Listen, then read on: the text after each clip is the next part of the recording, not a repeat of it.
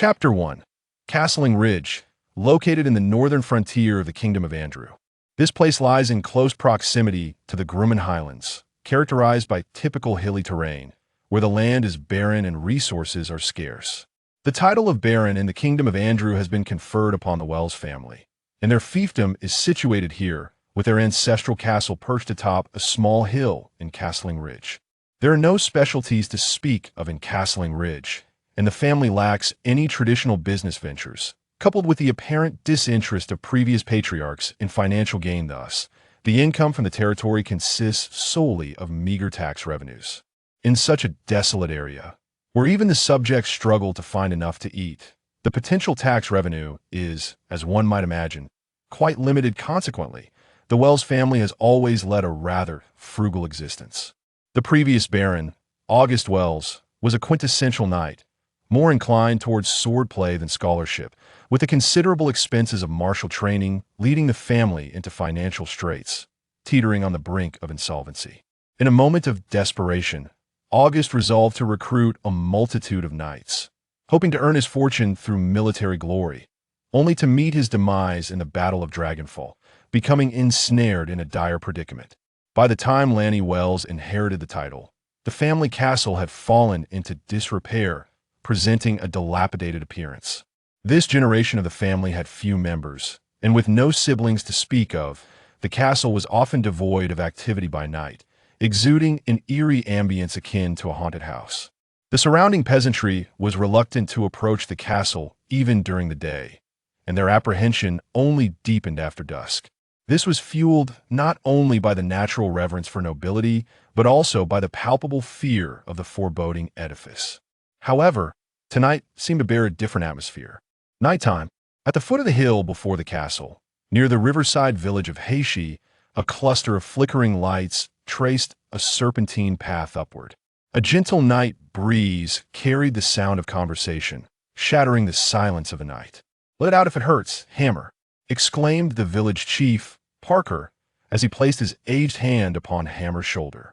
Parker, the frail village chief with a head full of white hair, bore the weight of life's burdens, which had prematurely stooped his form.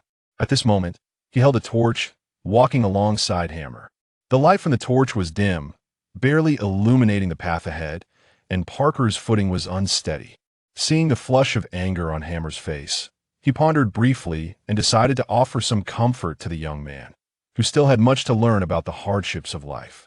He feared that in a fit of rage, Hammer might confront the noble lord, which could result not only in the loss of his wife, but also in peril for his own life within the castle walls. "Child, do not act foolishly. Heed my words. Since we have received the protection of Lord Wells, it is only right that we pledge our loyalty to him. If the Lord desires to take a fancy to Karina, then that is her honor." As the village chief, having been entrusted with this matter by the steward Frank, he felt a duty to see it through. Even though he was a village chief, in the eyes of the noble lord, he was no different from a lamb in a pen.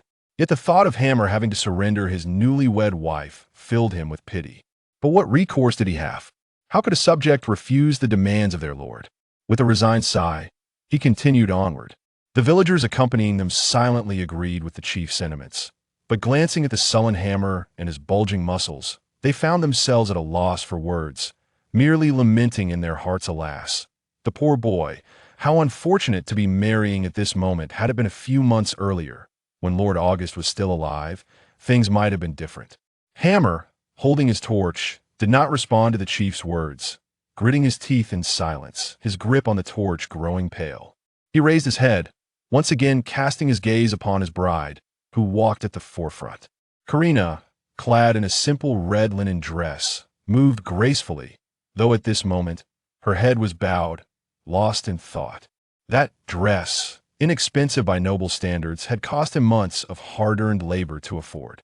Although the merchant had mentioned that the red linen was dyed with cheap herbs and bore an unpleasant odor, its affordability had been the deciding factor. He never anticipated that her first time wearing it would be under such circumstances. Had he known, he would have married her at the end of last year, even without a new dress. It would not have mattered after all. Villagers rarely required new attire for weddings. He had previously heard that nobles possessed the right to the first night with the women of their fiefdom, as dictated by the laws of the kingdom, yet Lord August had never exercised such a right. He had thought this matter would not concern him, akin to the royal selection of the kingdom's finest blacksmiths, which seemed relevant but was completely unrelated. Yet he never imagined that this issue would suddenly present itself before him.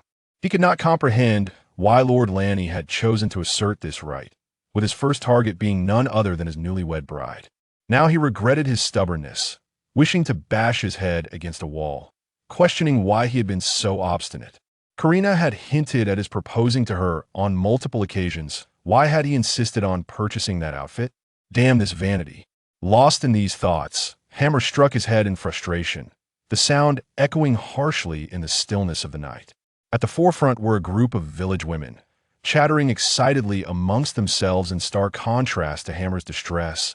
They appeared somewhat elated, occasionally sharing light-hearted banter with one another. Surrounded by the women, Karina wore a blank expression, her eyes vacant, showing little reaction to the surrounding chatter. No one knew what thoughts occupied her mind. From a moment she had left the village, she had remained this way, whether people laughed, cried, or expressed envy and jealousy. She remained unresponsive, as if all of it were utterly disconnected from her. It was as if her soul had departed from this body. Now, only an empty shell remained, mechanically performing the tasks she was obligated to fulfill. Only when she heard the sound of Hammer striking his head did her eyes flicker with life. A wave of sorrow washed over her face, and tears began to well in her eyes, cascading down her cheeks. Meanwhile, in the castle study on the second floor, a young man, pale and with tousled yellow hair, leaned over his desk, engrossed in his work. He wore an intricately patterned noble's attire, adorned with layers of embellishments, appearing exceedingly complex, while the collar and cuffs hinted at a white cotton shirt beneath. This was the quintessential garb of nobility.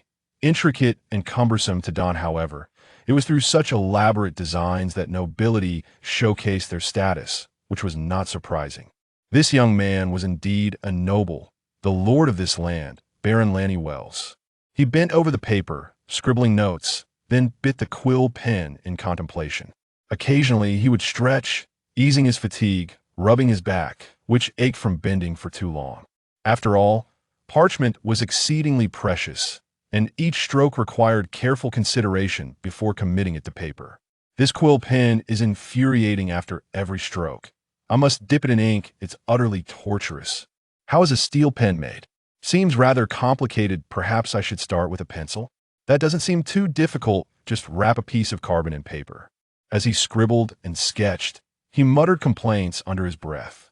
The language he used, however, was evidently not of this world. But fortunately, he was alone in the study, so there was little risk of being overheard. Suddenly, flickering lights from outside the window caught his attention.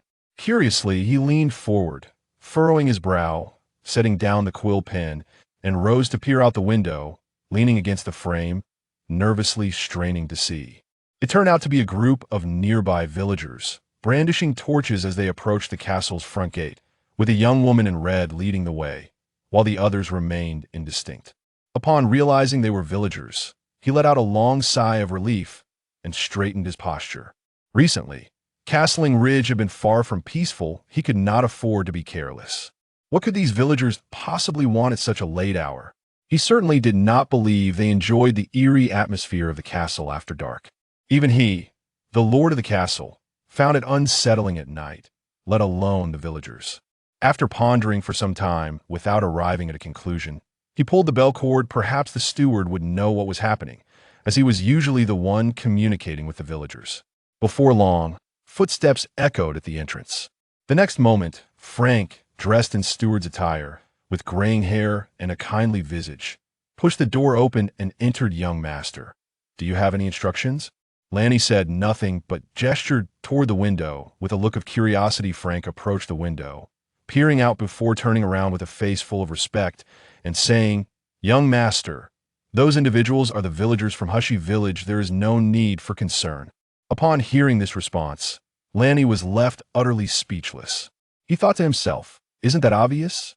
I am not visually impaired. I can clearly see they are a group of villagers. What I wish to know is why they have come to the castle at such a late hour. Noticing Lanny still gazing at him, Frank winked conspiratorially, revealing an expression that suggested, "You know what I mean? They are here at my invitation tomorrow. The village blacksmith is to be wed." Oh, and? Lanny felt somewhat bewildered. What connection could there possibly be between a wedding tomorrow and their arrival at the castle tonight? However, Frank's next words utterly shocked Lanny.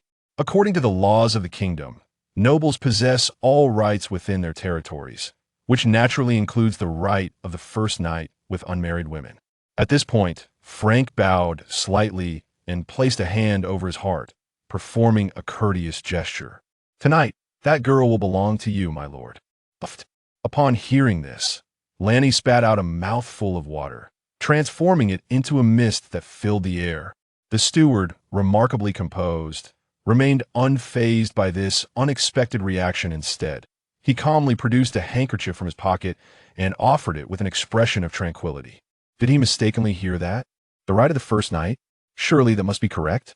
He could hardly believe such customs existed in this world.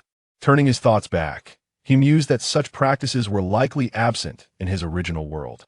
Wait a moment. Perhaps not entirely. It seemed there were numerous similar legends in ancient Western history. Yet, he had always regarded it as merely a term, confined to the pages of legal texts and the writings of historians. Even in the backward and feudal ancient times, surely no one would willingly offer their newlywed wife, right? He never anticipated encountering such a bizarre custom in this strange world. Oh heavens, he felt somewhat. For a moment, he was at a loss for words to describe his current emotions. To stumble upon such absurdity, he was uncertain whether to feel elated or to deem it ludicrous, as it all felt somewhat surreal. Although, as a grown man, the thought of what was to come stirred a subtle thrill within him. Yet he also understood that he was no longer the noble lord he once was and could not comfortably indulge in such entitlement. He merely felt uncertain about whether this arrangement was indeed customary. If it were the case, he would have to devise another approach. Might outright refusal arouse suspicion? Had his father been similar in this regard? He nearly voiced that question. However, considering that his predecessor could not possibly be unaware of such matters, the inquiry naturally remained unspoken. Setting the wooden cup back on the table, he accepted the handkerchief from the steward and nonchalantly dabbed at the droplets on his chin, casually asking, "Is this the norm?" Frank's expression remained calm as he slightly bowed. His demeanor respectful. The late Lord Auguste did not favor such practices. He adored your mother and held no interest in common women.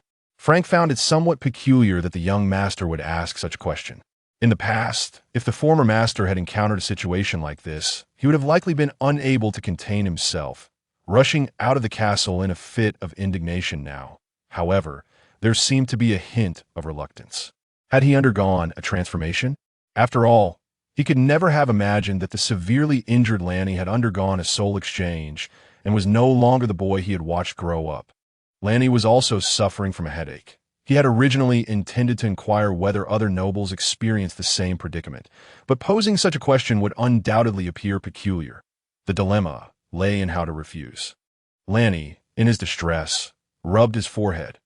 Alas, it seemed he could only venture forth to ascertain the situation firsthand, taking each step as it came, having resided in this strange world for over 2 months. Recuperating within the castle, his understanding of the outside realm was derived almost entirely from the pages of books, leaving the reality shrouded in uncertainty. What if this world did not conform to his expectations? Where nobility held no absolute authority, it would be exceedingly challenging for him to navigate without revealing his intentions. Thus, he resolved to go and take a look. With a sigh, Lanny discarded his handkerchief and rose, leading the way down the stairs. Observing Lanny's unusual demeanor, the steward was momentarily taken aback, unable to decipher the young master's intentions. Recently, the young master had become increasingly enigmatic. His words had diminished, and his countenance remained stern, rendering his thoughts inscrutable.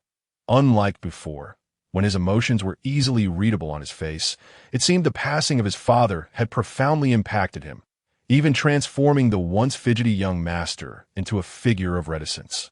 Strangely enough, This transformation imparted a semblance of maturity upon him, lending him an air befitting a noble lord, a development that could be construed as either fortunate or unfortunate, thanks to Frank's instructions.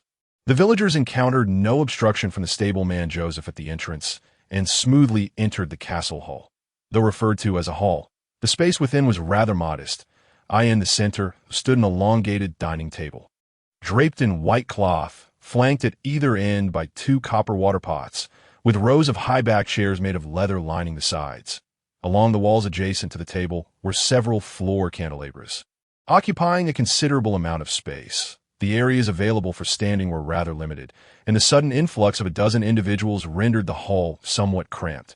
Several villagers, evidently visiting the castle for the first time, gazed around with a mixture of awe and curiosity. The debate erupted among some regarding whether the water pots on the table were pure gold or merely gilded, escalating to flushed faces and raised voices, entirely oblivious to the fact that they were merely copper vessels.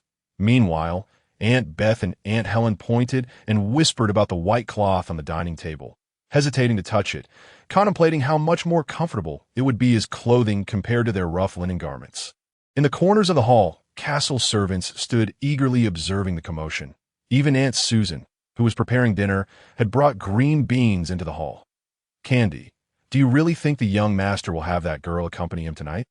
Nina whispered to Candy, her face alight with curiosity.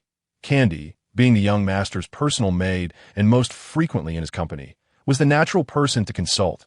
Before Candy could respond, Aunt Susan, her round face beaming with a knowing smile, interjected, "Of course, you all know the young master's character. Now that the steward has arranged everything, do you think he would let that girl go?" Candy's face flushed with indignation as she shot a glare at Susan, retorting, "He wouldn't. The young master is not like that. He is a good person." "Ha, it seems our Candy has developed a crush. Could it be she's taken a liking to the young master?" Aunt Susan teased, her smile brimming with mischief at Candy's flustered expression. Melinda, however, paid no heed to Susan's jest directed at the young girl, but instead felt a pang of sympathy for the bride-to-be. With a sigh, she remarked, "I fear the young master may not spare that poor girl. How unfortunate."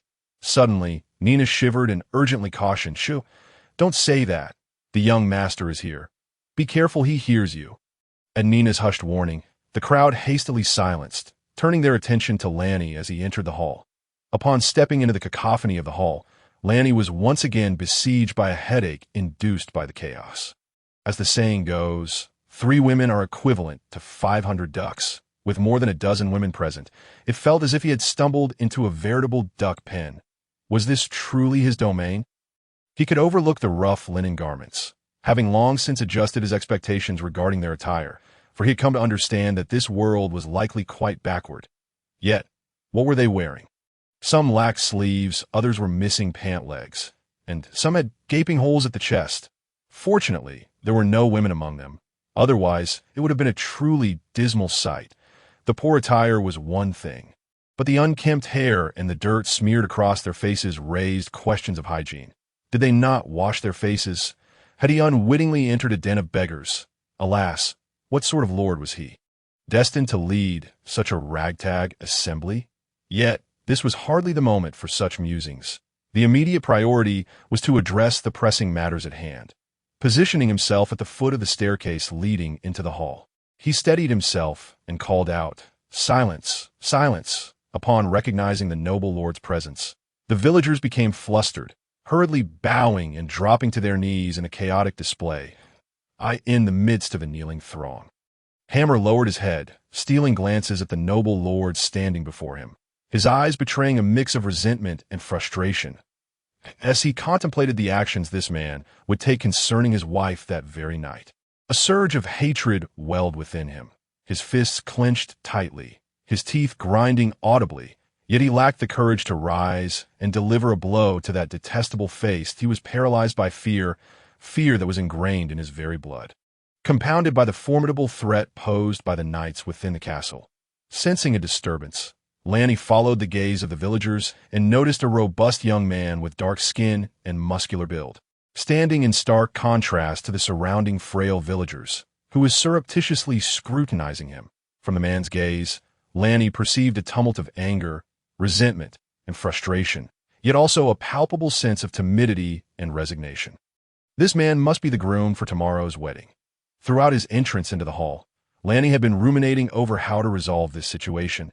Delegating the matter entirely to the steward seemed the most prudent course of action. Yet such a decision would not be without its complications.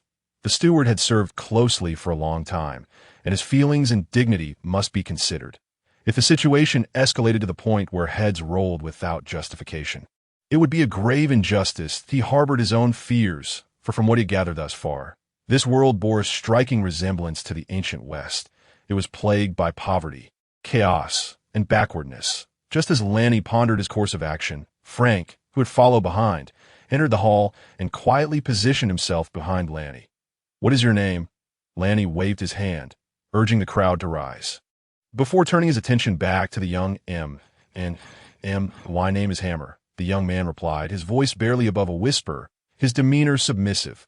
Lanni doubted he would have heard him had he stood any further away.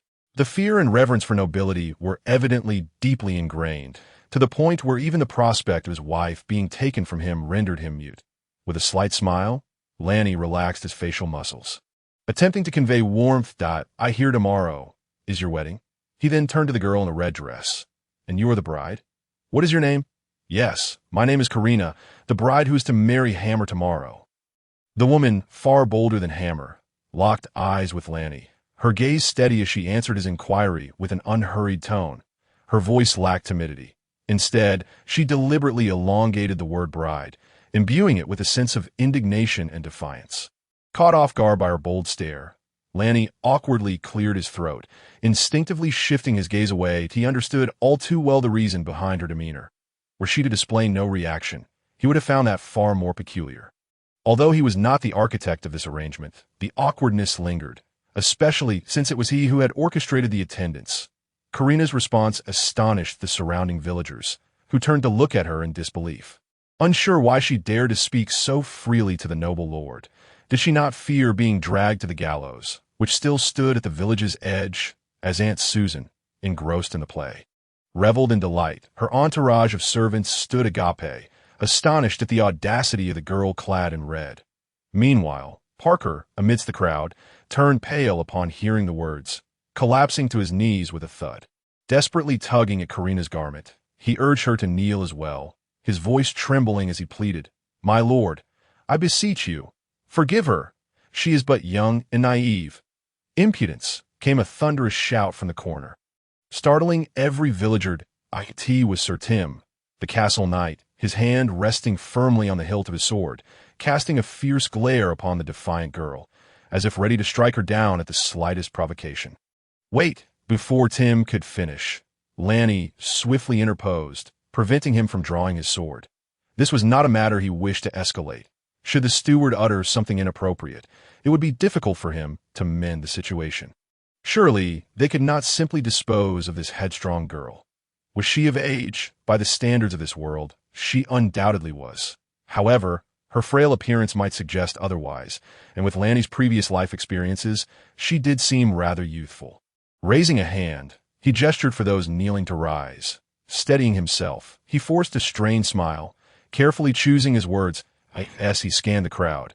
Noting their expressions of fear, curiosity, and gossip, he found no trace of resentment. With newfound resolve, he declared, "I am merely curious to witness this couple."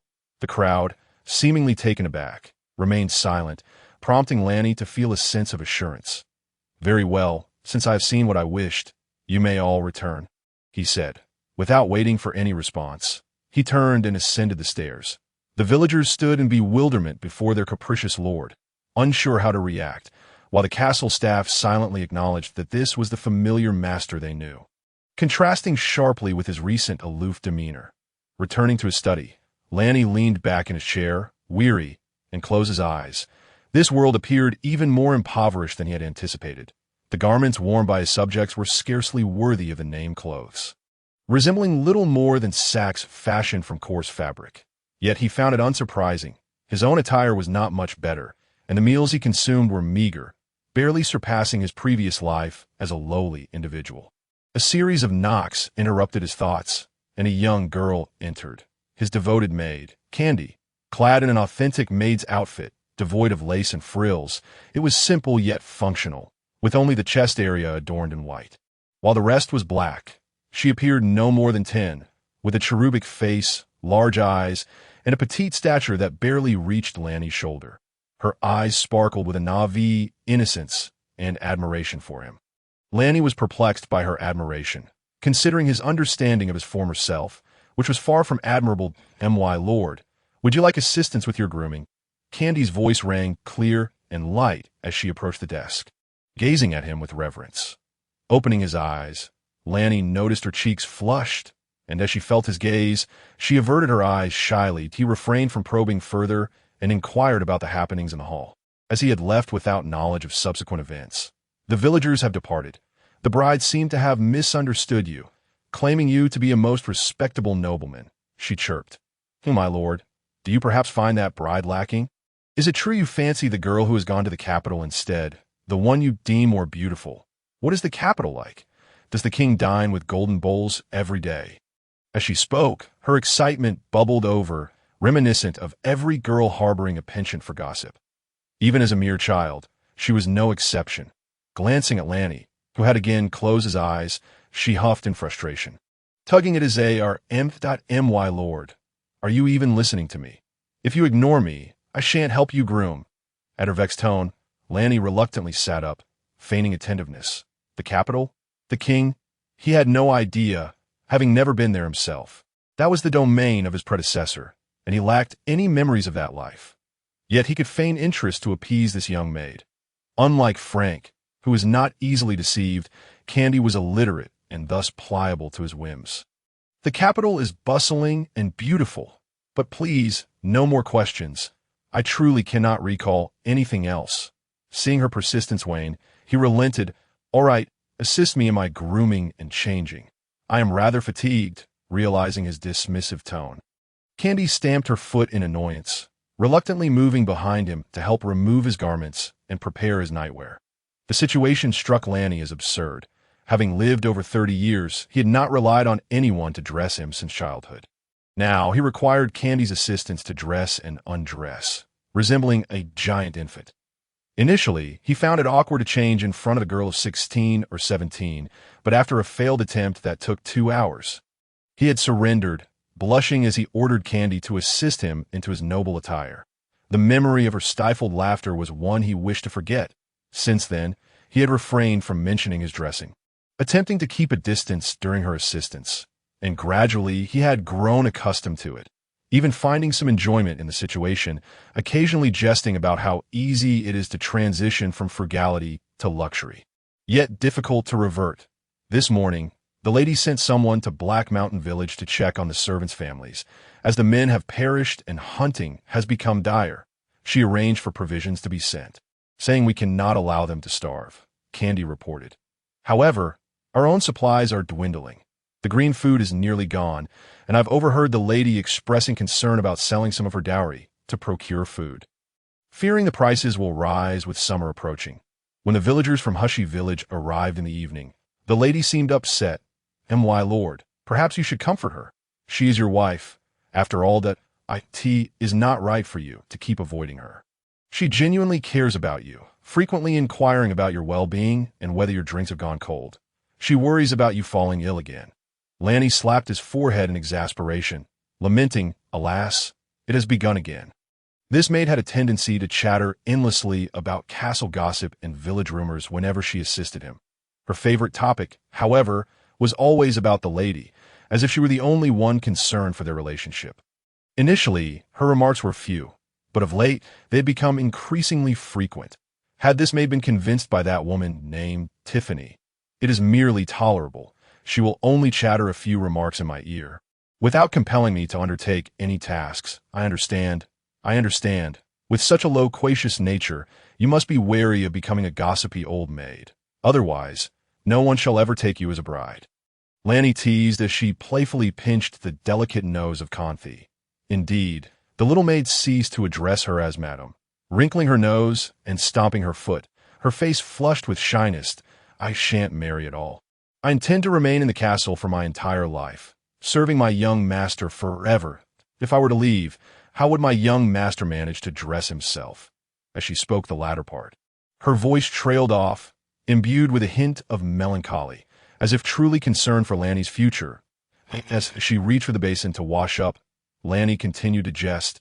It's not difficult at all. Just have Nina assist me. She is more than capable, so you may rest easy and merry. Rolling her eyes, Kanthi displayed her disdain. She clearly looked down upon Nina's servitude skills, deeming her too clumsy to adequately serve the young master. Finally completing her ablutions, Kanthi held the basin and paused at the door, worry evident in her voice. Young master, will you still be busy? What good are those peculiar items? They've yet to earn a single gold coin for the family. And the effort may not be worth it. All right. I shall retire shortly, Lanny replied, already prostrate on the desk, dismissively waving his hand while engrossed in the blueprints before him. Seeing the young master engrossed in his pursuits, ignoring her concern, Kanthi pouted in irritation, stomping her foot once more as she exited with the water basin. What does that young girl know? This isn't merely a game. I was previously recovering from my injuries. Everything was quite inconvenient. Now that I can finally move, I must seize the opportunity to document certain matters from my past life while my memory still serves me, lest I forget them with time. However, the cost of parchment was exorbitant, making it unwise to waste, and his recollections were fragmented and disorganized, rendering the documentation process quite challenging, with many thoughts scattered into disarray. Nevertheless, one thing he remembered distinctly was black powder. 1 part sulfur, 2 parts nitrate, 3 parts charcoal, a phrase familiar to anyone who has encountered novels or films. Although the optimal ratio was undoubtedly different, finding the materials and adjusting them gradually posed no significant difficulty. As it was not an intricate craft, he even recalled having read somewhere that to granulate black powder, allowing for increased air gaps, would enhance its potency. The method involved egg whites and drying sieving. Yet he had never had the opportunity to attempt it himself, so he remained uncertain of its veracity. He needed to record all this information. Even if it proved unnecessary later, it would serve as a precaution. What if? Furthermore, he did not believe that these pursuits were entirely futile. The vicinity of Castle Casterland was not particularly peaceful, being adjacent to the Grumman Mountains, where the Grummans descended annually to pillage. Thus there would surely come a time when such knowledge was advantageous. He pulled another sheet of paper from the drawer, suddenly recalling the grease he had seen on his sleeve while washing up Dada. I believe I might still have some soap to experiment with. He noted to himself, I must write this down, for it would be troublesome if one day I truly needed it and found myself forgetting the recipe. Adjusting the candlestick closer, he leaned over the desk, dipped his quill into the ink, and resumed his writing. Outside, the night was filled with the sounds of chirping insects and croaking frogs, tranquil and serene. Within the room, only Lanny's solitary silhouette remained, bent over the desk, scribbling and sketching in the upstairs study. The table was strewn with parchment, alongside a feather quill, like the tea that moment. Lanny sat at the desk, one hand propping his forehead while his brows furrowed, clearly deep in thought. Upon first arriving in this world, he could do nothing but lie in bed, subject to the whims of others. He dared not utter a word, as the language barrier rendered him merely an observer through his eyes and ears. The language here seemed vaguely reminiscent of Western tongues, albeit with a more intricate pronunciation. Fortunately, he possessed a modicum of foundational knowledge, so it wasn't as if he were completely in the dark. As he grew more familiar with his surroundings and increased his understanding of this world, he began to suspect he had traversed back to the 12th or 13th century of ancient Western civilization. Although pinpointing the exact era was rather elusive, his current identity was that of a minor noble from a remote rural area. He felt a burgeoning desire to emulate the endeavors of predecessors who had traversed before him. Contemplating how he might leverage the knowledge within his mind and his scant recollections of history to develop industry, generate wealth, and live as a joyful little noble, that if circumstances permitted, he even wished to journey back east to witness the ancient Eastern Empire and observe how his ancestors had lived. To facilitate his endeavors, he meticulously reviewed nearly all the tomes within the castle, seeking to deepen his understanding of this world. Just as in another realm, one of the hallmarks of nobility lay in possessing a substantial collection of books.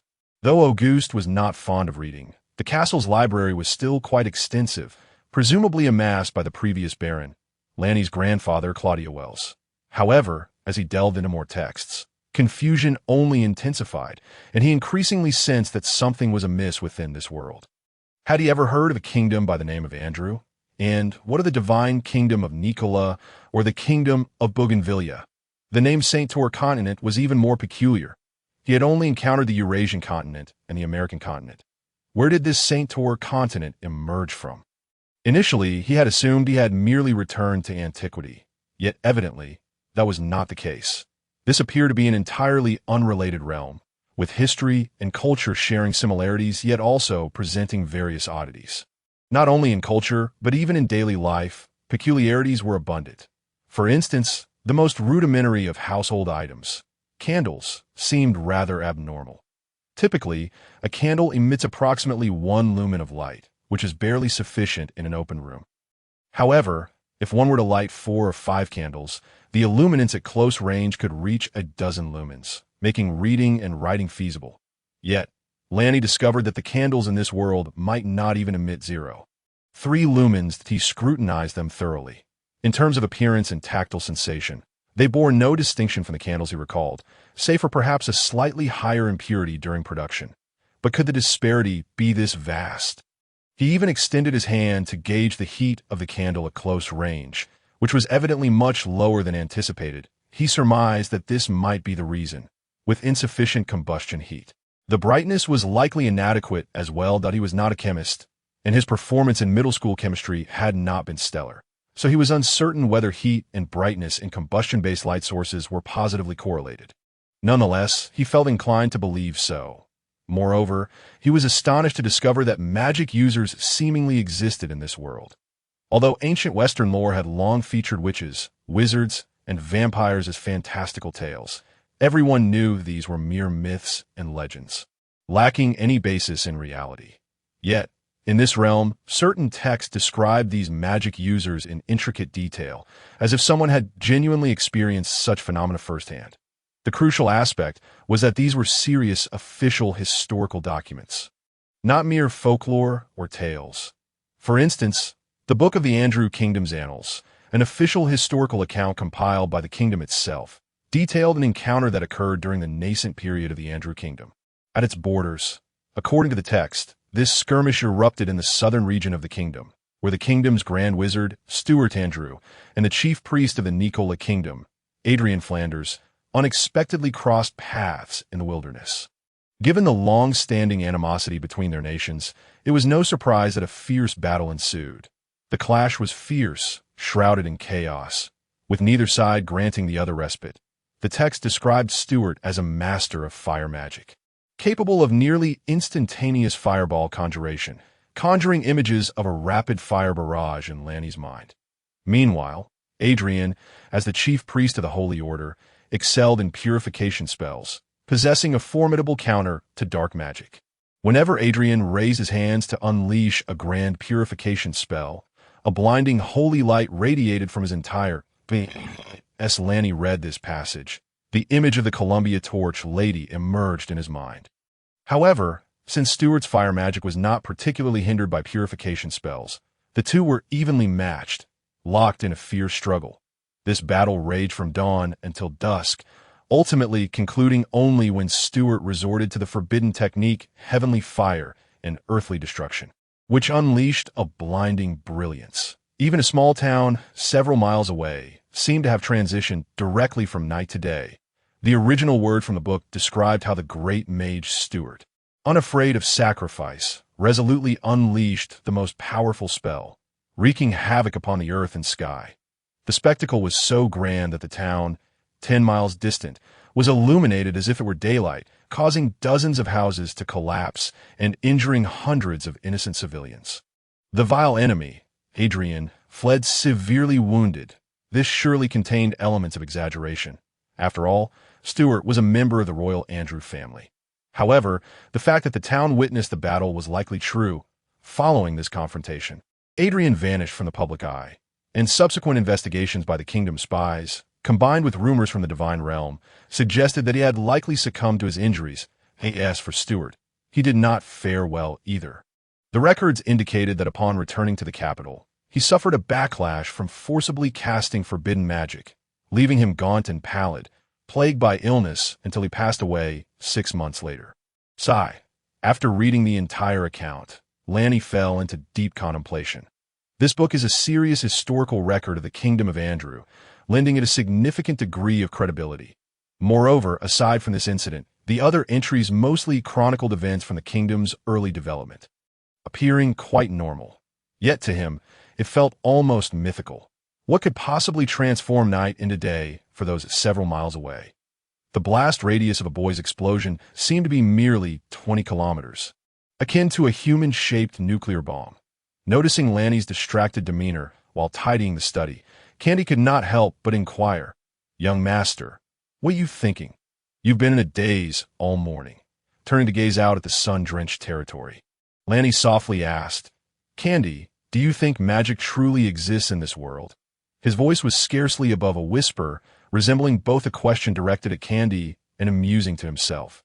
Candy looked at him quizzically, setting down her cloth, and approached to touch his forehead. "Young master, are you confused? That's just a folktale. There's no such thing as magic. Frank says it's all a deception." Tilting her head, the young maid blinked her large eyes. "You're just teasing Candy, aren't you?" Brushing Candy's hand away, Ranni did not engage, his mood too somber for playful banter with the little maid. It was not until noon, when Frank entered with a tray of food, that Ranni was jolted from his reverie. Frank, unfazed by Ranni's earlier query, focused intently on arranging the dishes, casually responding, "Magic? It should exist, right?" "Really?"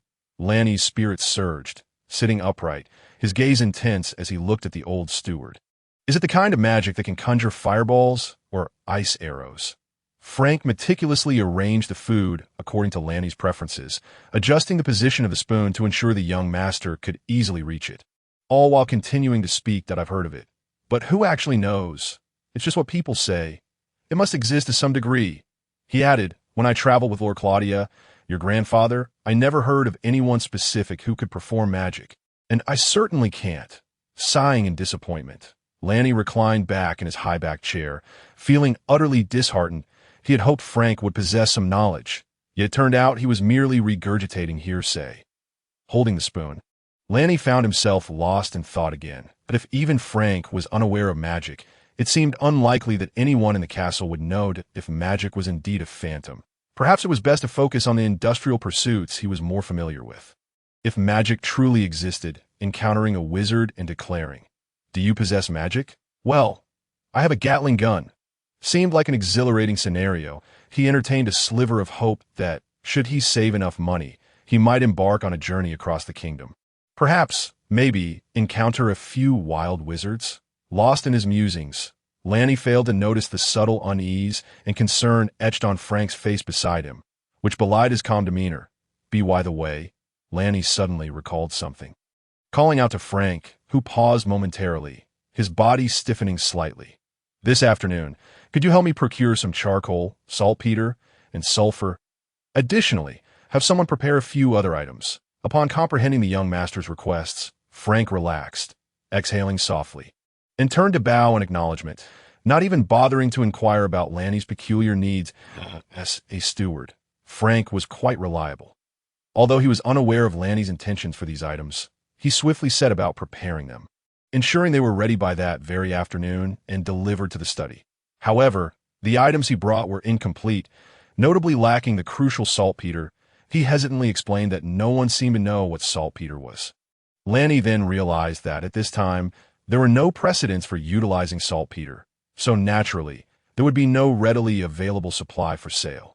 Fortunately, he vaguely remembered that this substance could often be found on the surface of stones and bricks, manifesting as a white frost.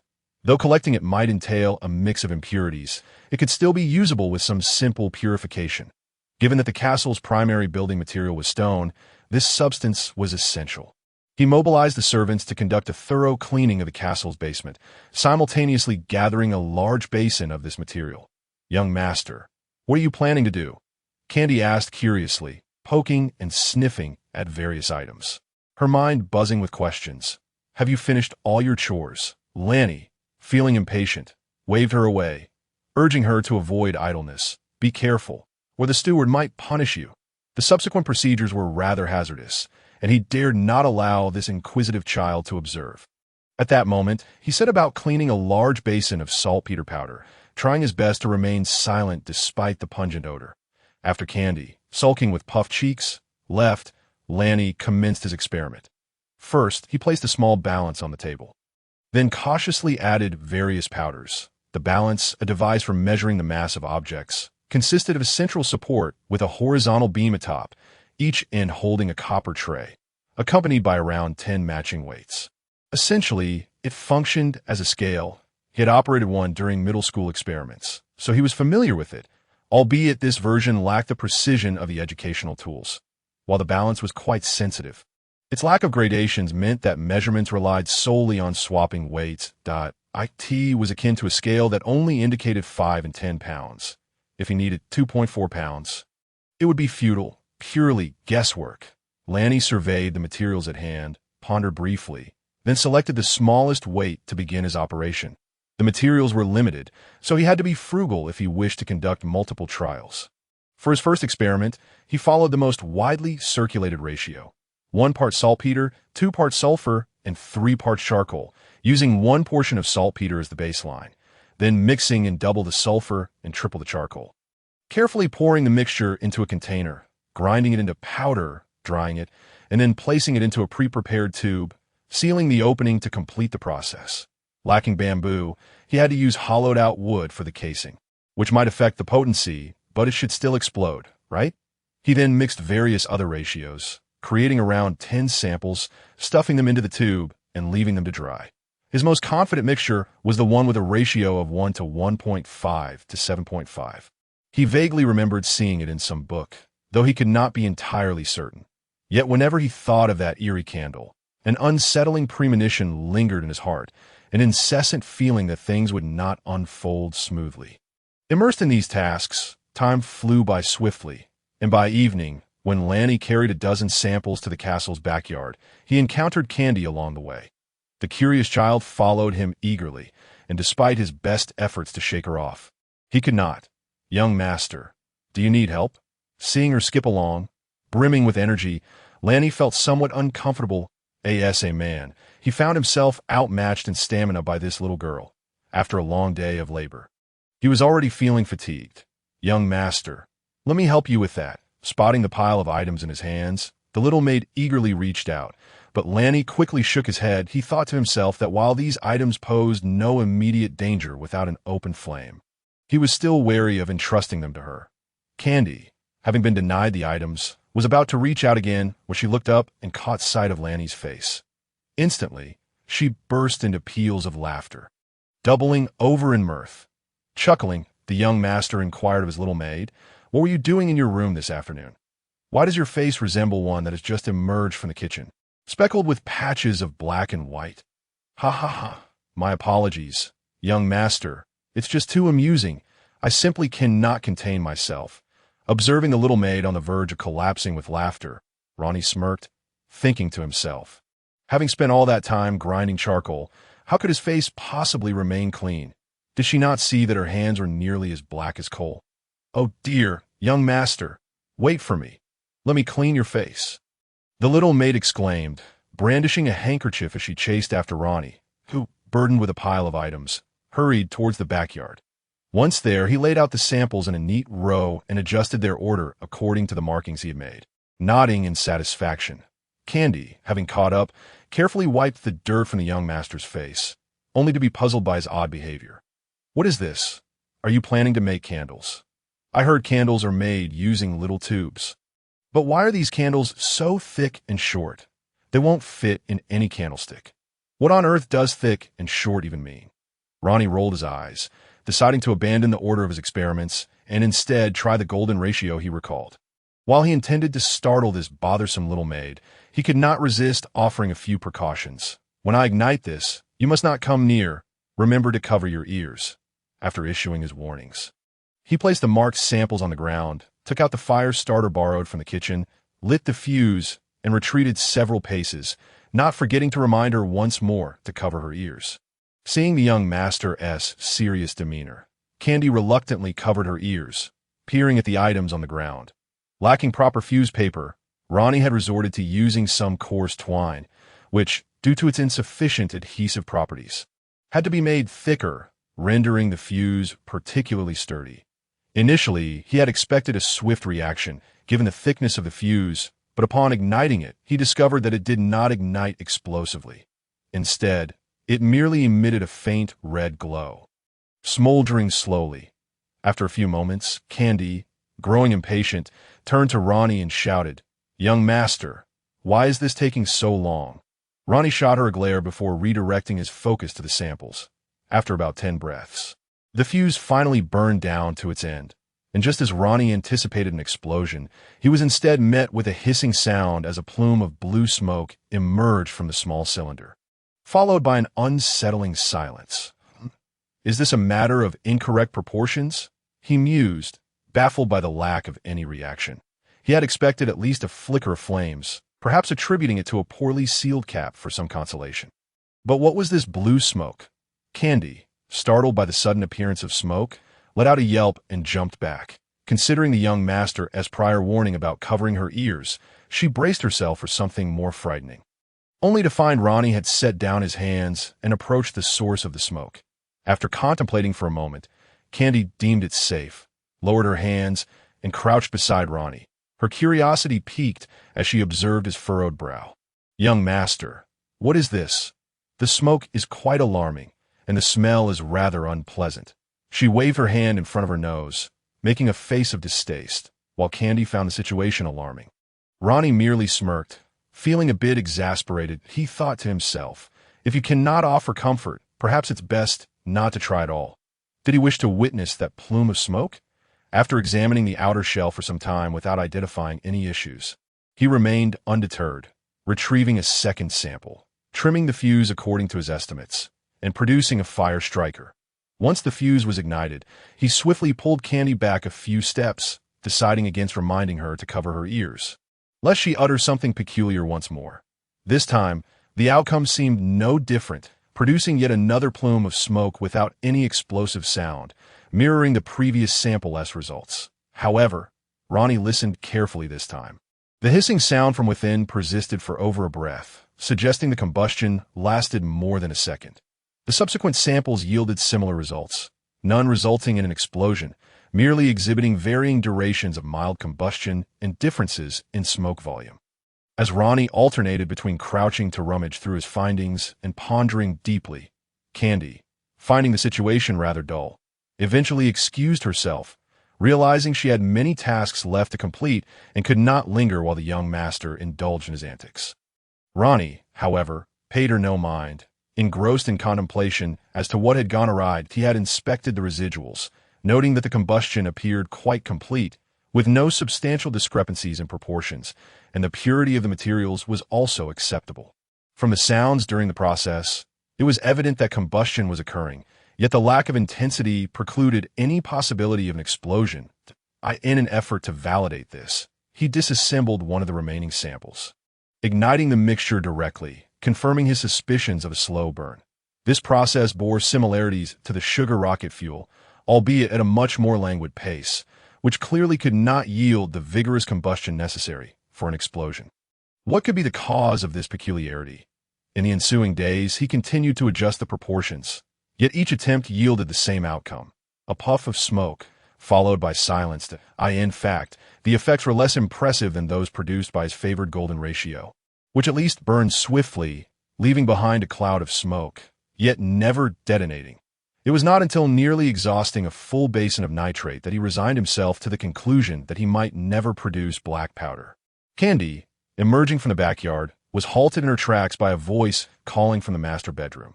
"Madam, do you seek me?" Pushing open the partially ajar door, she immediately spotted the castle's mistress, Tiffany, seated at her vanity. Glancing sideways, Tiffany regarded Candy with a gentle smile. "Have you completed your tasks? Come over and keep me company." Candy offered a slight curtsy, looking apologetically at Tiffany. "My apologies, madam. I have yet to finish my chores." Momentarily taken aback, Tiffany had not anticipated such a response. She waved her hand dismissively and patted the chair beside her. It's quite all right. I can speak with the steward later. Come, sit beside me. Candy hesitated, unsure of the mistress's intentions. After a moment's contemplation, she felt it improper to reject her kindness and timidly approached, seating herself beside Tiffany, her head bowed, not uttering a word.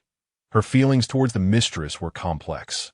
A blend of the instinctual wariness a servant harbors towards their master, coupled with an inexplicable desire for closeness that even she could not fully comprehend. Upon her arrival, she had felt a strong apprehension towards Tiffany, especially considering the young master's unsavory reputation to owe her. It seemed curious that Tiffany would willingly marry into such a situation. What could her motives possibly be? However, through their interactions over time, she had come to perceive Tiffany as quite amiable and easy to converse with, which left her feeling somewhat bewildered. Candy found herself at a loss regarding her feelings towards the mistress. In Tiffany's presence, she dared not behave as she did with Ranni. She had grown up alongside Ranni. Not this lady. She had heard from Susan that in the grand cities, the younger and more beautiful maids often incited the jealousy of their mistresses, with some even suffering hair-pulling or worse. The very thought sent shivers down her spine. What's wrong? Are you cold? Tiffany inquired, puzzled by Candy's peculiar reaction. It was hardly cold, and summer was fast approaching. Rising, she rummaged through the wardrobe for a jacket. Just as Candy, alarmed, waved her hands frantically. No, madam. In her haste, she knocked over the stool, startled by her own urgency. She could not dare wear such a garment. With her youth and beauty, surely the mistress would harbor jealousy. If she were to foolishly don the lady's attire, she feared she might soon meet a dire fate. Observing Candy's vehement reaction, Tiffany shook her head in bemusement, gently placing the clothing aside before sitting down next to her. Taking the little maid's hand in hers, she spoke with a tender expression. What's the matter, Candy? You seem quite afraid of me. Am I truly so fearsome? No, not at all. Candy lowered her head, striving to bury her face in her chest. She wished to be like an ostrich hiding in the sand. However, a glance at the lady's bosom, followed by a disdainful look at her own, led her to a rather disheartening realization. It appeared that her own modesty could not compare, while the lady's was quite ample. Observing Candy's little gestures, Tiffany felt a slight flush on her cheeks. Her heart tinged with annoyance, pondering what this young girl could possibly be thinking. Yet considering the purpose for which she had summoned the girl, she could only suppress her irritation, donning a gentle smile once more. Drawing in her stomach to make her own figure less conspicuous, she addressed the young girl. Candy, it is not right to deceive. Although I am uncertain why you fear me, I can certainly sense it. Would you care to share your thoughts with me? Candy bit her lip, remaining silent, merely shaking her head while gazing at the ground. Witnessing her demeanor, Tiffany felt a pang of frustration. She genuinely wished to cultivate a good rapport with the young maid. However, Candy's behavior left her perplexed. The castle was sparsely populated, and Candy was the only close servant to Ranni. If she wished to learn more about him, this girl was the ideal choice. Tiffany had once resigned herself to the notion that her life would simply unfold as fate dictated. Drifting through existence without purpose. What sort of person was Ranni? It hardly mattered. What of her family's future? Irrelevant. Even the impending arrival of the Grumman people at the castle seemed trivial. Could there be a husband with a worse reputation than Ranni? A father more cold-hearted than the Count? The conditions of her marriage had been absurdly contingent upon sending her husband and father-in-law into peril. Though she had long since realized she was not favored by Count Eno, she still harbored a faint hope for a semblance of familial love. Yet, upon being wed into the Wells family, she understood her misconceptions. Consequently, after becoming Tiffany Wells, she ceased to harbor any expectations for her life. Could it truly get any worse? Yet, during this time, despite their limited interactions, Ranni's impression on her was entirely contrary to his infamous reputation. This sparked her curiosity. Could it be that, like herself, Ranni had his own burdens to bear? The event that ultimately shifted her perspective occurred a few days prior, during a farcical incident. She had heard whispers about the initial page of rights, although the kingdom's laws did indeed stipulate such a matter. It was uncommon for reputable nobles to engage in such actions. Conversely, it was the lesser nobles from the countryside who acted without restraint, adhering to this law more stringently than any other. Wasn't her husband merely a provincial noble? Coupled with his dreadful reputation, she knew the incident had been orchestrated by Frank. Expecting Lanny to acquiesce, to her surprise, he outright refused, seizing the opportunity to garner the goodwill of the common folk. Did the favor of the populace truly hold significance? At times, it was invaluable. At others, utterly inconsequential. If one aspired to live as an idle aristocrat, the sentiments of the citizenry mattered little. Could they rise in revolt? Yet if one wished to effectively manage and develop their territory, the affections of the populace became paramount. Lanny's actions indicated a spirit unwilling to settle for mediocrity. How could someone like him be burdened with such a tarnished reputation? This ignited her intrigue. To delve deeper into Lanny's character, she must first tame the young maid before her.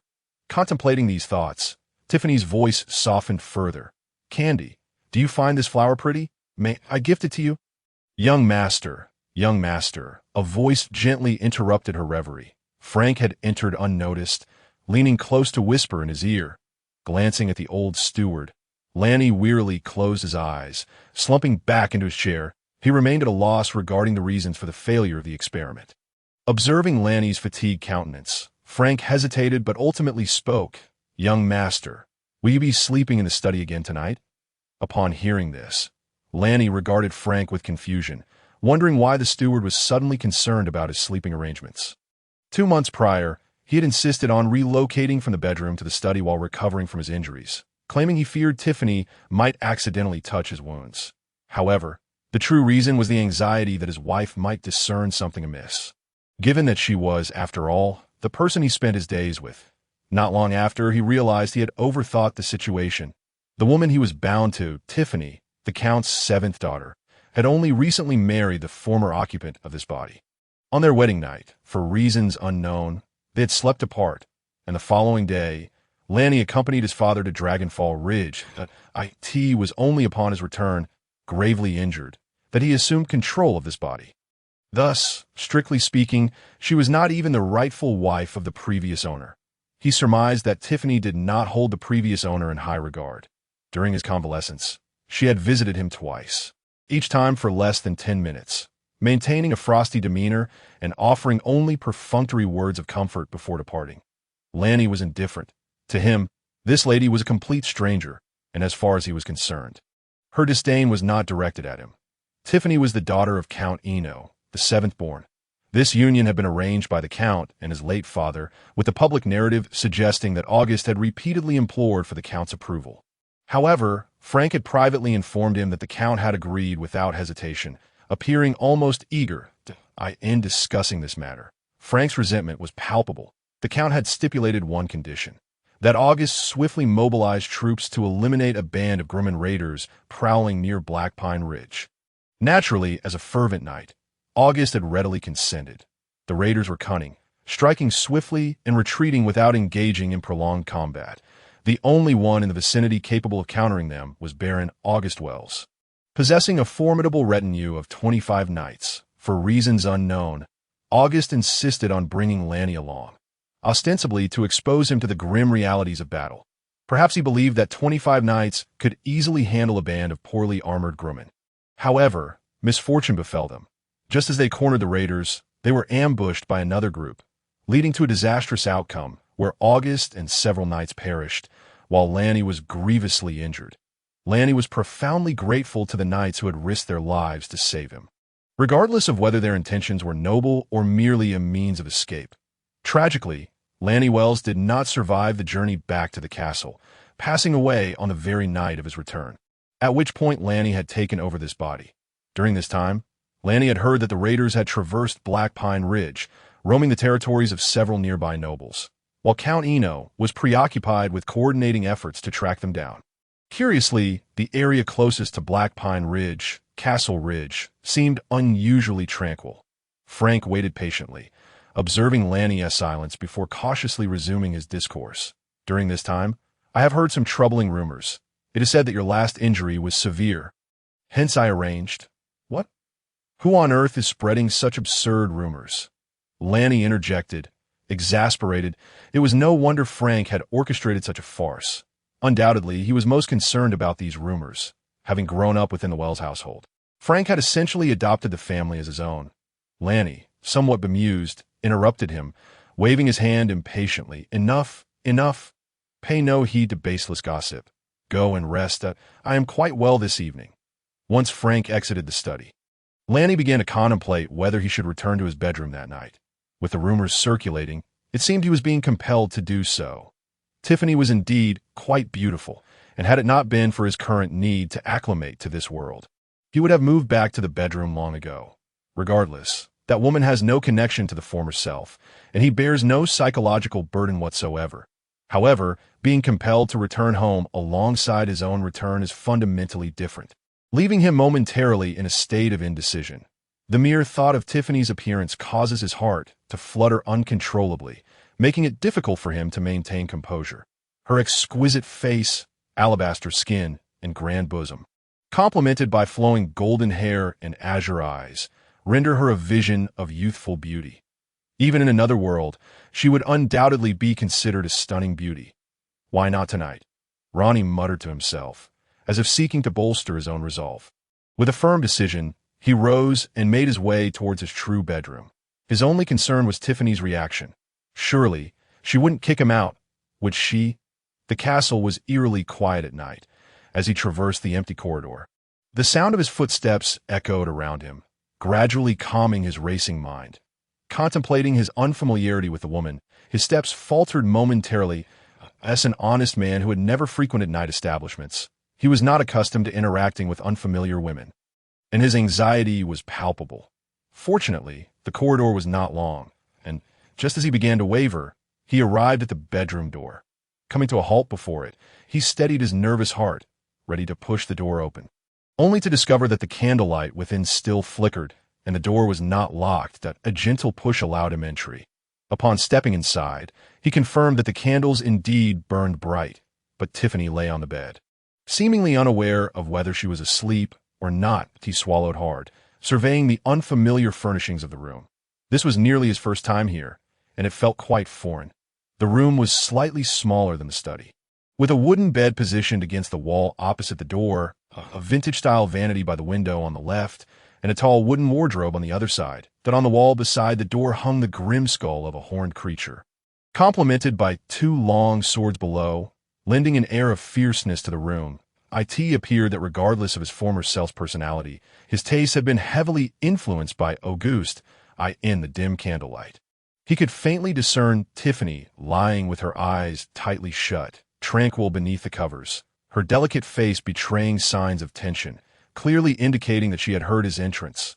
The flickering candlelight illuminated Tiffany's already exquisite features, rendering her even more delicate and pale. It is said that beauties become enchanting under the light, and indeed, the more one gazes upon her, the more alluring she becomes. Ancient wisdom does not deceive. Tiffany had not fallen asleep. As Ranni approached, her eyes fluttered open slightly, revealing her own nervousness at his arrival. But he chuckled inwardly, his initial tension easing in the face of this scene. He had anticipated a more vigorous reaction from her. Yet she merely trembled beneath the covers, offering no further response. It seemed his earlier conjectures were correct. Although she feigned disdain for him as her husband, she had not entirely forsaken this marriage. At least, that was the case for now. Leaning down, he pressed a gentle kiss to Tiffany's face, causing a visible blush to bloom upon her cheeks, her eyes squeezing shut even tighter. How amusing. She appeared even more anxious than he. Ha! Ranni chuckled softly, shedding his nightclothes and peeling back a corner of the covers before slipping in beside her. The warmth of the bedding enveloped him, infused with an inexplicable fragrance, neither quite identifiable as perfume nor merely her natural scent. Coupled with the sight of her alabaster skin revealed beneath her nightgown and the silky warmth of her body against his, he felt a heat rising within him. Although he was no longer a novice in another world, facing such a beauty, who, though nominally his wife, felt much like a stranger, left him a mix of tension, anticipation, and exhilaration. Swallowing hard, he extended a hand toward her slightly trembling form. The next day, Ranni appeared in the hall early, his demeanor relaxed and content. "Young master." "Good morning." Candace, standing by the dining table, was taken aback to see him in the hall. "What is so strange about me coming for breakfast?" Ranni replied, grinning at her astonished expression. All right, your jaw is about to hit the floor." He felt quite pleased, having not dined in the hall for 2 months due to his injury, which had confined him to the study. Today, he sensed it was time to gradually regain normalcy. Cooping himself up in that small study had made him feel rusty. Taking a seat at the main table, he waved at the beautiful Candace. "Could you kindly inform me what breakfast is today?" Noticing Ranni's good spirits, Candace was about to respond when Frank, pushing a dining cart, entered the hall. Upon seeing Ranni seated at the head of the table, Frank paused momentarily. However, being the seasoned butler, he quickly regained his composure, methodically setting the tableware as if Ranni's presence at the dining table was entirely anticipated. "Young master, here is your breakfast. Please enjoy," Frank announced, standing upright and indicating that Ranni could begin his meal. Embodying the quintessential nobleman-esque butler, "Frank, why must you personally handle these matters? Candace could manage them just fine," Ranni queried, somewhat puzzled by Frank's personal attendance. It was unusual for him to be involved in dining service. Candace nodded vigorously at the remark, clearly irked that Frank had usurped her duties. "Young master, I have grown accustomed to it. I've served your grandfather and father since childhood, and these tasks have always been my responsibility," Frank replied nonchalantly as he tidied up the dining cart, though a shadow crossed his face momentarily at the mention of Lord Auguste. "Oh," Ranni responded, surprised to learn this was a habit maintained for decades, his expression becoming somewhat awkward. Alas, he had let his guard down. It seemed he could never relax his vigilance. He had nearly revealed too much. He admonished himself internally before lowering his gaze to his breakfast. On the table lay a bowl of viscous green porridge, a soft-boiled egg, and a dish of pickled vegetables. Was this truly the fare of nobility? Peering at the murky green porridge, he felt his stomach turn. He had been eating this for over a month, and it had begun to repulse him. Green porridge was a local staple, akin to barley in another world. Low yield and unpalatable. However, it was hardy and required little care, often yielding a harvest with minimal effort. In short, it was easy to grow and lacked alternatives. That he had heard of grains similar to wheat in this world, and bread existed, but the prices were exorbitant. Wheat was not produced locally and had to be transported from a great distance, making the costs, factoring in transport and spoilage, astoundingly high. For the Wells family, a modest noble in the countryside, such luxuries were beyond their means, and had never encountered them on the castle menu. As for the speckled egg-sized local delicacy, it was the egg of a grouse that he recalled Frank mentioning that there were some in the territory raising these birds, although not many, as they were difficult to rear and prone to escape. In his view, this likely indicated insufficient domestication. Grouse eggs were quite palatable, smooth in texture with a natural fragrance, albeit small. Ranni could easily consume several in a single bite, if he had to compare. They could be likened to quail eggs from another world, but not by much. Speaking of which, he remembered having quail century eggs at a hot pot restaurant in the other world. They were delectable. He wondered if these could be made into century eggs and whether they would fetch a good price. Considering the castle's current economic situation, he felt quite uneasy. Perhaps he needed to devise some means of generating income. One cannot possibly be the first time traveler to perish from hunger. The mere thought of being ridiculed by fellow travelers for an entire year is unbearable. Staring blankly at the solitary soft-boiled egg on the plate, his mind wandered into a labyrinth of thoughts. Perhaps it would be best to leave it for Tiffany. After all, he wasn't particularly hungry, and she had worked tirelessly the previous night. This shall be reserved for the lady. He gently nudged the soft-boiled egg aside and casually instructed the maid, not waiting for her response before lowering his gaze to commence his breakfast. That be why the time Tiffany arrived in the hall. Lanny had already departed. She had only descended the stairs upon hearing Lanny's footsteps entering the study. The events of the previous night left her feeling somewhat embarrassed, making her hesitant to confront Lanny for a while. She found herself uncertain about how to approach her husband, who, in the eyes of outsiders, appeared to be a rather despicable and incompetent dandy. Socializing with strangers was not her forte. Deep down, she had always known that since she could neither resist nor wish to oppose her father, the marriage would inevitably proceed, and she would ultimately become the true Lady Wells. Through her observations over the past days, she began to ponder that perhaps Lanny was not as dreadful as she had initially imagined. At the very least, during his recuperation, he had exhibited a gentle demeanor, devoid of any truly objectionable behavior. Coupled with the humiliating incident from the night before, her thoughts began to shift subtly that moment. She felt a flicker of doubt about the external perceptions of him. Perhaps they were not entirely accurate, at least not in their entirety. As she contemplated the events of the previous night, she had mentally prepared herself for the encounter with Lanny, yet she still felt a tinge of embarrassment and shyness upon seeing him. "Why, lady, is something the matter?" Candy approached, gently pushing a dish containing the soft-boiled egg toward Tiffany. Noticing her lost expression, she appeared puzzled. Could it be that the lady had grown weary of such fare? Much like the young master, it seemed she would need to suggest to Susan a change of menu for the following day. "Oh, it's nothing." Tiffany waved her hand, only then realizing that 2 soft-boiled eggs were placed before her. "Did you buy more soft-boiled eggs?" she inquired, perplexed. Even if they had purchased a surplus, it hardly warranted the use of 2 plates. Observing Tiffany's bewildered gaze, Candy smiled oddly and replied, "Not quite, my lady. This was specially saved for you by the young master, fearing you might not have enough to eat." "Is that so?" Tiffany murmured, her eyes clouding with confusion as a blush crept onto her cheeks. Could someone as notoriously dreadful as the rumors suggested possess such thoughtfulness? For a moment, she found herself lost in uncertainty. In the study on the 2nd floor, Lanny sat in a high-backed chair, while the butler, Frank, stood rigidly beside him, calmly awaiting the young master's instructions. Having just finished his breakfast, Lanny summoned the butler to gain a detailed understanding of the castle's affairs, its yield, population, income, and so forth. In essence, he wished to ascertain the current financial state of the estate. Frank had been managing these matters, and previously he had only mentioned them in passing, under the pretense of not wanting to disturb Lanny during his convalescence.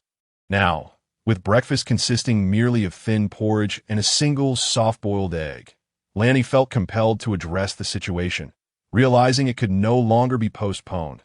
He was uncertain about the standards of other nobles.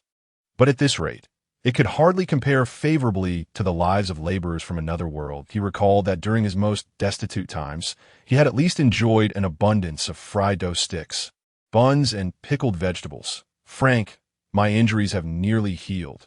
Can you provide me with a detailed account of the situation? Are we of the Wells family truly so impoverished that we cannot afford even soft-boiled eggs?" Gazing at the butler's wrinkled face and calloused hands, Lanny found it difficult to utter any harsh words. The term family struck him as somewhat comical, considering that the true proprietors of this so-called Wells family were merely himself and Tiffany, 2 individuals, with one name for each, such a family. Indeed, thriving. "My sincerest apologies, young master, but Frank is not particularly adept at generating income." Frank, seemingly unperturbed by Lanny's near approach, bowed slightly in apology before methodically explaining the castle's financial status. The family's situation was, in fact, rather dire. According to him, the total sum of all coins amounted to less than 10 gold pieces. When factoring in expenses for horse maintenance, salaries, and castle upkeep, the funds would barely last 2 months. Naturally, this had led to a scarcity of food, impacting even the household's occupants. Though Lanny perceived their current provisions as quite meager, Frank cautioned that matters could worsen.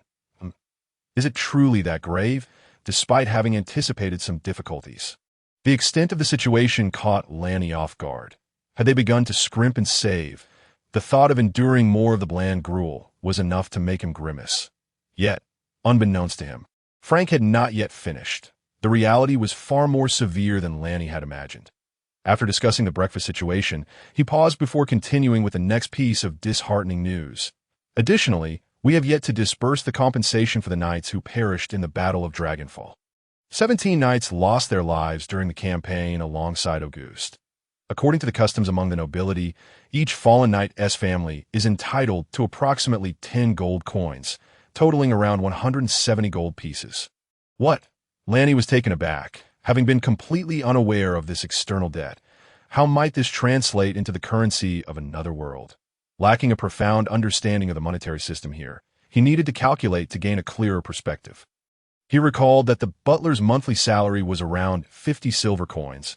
If he were to compare it to the salary of a white-collar worker in another realm earning 5,000 a month, That would equate to a staggering 170,000 francs position, while modest in silver coins, included provisions and lodging, rendering it an impressive net income given the exorbitant food prices in this world. Lanny's mind raced with calculations. Frank, however, did not grant him much time to process this information. After a brief pause, he proceeded to deliver even more alarming news. Before the campaign, the family still owed the knights half a year's salary. The master had promised to pay them upon their return, but due to your prolonged recovery, we refrained from troubling you with it. I suspect this sum will soon be needed as well. And how much might that be? Lanny's heart raced at the prospect of even more debt. Previously, he had only known that Auguste employed numerous knights, yet he had no idea they were owed wages. 25 knights, approximately 150 gold pieces, Frank replied in a whisper. Upon realizing the extent of the outstanding wages, Lanny felt his blood pressure rising. He noticed the butler's cautious demeanor, sensing that more distressing news awaited him. He contemplated ignoring it, but soon decided that understanding the situation, no matter how grim, was preferable to being blindsided later. Resolutely, he raised his head to meet Frank's gaze, wearily waving his hand. Is there more? The old butler, true to Lanny's expectations, delivered yet another crushing blow. Perhaps sensing the incredibility of what he was about to reveal, Frank scrutinized Lanny's expression before speaking haltingly. Furthermore, the master borrowed some fund from Count Inner, your father-in-law, to equip the knights. As you know, equipping a knight is quite an expensive endeavor. A decent suit of armor begins at several dozen gold pieces. Feeling increasingly uneasy as Frank meandered in his explanation, Lanny impatiently urged, how much was borrowed? Just tell me directly. 500 gold pieces. Despite having prepared himself mentally, the sheer magnitude of this debt rendered Lanny momentarily blind with shock. If we still use franc as the unit of conversion, based on the currently known debt of 880 gold, it is nearly approaching 10 million in another world. 10 million. He has come here without doing anything, burdened with enormous debt. In another world, he has never even dreamt of such an amount, let alone being in debt. He wonders if he should prepare to escape. Is there still time? Of course, the idea of fleeing is merely a jest. After all, apart from being a rural noble, he is also a time traveler. If he could wisely utilize the knowledge in his mind, earning money in this backward era shouldn't be too difficult, right? Alas, thinking of that father he has never met, he finds himself somewhat admiring him. What a stir he is! Nobility represents power, and knights represent martial strength. Yet he has managed to accumulate debts to both. It is quite a feat for a baron, possessing land and vassals, to find himself in such financial turmoil. The knights are still owed their monthly wages, yet he dares to take them into battle. Does he not fear being ambushed from behind? With no money at home, he still supports a whole troop of knights. Should one call him bold or foolish? In the study, Lanny frowned, at a loss for words. Glancing at Lanny, Frank felt a pang of sympathy and began to comfort the young master, saying, actually, it's not that much. Lanny turned his head to look at Frank, puzzled. I sent it obvious that there is this much. Has he miscalculated since arriving in this world? Opening his mouth, Frank continued, stating that the castle had been unsettled lately, and of the 8 knights who returned, apart from Sir Tim, most had left on their own accord, which should save a significant amount of expenses. Such a suggestion, rather than providing solace, nearly made Lanny faint from anger. His chest heaved a few times as he suppressed his fury, giving Frank an irritated glance. How much can we save? He retorted. There was no need to say more. Could the wages owed still go unpaid? What about the reputation of the Wells family? Hearing Lanny escalate the situation, Frank shrank his neck in embarrassment. Falling silent, he knew this course of action was ill-advised. He simply did not grasp the full implications of it. And he was also forced into it by circumstances. With various expenses already unbearable, the castle's income had dwindled further. After all, the lord had taken over 100 vassals to war, which impacted the territory's economy, making an already impoverished situation even worse. When a lord was present, he did not concern himself with financial matters, as it was not his forte. Now that Auguste was gone, and Lanny had been bedridden for nearly 2 months, there was no one else to manage these affairs. Should he rely on Sir Tim, or Candace the maid, or perhaps the kitchen's Aunt Susan, who wielded a bean pod? Having Tim collect taxes was feasible, given his robust physique and scarred face that could frighten the peasantry into compliance. He indeed did accompany Tim each time for tax collection, but to entrust Tim with the entire responsibility was out of the question. As for Candace and Aunt Susan, they were merely maids, incapable of comprehending the castle's affairs. Frank was more worried that Candace might not even find her way home after stepping outside. He felt as though he were forcing a duck to fly. "All right, you may go about your business," Lanny waved dismissively, not bothering to look at him, as he took out a piece of parchment from the drawer and picked up a quill, observing the young master's furrowed brow. Frank felt a twinge of guilt for being unable to assist Lanny and, after much hesitation, shook his head and left the study. Lanny paid no mind to the steward's feelings, instead stroking the parchment in his hands, contemplating what his next step should be. Here, in the northern realm of the kingdom, they were perilously close to the Grumans, who, being barbaric, descended from the mountains to plunder nearly every year, rendering this area rather unsafe. As soon as he acquired funds, he would recruit knights to safeguard the territory. He did not wish to traverse into this world without fully comprehending it, only to be cut down in an instant. If he continued to default on the pensions, how could he ever hope to recruit knights in the future? More importantly, there was the matter of reputation at stake. If everyone perceived the Wells family as a bunch of deadbeats, who would dare to engage with them? While it appeared he had saved some gold, the potential loss of reputation could take decades, even centuries, to mend, proving utterly counterproductive. There was no need to deliberate. Frank's suggestion was a dreadful idea he would never entertain.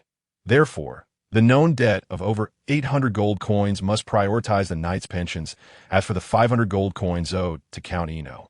Perhaps he could persuade Tiffany to intercede on his behalf, hoping for leniency. After all, he was a lesser noble under Count Eno, and Tiffany was his biological daughter. Surely that counted for something? Yet at this moment, he was unaware that this endeavor was destined for futility. Would Angus be willing to consider familial bonds when it came to marrying his daughter off to someone as reckless as Lanny? Thus, the subsequent ventures must be small in scale, yet yield swift results. Even if he invested all his assets, it would amount to only a little over 10 gold coins, insufficient to procure a suit of armor or accomplish anything of significance. Reflecting on this, he lowered his head to meticulously examine the parchment on the table. These notes were compiled during his recovery, detailing the basic methods of producing certain items, incorporating insights from the experiences of previous time travelers, along with his own fragmented memories. However, in the previous world, he merely studied computers, and he found himself at a loss when it came to industrial matters. For instance, the parchment in his hand outlined the process of making sugar, simply listing elements such as sugar, mud, and filtration. Yet he could not recall the specific procedures, leaving him to seek out individuals to experiment at a later opportunity. The page detailing the refinement of salt, however, contained a wealth of information. Distillation and filtration were not particularly complex, requiring only simple apparatus. Thus it was far more complete. He remembered reading analyses suggesting that salt was not scarce in ancient times. The difficulty in acquiring it was often due to human manipulation. He wondered if this world faced a similar scenario, but if so, then this path held no promise. As a mere baron, he could not afford to challenge the large nobles for their livelihoods. Such an endeavor would be suicidal. Consequently, he held little faith in this option, as well did AES for glass and ceramics.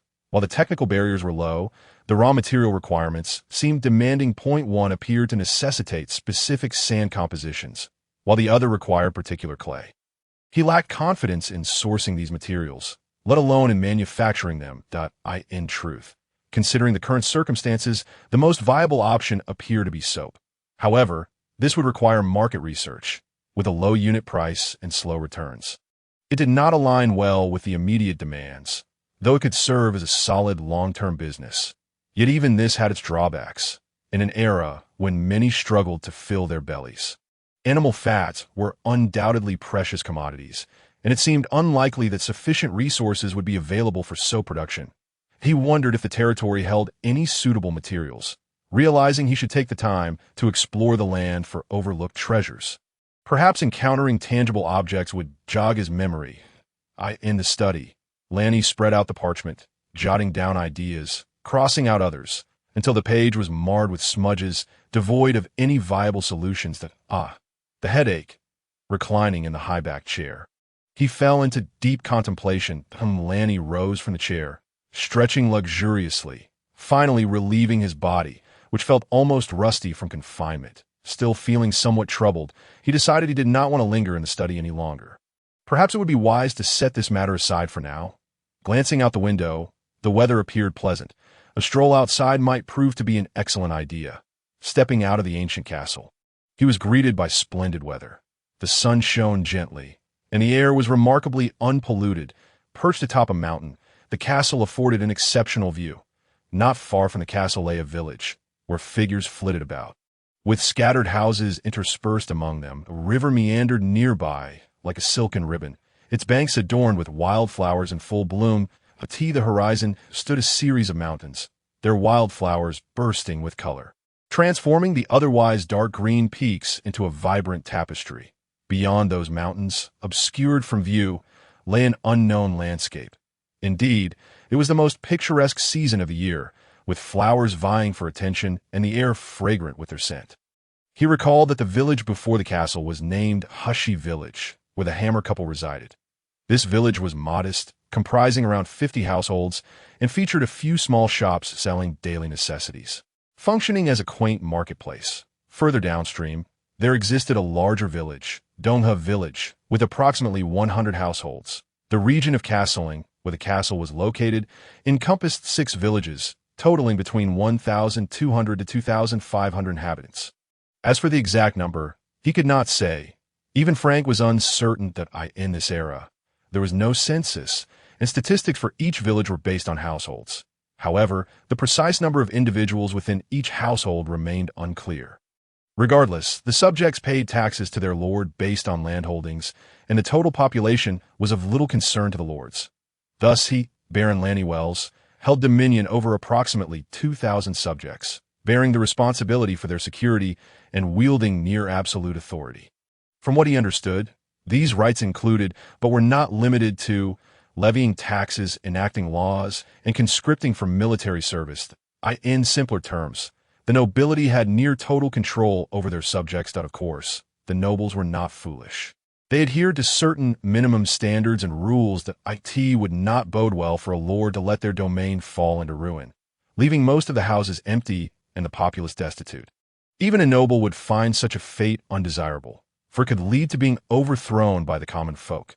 Such occurrences were not beyond the realm of possibility, and although Ranni had limited understanding of this world, he believed that similar events must have transpired in the past.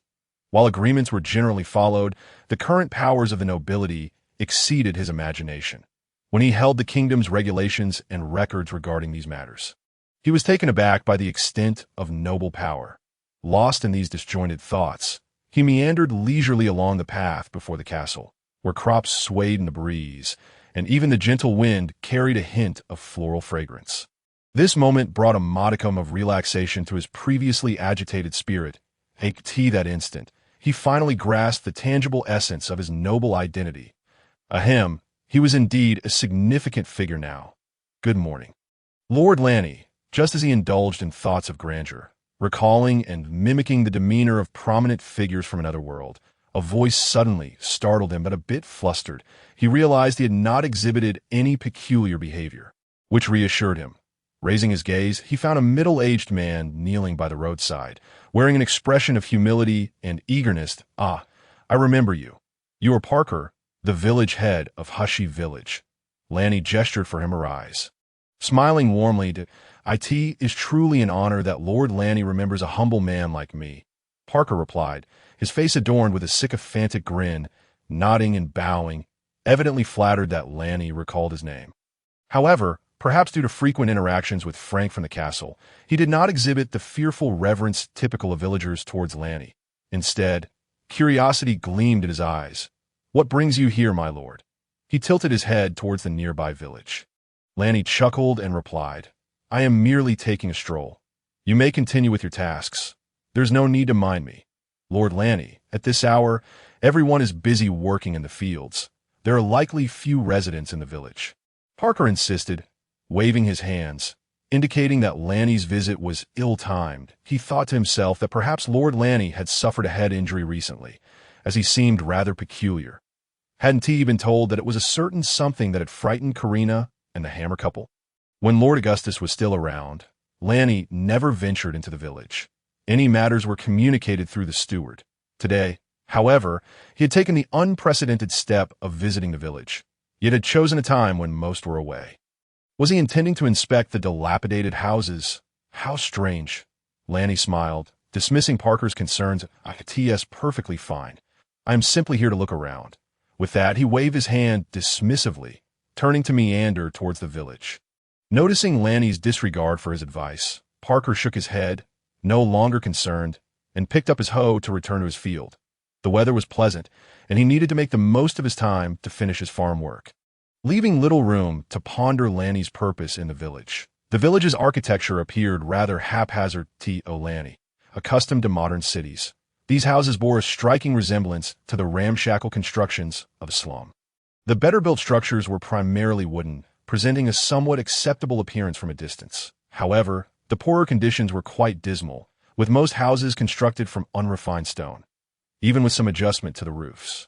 They looked no different from piles of rubble. This was in stark contrast to the castle's stone walls, which were meticulously smoothed and considerably larger, allowing for the impressive height of the castle. The villagers lacked the resources for such endeavors, resorting to locally sourced materials. The stones remained in their original state, haphazardly cobbled together with a bit of mud, resembling a child's building blocks, thus resulting in a rather unique, albeit tragic aesthetic. Among these ramshackle structures, he even spotted houses constructed from branches and mud, with roofs similarly made from wild grasses, crudely fashioned, yet offering some rain protection. It could be said that there was no limit to despair. Conditions could always worsen. Regardless of the materials used, these houses were predominantly low, with the tallest not exceeding 3 meters, perhaps out of respect for the castle's height. He recalled that in some eras, strict regulations governed the height of buildings. He wondered if such customs applied here. When he first traversed into this world, Lanni had grumbled about the castle as living conditions, dim, cramped, and damp. The only advantage he could conceive was that it likely would not be excessively hot in summer. The drawbacks were nearly endless. Yet, upon witnessing the villagers' homes, he suddenly felt that perhaps the castle was not as unbearable as he had thought. This early hour, as Parker had indicated, there were indeed few villagers about. Most homes stood with their doors closed, if the wooden slats and burlap drapes could even be considered doors. Still, a few doors were ajar, revealing items within that resembled a small convenience store. Though the foot traffic was sparse, Hushy Village served as a minor marketplace for castling, as it lay far from Elfin City. Villagers typically procured daily necessities here. However, this marketplace was not bustling every day. Trading occurred approximately every 3 days, meaning that every third day, locals would gather to exchange goods. Today, however, was clearly not a market day, and the village was quiet, with only a few children emerging from behind the houses, shouting and playing. Indeed, it was the children who, unburdened by reverence, displayed no special reaction upon encountering Lanni. They merely cast him a curious glance before racing off with their companions, disappearing behind a house. Lanni felt no offense. Still adjusting to his new identity, he did not sense any violation. Conversely, the few adults who caught sight of him appeared markedly surprised and cautious. Particularly, several young women glanced at him with averted eyes, seemingly eager to slip away unnoticed. When they realized Lanni was looking their way, they trembled and offered a hasty greeting, then scurried off like frightened rabbits. "Why are they so afraid of me?" Lanni pondered, perplexed. As he rubbed his face, he thought to himself that while he was not particularly handsome, he was not frightening either. How could he evoke such fear? Longing for the past, yet yearning for the present. He feared that once again, it might be the fault of his former self. Alas, the reputation of that former self. Shaking his head, he resolved to no longer dwell on matters of reputation. He strolled aimlessly, devoid of any particular destination, wandering wherever his feet led him. Having previously remained within the confines of the castle, he had not noticed until now that the villagers lived in considerable hardship. Their garments were largely fashioned from coarse linen, poorly constructed, with many seams exposing the raw threads. However, The styles were quite distinctive, as the clothing appeared to be merely two pieces of fabric stitched together, resembling a moving sack from a distance. The most notable difference from a sack was that these garments almost all featured hoods, the reason for which eluded him. The women fared somewhat better, their clothing relatively intact, while the men were in a dire state, nearly bare-chested, some even completely devoid of upper garments. How they managed during winter remained a mystery. Unconsciously, he followed the uneven dirt path through the center of the village, eventually arriving at the far end that moment. A cacophony of clanging and banging reached his ears. Unbeknownst to him, he had approached a blacksmith's forge. Could it be that lad from the wedding? What was his name? Iron Hammer, perhaps?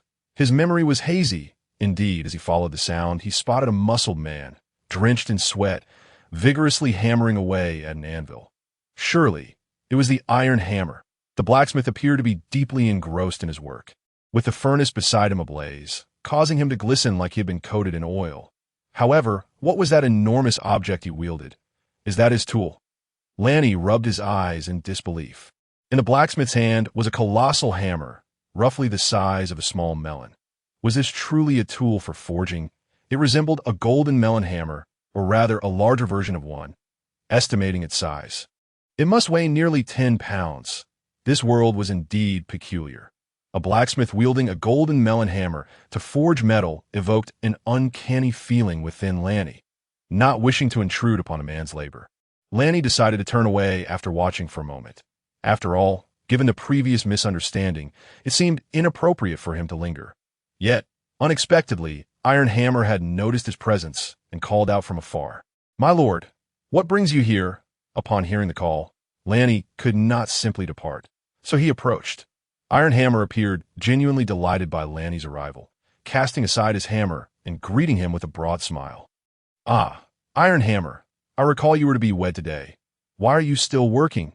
Ranni inquired, puzzled by the blacksmith's continued toil, as he was unfamiliar with the customs of weddings in this realm.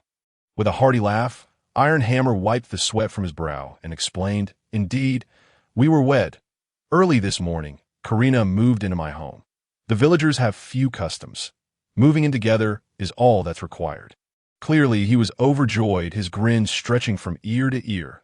"Congratulations once more on your nuptials. Now that you have a wife, you must labor diligently." Ranni inadvertently recited a phrase from another world, and only after speaking did he realize the absurdity of it.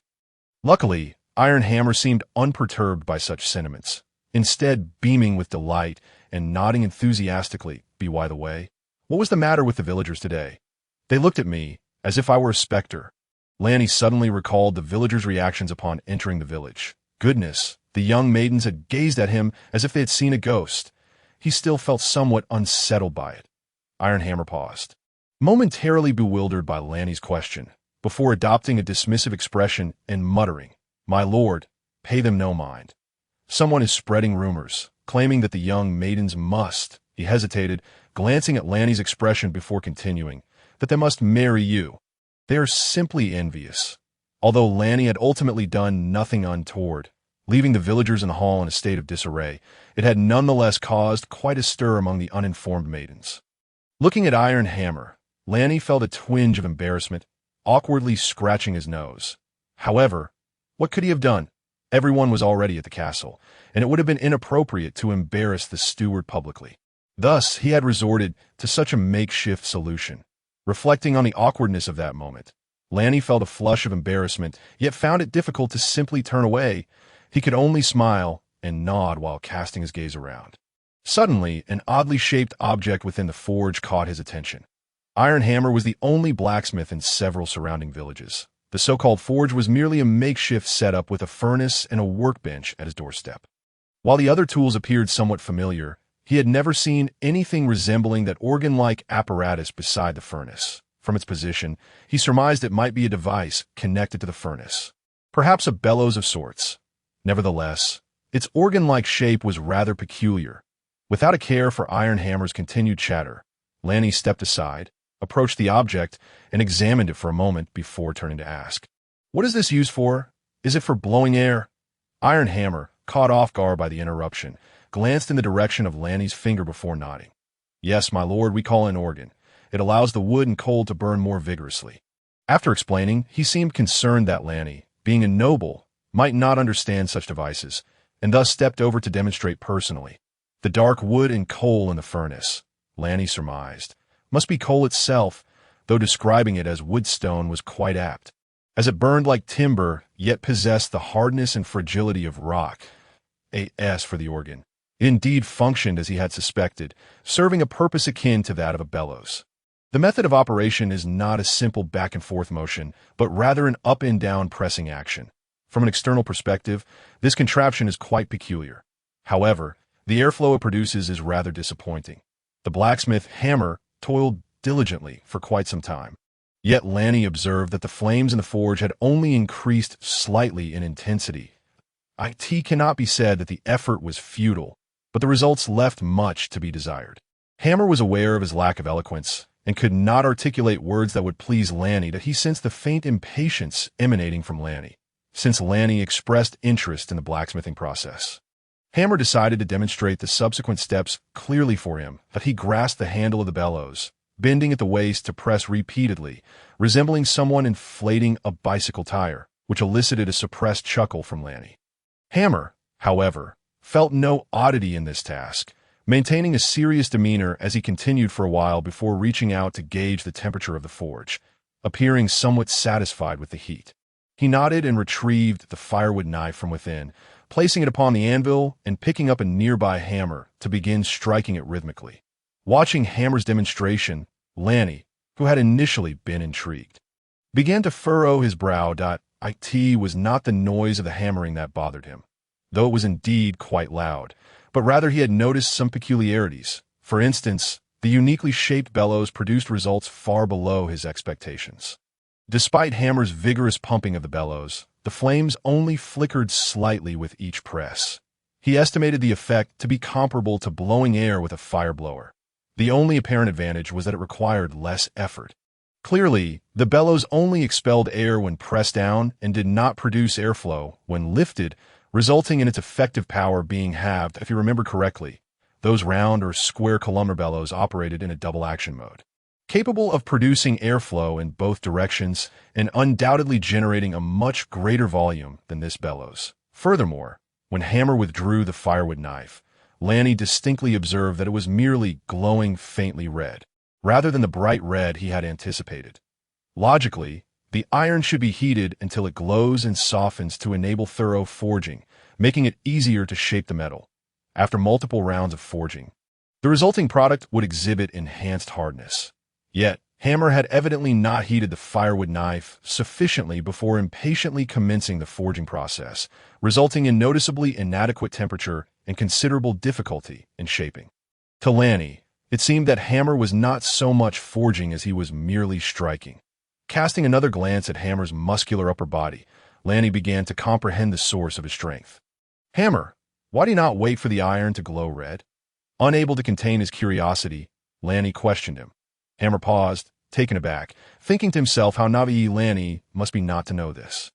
However, considering that nobles were likely ignorant of the humble craft of blacksmithing, it did not seem altogether surprising. He halted his actions, wiped the sweat from his brow with a handkerchief, and responded to Ranni with a smile.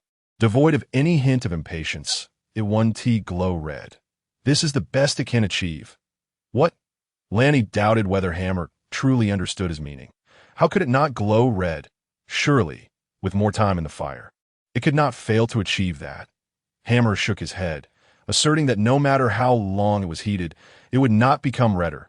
This was indeed the optimal moment for forging. Why don't you give it a try? Perhaps you have made a mistake.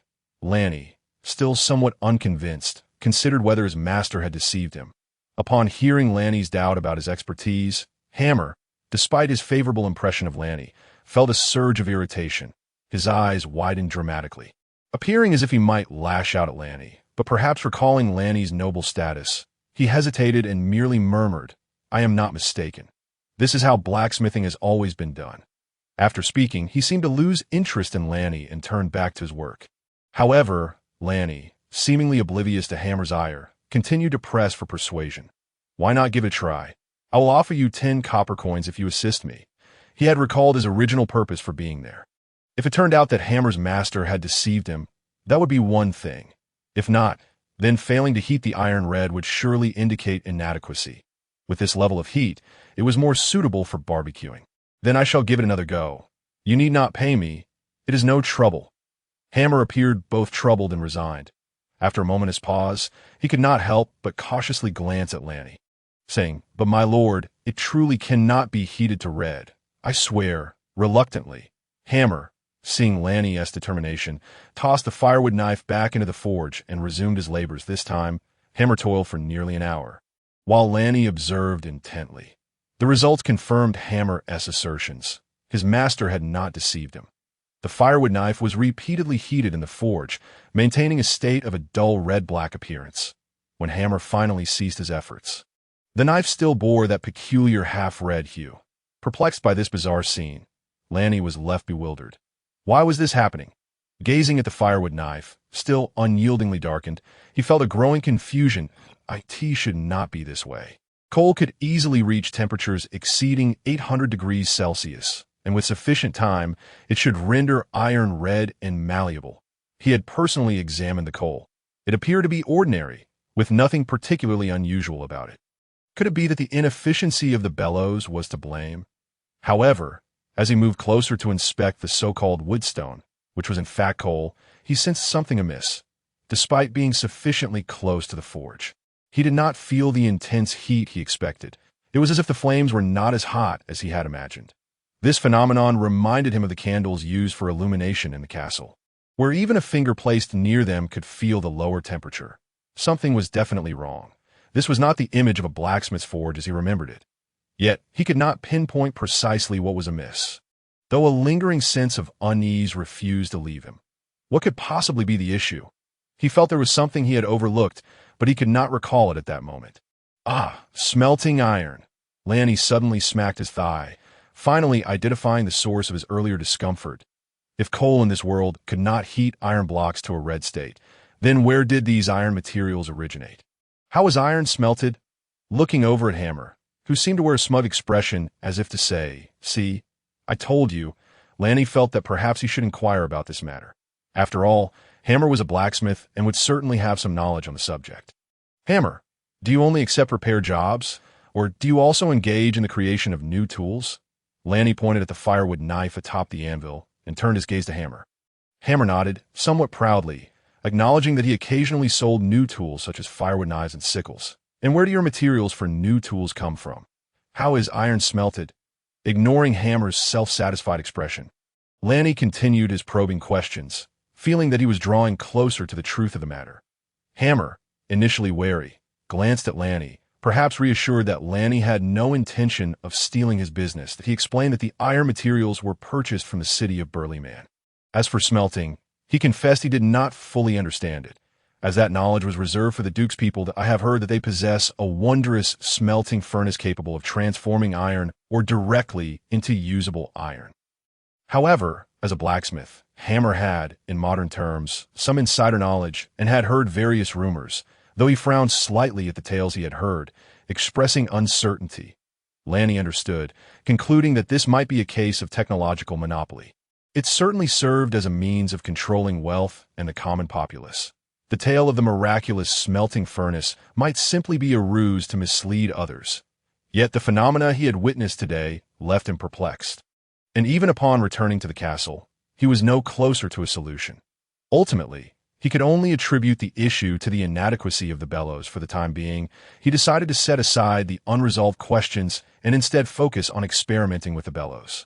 He wondered if forcibly increasing the airflow could raise the furnace's temperature, that he understood that to create those items, he must first elevate the furnace's temperature, a fundamental step that could not be overlooked. Only by resolving this issue could he lay the groundwork for attempts at glassmaking or pottery. Otherwise, all is but idle chatter. As he hastened toward the castle, his mind remained preoccupied with the conundrum of finding a low-investment, high-return venture. Perhaps it would be prudent to first experiment with this idea, since idleness breeds no fruit. Just as Lanny departed, the door behind the anvil creaked open, revealing Karina, her expression one of perplexity. "Who was that?" she inquired of the anvil. "Where did they go?" She held a woven basket crafted from wooden slats, containing an assortment of garments. During times of lighter agricultural duties, she often aided the villagers with mending and sewing, most of which she did without charge, as they were neighbors, and such distinctions blurred in their community. Naturally, those she helped would reciprocate with food or other necessities, fostering a spirit of mutual aid. This camaraderie is vital for the impoverished, significantly enhancing their ability to withstand adversity while also imbuing life with a sense of warmth and humanity. Whether in the West or the East, this quality of human connection holds great significance, especially in less commercially developed societies. Only in highly advanced economic systems does it seem to be gradually forsaken. While life may appear more convenient, it simultaneously fractures the bonds of interaction among individuals, leaving one to ponder whether this constitutes progress or regression. Lanny, with a jovial demeanor, had just been gazing at Karina, taking pride in the thought of marrying the woman with whom he had long shared a mutual affection. Karina was indeed a gem in the village, having attracted the attention of several suitors her age, and it was he who ultimately won her heart, a fact that filled him with delight. He yearned to gather his friends to bask in their envy. Ignoring the grinning anvil, Karina set aside her work, scanning the surroundings with curiosity, yet failing to catch sight of Lanny. Where could he be? Has he left? What was his purpose here? Her feelings toward Lanny were complex. On one hand, he had frightened her considerably in the past. Though she had ultimately displayed fortitude, it was impossible to claim she felt unafraid or harbor no resentment. On the other hand, he had gifted her a wedding that was remarkably unique and special, for which she felt some gratitude. Simultaneously, she worried that encountering Lanny might be awkward and feared the anvil might misinterpret the situation. These mixed emotions left her uncertain on how to face the nobleman. He's already gone. It seems he merely stepped out for a stroll. Upon hearing that Lanny had departed, Karina felt a sense of relief. Moving to sit nearby, picking up her sewing work, and proceeding at a leisurely pace, the anvil quietly reveled for a moment, but as he observed Karina becoming industrious, he suddenly recalled his own unfinished tasks. Promptly casting aside his jumbled thoughts and busied himself at the forge. Soon, the small blacksmith shop was once more filled with the rhythmic sound of metal striking metal. As Lanny approached the castle after leaving the village, he spotted Tiffany, clad in maid attire, her head wrapped in a kerchief, wielding a large pair of shears as she pruned the plants and flowers at the castle entrance. Tiffany moved with practiced ease, the shears dancing skillfully in her hands, while the trimmed leaves and branches fell around her, quickly transforming the shrubs into neat arrangements, clearly indicating this was not her first experience with such tasks.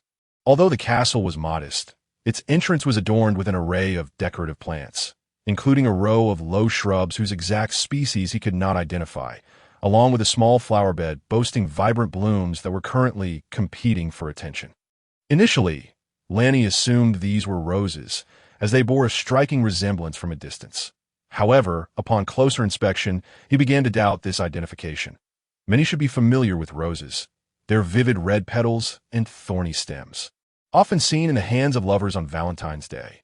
Indeed, what many believe to be roses are actually hybrid tea roses, which, despite their popularity, do not possess the same beauty as true roses.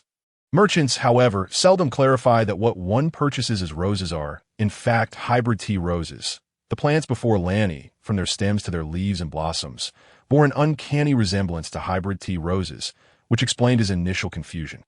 Yet, the sheer size of the flowers was astonishing. Each bloom was at least the diameter of an adult's open palm, a size he could not recall ever seeing in hybrid tea roses. "What brings you here?" Tiffany, initially shy upon noticing Lanny approaching from a distance, had not intended to greet him, her head bowed. However, witnessing him lost in thought before the flower bed piqued her curiosity, prompting her to step closer and inspect. Finding nothing amiss, "What is this?" Lanny inquired, gesturing toward the striking red flowers with a vague tone. Tiffany, momentarily puzzled, confirmed with a glance before responding, "They are hybrid tea roses." "What about them?" "Hybrid tea roses." Lanny mentally translated the term. Realizing Tiffany had indeed referred to the same variety he had previously misidentified as mere roses. They symbolize love? Naturally, There was no universal truth to the notion of roses representing love in this world. Yet these flowers were undeniably hybrid tea roses that it struck him as peculiar. How could they be so large? Had they been treated with some miraculous fertilizer? He had not observed Frank or the others employing any extraordinary methods. Pondering the strange occurrences of the day, particularly the peculiarities of the candle and the oddly colored iron in the forge, he found himself deep in contemplation. It seemed that the oddities of this world exceeded his expectations. What an enigmatic and peculiar realm it was. You've tended to them wonderfully. I never imagined they could bloom to such magnificent sizes. You're truly remarkable, my lady. Noticing the bewildered expression on Tiffany's face, he awkwardly laughed and offered a double entendre compliment. Aren't hybrid tea roses typically this large? What is so strange about it?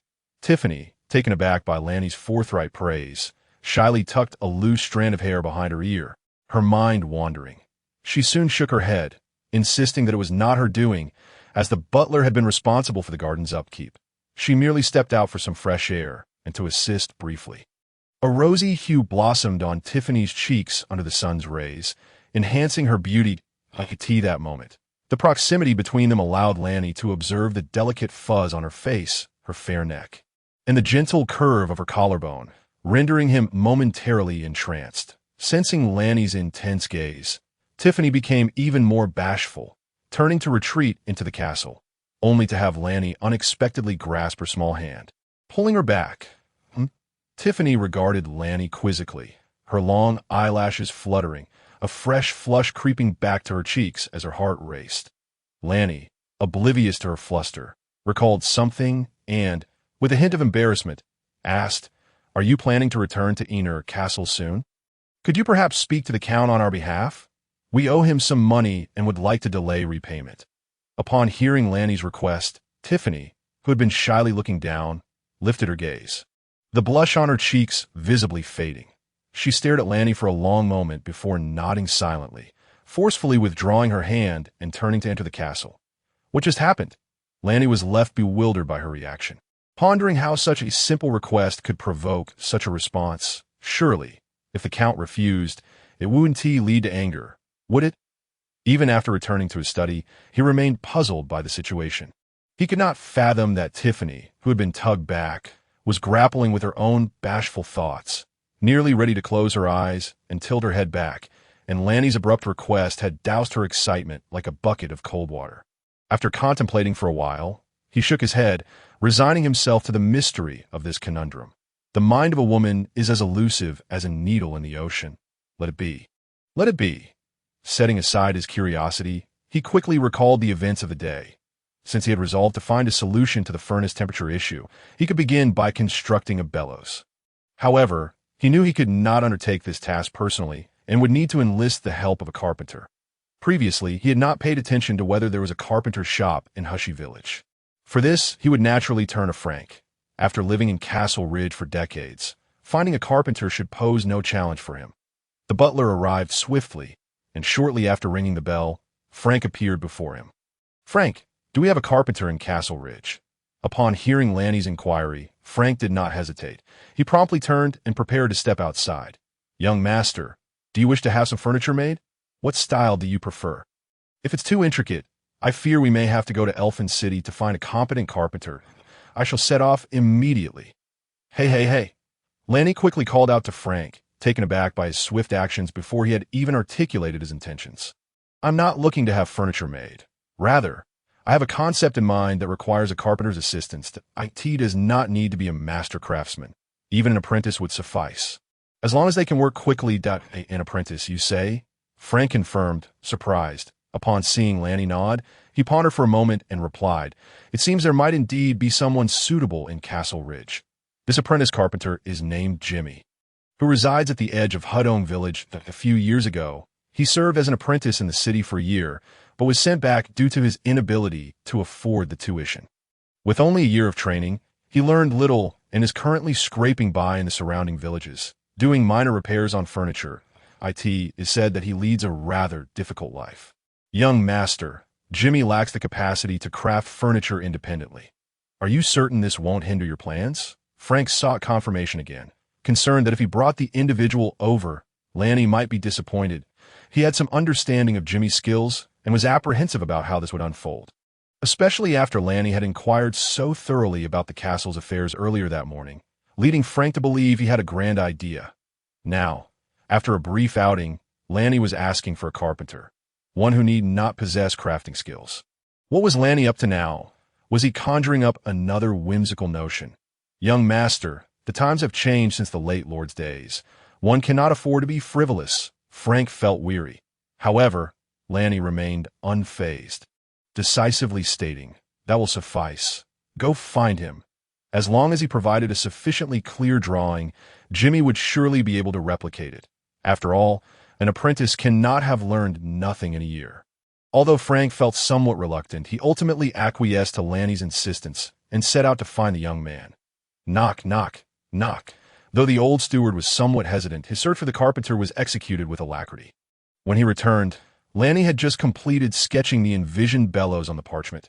"Young master, Jimmy has arrived," Frank announced, stepping aside to reveal the young man behind him. Jimmy appeared to be in his early 20s, of modest height, with disheveled hair and a rather unwell demeanor. His sunken eyes were puffy, and he leaned against the door, gasping for breath before stepping forward to salute. "Good afternoon, Lanni. I greet you."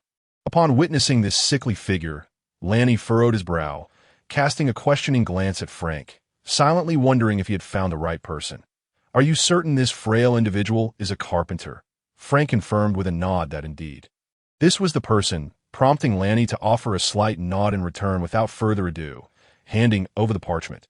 Jimmy first wiped his hands on his not-so-clean clothing before bending forward to accept the drawing, studying it intently. Once he seemed to have comprehended the content, Lanni softly inquired, "Can you make sense of it? I can discern some aspects, but the words beside those, I cannot comprehend," Jimmy stammered, his face reddening as he admitted. I am illiterate," he quickly added, seemingly afraid of Lanni's dissatisfaction. "As long as the drawings are clear, I assure you I will manage." Jimmy's illiteracy meant he was unaware that those so-called words were actually numerical scales. Calling them words was not entirely inaccurate. It was likely that even literate nobles would not recognize such symbols. Lanni nodded, a smile gracing his face as he regarded Jimmy, concerned that if his demeanor were to falter even slightly, this young man might struggle to articulate himself. "That is perfectly fine. As long as you can interpret the drawings, I will explain to you the meanings of those numbers." Noticing Lanni's gentle demeanor, Jimmy began to relax somewhat, hesitantly pointing at the drawing, posing his query. "What is this tool? It seems rather complex. What purpose does this small square serve, considering the likely limitations of craftsmanship in this world?" Lanni had opted for a square barrel design for the bellows rather than a round one. The main body consisted of 4 elongated wooden planks, with 2 ends featuring sealed flaps, a push-pull rod, and a venting channel beside it. The flaps Jimmy inquired about were the hinged covers, with a pair in the main chamber and another pair for the venting channel, although they were termed flaps. Lanni intended to construct them from leather, as he currently lacked the materials and techniques for proper hinges. Leather would suffice for the intended function. The real challenge lay with the piston seal of the main chamber. In an era devoid of rubber, where precision machining was an unattainable hope, Lanni planned to resort to the most primitive method, chicken feathers. Do not scoff. They were indeed chicken feathers, specifically from the capercaillie. Many may not know that, in an age without rubber, the airtightness of a bellows could be achieved using feathers. Luckily, capercaillies, though rare and difficult to rear, could still provide a few feathers. That be why affixing a ring of relatively stiff feathers around the outer edge of the piston. As long as it was thick enough, the sealing effect would be adequate, albeit not optimal. However, it would suffice, albeit with a significantly low internal pressure. Thus, Lanni designed the chamber to be relatively large, intending to compensate for volume with mass. This is the hinged cover. You'll need to cut a piece of leather of this size and attach it here and there, but do take care not to reverse the orientation. Otherwise, you will have to dismantle it and redo it. Lanni patiently explained as he pointed at the drawing on the table. After all, if Jimmy were to misunderstand any of his design concepts, it would greatly complicate the manufacturing process and extend the timeline significantly. He did not wish to invest too much time in this endeavor. It was merely a small experiment, and he had not yet fully contemplated its ultimate purpose. As Lanny elaborated, Jimmy's mind began to wander. Such a complex creation, and the master seemed to grasp its structure so thoroughly. Truly a noble indeed, possessing vast knowledge. After an extensive discussion, Jimmy finally grasped the general concept of this intricate mechanism. As a carpenter, he had never imagined that such a small item could entail such complexity. As their conversation drew to a close, they inevitably broached the subject of remuneration. Jimmy hastily expressed that as long as his daily meals were covered, he required no additional salary. While Lanny, as the Lord, had the right to summon Jimmy to work for him without pay, he could not bring himself to exploit the poor lad. Ultimately, he resolved to offer Jimmy a modest wage. Having been educated in the principles of market economy for decades in another world was one aspect. Moreover, Jimmy's dire circumstances made it impossible for Lanny to compel him into unpaid labor. "Jimmy, you shall work for me for a period, and I will pay you 20 copper coins each day. How does that sound? Does that mean I need not worry about meals? I could buy 4 bags of grain. If I am frugal, that would last me 5 or 6 days." To Lanny, that may not seem like much, but for Jimmy, who had been constantly fretting over food, it was an extraordinary bounty. Jimmy's face flushed with excitement, and he promptly knelt, exclaiming, "Thank you, my lord. Thank you, my lord. You are truly benevolent." He then thumped his chest and declared with fervor, "Rest assured, I will not let you down. I promise to construct this item." Lanny winced slightly at the sight of the tools laid out on the ground. The rusty axe and iron drill. It was already the following morning, and Jimmy had arrived at the castle early, brimming with enthusiasm, while Lanny was still enjoying his breakfast. Initially, Lanny felt pleased by Jimmy's eagerness, having grown accustomed to workers who dawdled. It was refreshing to encounter someone so proactive. However, upon inspecting Jimmy's tools, Lanny wondered if it was too late to reconsider his choice.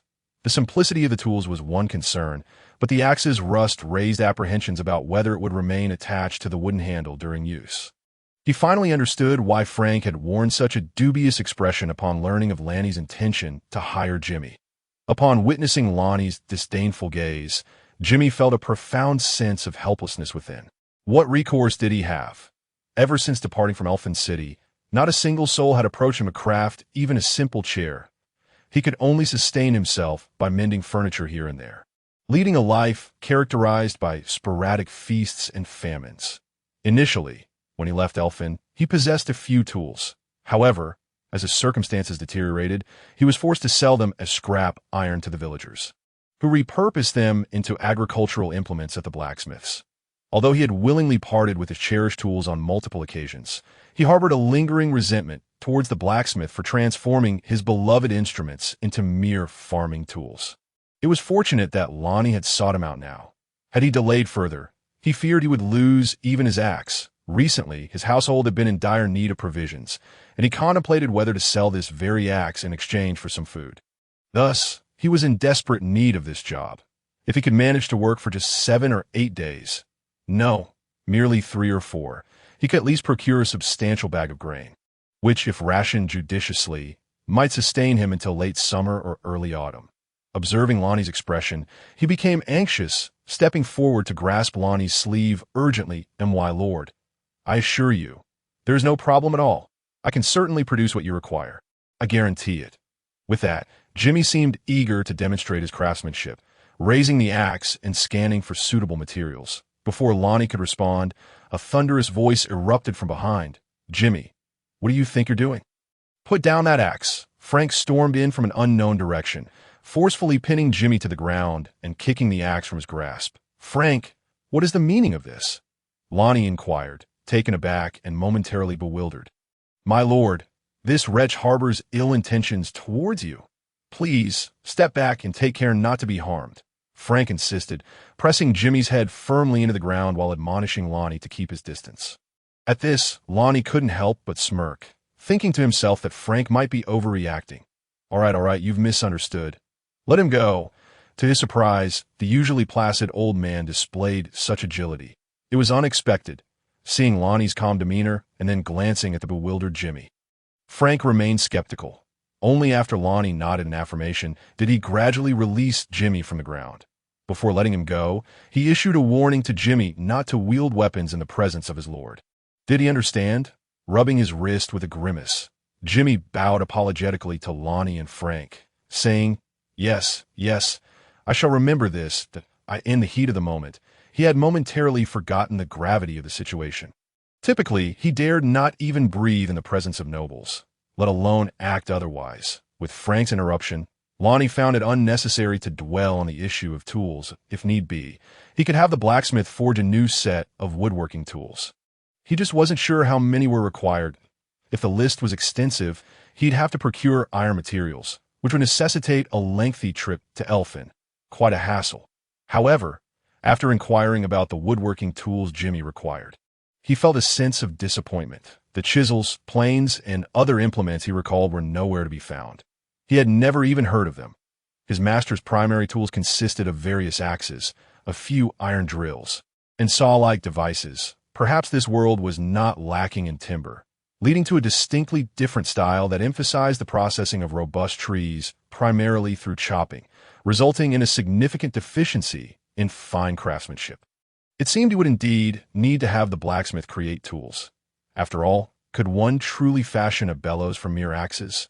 However, upon further reflection, it appeared that hiring Jimmy was no different from employing his master.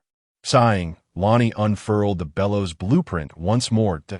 In the following days, he summoned the blacksmith to the castle and arranged for the two men to set up a forge in the small courtyard behind the castle, preparing for various experimental endeavors. Speaking of which, the Wells family was quite intriguing. Their castle was modestly sized, only 2 stories high, giving it a somewhat cramped appearance, likely due to the family's limited population, which did not necessitate grand living quarters. Conversely, Augustus, having a penchant for martial arts, had established a significant training ground behind the castle. This area, located at the back, featured several training dummies, surrounded by a low embankment and a tall wall, ensuring privacy from intruders. This had once been Augustus's training ground, where he would practice swordsmanship and horsemanship with the knights, indicating its considerable size. Following Augustus's death at Dragon's Ridge and the scattering of the remaining knights, only Tim Miller continued to train there daily. When Lonnie and the 2 men arrived at the courtyard, they found Tim, clad in knightly attire, sweating profusely as he wielded his long sword against a wooden post. Tim, tall and robust, sported a full beard, a square jaw, and short hair, with a prominent scar running across his face, lending him a more fearsome appearance akin to a ruthless assassin than that of an elegant knight. Despite his rugged exterior, Tim possessed a gentle and kind heart. Otherwise, he would not have left his homeland to traverse the continent with Augustus, championing the weak and aiding the downtrodden.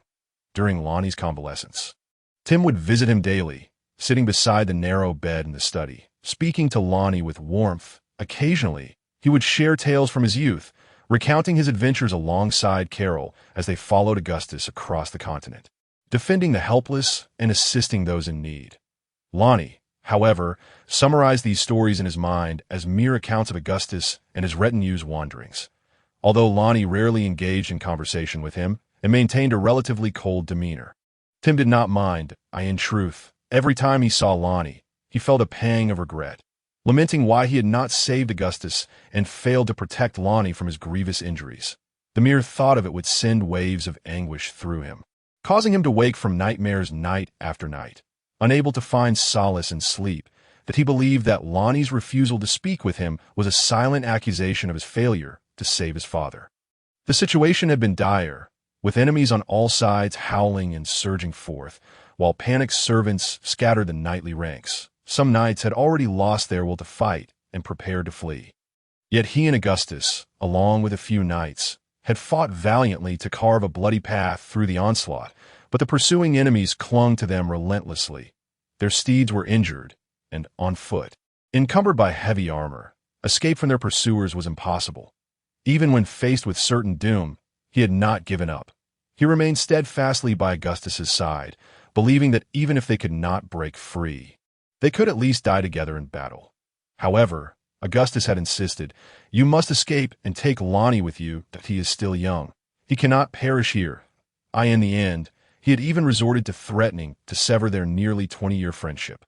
Ultimately, Tim relented, agreeing to his old friend's request and promising to bring Lonnie back to their territory.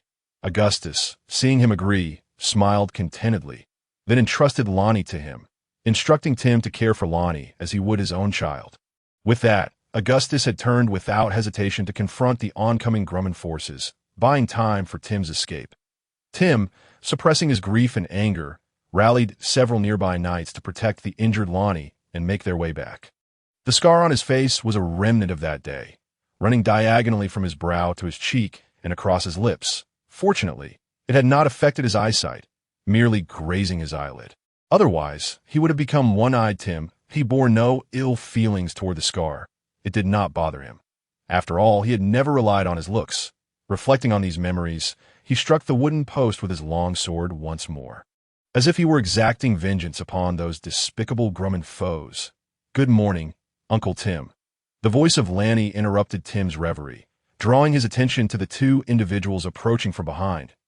He collected his thoughts and focused intently on completing the last two movements before finally laying down his sword.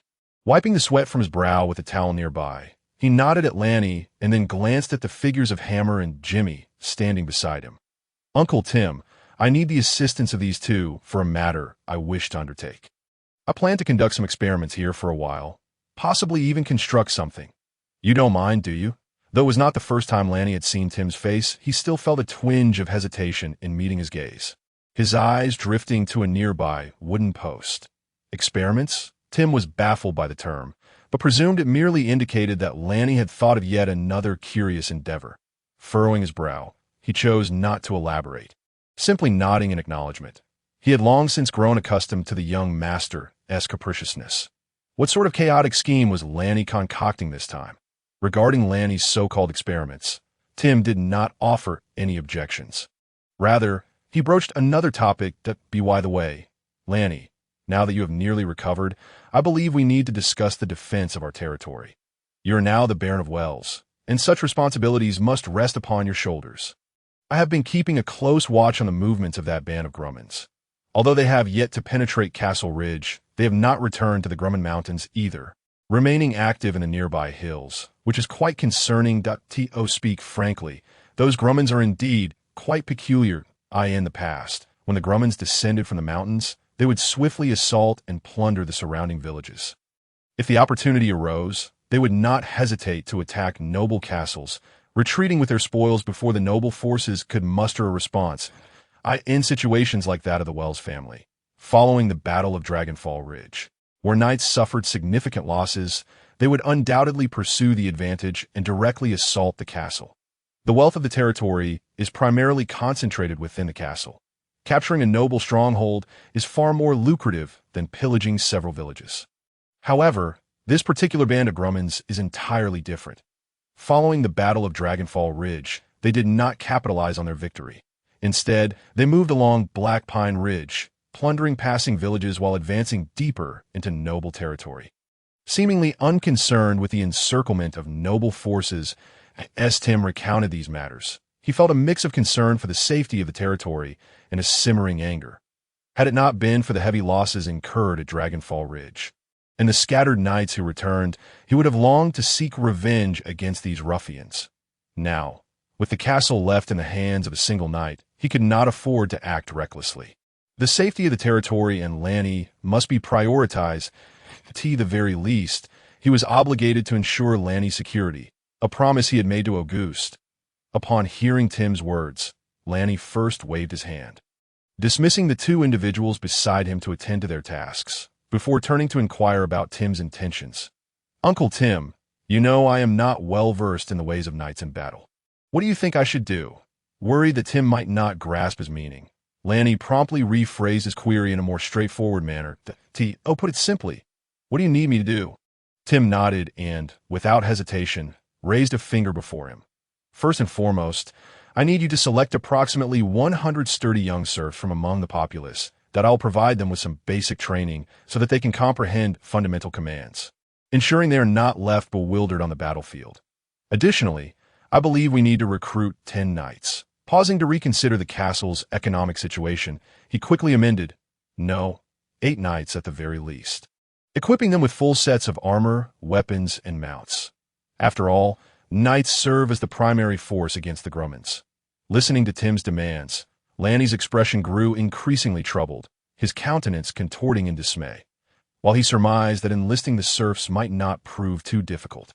Considering it was for their protection, he found the prospect of acquiring 8 knights, complete with armor, weapons, and steeds, overwhelming. As he calculated the required gold in his mind, he could only think, "What the hell am I going to do?" He lamented internally, "Why not just sell me instead? How on earth am I supposed to find that much money?" Wait a moment, Uncle Tim. According to the laws of the kingdom, a baron and his territory can recruit a maximum of 5 knights as retainers. Wouldn't 8 exceed that limit? Noticing Lanny's skeptical expression, Tim remained unfazed, exuding an air of calm confidence. "Indeed, you are correct. However, due to the frequent conflicts along the kingdom's borders, the king has granted nobles the discretion to expand their retinue as necessary. And Castle Ridge lies within the northern frontier of the kingdom. Do you understand?" "Oh," Lanny nodded in realization. "So this falls under supplementary regulations. And no wonder it's different from what I read." He had previously wondered how Auguste had managed to privately recruit 25 knights. However, another question soon arose in his mind. "There is one more thing I do not quite understand. Why must knights serve as the primary force?" Lanny, forgetting for a moment that the individual before him was indeed a knight, candidly posed this somewhat impertinent query. It was a point he had yet to grasp. Barring any gaming experiences, he had not truly endured the chaos of war and thus found himself perplexed. In his estimation, with over 100 serfs, surely they could outlast 7 or 8 knights. So why the insistence on recruiting more knights? Wouldn't it be better to enlist more serfs? They wouldn't demand wages and wouldn't require the costly swords and steeds. Surely that would be advantageous. While cavalry often bested infantry, this was mountainous terrain, and cavalry might not always prevail against foot soldiers. After all, there was hardly enough open space for cavalry to gain speed. Of course, he was not reluctant to part with money. It was simply that he currently had none to offer. He was at a loss as to how to repay the castle's outstanding debt of over 800 gold coins, let alone procure additional funds for Tim. Upon hearing Lanny's remarks, Tim momentarily paused, speechless, as the question left him momentarily at a loss. Observing Tim's incredulous expression, Lanny realized he might have misspoken, his face slightly flushing with embarrassment. Just as he sought to formulate a more dignified response, Tim began to explain that a force composed solely of serfs is termed a retinue, and it scarcely qualifies as an army. Once battle commences, it would likely collapse before it even begins. In the age of cold weapons, morale plays a pivotal role in warfare. One might even say that morale could decisively determine the outcome of a battle. Should the morale of one side be shattered, the remainder would swiftly devolve into a one-sided massacre. Knights, clad in full armor, are impervious to the attacks of commoners, who would merely stand helplessly as the enemy's swords descended upon them. In such dire circumstances, few ordinary men can maintain their composure. This is precisely why knights must serve as the primary force, while the retinue is relegated to support. Tim elaborated on the matter in great detail, finding no annoyance in explaining the rudimentary concepts of knighthood. In fact, he felt a sense of satisfaction as he gazed at Lanny with a smile to him. This was not a negative development. At least the young master was beginning to take an interest in these issues. Previously, whenever such matters were broached, Lanny would display overt impatience. Unlike today, when he listened so intently. Of course, Tim did not articulate the term cold weapons. But the implication was clear. Lanny indeed listened with rapt attention. On one hand, the matter at hand was of great significance to his safety, and ignorance was not an option. On the other hand, the earlier question had made him realize that although he hailed from an era of information overload, he himself was not part of that explosion. He was merely an ordinary individual caught in its aftermath. And there were countless matters he did not understand. While Tim's words bore a semblance of wisdom, Lanny did not entirely concur with the notion that knights alone were paramount while dismissing the potential of a retinue. In other words, if the issue of a retinue's collapse could be addressed, thus enhancing their discipline, they could surely display a modicum of combat effectiveness. Couldn't they? He held fast to the belief that many ants can kill an elephant. As long as he did not falter, one person might not defeat a knight, but could two succeed? Or perhaps four, even 10. The cost of maintaining these retainers will be significantly lower than that of a single knight. Impossible! Tim raised his voice slightly, asserting, even if they do not flee, they would still be powerless against the knights. Collapse is inevitable. This is beyond remedy. To Tim's perspective, Lanny's assertions seemed remarkably naive. Were it not for the fact that he was addressing this young man, he would hardly have deemed it worth his while to explain such a matter. What is there to fear from a tin can? Lanny scoffed, dismissively curling his lip, that he thought to himself. Even if one or two cannot manage, what about 10? Surrounded, one could indeed kill with stones. Tim is rather inflexible, placing excessive weight on the honor and beliefs of knighthood. This verges on blind idolization, a form of superstition that is utterly unwarranted. Tim felt a twinge of annoyance at Lanny's disdain. Were it not for Lanny's identity, he might have drawn his sword and engaged in a sacred duel. He would not allow anyone to tarnish the honor of knighthood. Yet upon reflection, he realized this presented a valuable opportunity for Lanny's education.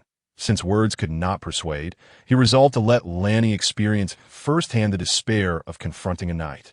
Lest he continue to underestimate them, as the knightly adage goes, actions are invariably more persuasive than words. He beckoned two servants from the castle, and with their assistance donned his armor. Then, drawing his trusty sword, he presented it to Lanny, who looked on in astonishment. Lanny glanced at the long sword in his hand, then at the armored Tim, pondering whether this was truly a case of being unable to reason and instead opting for direct confrontation. Grasping the long sword, he felt a flutter of anxiety. Unsure of what Tim might do next, surely he could not be expected to engage in actual combat with him.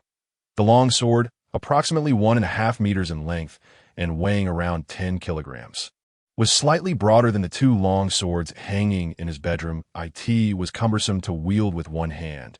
He needed both hands to lift it steadily. Clearly, this sword was designed not only for thrusting, but also for cleaving. Its polished blade gleamed, reflecting Lanny's somewhat pallid visage, while several noticeable notches testified that it was no mere decorative piece, but a battle-hardened veteran forged in the fires of war. "Come, stab me." Tim's voice resonated from within his armor, muffled yet unmistakable.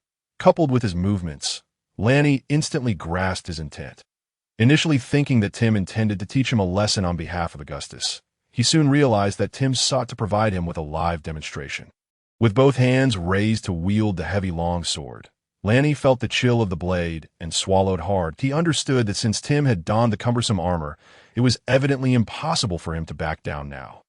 One could not deny the inherent violence that lay within him. He pointed the long sword toward Tim. The earlier trepidation dissipated, replaced by a growing sense of exhilaration. How intriguing! How delightful! Lanny raised the knight's sword high, his gaze fixed firmly on the armored figure opposite him, feeling not fear, but excitement. No boy could remain indifferent while wielding a long sword. He recalled how, as a child, he would carry a stick to clear the wild grass along the path. Let alone now, holding a true long sword in his hands. Tim's armor gleamed silver, encasing him entirely in fitted iron plates, including a helmet that enveloped his head, leaving only a narrow slit for his eyes, an effective means of protection. Though one might wonder if such a limited view impaired his sight. The armor also featured protective plates around the knight's knees and elbows, ensuring a basic range of movement, albeit limited. Typically, knights would ride into battle rather than engage in combat on foot. However, at this moment, Tim was not mounted. He merely aimed to illustrate to Lanny the helplessness of an ordinary person before a knight.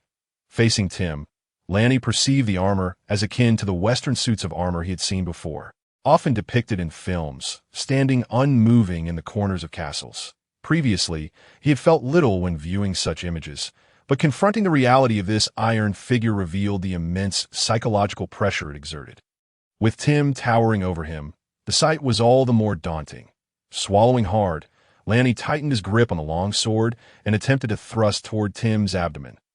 Thud! The blade collided with the armor, producing a dull clang of metal on metal. Yet Tim remained unmoved, even eliciting a mocking taunt from within his helmet. "Put some effort into it. Haven't you eaten?"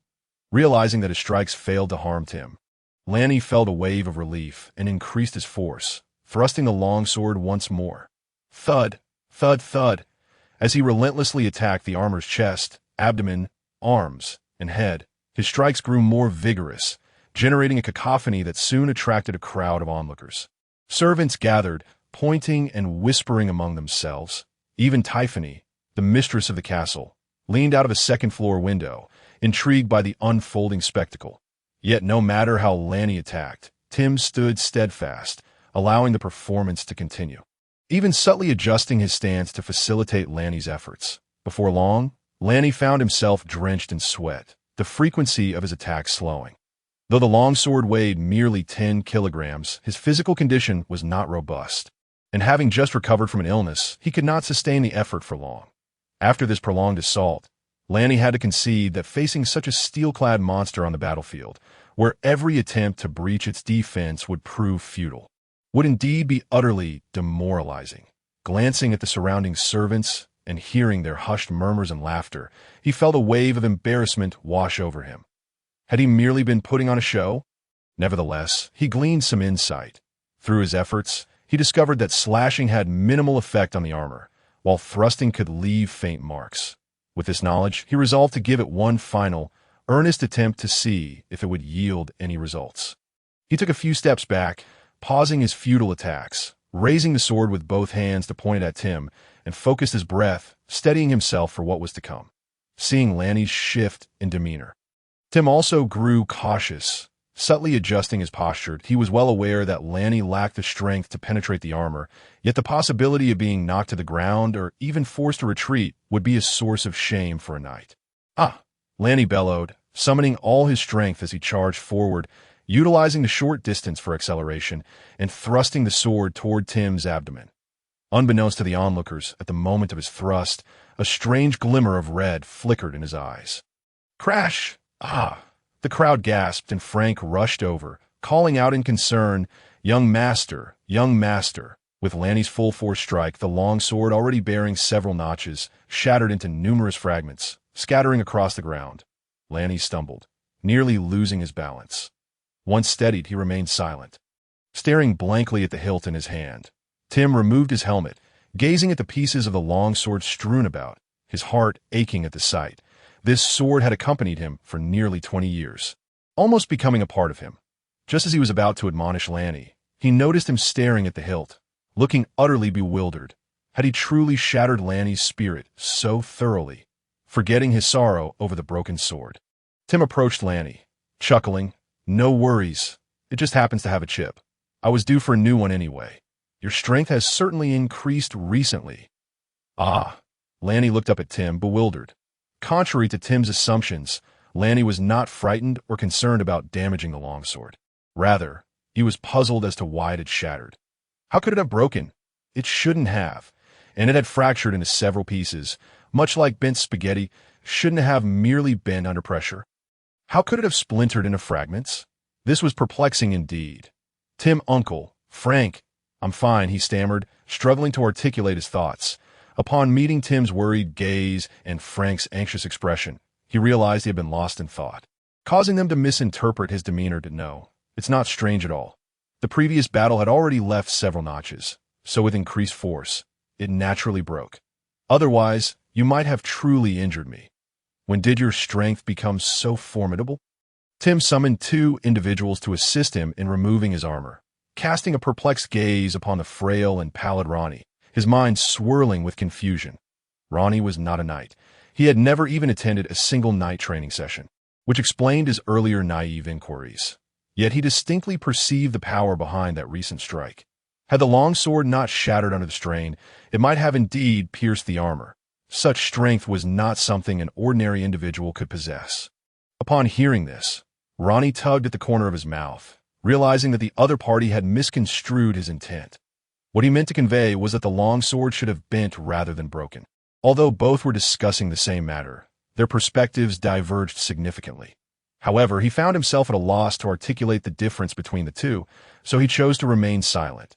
Since Tim had already expressed a desire to acquire a new longsword, he decided to broach that subject instead. "How much is your sword?" "I shall instruct the steward to procure another." As the castle relies on your protection, it is imperative to have a sword. Alas, it seems I shall incur further expenses in any era. Weapons are the most costly items. I can only hope they are not prohibitively expensive, lest I retain some funds for future needs.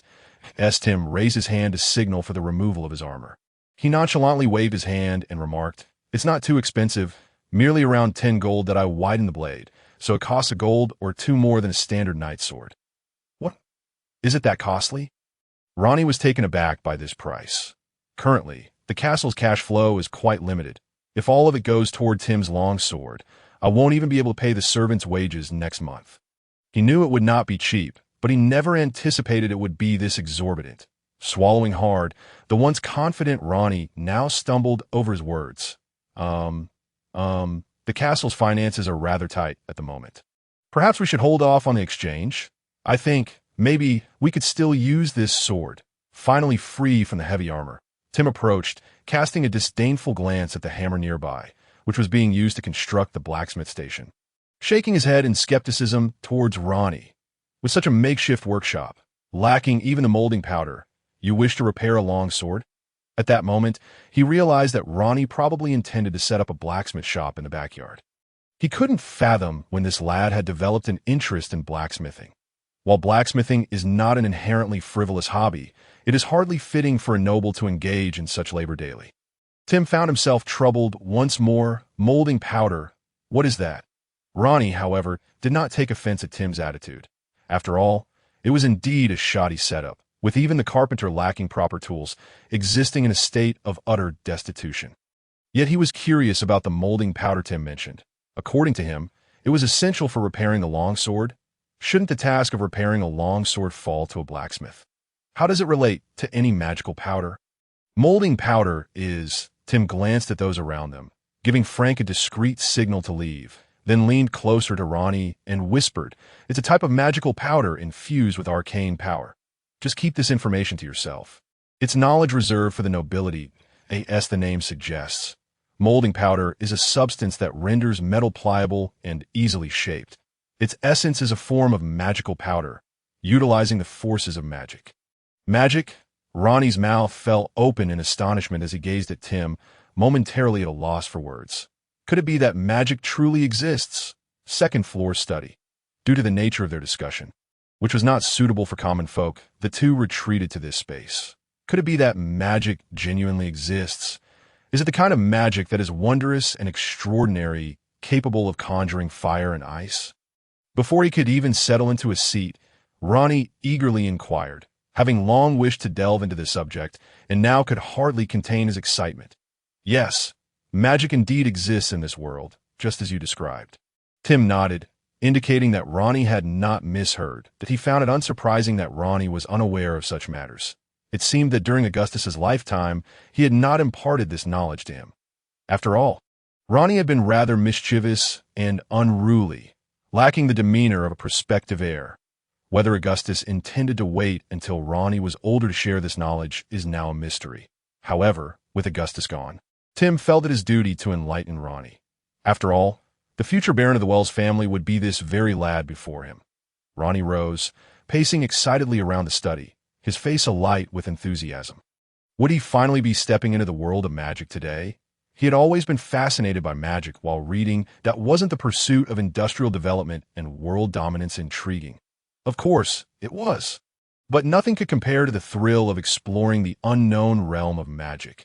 He never imagined that amidst his inquiries around the castle, he would have overlooked Tim. Yet, he could hardly be blamed. Who would expect that the burly Tim would possess knowledge of magic? Wasn't the archetype of a wizard typically a frail and delicate scholar? Alas, preconceived notions can be misleading. Uncle Tim, please elaborate for me. What exactly is magic? Is it truly as miraculous and omnipotent as it seems? Can you wield magic? Settling back into his seat, Ranni leaned in closer, his curiosity and excitement palpable. Observing Ronnie's expression, Tim pondered for a moment before slowly beginning his explanation. Magic, as it is known, first emerged several centuries ago. Legend has it that a millennium ago, the continent of Otis across the ocean had interactions with the continent of Santo. The people there were markedly different from those of Santo. With black hair and black eyes, and a more slender physique. Yet, every Otis individual who visited Santo possessed extraordinary abilities, capable of commanding the seas and reshaping the earth with a mere wave of their hand. Those who encountered them referred to them as messengers of the gods. Thus, the continent of Otis could also be interpreted as the realm of the divine, a dwelling place for the gods. However, one fateful day, a terrifying and unknown calamity befell the continent of Otis. The tremors felt even on the Santo continent, accompanied by a crimson light that illuminated the sky. From that day forth, the ocean between the two continents became rife with terrifying storms and violent thunder, rendering it perilous for navigation, with scarcely any vessel able to traverse those tempests. Since then, no one has seen an Otis individual, nor have there been reports of them visiting Santo. Even those Otis who had previously roamed Santo vanished without a trace. Following this, a rumor spread across Santo, claiming that the Otis had been punished by the true gods for stealing divine power, and that their entire continent had perished due to a horrific natural disaster. As for the true fate of that continent, no one knows. The missing Otis left behind some wondrous objects they referred to as jades.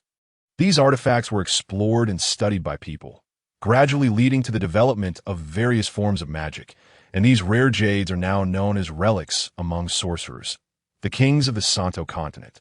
Fearing a repetition of the Otis's fate and the wrath of the gods, strictly prohibited commoners from discussing magic in private.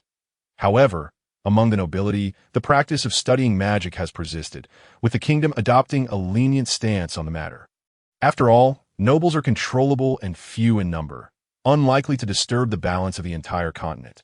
Yet, mastering magic is no easy feat. Firstly, one must have a mentor to guide them in meditation, to perceive the omnipresent magical elements in the world, and then, following specific methods, constrain these forces, allowing them to flow and operate according to unique frequencies and directions.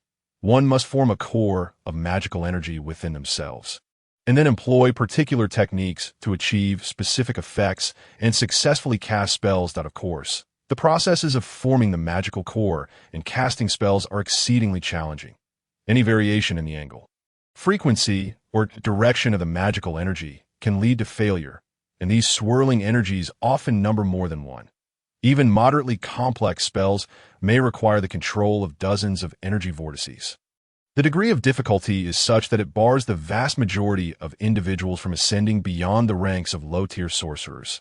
Thus, it was a genius sorcerer who devised the profound arts of meditation, incantations, gestures, and formations to regulate the actions of mages, thereby rendering the practice of magic more accessible. Only those who could comprehend magic through meditation would qualify for the subsequent stage of learning, a stage where individuals were referred to as magic apprentices. It was only those who could flawlessly cast first-level spells, such as Fireball and Ice Arrow, who were entitled to the designation of mage. Levels 1 through 3 were classified as low-level mages, while levels 4 to 6 were deemed mid-level mages, and levels 7 to 9 were recognized as high-level mages. However, upon surpassing the 9th level, a qualitative distinction arose, and the title transitioned to those above high level, no longer defined by numerical ranks. Those who had just ascended to this elevated status were referred to as grand magicians, capable of invoking the elemental forces of nature through their innate magical power, a hallmark of their grand magician status. This indicated that they could wield minimal magical energy to achieve greater and more potent spellcasting. As one entered the realm of grand magicians, and with a deeper understanding of magical elements, they could nearly instantaneously cast the majority of spells. Regarding supreme magicians, their distinction from grand magicians was not substantial. Rather, they mastered one or more forbidden techniques, deadly forms of magic. These forbidden techniques could either be wide-ranging attacks or single-target spells, but regardless of their form, they possessed immense power. In essence, mastering even one forbidden technique conferred the title of Supreme Magician. Although once one ascended to the ranks above high level, they effectively became individuals of strategic significance within the kingdom. Yet, few grand magicians allied themselves with the royal family. Most preferred to remain in seclusion, delving into the mysteries of the magical realm, showing little interest in the power struggles of the mortal world. There were rumors that beyond the realm of supreme magicians lay one known as the Holy Magician, a level where a qualitative leap in the utilization of magical elements was achieved, granting them a lifespan of up to 500 years. Thus, most grand magicians tirelessly pursued this goal, remaining indifferent to the affairs of the kingdom. Of course, the path to learning magic was not singular. Aside from acquiring spellbooks from other mages, one could also engage with holy relics to experience their wondrous powers, thereby awakening their own magical abilities. However, as holy relics were exceedingly rare and not everyone could derive insights from them, this avenue was wisely abandoned by most aspiring mages. The shaping powder mentioned earlier was a product of the mages. As far as he knew, within the ironworking workshops of the dukes and the royal capital, there were mages skilled in crafting magic powders. Only through their expertise could the temperature of flames be elevated to forge iron implements. A person with black hair and dark eyes, possessing a slender physique, capable of upheaving rivers and shattering the heavens, annihilating a city with a thought, extinguishing a nation with a wave of a hand? Could it be that the so-called continent of Otis was dominated by an Eastern individual? Raising his gaze to the eastern expanse beyond the window, he observed nothing but the azure sky. Yet Ranni's thoughts soared across the ocean, envisioning the ethereal landscapes that the continent of Otis should embody. After a moment of reverie, Ranni reined in his thoughts, returning his focus to the castle's study. No matter how splendid the continent of Otis might be, it was currently beyond his reach. Rather, the pressing issues he faced demanded resolution. Speaking of which, he had previously noticed that the temperature of the furnace in the blacksmith's shop was unusually low, and the candles burned dimly. Did this have any connection to magic? Ranni had long been perplexed by this question, sensing that something was influencing the combustion process. Since magic had been mentioned, he began to ponder whether it might have some peculiar effect on the world. Tim, seated in a chair, pondered for a lengthy moment while stroking the wooden cup in his hands, before hesitantly offering an explanation. Unusual? Shouldn't it be that way? Perhaps. I recall my mentor mentioning that magical elements are omnipresent. I cannot ascertain why you perceive this as abnormal, nor can I confirm if it relates to magical elements. However, a magical substance known as forging magic powder can indeed cause flames to erupt with extreme temperatures in a short span, which is the secret behind the nobility's ability to forge iron. With that, Tim retrieved a parchment-wrapped package from his inner pocket and handed it to Ranni. This is shaping powder. I only possess this small amount. Insufficient to repair my longsword, but it should suffice for you to experience. Regrettably, he could not obtain forging magic powder, which would allow the furnace's temperature to rise dramatically in a brief period. But he could certainly show it to you. Unfolding the shaping powder in his hand, Ranni discovered that it resembled laundry detergent. Appearing granular rather than truly powdered, it felt somewhat gritty to the touch and had a slightly yellow hue. According to Tim, this shaping powder merely needed to be applied to iron implements. After half an hour, the iron would transform into a pliable, malleable state. At this juncture, one could simply press the broken edges together, then rinse off the shaping powder in clean water. And after the moisture dried, the iron would regain its hardness. It sounded almost as trivial as molding clay. Yet this was a veritable truth, as Tim had employed this substance on numerous occasions. While it did have its drawbacks, such as the iron treated with shaping powder being less hard and more brittle compared to that treated with forging magic powder, this was precisely why shaping powder could not entirely replace forging magic powder. After all, shaping powder was significantly cheaper than forging magic powder, which naturally accounted for its prevalence. So early. Are you still going to meditate? A languorous female voice echoed from the Lord's bedroom, followed by the rustling sounds of dressing and personal care. Ranni had risen early from his bed, ignoring Tiffany's inquiry, and after dressing himself, he pushed the door open and stepped outside. Over the past few days, Ranni had noticeably sensed a subtle shift in Tiffany's demeanor towards him. She would appear in the hall during breakfast, occasionally engaging him in conversation. However, he had been quite busy lately, leaving little time to cultivate a relationship with Tiffany. Ever since their previous discussion about magic, he had developed a keen interest in the subject and had been preoccupied with it for days. Most astonishingly, the burly Tim turned out to be a noble scion. However, being a younger sibling, he had departed from his homeland to accompany August on a journey across the continent. In his youth, he had also studied magic, but, feeling unable to sense the magical elements, had been scorned by his mentor and turned to martial pursuits. Could this be considered a forsaken apprentice of magic? Reflecting on his own territory, it was rather amusing. Jimmy was a forsaken carpenter, while Tim was a forsaken mage.as for hammer. He had never mentioned his background. But he hardly seemed to fit the mold of a professional blacksmith, suggesting he too might not follow a legitimate path.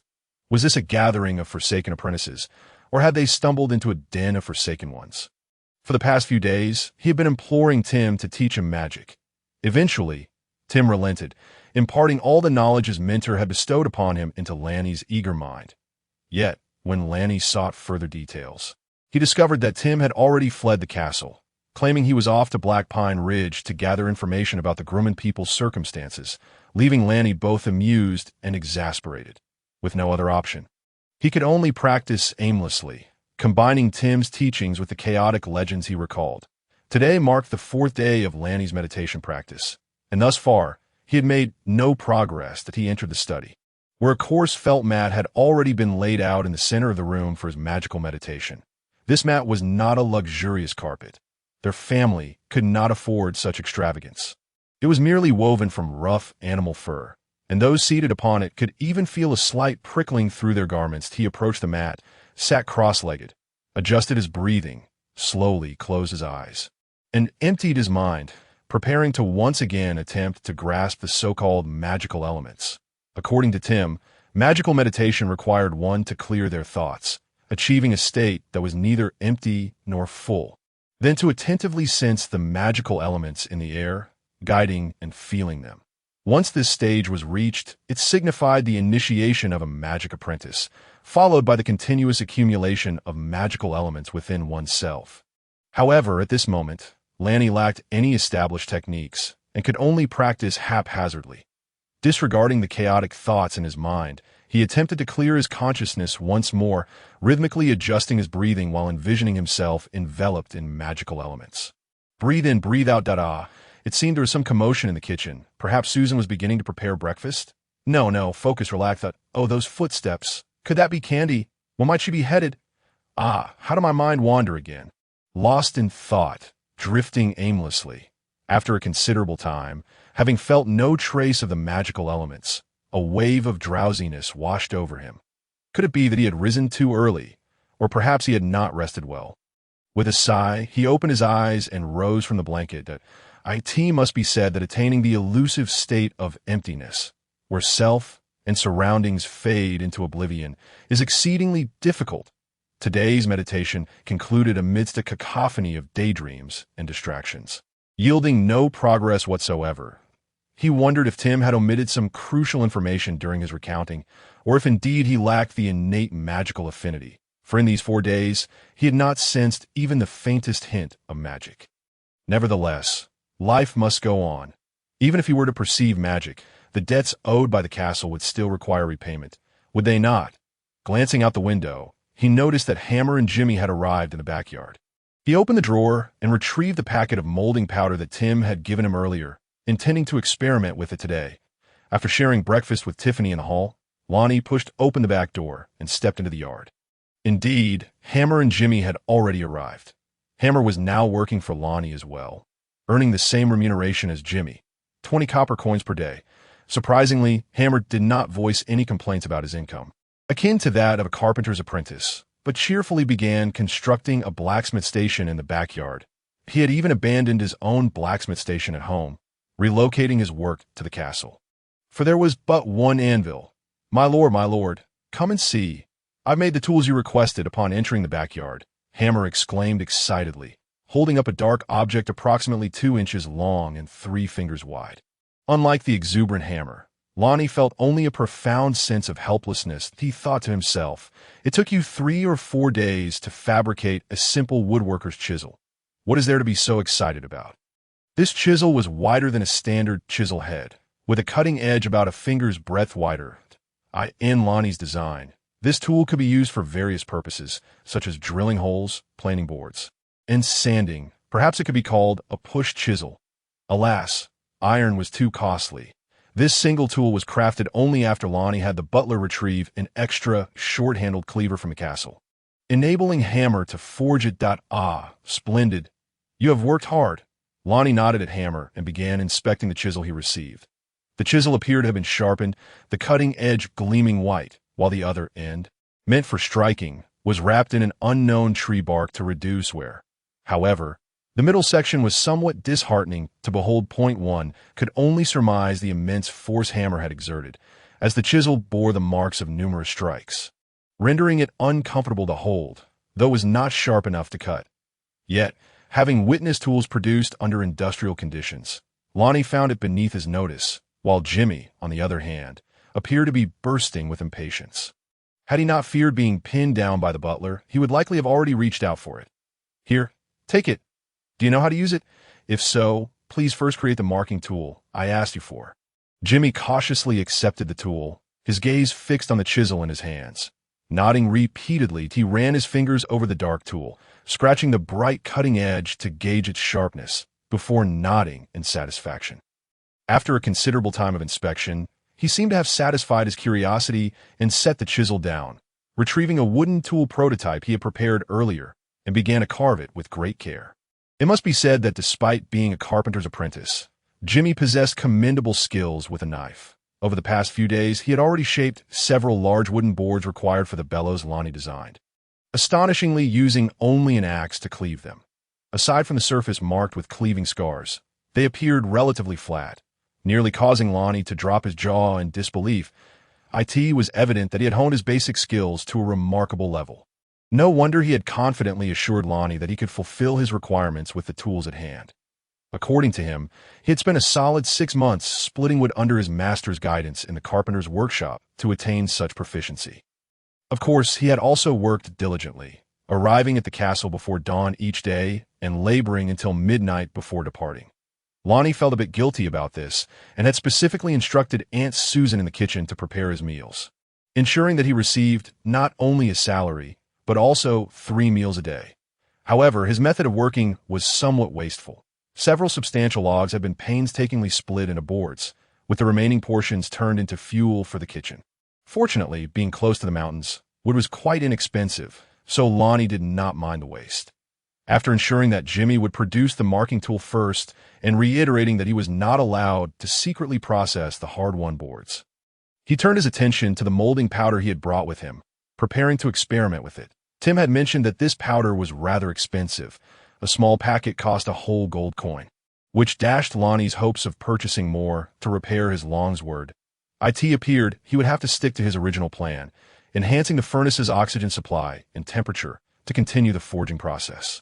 As he had no funds to buy a new sword, Lonnie first observed the wind direction and found a sheltered spot before carefully applying the molding powder evenly to the broken edge of the longsword, patiently waiting for it to take effect. Initially, the powder showed no reaction on the surface of the blade. It was only after about 20 minutes that changes began to occur slowly. The powder seemed to melt and was gradually absorbed into the blade. Under his gaze, the powder completely dissolved and was absorbed by the longsword, leaving no trace behind, which left him quite astonished. Lonnie gently pinched the blade between his fingers, discovering that the formerly rigid sword had indeed softened.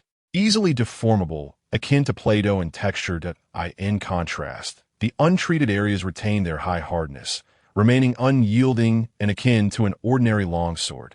Squeeze, squeeze, I squeeze, just as Lonnie was engrossed in his playful experimentation with the pliable material.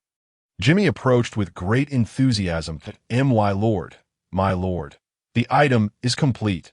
Since he was already engaged in play, or rather research, Lonnie dusted off his hands and stood up. He felt he had observed the effects of the molding powder sufficiently.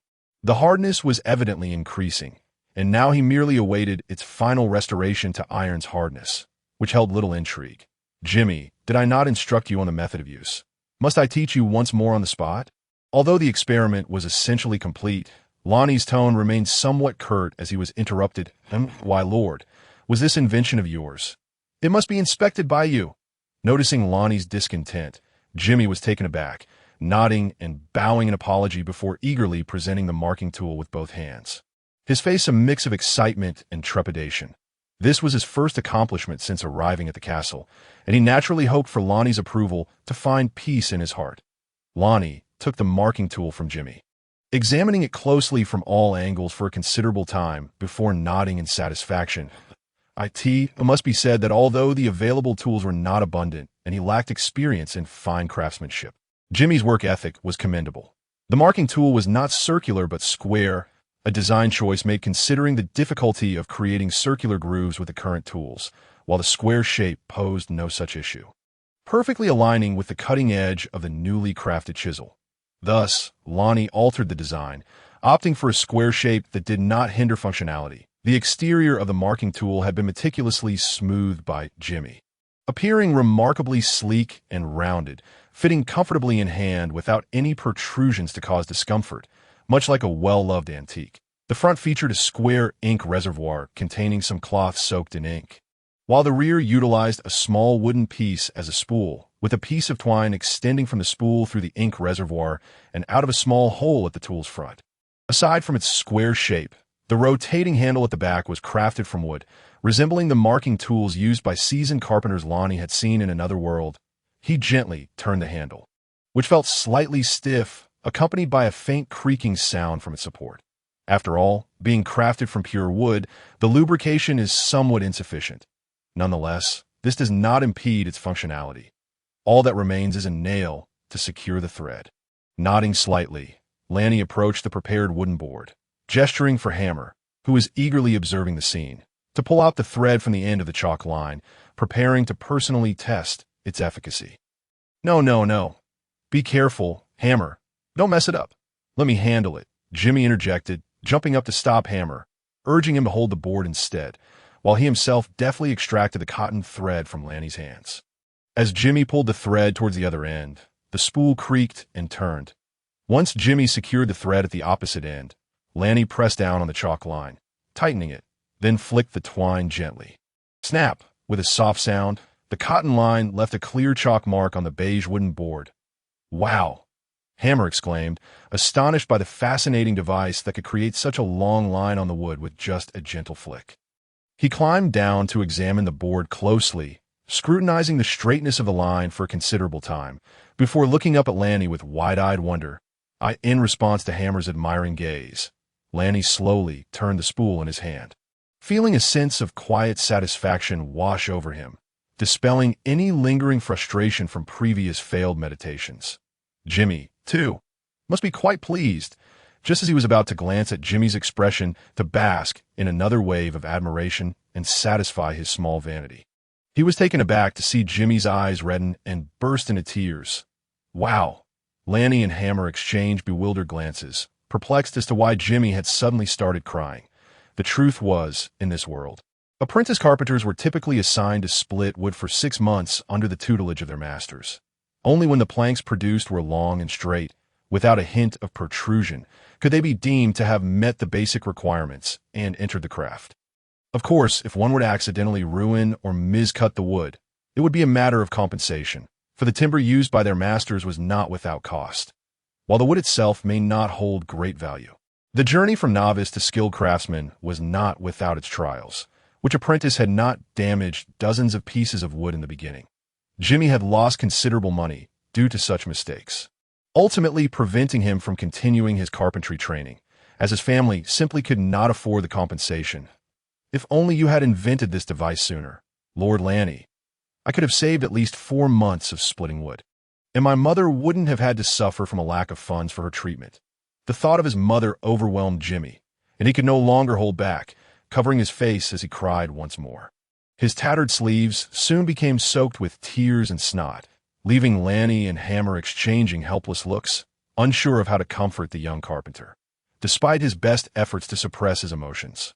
Jimmy could not control his sobs, his speech punctuated by sharp intakes of breath. I'm sorry, my lord, and I just remembered the past, and it overwhelms me, he stammered, fresh tears streaming down his cheeks, which he attempted unsuccessfully to wipe away with his sleeve. Lanny, at a loss for how to console Jimmy regarding his heart-wrenching memories, reflected that the rigorous training in wood splitting should not be so problematic. There was indeed some logic to it, given that this world frequently dealt with raw timber. However, the notion of penalizing apprentices for damaging wood seemed like a deliberate ploy for financial gain by their masters. Surely, as an apprentice, They should be allowed to practice on discarded wood. Why must they start with valuable timber? Even with the chalk line, could one not argue that the line was crooked or that a heavy flick had marred the wood? There were countless excuses to impose penalties. Merely a matter of finding a reason that, of course, discussing this now would only deepen Jimmy's sorrow and resentment towards his master. Utterly futile. By the way, what shall we call this device, my lord? It resembles a box containing ink. Perhaps we could name it the Ranni ink box? As a blacksmith, Hammer could not empathize with Jimmy's plight and found himself growing impatient with the weeping man. He even took a moment to relish the cleverness of his suggested name. Lanny's face fell, feeling utterly drained of retorts. Ranni ink box? I might as well call it the Ranni brand printer. He was unaccustomed to having a tool bear his name each time someone referred to it. He felt an involuntary urge to respond, which he found rather embarrassing. Nevertheless, Hammer's suggestion wasn't entirely without merit. Since this object had not existed before, it could indeed be considered an invention of his own.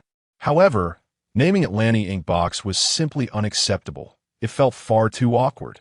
After pondering for a moment, Ranni decided to simply call it the chalk line, foregoing any fanciful nomenclature, recognizing his own limitations in that regard. All right, enough delay. Let us get to work. With the tool now crafted, Jimmy promptly began assembling the bellows according to Ranni's design. The planks and various components had already been prepared, leaving only a modest amount of labor.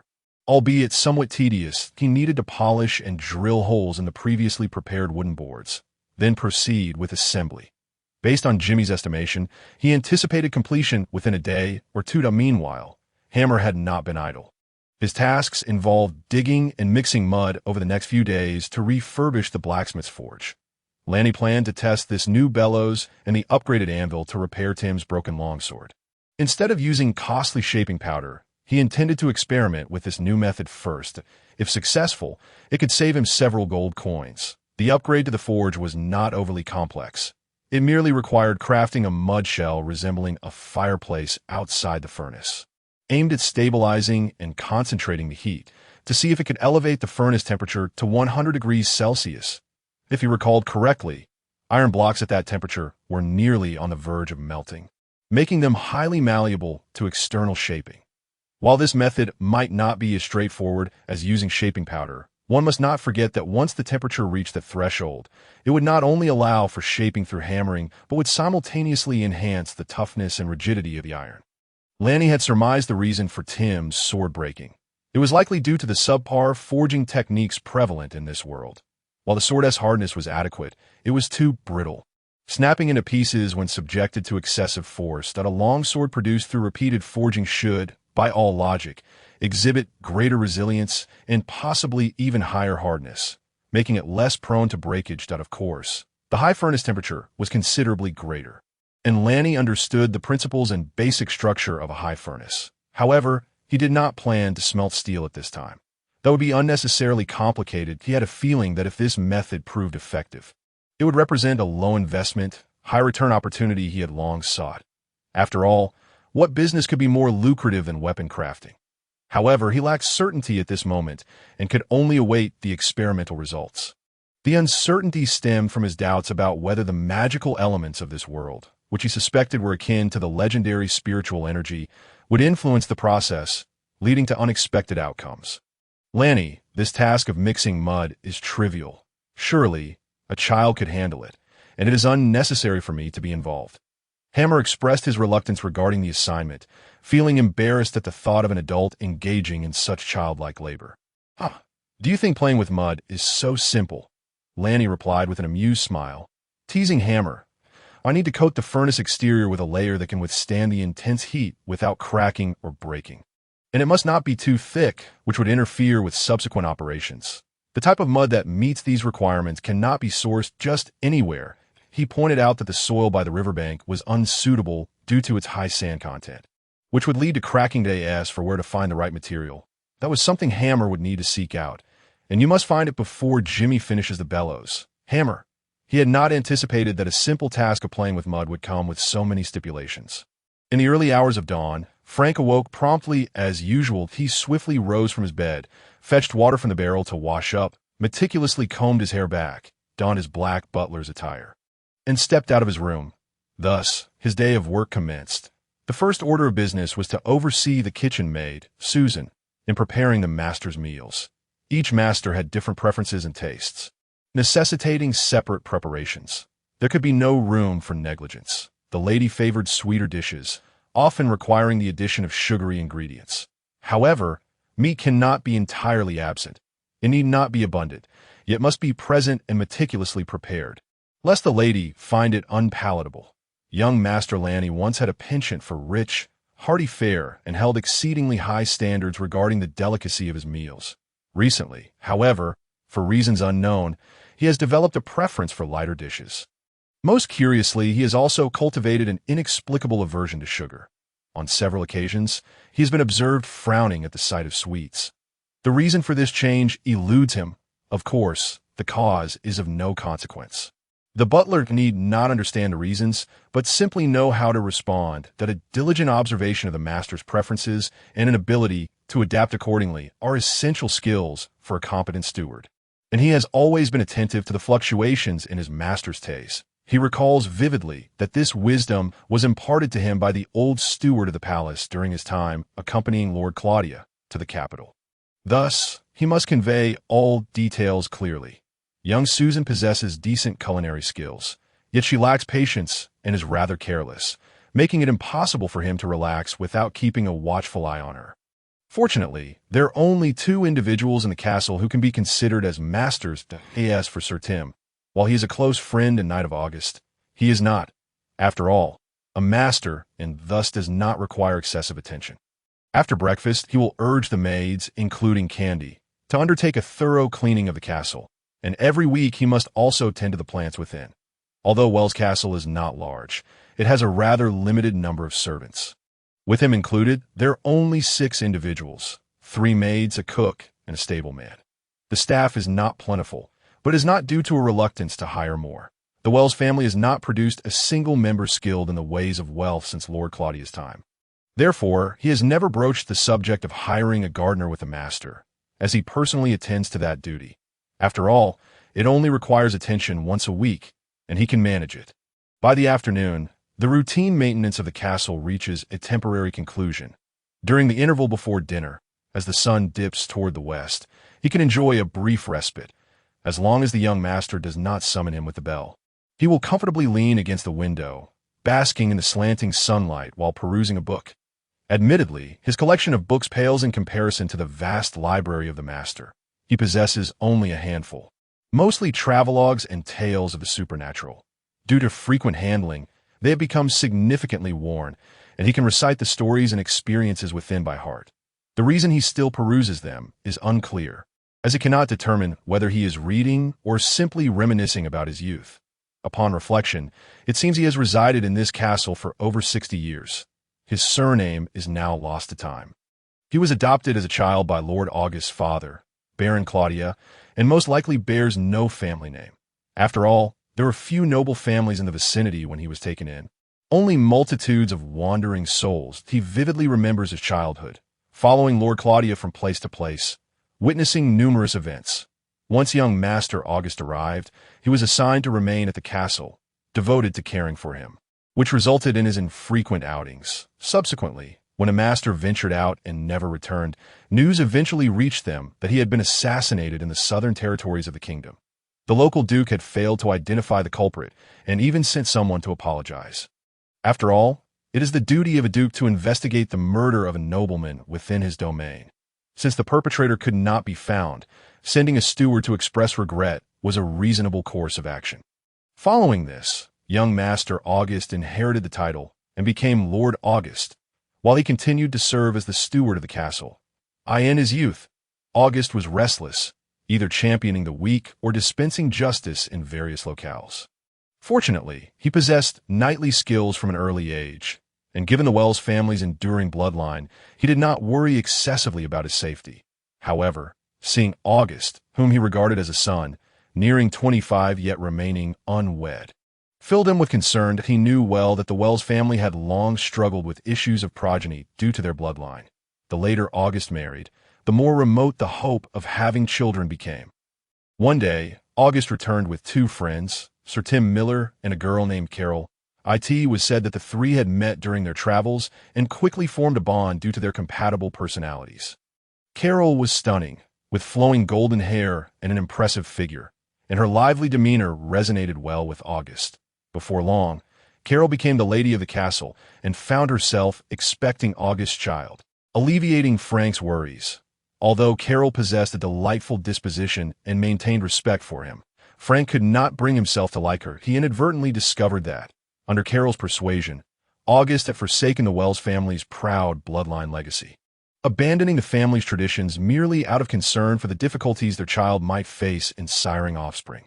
The Wells family harbored a secret bloodline legacy.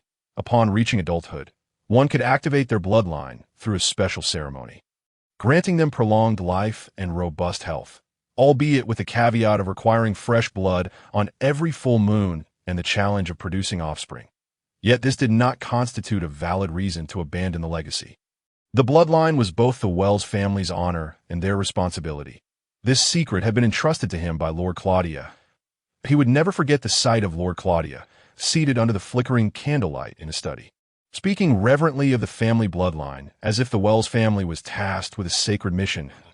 As for the nature of that mission, Claudia had opened his mouth to elaborate but refrained, instead instructing him to safeguard this secret.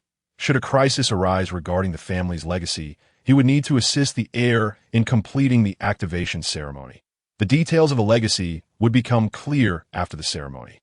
At that time, the master had bestowed upon him a small box, claiming it to be the family's legacy box. What lay within remained unknown to him, as he was not present during August's activation ceremony. Later, when August resolved to abandon the bloodline legacy, he entrusted the box to Frank for safekeeping, indicating that should a family crisis arise, it could serve as a contingency measure, a form of insurance for the family. He did not dwell on what might be inside the legacy box. Such knowledge was not meant for him, and he simply needed to fulfill his duties as a steward, whether it was fortune or misfortune. Carol perished during a difficult labor while giving birth to Lanny. Though he knew he ought not to feel this way, he could not help but feel a sense of relief.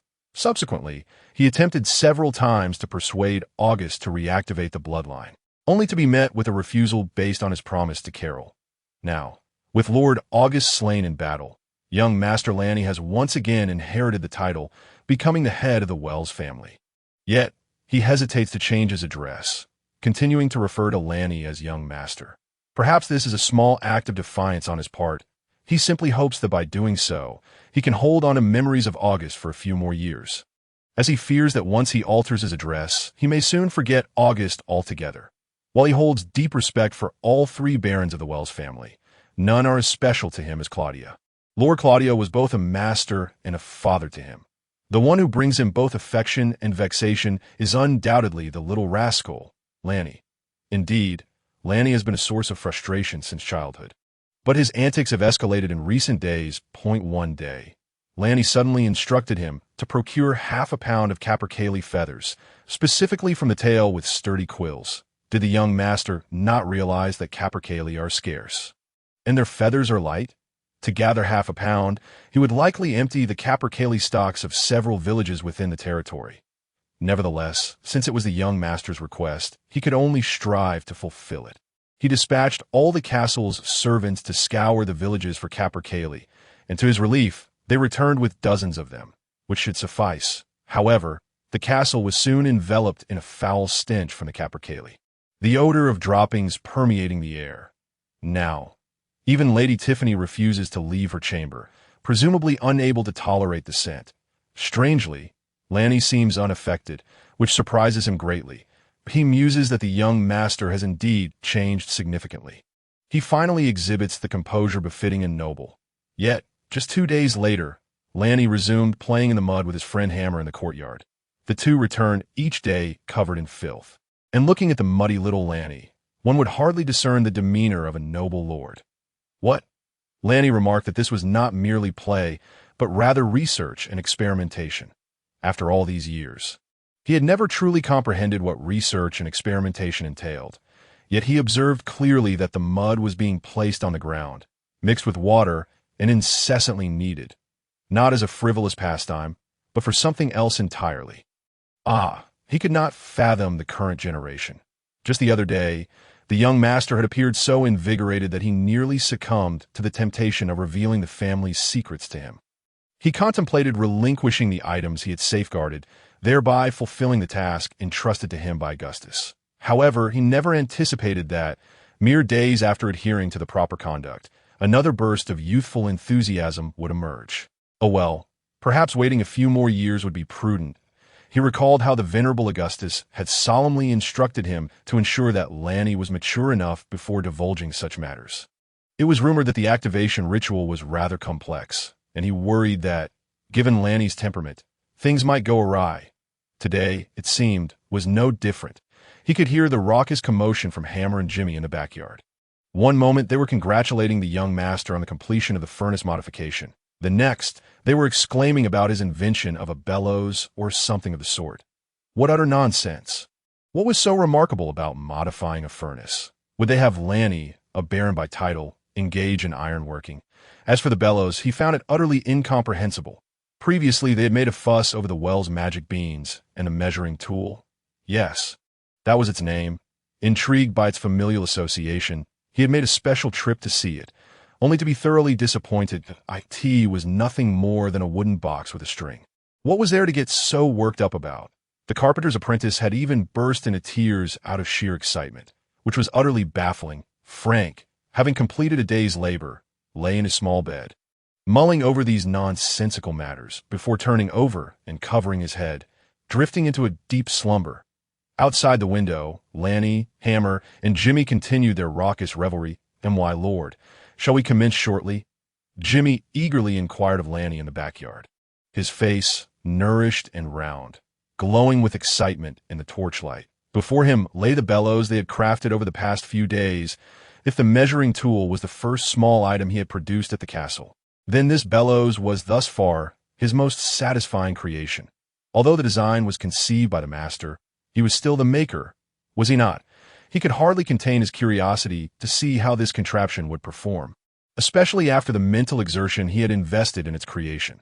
The bellows measured over a meter in length, featuring a wooden handle at the front and a pipe extending from the side, perfectly sized to match the modified furnace's intake. All that was needed was to connect the pipe to the intake, and assembly would be a breeze. The furnace on the blacksmith's table had also undergone alterations by Ranni. Thick yellow clay surrounded the furnace, leaving an opening only at the front for inserting the iron items to be processed, while a space had been reserved for the installation of the bellows. As Jimmy busied himself with the bellows, Hammer reluctantly began his own muddy endeavors. However, this upgrade was too complex to be sketched out, leaving Ranni no choice but to take matters into his own hands. Consequently, the two had spent the last few days covered in grime, prompting Tiffany to chide Ranni about the importance of noble decorum. Fortunately, after some minor cracks appeared in the final layer yesterday, the outer clay shell had withstood a day of baking in the furnace without further damage, marking the completion of the transformation. Jimmy, already eager to install the bellows he had crafted, was still unwilling to overshadow Ranni and opted to patiently await the master's command. He had a hunch that this contraption, referred to as a bellows by Ranni, would likely replace the organ and become a staple in the blacksmith shop. Thus, he had diligently safeguarded the design provided by the master, ensuring no one, not even Hammer, could see it. This was the master's creation. He could not bear to disclose it. The master treated him so well, not only providing a salary, but also meals. To betray the master would be utterly ungrateful. Cough, cough. Ranni had intended to make a statement, but upon noticing the astonished expressions of those beside him, he lost his enthusiasm. He decided to say nothing and simply gestured for Hammer to ignite the fire. Once Hammer had lit the furnace, with the coal blazing, Ranni began to operate the bellows. Puff, puff, puff. As Ranni pushed and pulled, the furnace emitted a series of hissing sounds, flames leaping approximately half a foot high, their hue significantly brighter than the previous dull yellow. Upon witnessing the flames shoot up so high, Hammer gasped in astonishment, his mouth agape in disbelief. He had never imagined the furnace could burn so vigorously. No matter how hard he had pressed the organ in the past, the flames inside had always remained a dull yellow, which he had accepted as the norm. It was only now, as the brilliant flames nearly blinded him, that he understood what the young master meant by crimson flames. Care to give it a try? Ranni, having merely assessed the situation, nodded and released the handle, beckoning to the already eager Jimmy. Overall, the bellows were satisfactory. Although the piston and cylinder seal were made from feathers rather than rubber, he had anticipated this issue and deliberately made the dimensions significantly larger. The interior of the cylinder had been polished to a sufficient smoothness, coated with animal fat, making it easy to operate. However, the insufficient sealing led to a somewhat loose feeling during operation, lacking the sensation of air compression. Nonetheless, given the ample size of the cylinder, the airflow was adequate for this small furnace.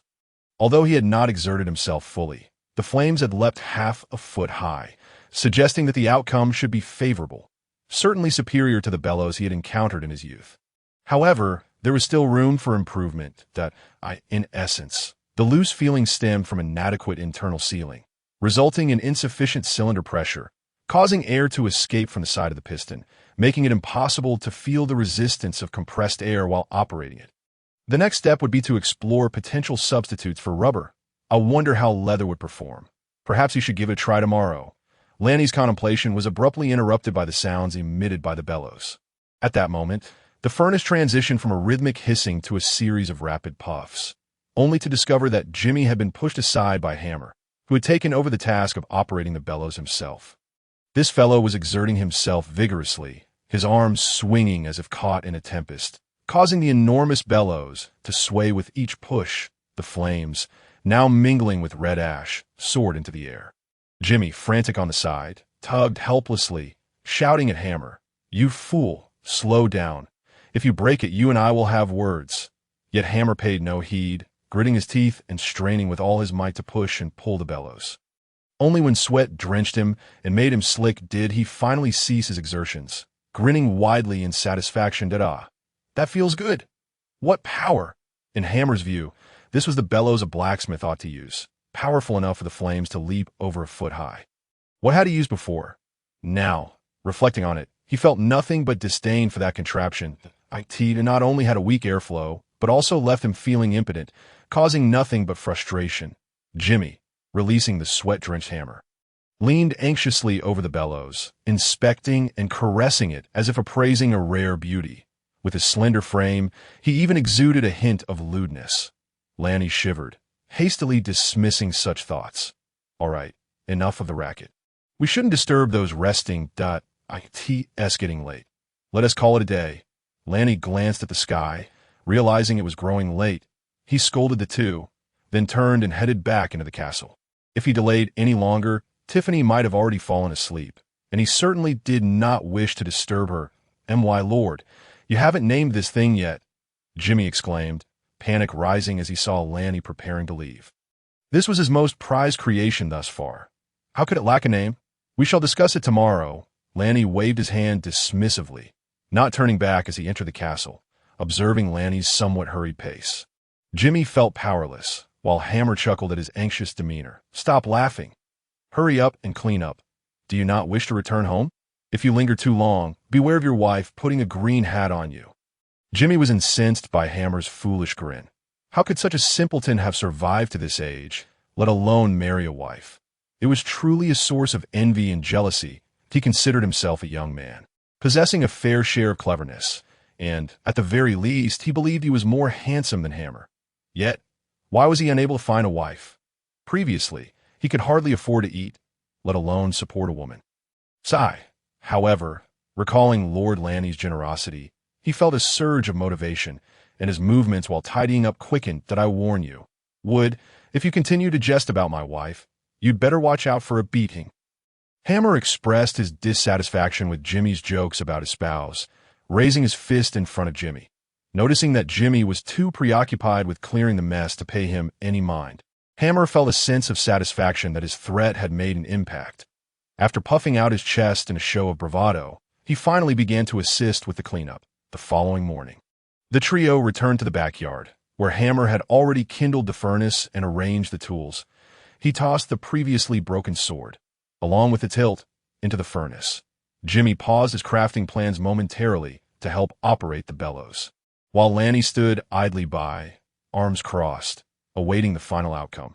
Puff, puff, puffed it as Jimmy worked. The flames in the furnace blazed higher, and through the feed opening, they could see the broken sword slowly changing color, from a silvery hue to a deep black, and then gradually to a dark red. Hammer, wait a moment.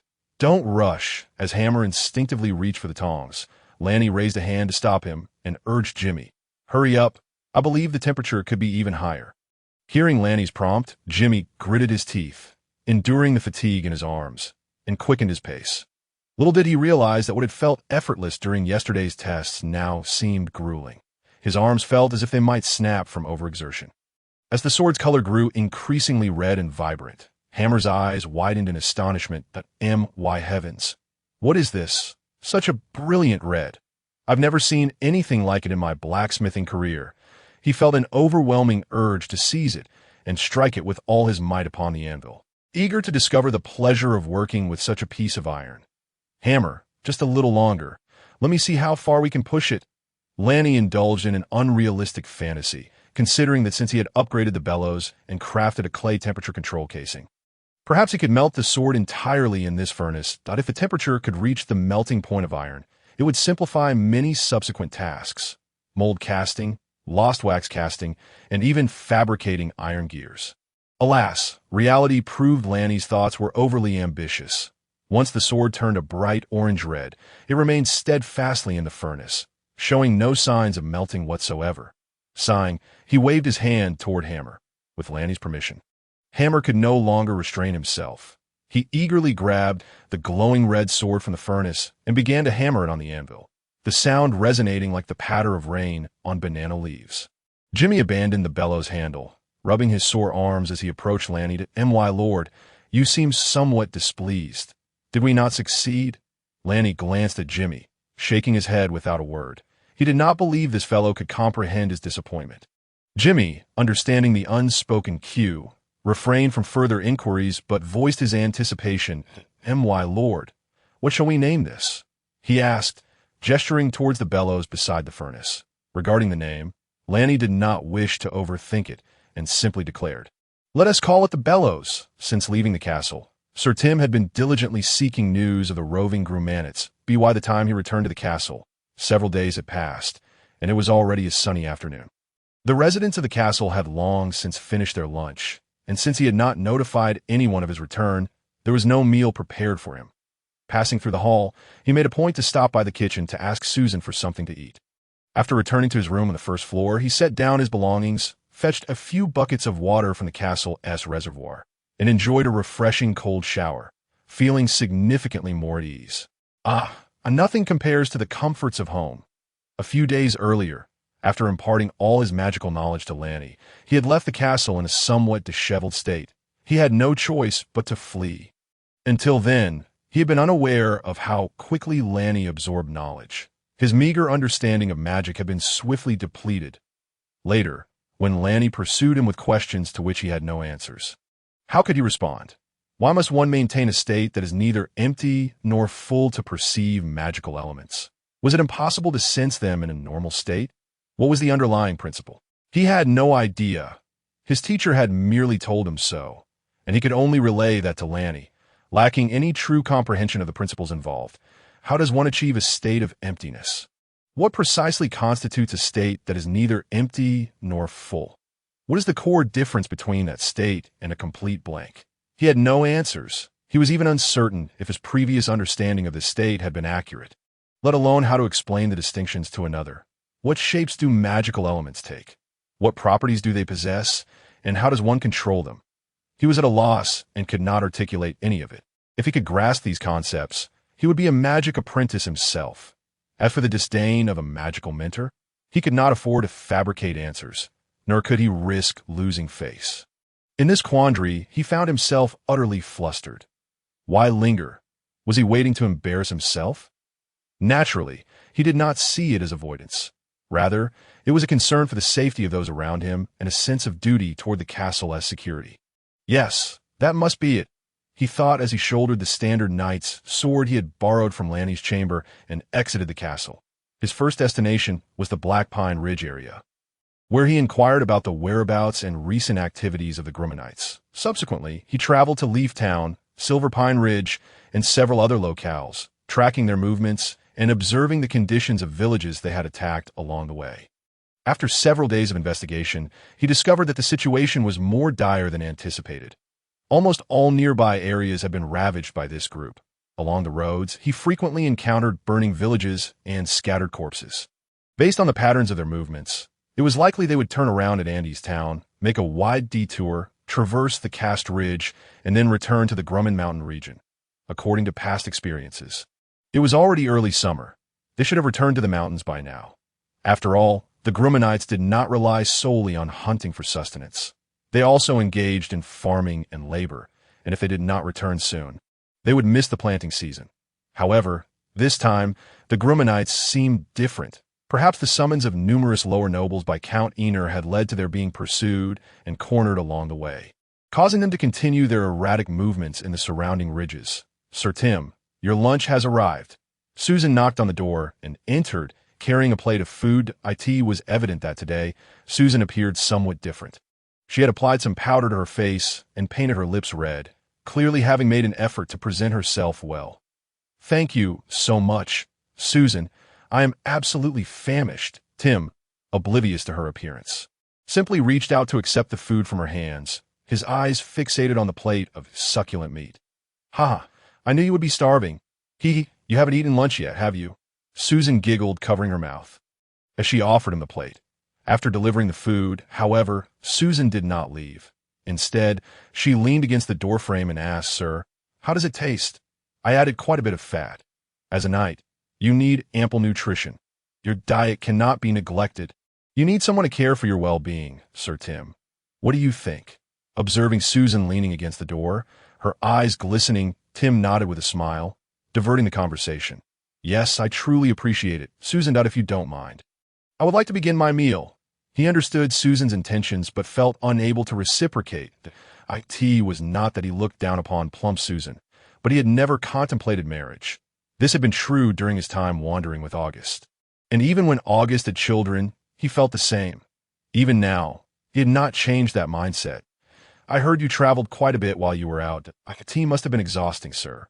Would you like me to prepare some bathwater for you this evening?" It seemed that Susan was oblivious to Tim's rejection, remaining at the doorway, her pair of glistening eyes blinking incessantly. Tim, feeling a sense of helplessness towards Susan's feigned ignorance, shrugged his shoulders and chose to ignore her. He was unbothered by the prospect of foregoing a bath, having just bathed moments ago. However, he inquired, "But Susan, could you tell me what the young master has been occupied with lately?" This dish is truly delightful," Tim remarked while savoring his meal. Despite Susan's slightly plump figure, her culinary skills were commendable. If Susan were not so singularly focused on marriage, she would indeed be an excellent candidate for a lover. Alas, and Lord Ranni, Susan giggled, what else could he be doing?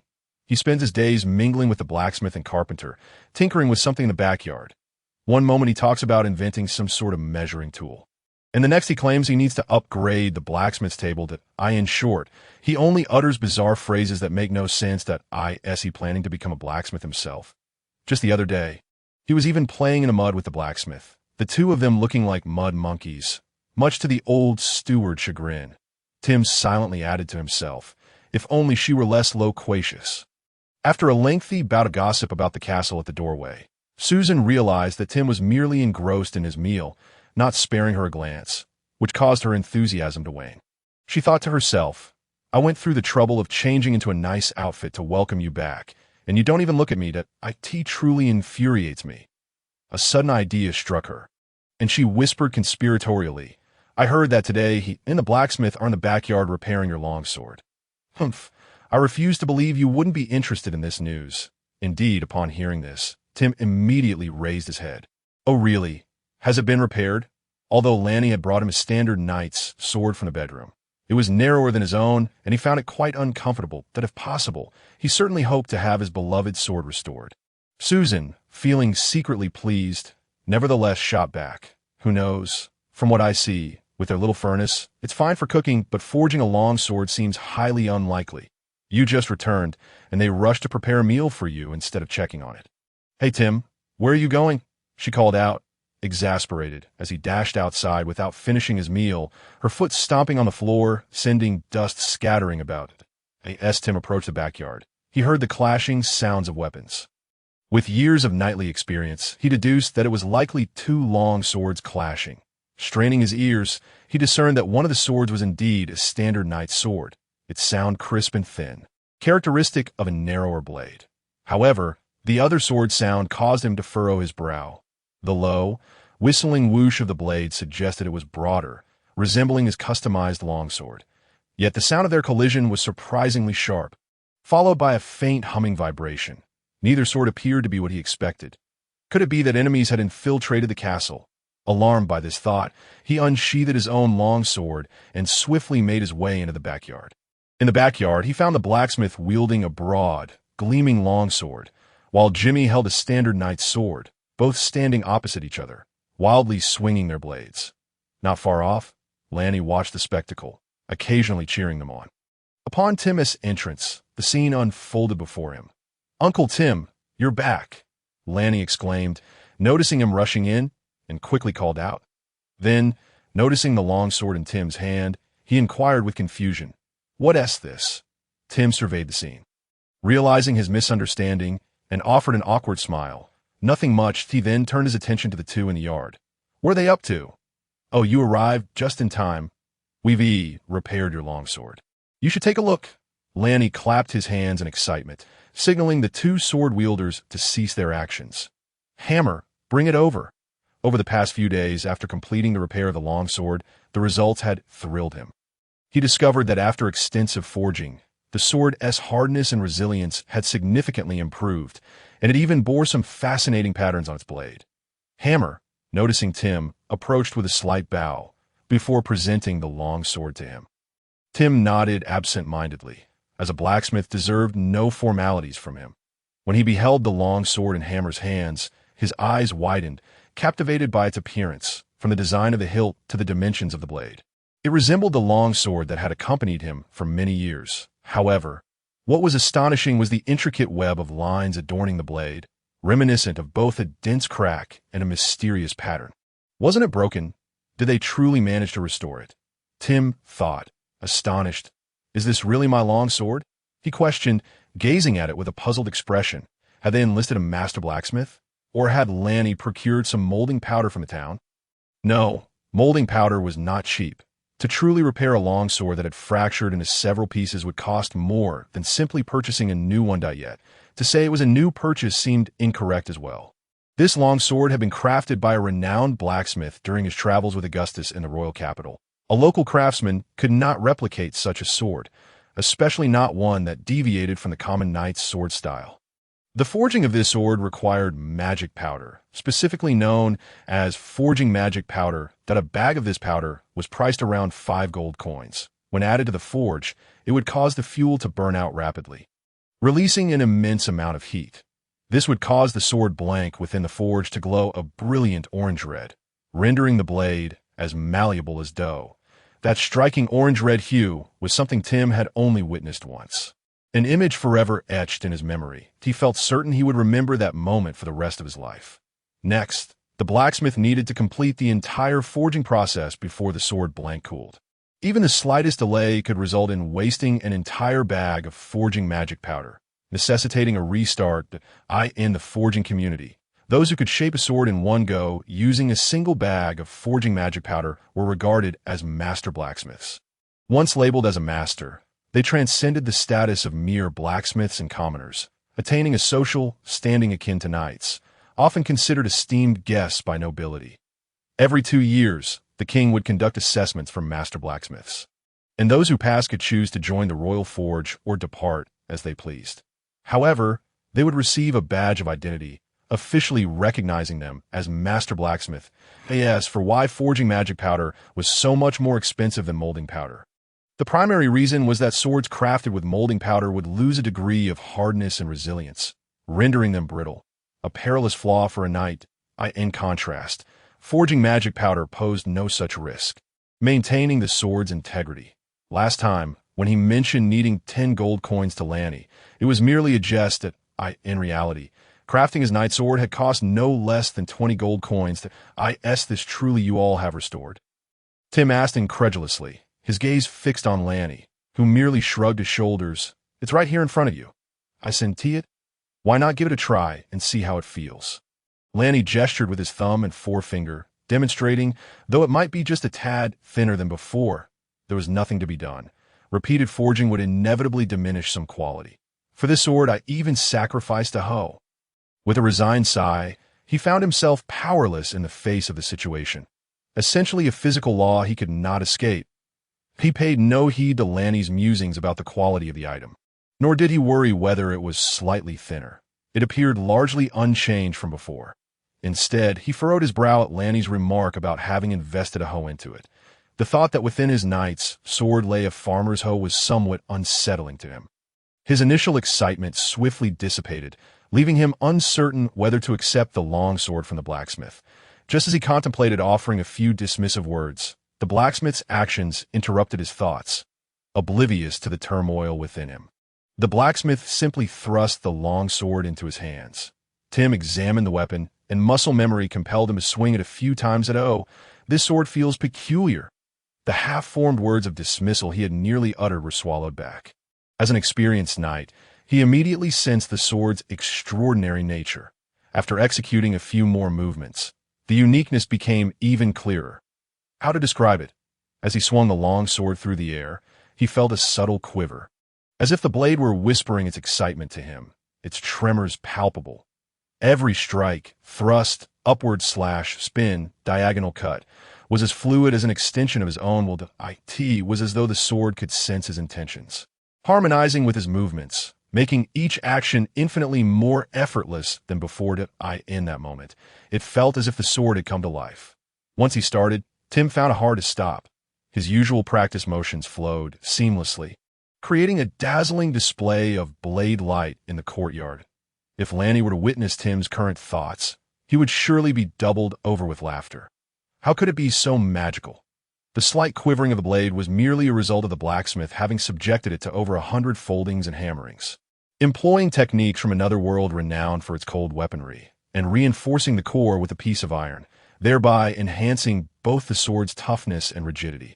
The notion that it could sense its master's thoughts was a fanciful exaggeration. During its formation, they had continually adjusted the center of gravity based on tactile feedback, optimizing the sword's balance to align better with human ergonomics, allowing for more effective strikes. This exemplified the power of modern science. Those who failed to grasp the core logic could only rely on experience to refine their methods. Yet without understanding the underlying principles, progress was often minimal, riddled with coincidences and uncertainties.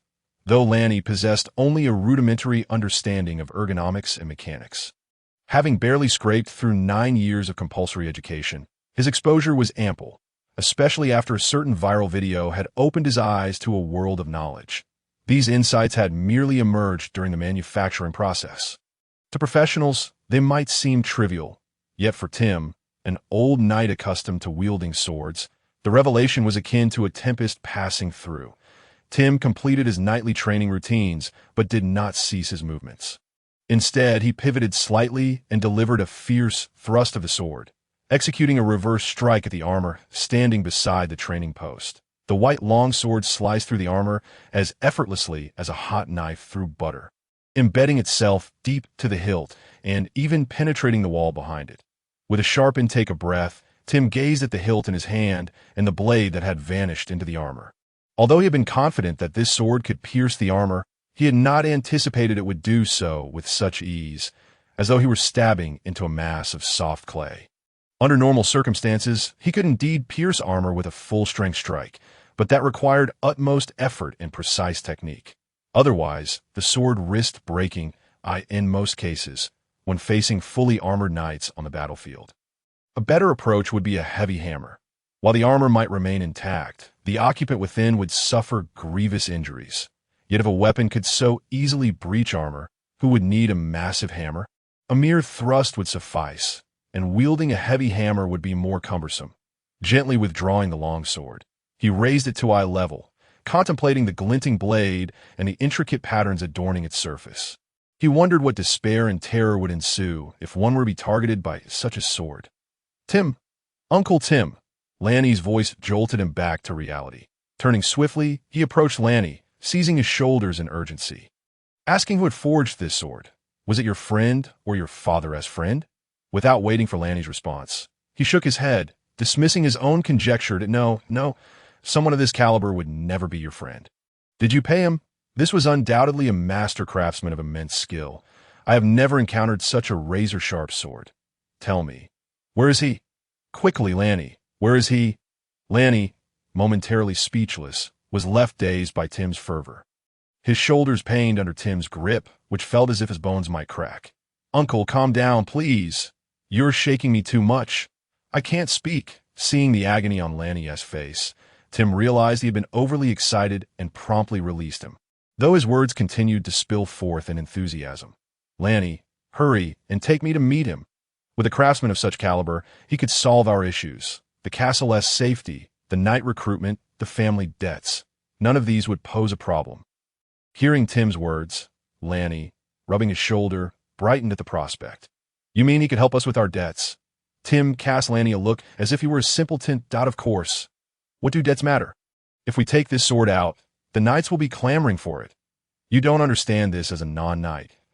If he could forge us another one or two of these swords, wouldn't that solve everything? After explaining, Tim waved his hand impatiently, urging Lanny to ensure that they treated this master well. And no more questions. Just take me to meet him. We cannot afford to slight someone of his stature.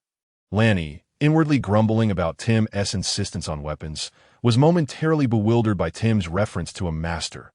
Wait, what master?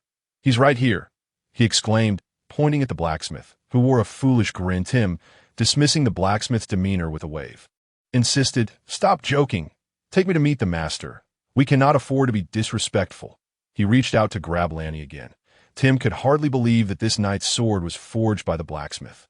For what he had seen thus far, only one of the kingdom's foremost master craftsmen could have created such a long sword. If even that. Lanny evaded Tim's grasp and reiterated, I'm not joking. There's really no master. It was just the blacksmith who made it here. That if you don't believe me, ask him. Really? Tim remained skeptical, casting another glance at the blacksmith, who certainly did not appear to be a master craftsman. In truth, it was not only Tim who doubted. Lanny himself did too. After all, he had guided every step of the process and knew exactly the blacksmith's true capabilities, regarding the reasons that have rendered this longsword so exceptionally sharp. He has also made a thorough assessment. Firstly, the iron smelting technology in this world is indeed rather primitive. One can only say that the quality of the iron ore dictates the quality of the iron produced, making it highly dependent on the ore's quality. This results in a longsword's cast from such iron being exceedingly brittle, which explains why Tim's original sword shattered into several pieces rather than bending under stress. Furthermore, the remarkable hardness of the new longsword can be attributed to the quenching process that do not underestimate this seemingly simple procedure. It involves immersing red-hot, forged iron into cold water, by meticulously adjusting the timing and method. One can significantly enhance the hardness of the iron. He has also inquired in detail with the blacksmith and confirmed that this world has yet to develop the quenching technique, that he speculates that this may be due to the influence of magical elements. The flames in this world are generally peculiar, exhibiting lower temperatures, while the physical properties of steel remain fundamentally unchanged, rendering low-temperature quenching ineffective. Although the forging master that Tim mentioned can produce extremely high temperatures using forging magic powder. The issue lies in the exorbitant cost of this powder. The forging masters aim to complete the entire process of sword casting in the shortest time possible, and no one is willing to waste the hard-won high-temperature sword blanks by plunging them into cold water, as it would be a sheer waste of magical powder. However, Lanny is different. He not only knows about the quenching process and actively seeks to experiment with it, but his ability to generate high temperatures, though not as high as those produced by the legendary forging magic powder, is easily achieved by simply working the bellows. This gives him the foundational conditions for repeatedly experimenting with the quenching technique. Initially, when he urged the blacksmith to try quenching, the blacksmith was quite perplexed as to why they should do so. However, after several attempts, he discovered the marvelous effects of the quenching process and now wishes to quench every item they produce, as if he has become addicted to the sizzling sound it produces. Reflecting on these thoughts, Lanny resignedly approached the blacksmith's forge, gesturing towards several apparatuses surrounding it as he meticulously explained the forging and quenching processes, attempting to help Tim understand that crafting such a long sword is not as arduous as he imagines. After Lanny spoke for an extended period, his throat dry and parched, Tim still wore a skeptical expression. Such simple little contraptions, followed by immersing the long sword in water, can yield such significant results? Are you certain you are not deceiving me? His expression seemed to imply that he was on the verge of accusing Lanny of considering him a fool. Simple. These two items are anything but simple. They encompass physics and material science. And frankly, you wouldn't comprehend. Observing Tim's bewildered face, Lanny found himself momentarily speechless, unsure of how to further elucidate. Sighing inwardly, Lanny resolved to explain it in a manner that Tim could grasp. Tomorrow, I will have the steward procure some iron materials from the city, and we shall demonstrate it for you on site. You will understand then. Upon hearing that a live demonstration was forthcoming, Tim became animated. He merely remarked that it was unnecessary and hurried back to his room. In a short while, Tim returned to the backyard, this time holding a ragged cloth bag that jingled noisily with each step. Coming to a halt before Lanny, he flipped the bag over, spilling its contents onto the ground. As Lanny gazed at the heap before him, his eyelids twitched uncontrollably, and he asked in a strained voice, "What are these?" It turned out that the pile consisted of numerous broken remnants of knightly swords. "Oh, these are spoils from my previous adventures with your father after we emerged victorious in challenges," Tim replied, his expression calm, as if recounting a trivial matter. "I see." Upon hearing Tim's explanation and recalling the tradition of defeated knights leaving behind their weapons, Lanny sighed with relief that he had feared that Tim had acquired this multitude of knightly swords on the battlefield. If that were the case, Tim would be quite formidable, having slain so many knights to amass such a collection. That turns out that was not the case, which startled him. "You claim you can forge another long sword identical to the previous one? Well then, you have the materials. Show me." Confronting the blacksmith, Tim was far less courteous, kicking the broken swords on the ground and imperiously assigning tasks to the blacksmith. The blacksmith stole a glance at Lanny, noticing his lack of response, and dared not act against Lord Tim. "That I am merely following Lord Lanny's orders. All credit goes to him," the blacksmith stammered. Tim waved his hand dismissively. "I don't care. Now, immediately help me forge another one." The blacksmith's face displayed reluctance as he looked to Lanny, awaiting his command. "Go prepare for it," Lanny replied, seemingly uninterested in the matter, casually gesturing for the blacksmith to proceed with preparations while he squatted beside the pile of broken swords. Sifting through them, observing the assortment of items on the ground, he found himself taken aback by the valor of his father, Augustus, and Tim. Just counting the sword hilts on the ground revealed at least 20 broken swords, indicating that they had defeated at least 20 challengers. Soon enough, however, he seemed to have discovered something remarkable, a particularly unique longsword. The grip of this sword was embedded with a gem, a ruby no less. The kingdom has strict regulations regarding the adornment of knightly swords. It is not merely a matter of wealth. For instance, a count may inlay a blue gem on his sword, a duke a red gem, while members of the royal family would use a purple one. This implies that the original owner of this sword was at least a duke. This one. That fellow was merely the son of a duke. Did you not see how pitifully small that gem is? Otherwise, he would have long since retrieved it to help your father settle debts. Tim displayed no particular emotion regarding the sword grip Lanny presented, casually explaining a few points before returning his keen gaze to Jimmy and the blacksmith's work, finding no tedium in it. "Just the son of a duke? You are impressive indeed." Lanny gave a thumbs up to Tim's back. Setting aside the exquisite sword grip, Lanny took another look, confirming that there were no treasures within, before dusting off his hands and rising. Since there were no valuable items left, these broken swords would have to be processed as iron materials. In truth, given the current market price of iron materials, this pile was already quite valuable. A pound of iron can fetch 5 silver coins in the market, and considering the recent unrest in the northern territories, where the Grumman people frequently descend to pillage, this price is likely even higher. Of course, 5 silver coins is already a substantial price. Put in perspective, the castle steward, Frank, earns 50 silver coins a month, enough to purchase about 10 pounds of iron materials. One must ask, is that price not steep? This heap likely weighs over 100 pounds, meaning they could easily sell it for around 7 or 8 gold coins just for the iron. If these materials were to be refined into standard long swords weighing 10 pounds each, the profit would be even more staggering, a selling price of 8 gold coins each. That would amount to over 100 gold coins. Ah, I've struck it rich, Ranni thought, envisioning using this money to purchase more iron materials, dismissing his debts. With a couple of such transactions, he could directly finance the formation of an entire army composed solely of knights. However, Tim merely scoffed at his ideas, deeming them fanciful. You must understand that mass-producing weaponry is a privilege reserved for dukes. Privately manufacturing weapons in bulk is tantamount to treason, and you seem unconcerned for your head. Moreover, you appear to have a misunderstanding regarding this sword. You think you can sell it for 8 gold coins? You are insulting it. Do you realize that? Ah. At this point, Ranni's face flushed red with anger at Tim's ignorance. Ranni merely rolled his eyes, unfazed. If it sells for less, then so be it. Of course, I hope it fetches a high price. This is merely an estimation. Seeing Ranni's nonchalance, Tim casually picked up the standard knight's sword that Jimmy had used during practice. Here, take this.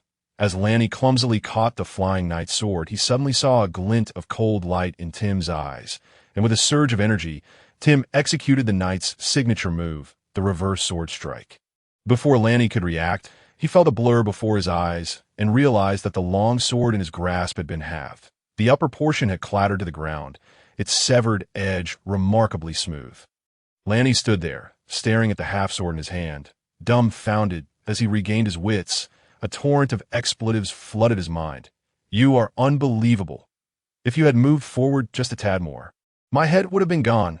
I truly admire your prowess. Ignoring Ranni's astonishment, Tim nodded approvingly at the severed sword, clearly satisfied with his strike. He had sensed that when he pierced the armor, the outcome of the long sword striking against an ordinary sword would yield such a result. And indeed, it was as he expected. Now, do you understand how foolish you were? Such a remarkable item, and you intend to part with it for merely 8 gold coins? As he observed the self-satisfied knight, Ranni was consumed by an endless sense of resentment.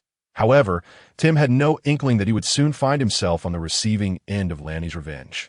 Whenever his curiosity about Ranni's handling of the hammer prompted him to inquire further, he was met with Ranni's merciless rebuke. You wouldn't understand, just watch. Initially, he assumed that Ranni must possess some peculiar quirks when engaged in his work, perhaps a volatile temper, a trait he had encountered before and found unremarkable. Yet as time passed, he began to sense something amiss. That it seemed he was the sole target of Ranni's ire, while the frail Jimmy, akin to a little chick, and the dim-witted hammer, who only knew how to swing the tool, received Ranni's detailed guidance. Not only did Ranni meticulously explain each step, but he also inundated them with an array of seemingly profound knowledge whenever they encountered confusion, topics ranging from human ergonomics to the fundamentals of chemistry, and so forth. But for Tim, any questions he posed were met with a curt, "Shut up, you wouldn't understand." Observing Ranni's serious demeanor, Mr. Tim felt a wave of frustration wash over him. Was it truly necessary for him to be singled out after he had merely demonstrated the prowess of the longsword Ranni had crafted? To his astonishment, it appeared that this fellow harbored a petty streak.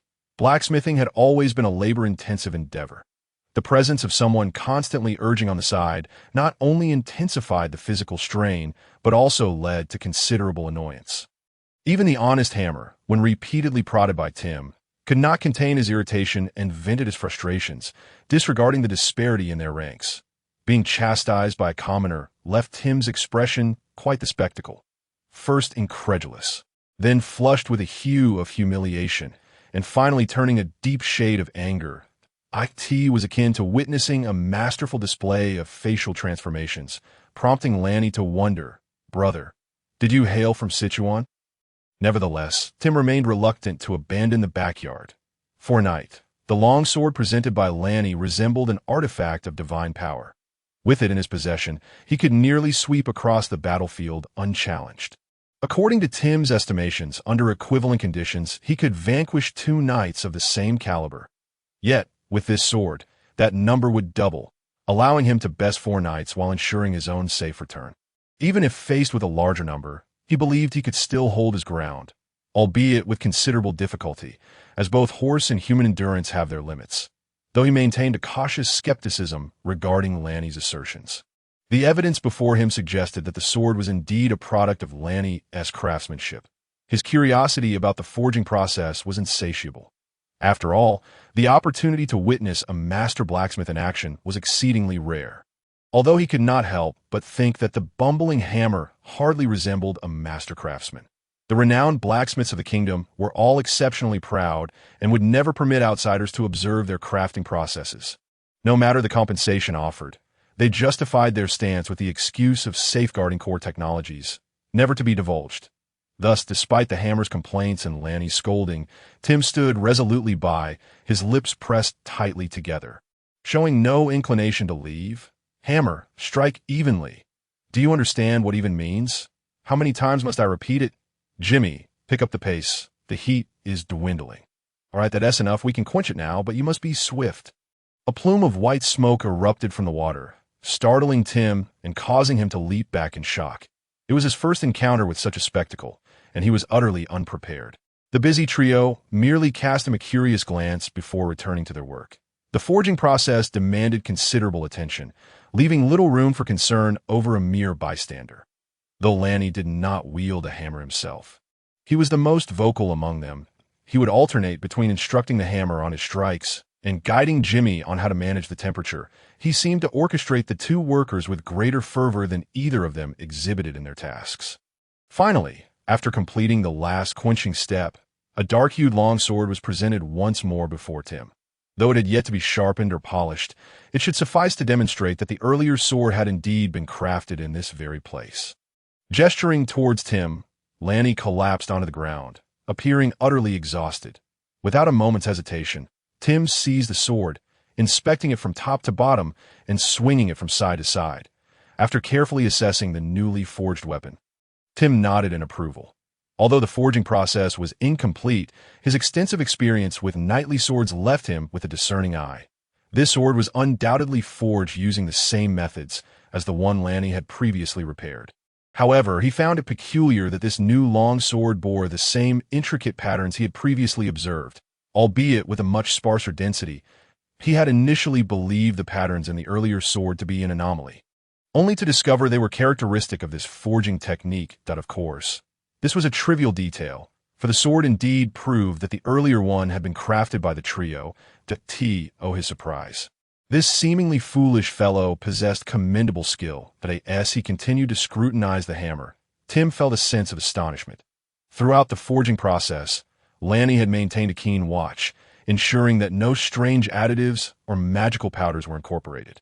Yet, he noted that the oddly shaped furnace had erupted with flames of an orange-red hue, rivaling those produced by the addition of forging magic powder.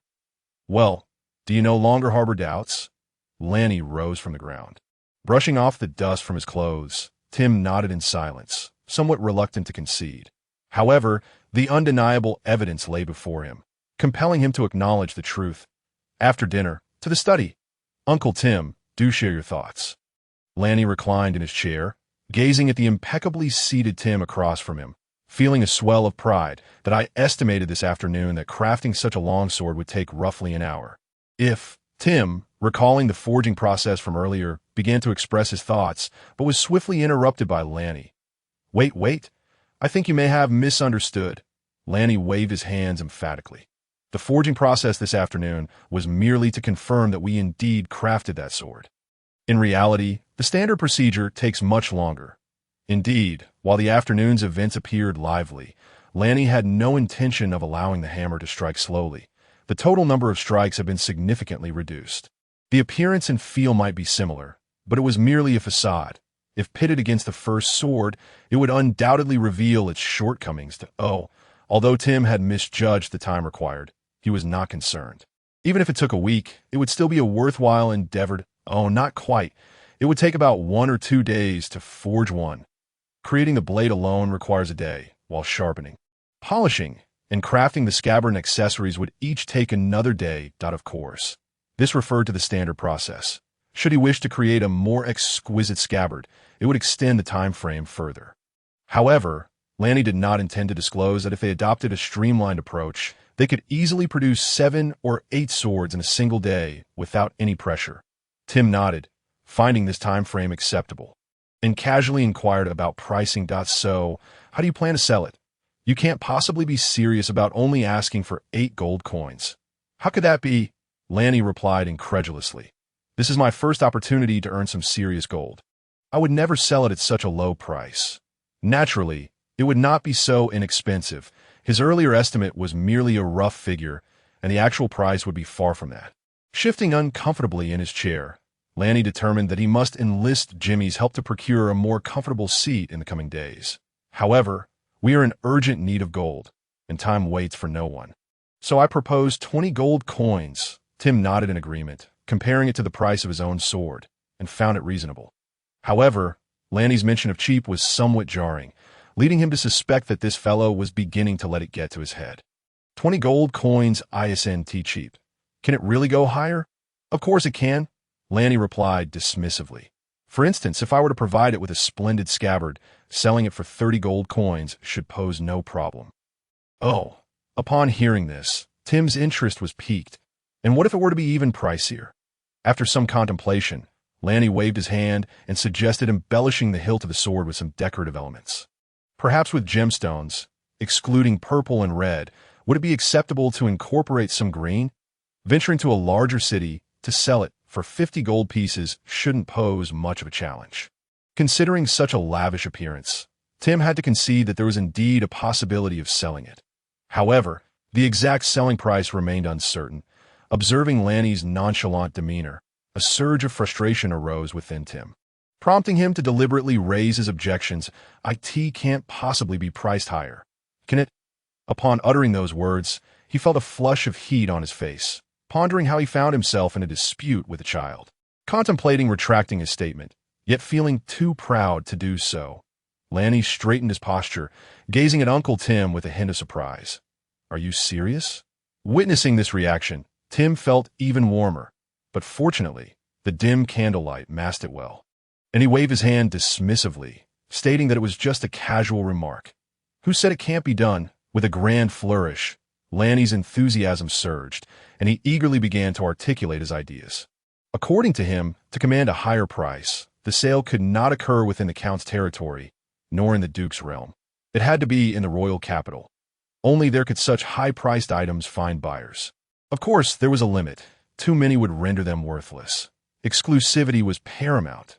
The hilt adorned with gemstones, a deer-hide sheath, tassels, and intricate steel patterns. All must be included. Yet most importantly, the sword needed a poignant tale. Legend has it that in a distant land, there existed a kingdom named Scotland. The king's youngest daughter, Princess Sophia, was renowned for her beauty and unparalleled wisdom. From a young age, she assisted her father in governing the realm. And within a few years, the kingdom flourished under her guidance, exerting influence over neighboring territories. Soon, Princess Sophia's brilliance sparked concern among the surrounding kingdoms. They conspired and secretly contacted the giants residing atop the mountains, who abducted Princess Sophia on a moonlit night. When the king discovered her absence, he found only her cherished sword in her chamber. Grief-stricken, he summoned brave warriors from across the land, promising that whoever could rescue his daughter would be granted her hand in marriage. In no time, the kingdom's most renowned knight, a paragon of bravery and strength, Sir Arthur, stepped forth to undertake the perilous quest. Traversing mountains and enduring countless trials, Arthur, guided by the princess's sword, finally arrived at the giant's mountain city and located Princess Sophia. However, Arthur's arrival enraged the giants, who pursued the pair relentlessly. After an arduous battle lasting 49 days, during which Arthur vanquished innumerable giants, he selflessly faced a giant strike aimed at the princess, sustaining grave injuries, ultimately succumbing to the overwhelming odds and losing consciousness. Throughout their escape, Princess Sophia had fallen deeply in love with the valiant Arthur. Determined to protect him from the giant's humiliation, she courageously leaped from the precipice of the mountain city, cradling the unconscious Arthur, vanishing from sight. When the townsfolk discovered the site of their fall, they found only their swords, both adorned with exquisite, fractured patterns. Some claimed that the swords had absorbed the impact of their descent, thus fracturing, while others believed that the souls of the swords followed their masters into the afterlife, and the patterns were evidence of their souls shattering. Henceforth, the people of Scotland referred to Princess Sophia's sword as the Sword of Wisdom, symbolizing intellect and love, while Sir Arthur's sword became known as the Sword of the Brave, emblematic of courage and strength. Its most distinguishing feature was the intricate, mysterious patterns adorning the blade. Ranni, having meticulously crafted this somewhat tragic love tale, even borrowing from the age-old trope of a hero rescuing a princess, initially anticipated Tim's disdain, but was taken aback by the unexpectedly profound impact it had. In fact, one could say the effect was overwhelmingly positive. When he glanced up at Tim, he was astonished to find him utterly captivated, with glimmers of tears welling in his eyes. Goodness, is he so easily moved? This story is rather cliched. It made sense. Given the scarcity of entertainment in this world, people's emotional thresholds were undoubtedly lowered. Uncle Tim, what do you think the Sword of the Brave and the Sword of Wisdom would be worth? 10,000 gold pieces or 20,000? It's merely a matter of pricing. After a moment's pause, Tim seemed to regain his composure and stammered, "Is it true that Princess Sophia is alive? By the way, the sword you forged before also had intricate patterns. Could that possibly be the Sword of the Brave?" You actually believe that?" Ranni rolled his eyes in exasperation, tapping the table lightly. "That's just a story." At Ranni's exclamation, Tim jolted, fully awakening from his reverie. Feeling a twinge of embarrassment over his previous display, he straightened his posture, shifting slightly. It must be said that if they were to indeed follow Ranni's suggestions, they could easily set the price. Even a seasoned traveler like Tim found himself engrossed. The story was undeniably compelling. With such a narrative, the nobles of the royal capital would surely be willing to part with their gold. Observing Ranni's relaxed posture, Tim pondered where this young lad had gleaned such insights, as it sounded surprisingly reasonable. Could it truly be feasible? Regardless of its viability, Tim found himself persuaded. The two agreed to set the price of each dark-patterned sword at 30 gold pieces, rather than the previously discussed 20. Tim reasoned that the cost of his previous sword had nearly reached 20 gold, and compared to Ranni's newly forged sword, it seemed like mere refuse. The new sword certainly warranted a higher price. Ranni was indifferent, believing that Elfin could support this pricing, given the exceptional quality of the new sword. In the days that followed, Ranni and his companions were exceedingly busy. They continued crafting swords, but this time employing the techniques of the second sword. In truth, the process for the second sword was streamlined, reducing the forging iterations from over 100 to 49, symbolizing the significance of 7 and 9 as for why he opted for this condensed version. It was a carefully considered decision.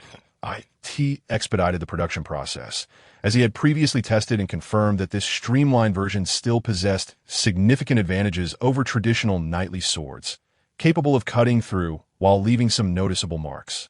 Nevertheless, this did not detract from its excellence as a sword. Additionally, he was reluctant to squander the story he had painstakingly concocted. Curiously, the tale he shared with Tim that night quickly spread throughout the castle, with many servants becoming aware of it. Presumably, Tim had recounted it to someone within the castle, and it had taken on a life of its own. Ranni suspected that the first person to hear this story from Tim was likely Aunt Susan, as he had always sensed something peculiar in the way she looked at him.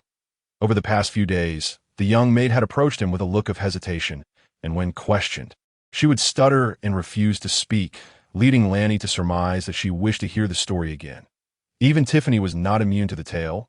One evening, after an intimate moment between them, she lay on his chest, broaching the subject. "Darling, could you tell me again about the story of Princess Sophia and Arthur?" Candace had also mentioned it vaguely, claiming it was a story he told. This marked the first time Tiffany had referred to him as darling, leaving Ranni somewhat taken aback. As their interactions increased, Tiffany gradually embraced her role as Lady Wells, and she discovered that her husband was not at all as she had previously been led to believe. In fact, Ranni possessed a certain charm. He was quite handsome, dedicated to his tasks, and his eyes sparkled with intelligence. Moreover, he was kind-hearted and treated his subordinates with genuine warmth. "All right, but you must promise me a few things." "You know what I mean?" "How vexing," Tiffany giggled, playfully hitting Ranni, her cheeks flushed as she hesitated before retreating under the covers. Embracing the soft, fragrant lady while recounting tales is undoubtedly far more pleasurable and comforting than narrating stories to Tim. With his scarred visage, Lonnie felt no aversion to this arrangement. Naturally, this storytelling would be more intricate and dramatic than what he had shared with Tim, and during this time, he had made several enhancements and refinements to the tale. It was rumored that Lonnie's narratives to the lady were far more captivating, yet he showed no inclination to recount them to himself. For the past few days, Candy had been pouting in annoyance upon seeing him.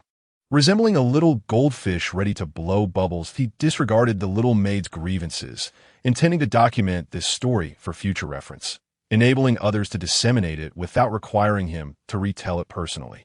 Given the tale's remarkable reception, he couldn't afford to squander it. He envisioned leveraging the Sword of Wisdom and the Sword of the Brave for a substantial profit when the opportunity arose. Thus, he had spent the past few days in the study, penning the Sword of the Brave, though the process proved less straightforward than he had anticipated, having never attempted to write a novel in another world. He found numerous complications upon actually doing so, realizing it was far from the simplicity he had imagined. However, while composing the story, he recalled his previous frustrations regarding parchment, inquiring about its manufacturing process. Initially, he planned to summon a craftsman to the castle to assist him in exploring the creation of more affordable and convenient paper, but was astonished to discover that the reality was somewhat different from his expectations. He had always believed that parchment was made from lambskin. However, the steward, Frank, informed him that while that might be true in the central regions of the kingdom, in the north, due to the scarcity of pastures for sheep, parchment was not genuinely made from sheepskins in fact, it would be more accurate to refer to northern parchment as bee skin paper, and in the village of Haishan close to the mountains. Most villagers engaged in hunting, making bee skin paper a significant local specialty. It was no wonder Lonnie had previously assumed that the price Frank quoted was for the castle's procurement, failing to notice that the castle had long been utilizing its stock of parchment, which was actually provided by Haishan village as part of the territory tax deductions which artisan in Haishan village possesses the finest craft. Lonnie mused, contemplating whether to seek out a parchment maker. Oh no, a bee skin paper craftsman, to assist him in creating bark or grass paper. Was this idea truly feasible? The hunters in Haishan village were well versed in making bee skin paper, yet the one with the finest skills was undoubtedly Old Granny May. Frank seemed quite familiar with this Old Granny May, as he had handled the territory's taxation matters multiple times. Lonnie found the name rather peculiar. Although many commoners lacked surnames, they typically had at least a given name. Yet, Old Granny May sounded more like a title than a name. Frank, however, appeared sympathetic and slowly began to explain. Old Granny May was not originally from Haishan village. She had arrived there over a decade ago. According to her own account, her husband and daughter had perished during a raid by the Grumman people, and she had narrowly escaped with her life, hiding in the mountains for a month or two before being discovered by the villagers. After being taken back for treatment, she settled in Haishan village, assisting the locals in crafting bee skin paper to make a living as for her original home. Being merely a woman, she was unsure of the exact location, only knowing it was called Hog Village. What? Hog Village? Surely not Hogwarts. Upon hearing the steward's words, Lonnie sprang to his feet in surprise. Frank, observing Lonnie's peculiar reaction, furrowed his brow and recalled with certainty that it was indeed Hog Village. Not Hogwarts, oh, you know where that is, young master. Learning that it was not Hogwarts, Lonnie felt he had overreacted. It was unlikely to be Hogwarts, after all, as that was a fictional creation of Aunt Row. Calming himself, Lonnie resumed his seat at the writing desk and addressed Frank. Please make a trip to Haishan village and invite Old Granny May to the castle. I have tasks to assign her. Frank nodded in agreement, and then broached another matter. By the way, the lady mentioned she wishes to return to Elfin. Do you think we should arrange for Mr. Tim to provide protection? I will communicate with her. You need not concern yourself with this matter, Lonnie replied. He was well aware of Tiffany's intentions for returning to Elfin, originally asking her to assist in petitioning the Count. Tiffany's reaction had been rather strange at the time. Although she had consented, she had not taken any action until now, suddenly bringing it up. However, it was clearly not the right time. He considered waiting until Tim traveled to Elfin to sell the new knight's swords, at which point he could escort Tiffany back to the Count's castle, sparing Tim an additional trip. With these plans in mind, Lonnie continued writing his first novel, The Sword of the Brave, while patiently awaiting Frank's return with old Granny May, only to be surprised by Tim's arrival instead. That afternoon, Tim walked into the study, finding Lonnie, and without a word, tossed a broken long sword onto his desk, startling Lonnie. Assessing Tim's furious demeanor, Lonnie turned his attention to the broken sword on the desk. At first glance, it was evident that this was a knight's sword recently forged but not yet decorated. The natural patterns on it suggested that it was indeed the knight sword the hammer was working on. However, upon closer inspection, he noticed something amiss. The sword's patterns were sparse and chaotic, and he could not discern the cause. It wasn't until he led Tim to the backyard and inquired with a hammer that he uncovered the issue. The hammer and his companion had no understanding of the processes and standards, leading them to arbitrarily modify the forging process Lonnie had previously outlined, even reducing the forging cycles from 49 to a mere handful.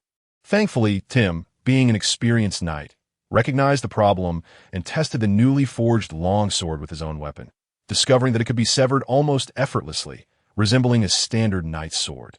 Staring at the innocently bewildered hammer, Lonnie found himself at a loss for whether to be angry. After all, this situation was not entirely the hammer's fault, considering his lack of education, yet Lonnie had let it slip. Reluctantly, he returned to his study, meticulously detailing the forging process step by step, drafting nearly 30 specific guidelines that filled an entire sheet of parchment. As for the hammer's illiteracy, it was not a significant issue that he entrusted the written procedures to Tim, instructing him to read them aloud to the hammer until he could memorize them. Until they could recite the entire process, they were forbidden from resuming work, and even Jimmy, who assisted with the bellows, was tasked with memorization and supervising the hammer's adherence to the process. Initially, this seemed like a minor concern, merely a small hiccup in the forging process. However, much later, Lonnie would learn that the hammer and Jimmy privately referred to this document as the Forging Bible, treating it as a treasure. Since memorizing it, the hammer had taken it home, claiming he intended to pass it down to his son. In truth, Jimmy coveted this document as well, but lacked the strength to wrest it from the burly hammer, which left him feeling quite envious. On several occasions, he had seen Lonnie falter in his words, but had never mustered the courage to ask Lonnie to help him draft a carpenter's Bible to serve as a family heirloom. Lonnie, of course, was unaware of Jimmy's aspirations, as he had his own busy schedule. After resolving the issue of standardizing the crafting process, he returned to his study to continue writing his first novel, The Sword of the Brave. Just as he was deeply engrossed in crafting the storyline, he failed to notice Tim silently entering the study. "Lonnie, there is something I wish to discuss with you."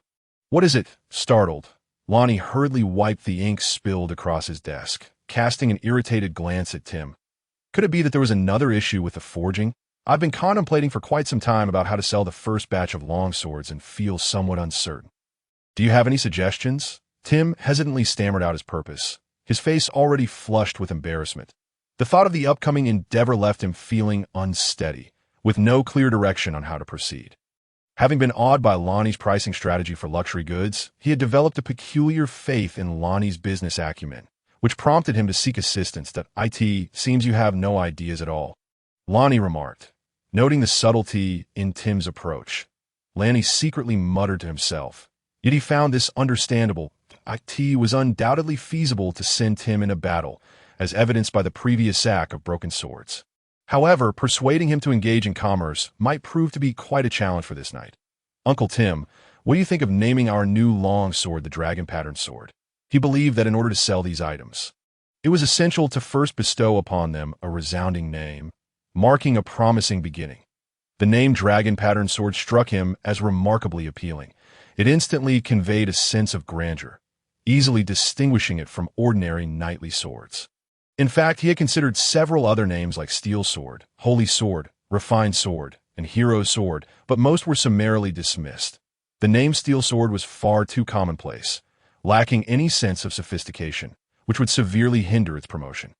Holy Sword was an intriguing option, yet it bore connotations that could invoke the ire of the southern nation of Nicola, leading him to promptly eliminate it from consideration. Refined Sword, on the other hand, clearly indicated that the weapon was forged through repeated hammering, thus revealing the secret of its creation, which was unacceptable. As for the name Hero's Sword, it remained unfamiliar to the populace. lacking any foundational fame. It would be wiser to call it Super Knight Sword instead. After much deliberation, he ultimately concluded that Dragon Pattern Sword was indeed the most melodious choice. Dragon Pattern Sword? Don't you find that name somewhat peculiar? The knight, looking perplexed, repeated the name, struggling to comprehend how it was chosen. Upon hearing the name pronounced, Ranni realized that he had been using a foreign tongue in his mind without noticing its conspicuous oddity in this world. In his native language, this name sounded remarkably powerful and pleasing. However, the local language, Andruian, was more reminiscent of ancient Western tongues. When expressed in the local vernacular, it sounded akin to a sword with the scales of a dragon, which was rather strange. Sighing, Ranni felt a twinge of regret for being unable to utilize such a melodious name and pondered for another attempt. What about Shadow Pattern Sword? Following the same naming logic as Dragon Pattern Sword, he quickly conceived this name and voiced it aloud.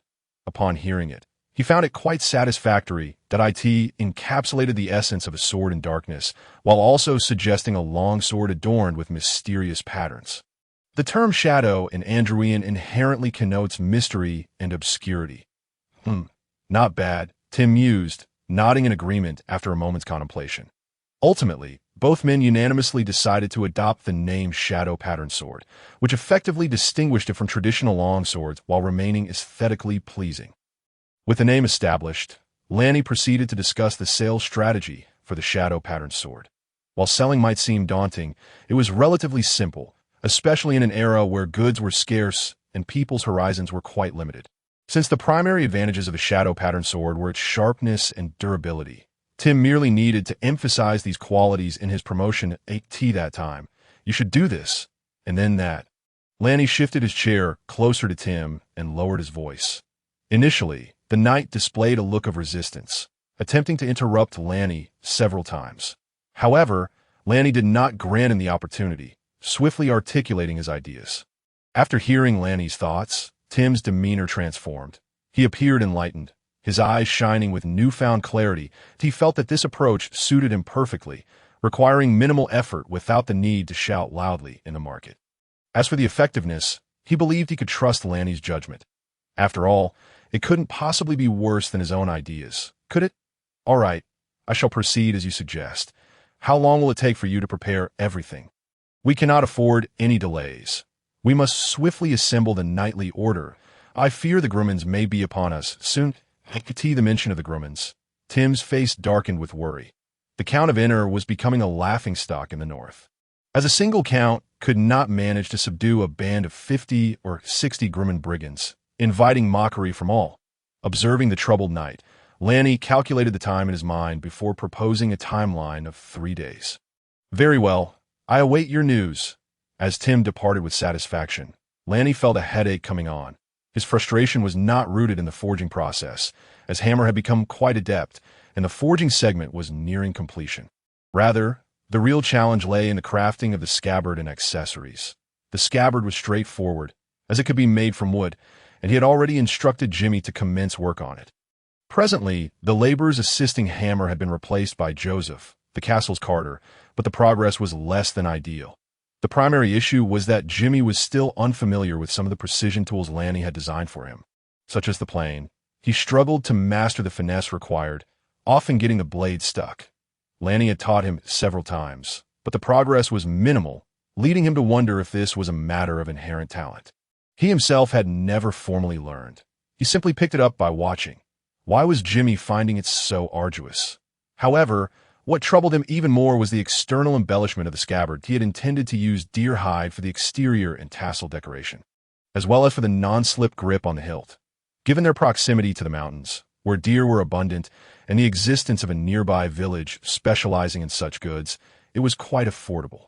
Yet, complications arose in the sewing process, as he lacked the skills necessary for this task and could not devise a suitable alternative, leaving him in a state of agitation. The castle's mending work was primarily overseen by Melinda, a maid responsible for both sewing and general cleaning, but she was not a professional seamstress. Her lack of expertise, combined with her slow pace, resulted in painfully slow progress. To date, not even the decorative elements of a single shadow pattern sword had been completed, leaving Ranni increasingly anxious. Just as he contemplated seeking a professional leatherworker from Elfin, he was abruptly interrupted by a knock at the door. "Young master, Granny May has arrived." Entering the study was the old steward Frank, who, as always, maintained a high level of efficiency. Bringing with him Granny May from Black Mountain Village, A.S. Frank's words echoed in the room. An elderly woman entered behind him, stooped and gazing at him with a calm demeanor. This woman appeared to be in her 60s, her face lined with wrinkles and her slightly disheveled white hair, giving her an air of age. Upon observing Granny May, Lanny felt a sense of incongruity wash over him, though he could not pinpoint its origin. After scrutinizing the old woman once more, he quickly identified the source of his disquiet. Ever since she entered with the steward, she had not uttered a word, and unlike other peasants who would display trepidation upon encountering their lord, she remained remarkably composed. What struck Lanny as most unusual were her bright eyes. Typically, the eyes of the elderly exhibit some dullness. Yet Granny May's eyes were strikingly distinct, clear, bright, and alert. They darted about, discreetly surveying the study, as if her curiosity about the room far surpassed any interest in Lanny himself. Could it be that her appearance was the result of makeup? Surely not. This was not another world imbued with dark sorcery, but rather the Andrew Kingdom, where most commoners barely had enough to eat that a closer inspection revealed her skin tone to be natural. Her hands and feet withered, and even her teeth appeared yellowed and blackened, leaving no trace of cosmetic enhancement. Ultimately, he could not ascertain whether she had indeed donned any makeup. Fortunately, he was not seeking any security forces. She was merely a craftsman, so there was no need to delve too deeply into the matter. "You are Granny May?" Suppressing his unease, he refrained from sending the steward away and instead initiated a conversation with her. Upon hearing his inquiry, Granny May withdrew her gaze from the surroundings and looked at Lanny. "Yes, my Lord Doe. You address me as my lord rather than noble lord or lord of the territory?" Lanny raised an eyebrow at her response. "Could you share your name with me? I can't help but feel that Granny May does not seem like a true name." Gesturing for her to take a seat opposite him, he inquired about her name. In response to Lanny's question, Granny May displayed no notable reaction. With a humble demeanor, she approached the desk and sat down, tucking a loose strand of hair behind her ear. Her voice was low and raspy as she replied, "If it is inconvenient for you, you may call me Aunt M. My name has become something I no longer wish to mention since the passing of my husband and son. I trust my lord would not wish to trouble this old woman." Though she spoke of the tragedies of the world, her tone bore no trace of sorrow, as if she were recounting the misfortunes of others. Yet, Lanny felt an unsettling intuition that she was subtly reinforcing her own persona, ensuring that whenever one thought of her, they would recall her tragic past. This seemed akin to certain marketing advertisements Lanny had encountered in another realm, which often employed such tactics. Gazing at the woman, Lanny was plagued by a peculiar sensation. Initially, it was merely a matter of linguistic oddity, but as the woman drew closer, Lanny scrutinized her more closely and uncovered even stranger details in the brief moment since her entrance. The woman had adjusted her hair 4 times. From her manner of grooming, it was evident she placed great importance on her hair. This led Lanny to reconsider the disheveled state of her hair upon entering, which seemed almost deliberately tousled. With each instinctive motion to rearrange her hair, Lanny made a startling discovery. The roots of her hair were black, rather than the gray typical of the elderly. Could it be that this woman had employed some method to intentionally dye her hair white? And what of the wrinkles on her face? What of her stooped posture? Which aspect of her was genuine? As Lanny observed the various eccentricities displayed by the so-called Granny May, a multitude of questions arose in her mind. "Frank, you may attend to your duties," she instructed. Once the steward departed, Lanny continued to appraise Granny May for some time, ultimately deciding to feign ignorance. Granny May had arrived in Black Mountain Village over a decade ago. Even if her identity were complex, it was unlikely to be directed at her. The exact reasons remained unclear, but they were likely of little consequence to Lanny. Moreover, he was solely interested in exploring whether he could produce paper from grass or tree bark. Her affairs were of no concern to him, provided they did not interfere with his own pursuits. "Granny May, regardless of whether that is truly your name or something else entirely, I admit I am indifferent to such matters." Lanny subtly indicated his disinterest in her past before formally addressing the peculiar Granny May with his request. Could you enlighten me on how you produce parchment? If feasible, I have a task for you, and in return, you may secure a position within the castle. What say you? Upon hearing Lanny's request, Granny May, who had maintained a composed demeanor since entering the study, was momentarily taken aback, finally revealing a different expression. Or rather, she should not be referred to as Granny May, but rather as Melissa Lee. The surname Lee was nearly non-existent in the kingdom of Andrew, and she was certainly not a widow of a deceased son. Her true identity was that of a noble from the kingdom of Hibiscus, a rare female archmage, a prodigious talent in the magical realm, albeit a young woman over a decade ago. Melissa Lee. However, that was all in the past. Although she possessed remarkable magical aptitude, becoming a formal mage in her early teens and advancing to archmage by the age of 19. The magical community had always held a complex view of her, perhaps due to gender discrimination and bias. Years ago, on a rainy night, she was treacherously ensnared, afflicted with the insidious black vine seed, causing her magical abilities to spiral into chaos, rendering her incapable of casting spells. Subsequently, a group of cloaked assailants stormed her castle, slaughtering her family. It was only by leaping into a well that she escaped with her life, only to be pursued relentlessly by a mysterious archmage, leaving her nearly cornered. Had she not inadvertently learned some techniques to alter her appearance, she likely would have perished at the hands of that enigmatic pursuer. She fled to the kingdom of Andrew, then journeyed north to a small mountain village in the kingdom's northern territory, where she assumed a new identity and gradually settled down. However, the first 2 years were fraught with trepidation, living in fear that the mysterious archmage would reappear. When Frank found her and expressed a desire to take her to the castle, she feared her identity had been exposed, nearly preparing to flee. Yet, despite her abundant magical energy, her inability to cast spells left her lacking the confidence to confront Frank, leading her to follow him to the castle. Regarding Frank's assertion that the Lord wished to inquire about the craft of parchment making, she was skeptical and remained cautious after entering the castle. Yet she was astonished that this young lord genuinely inquired about parchment. Ah, my lord, as a distinguished noble, how could you possibly be interested in such menial trades? Granny Melissa blinked in surprise, her gravelly voice betraying her astonishment. Lanny pondered for a moment, deeming it harmless to share his intentions. He originally planned to delegate the research to this so-called Granny May, as he could not dedicate himself to such studies daily. With a smile, he began to explain, "You see, I believe parchment is indeed excellent, but its cost is prohibitively high, hindering the dissemination of knowledge. I was contemplating whether it might be possible to create paper from tree bark or plants, as this would reduce costs and facilitate the spread of knowledge. Certainly," Lanny added, "if this could be accomplished, I would also receive a modest reward." Granny Melissa internally rolled her eyes, considering this young man to be utterly frivolous. Knowledge had always been precious, even if the cost of paper were lowered. Would it not be absurd to transcribe valuable knowledge for the benefit of peasant laborers?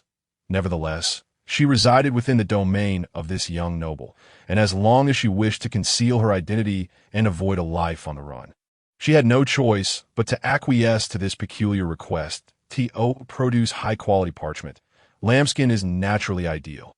However, our northern region does not support a large sheep population. Thus, what we produce is more accurately termed parchment made from animal hides.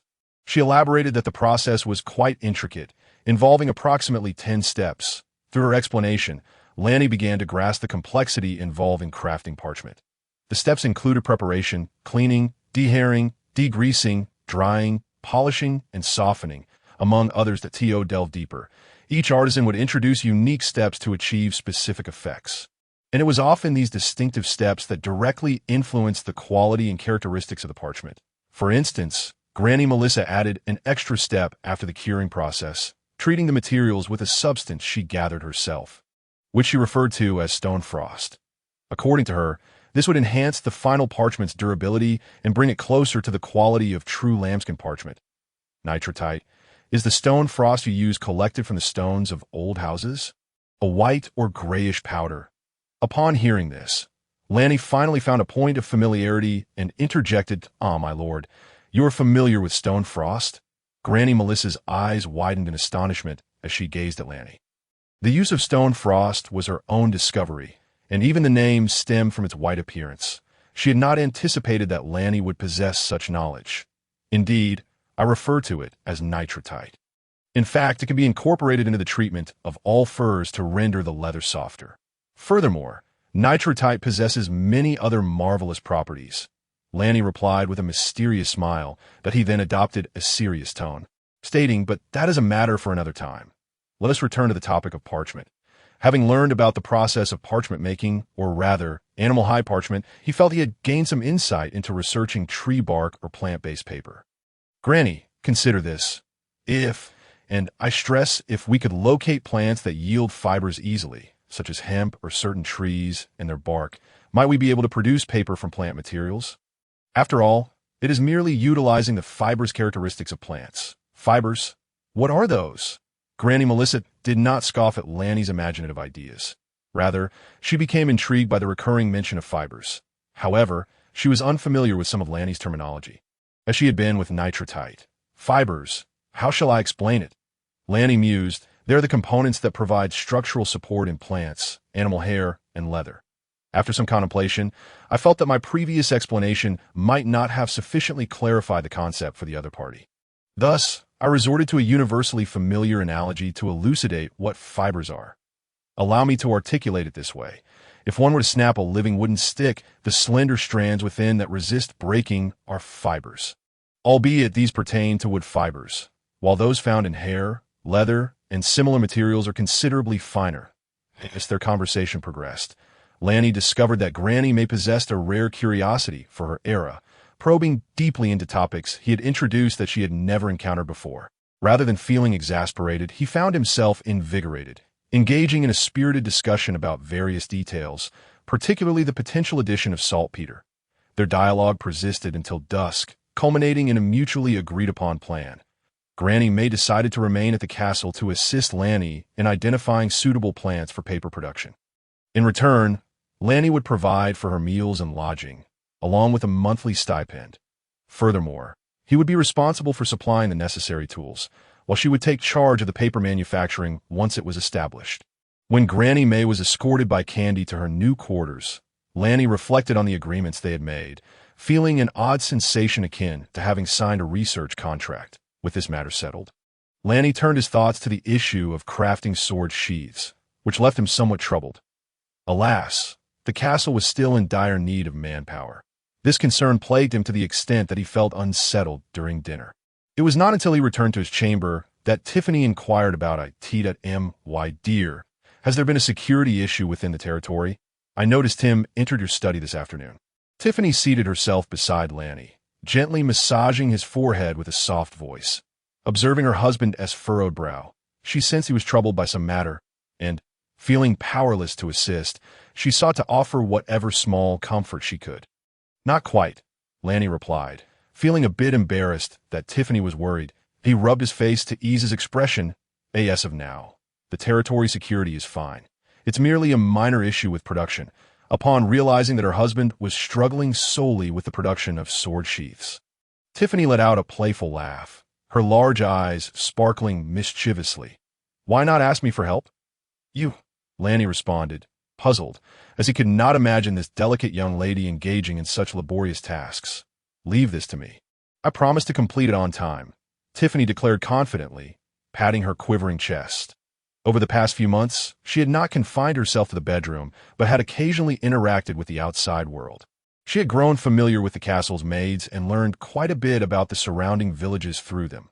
From what she gathered, Karina, the blacksmith's wife, was quite skilled in handiwork and well regarded in the village. Additionally, Candy, with her lively demeanor, was also quite adept, though she refrained from showcasing her talents out of respect for Aunt Melinda. "Karina? Is she suitable?" Lanny frowned, harboring some reservations about inviting Karina to work at the castle, especially since the suggestion came from his own wife. "Dear Lord Lanny, are you still fretting over past matters?" Tiffany giggled at his expression, finding him rather endearing. "That I know that was the steward's idea. I wouldn't mind at all. Were you worried about? Then it's up to you." Seeing Tiffany's beaming, cheerful demeanor, Lanny could only shrug in resignation that if she was unconcerned, What reason did he have to be? The following day, Tiffany instructed Candy to summon Karina to the castle. Upon encountering Karina at the castle entrance, Hammer was both astonished and surprised. "What are you doing here at the castle?" he exclaimed. Karina was about to respond when Candy chimed in, playfully shaking her fist at Hammer. "Is it only permissible for you to come, while Karina cannot? How unreasonable." Hammer, not particularly eloquent, flushed red in the face at Candy's lively presence and struggled to find his words.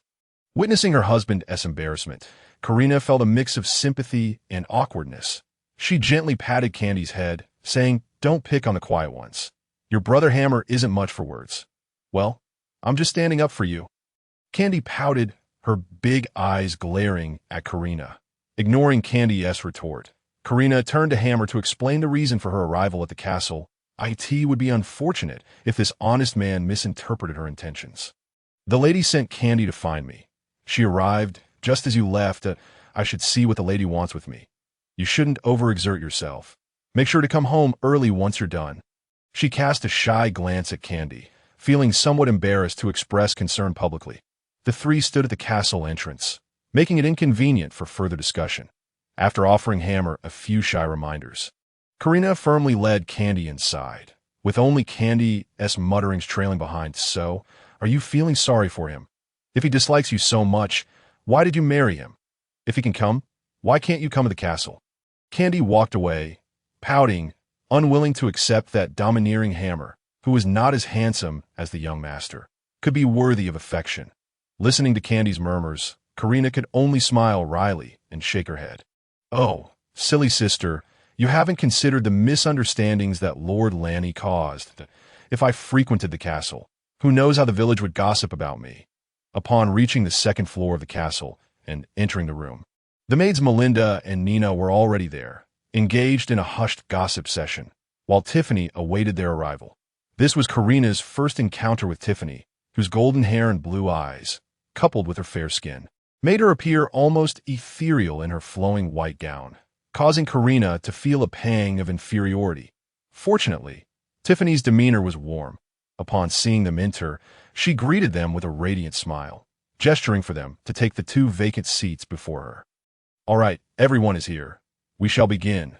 With all present, Tiffany clapped her hands and stood before them. It was her first time independently presiding over such an affair, and she felt exceedingly nervous, her hands tightly intertwined within her sleeves. Previously, during her time with the Eno family, she had been a mere shadow, often the target of disdain from many, making it unlikely for her to be entrusted with any responsibility. However, she had observed the Countess's authoritative demeanor while she conducted affairs, and instinctively adopted a similar posture. That I believe everyone, except Karina, is familiar with one another, so allow me to offer a brief introduction. She gestured to Melinda on her left, proceeding to introduce each person on the right. Sitting at the far left is Melinda, followed by Nina, Candy. They are all maids of the castle. Lastly, this is Hammer's wife, Karina. The maids were particularly curious about Karina, the last to arrive, and they all cast glances her way, making her increasingly nervous. Noticing Karina's anxiety, Tiffany cleared her throat to redirect the maid's attention before continuing. "In the next 3 days, we need to complete several sets of sword accessories, and the timeline is quite tight." After stating this, she realized it was not as daunting as she had initially thought, allowing herself to relax a bit, though she noticed a thin sheen of sweat forming on her forehead. However, observing the intense focus of those before her, she felt it inappropriate to make any gestures and resolved to finish her speech. Considering the workload, it was clear that Melinda could not accomplish it alone. Hence, I hope you will collaborate with her to fulfill this task. After a moment's thought, she added, "Of course, I will also participate in the production." Gazing at Karina, who sat upright, Tiffany hesitated before softly voicing, "Karina, you are here to assist, and we will provide you with some remuneration. My lady, no need." Karina quickly rose to decline, her hands waving in protest. Only Candy, the little girl, mumbled, "Why don't we get paid?" She did not genuinely wish for a salary, knowing it would be of little use within the castle. She simply felt it was unfair. Unbeknownst to the lady of the house, the other maids heard Candy's grievance loud and clear. Yet no one paid her any heed. Knowing that the young girl was merely venting her frustrations, Tiffany, oblivious to the minor incident unfolding below, indicated that she would have Melinda introduce each tool along with its usage.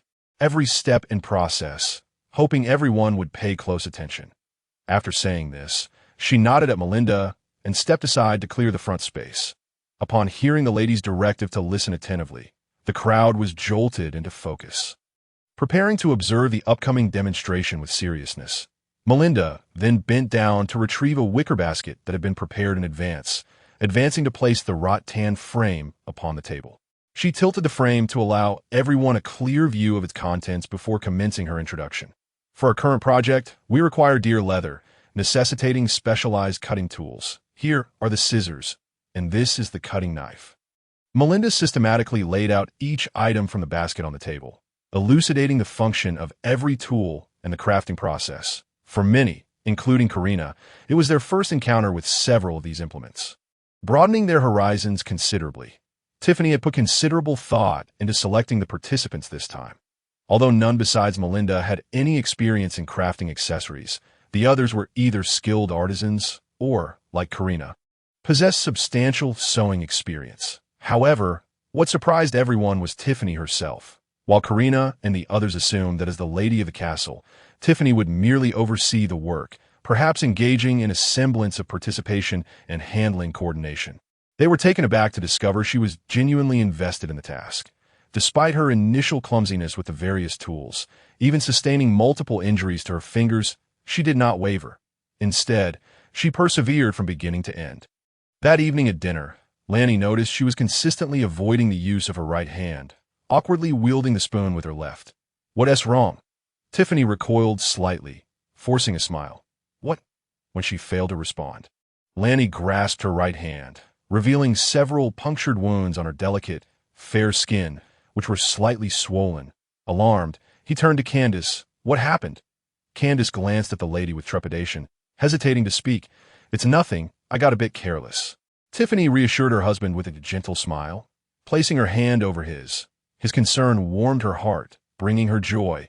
Upon seeing the lady deflecting blame from her, Candace finally knelt down, sobbing. She wouldn't let me tell you." Although Candace was incoherent, Ranni quickly pieced together the situation that in recent days, Tiffany had organized several castle maids, along with Karina, the wife of the blacksmith, to convert a room adjacent to the study on the second floor into a workshop for crafting dark pattern sword accessories. Initially, he thought Tiffany would merely supervise, but it appeared that this determined Tiffany had actively participated in the creation process. It seemed likely that she had never engaged in such tasks while with the Eno family, where servants were plentiful. Looking at her delicate visage, Ranni felt a surge of compassion and gently caressed her hands. "Does it hurt?" "They're all swollen." Tiffany, feeling warmth from her husband's tender expression, shook her head with a smile.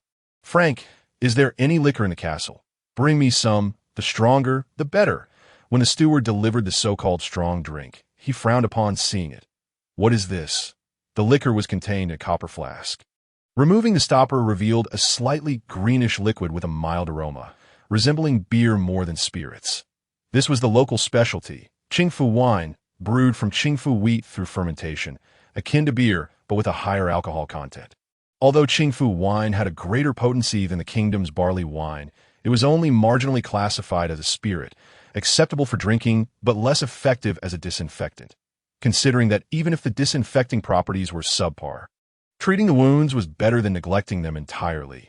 Ranni rolled up Tiffany's sleeve to expose her fair, soft arm, carefully pouring the Qingfu wine over the wounds, and then tearing a piece from the tablecloth to bandage them.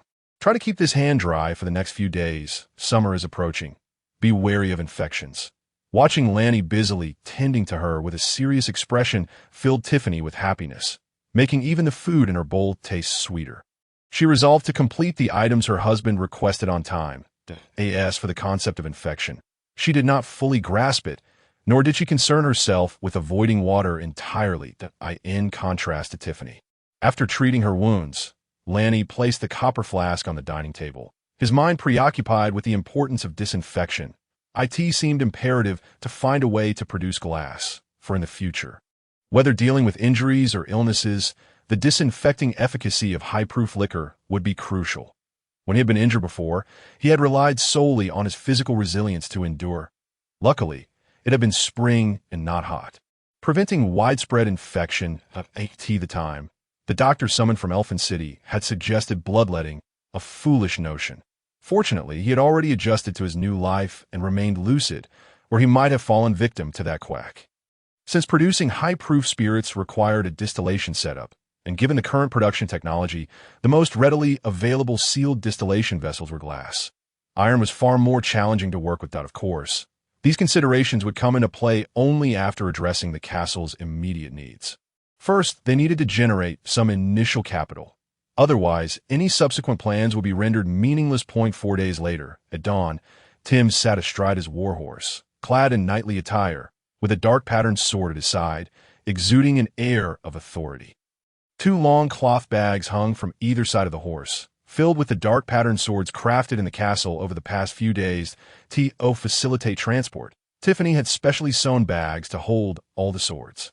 The reason for his early morning departure was to sell these long swords in the nearby Elfin City, the largest market around. He was eager to set off, desperate to alleviate the castle's economic plight, thereby enabling him to assemble the noble army of caste. Next to the knight stood a horse-drawn carriage, a standard baronial vehicle from the kingdom, belonging to Baron Wells. This was virtually the only notable possession of the Wells family. Yet its exterior appeared rather shabby, lacking in decorations, with some iron components already showing signs of rust. The driver was the castle's groom, Joseph, while inside the carriage sat Tiffany, who would accompany Tim back to the Count's residence under the pretense of visiting family. "Be careful on the road," Ranni softly admonished, placing a gentle kiss on Tiffany's cheek that he was acutely aware of the dangers outside. Had it not been for the pressing burden of the 500 gold coins, he would never have allowed Tiffany to venture to the Eno family to plead for assistance. "Rest assured, this road is relatively safe, especially with Lord Tim accompanying us." Tiffany's cheeks flushed slightly. She still felt uneasy about being overly affectionate in public. Gently pushing Ranni away, "If father disagrees, then so be it. Let us not force it. We can think of something when we return. It's still early, and your husband is no ordinary man. He'll surely find a solution. And remember, don't quarrel with your siblings. My reputation is at stake." After giving Tiffany a lengthy set of instructions, he finally turned toward Tim, failing to notice that as he turned away, Tiffany nervously tugged at her clothing, her lips paling. "Uncle Tim, do you remember what we discussed?" Ranni observed Tim on horseback, noting the prominent scar on his face, feeling a twinge of concern about Tim's memory and whether he might resort to drawing his sword during negotiations. Typically, such matters would be better handled by Frank. However, this was not a conventional sale, but rather an exceptional circumstance that T.O. prepared him. He had even crafted some talking points and a script, awaiting to see if this knight would perform adequately.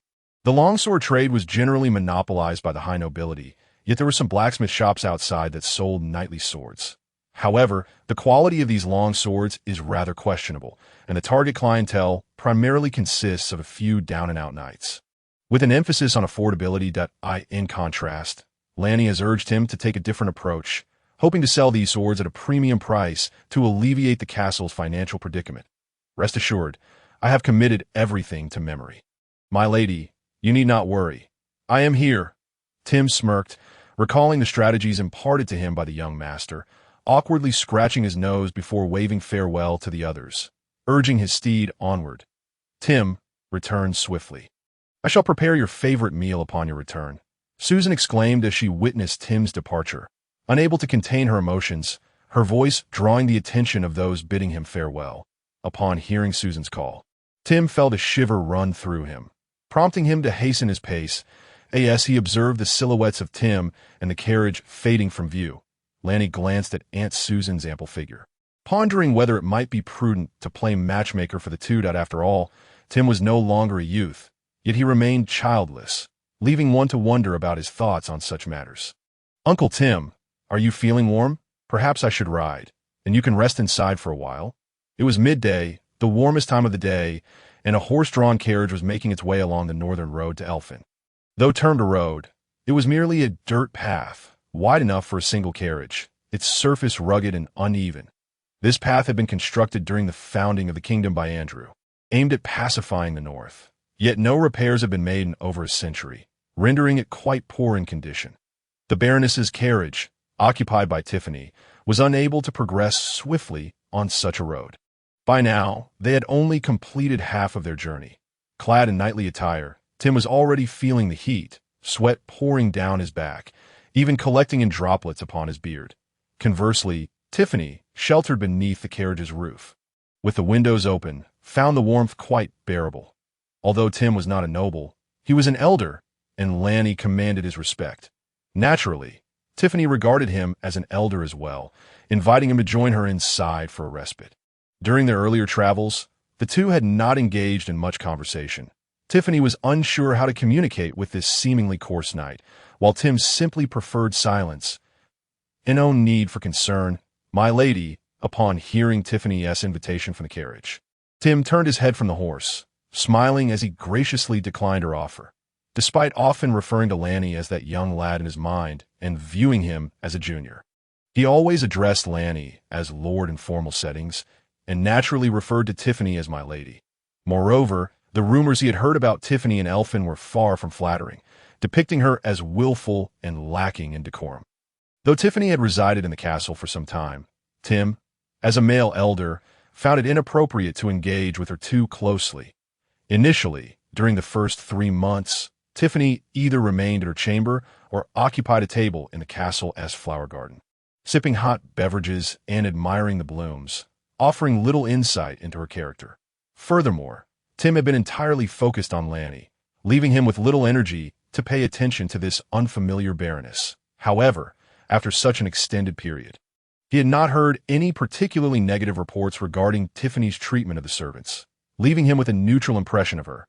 Initially, when Lanny had requested Tim to escort Tiffany back to Elfin, he had been reluctant, finding it inconvenient to travel with such a delicate lady.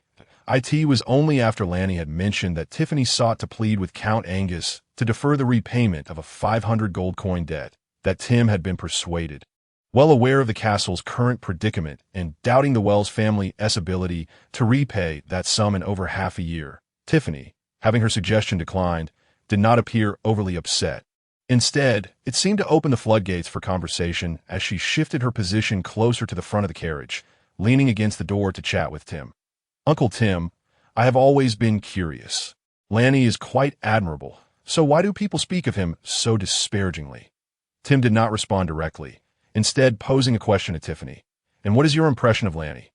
Tiffany paused, reflecting on their recent interactions, and softly murmured, he is very considerate and gentle, not at all ill-tempered, dedicated and focused in his work, and treats the servants with kindness. Upon mentioning his gentleness, she seemed to recall something slightly embarrassing, her cheeks flushing. After speaking, she raised her head, her enchanting blue eyes gazing at Tim, questioning, isn't that quite different from the rumors circulating?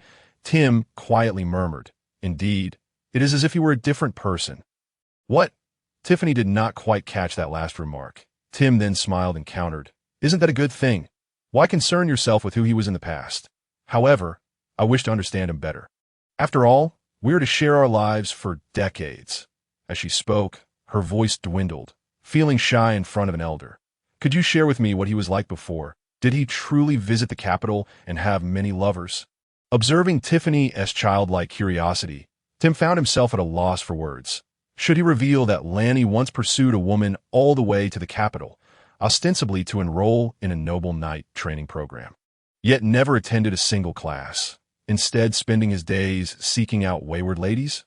Or should he mention that Lanny had numerous dalliances in Elfin, mingling with young nobles, often engaged in brawls or pursuing Mesomian women, spending his days either drinking or in a stupor? Could he admit that this young man would often fly into rages, disregarding even August's counsel, and was prone to verbally and physically chastising the servants? As for respecting Tim, that was hardly the case. Tim still remembered how Lanny would either call him Tim or refer to him as that old coot. Even August, while feigning respect, secretly called him that old fool, only to ask for money to indulge in drink and women, while hurling insults when denied that in those days, Lanny had squandered most of his time in Elfin, returning to the castle primarily to collect funds to continue his revelries. Of course, every young person goes through a phase of rebellion. Tim himself had once embarked on a journey across the continent with August, driven by frustration over his inability to inherit a noble title. A venture that lasted nearly 20 years without a return home. In Tim's eyes, Ranni was merely a young man rebelling and lacking maturity, perhaps with a slight penchant for women, but not a grave fault. Once he matured and gained wisdom, these tendencies would surely dissipate. Looking at Ranni now, particularly after his recovery, he was clearly doing quite well, as if he had achieved a profound understanding of life. Thus, after considerable contemplation, Tim thoughtfully conveyed to Tiffany, "Since you have wed Ranni, you'll have ample time to gradually understand him. What he was in the past bears little significance. What matters is how he will be in the future." Would you not agree? Indeed. Does it really matter how he was before? Tiffany echoed Tim's sagacious words, falling into deep contemplation. Watching her lost in thought, Tim quietly exhaled, feeling a sense of relief. While his words contained truth. If this young lady were to discover that Ranni still had no fewer than 10 lovers in Elfin, it would surely incite a tempest. He had merely surpassed expectations. Were he to say more, his ruse would be exposed. With that in mind, he swiftly redirected the conversation. "The individuals involved in crafting the sword sheaths are quite impressive, aren't they? Given Ranni's intentions, I suspect the dark patterned swords will not be produced in limited quantities. Indeed, Ranni has mentioned to me that he intends to gather them again soon." Tiffany's enthusiasm surged as she spoke of this endeavor, her thoughts immediately shifting to a matter that filled her with pride. As the two individuals engaged in conversation while walking, time seemed to accelerate, bringing them ever closer to the city of Elfin. That'd be why the time Tim and his companions entered Elfin, the night had fully descended, and their entry into the city had taken a bit longer than expected at that moment. The streets were sparsely populated, with most shops along the roadside already shuttered and locked. Merchants and commoners had concluded their day's labor and returned to their homes. In stark contrast, a few taverns were ablaze with light, buzzing with lively activity within. "Madam, I shall take my leave now. I will come find you again before my return," Tim said as he approached the carriage. Bidding farewell to Tiffany from across the vehicle, they stood at the entrance of Inno Castle within Elfin City, and Tim would not accompany Tiffany into the castle. He had a task assigned by Ranni to fulfill. "All right, Uncle Tim," Tiffany replied succinctly, falling silent as she seemed to grow increasingly anxious with their proximity to the Inno family stronghold. Tim did not find her behavior strange. He merely assumed it was the reluctance of newlyweds to part from one another. Understanding that a brief separation would naturally dampen their spirits, he recalled how August and Carol had been when they first came together. It was not unusual. After parting ways with Tiffany, he turned the horse's head and made his way toward the familiar White Inn. Tim was no stranger to Elfin City. During his youth, whenever he traveled with August, their first stop was always to replenish supplies and equipment in the city, and the most frequented place was this very White Inn. Over a decade ago, the White Inn was much the same. Modest in stature, somewhat dilapidated in appearance, with a fabric sign fluttering in the wind. After all these years, the White Inn remained unchanged, save for the fact that the trio of individuals who used to stand at its entrance had dwindled to just himself. A sense of nostalgia and reflection washed over him. Suddenly, a familiar voice jolted him from his reverie. Why, Lord Tim, is that you? Have you returned to the old routine?" Looking down, he was pleasantly surprised to find an old acquaintance. A servant named Man. Man, you're still working here." Tim dismounted, unfastening the bundle from his back while exchanging pleasantries with Man. This servant, although slightly older than typical, was indeed a familiar face. "Lord Tim, what else would I do if not this? At my age, only White has the kindness to keep me around, allowing me to earn my keep," Man replied with a rueful smile as he took the reins from Tim. Tim nodded in agreement. He too found the innkeeper, White, to be a decent man. He had stayed there numerous times during his visits to Elfin and had grown quite familiar with the owner. "How is White faring?" "He seems to be getting on in years. Still working hard?" Tim inquired as they strolled toward the inn, reminiscing about old acquaintances from years past. "Indeed, you know about his son, right?" After settling into his room, washing up, and having a bite to eat, Tim realized it was getting late, that if he were to head to the castle, he imagined that the inhabitants would likely be resting by now. However, in Elfin, the nightlife was just beginning.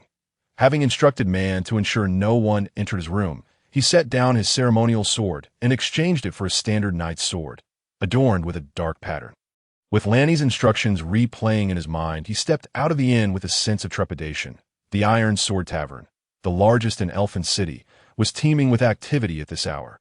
The atmosphere was vibrant, filled with the cacophony of laughter and conversation, punctuated by the occasional uproar from drunken patrons. The surrounding crowd, however, remained unperturbed, merely shifting slightly to observe the unfolding drama with keen interest. As Tim pushed open the door and entered the bustling tavern, he attracted little attention. Many patrons were clad in knightly attire similar to his own, of course. There were also mercenaries, thieves, ruffians, and courtesans aplenty. Navigating through the throng, Tim approached the bar, waved to the bartender, and placed 15 copper coins on the counter. "On a mug of ale, please." Yet the bartender did not immediately serve him. Instead, he regarded Tim with an impassive expression. The words "insufficient funds" clearly visible in his gaze. It had been too long since his last visit to a tavern, and Tim was oblivious to the current prices, just as he was about to reach into his pocket for more coins. A hearty laugh erupted nearby. "Ha, brother, how long has it been since you last graced a tavern? A mug of ale now costs 20 copper coins." A burly man with a robust beard bellowed with laughter, tossing 5 copper coins to the bartender. "Here, pour one for this fine fellow." The bartender deftly caught the coins mid-air, swiftly producing a mug of ale in one fluid motion, clearly accustomed to this routine. Tim glanced at the man, raised his glass in acknowledgement, and took a sip. It has been ages since I savored tavern ale. I find myself missing it." Seizing the moment, the burly man leaned in closer, interrupting Tim's musings. "Brother, you look unfamiliar. Have you just arrived from the south?" Tim shook his head, glancing down at his attire, puzzled by the man's reasoning. Not quite, but the ale from the south is only 15 copper coins." The bearded man, unfazed by any awkwardness, displayed an affable demeanor. "Just noticing that you appear new here." Having frequented taverns in his earlier days, Tim began to assess the man, quickly realizing he was likely someone who thrived on gossip. Mistaking Tim for a newcomer from the Central Kingdom, eager to gather the latest news. Contemplating the approach Lanny had suggested, Tim hesitated, pondering whether to initiate conversation with this man. Just then, a voice from nearby interrupted. "Matthew, don't embarrass yourself. The distinguished knight before you is none other than the renowned Tim Miller from the north, not some minor figure from the south." "Patrick." Tim's eyes narrowed as he turned to the trio approaching him, the foremost being none other than his former adversary, Patrick Hall. Well, look who it is, the famed knight from the north, Lord Tim," Patrick exclaimed, his square face alight with mockery as he stood in his own knightly attire. A sword at his side. "What's this, Pat? Are you itching for another sacred duel? I wonder if you're prepared with a spare knight's sword this time."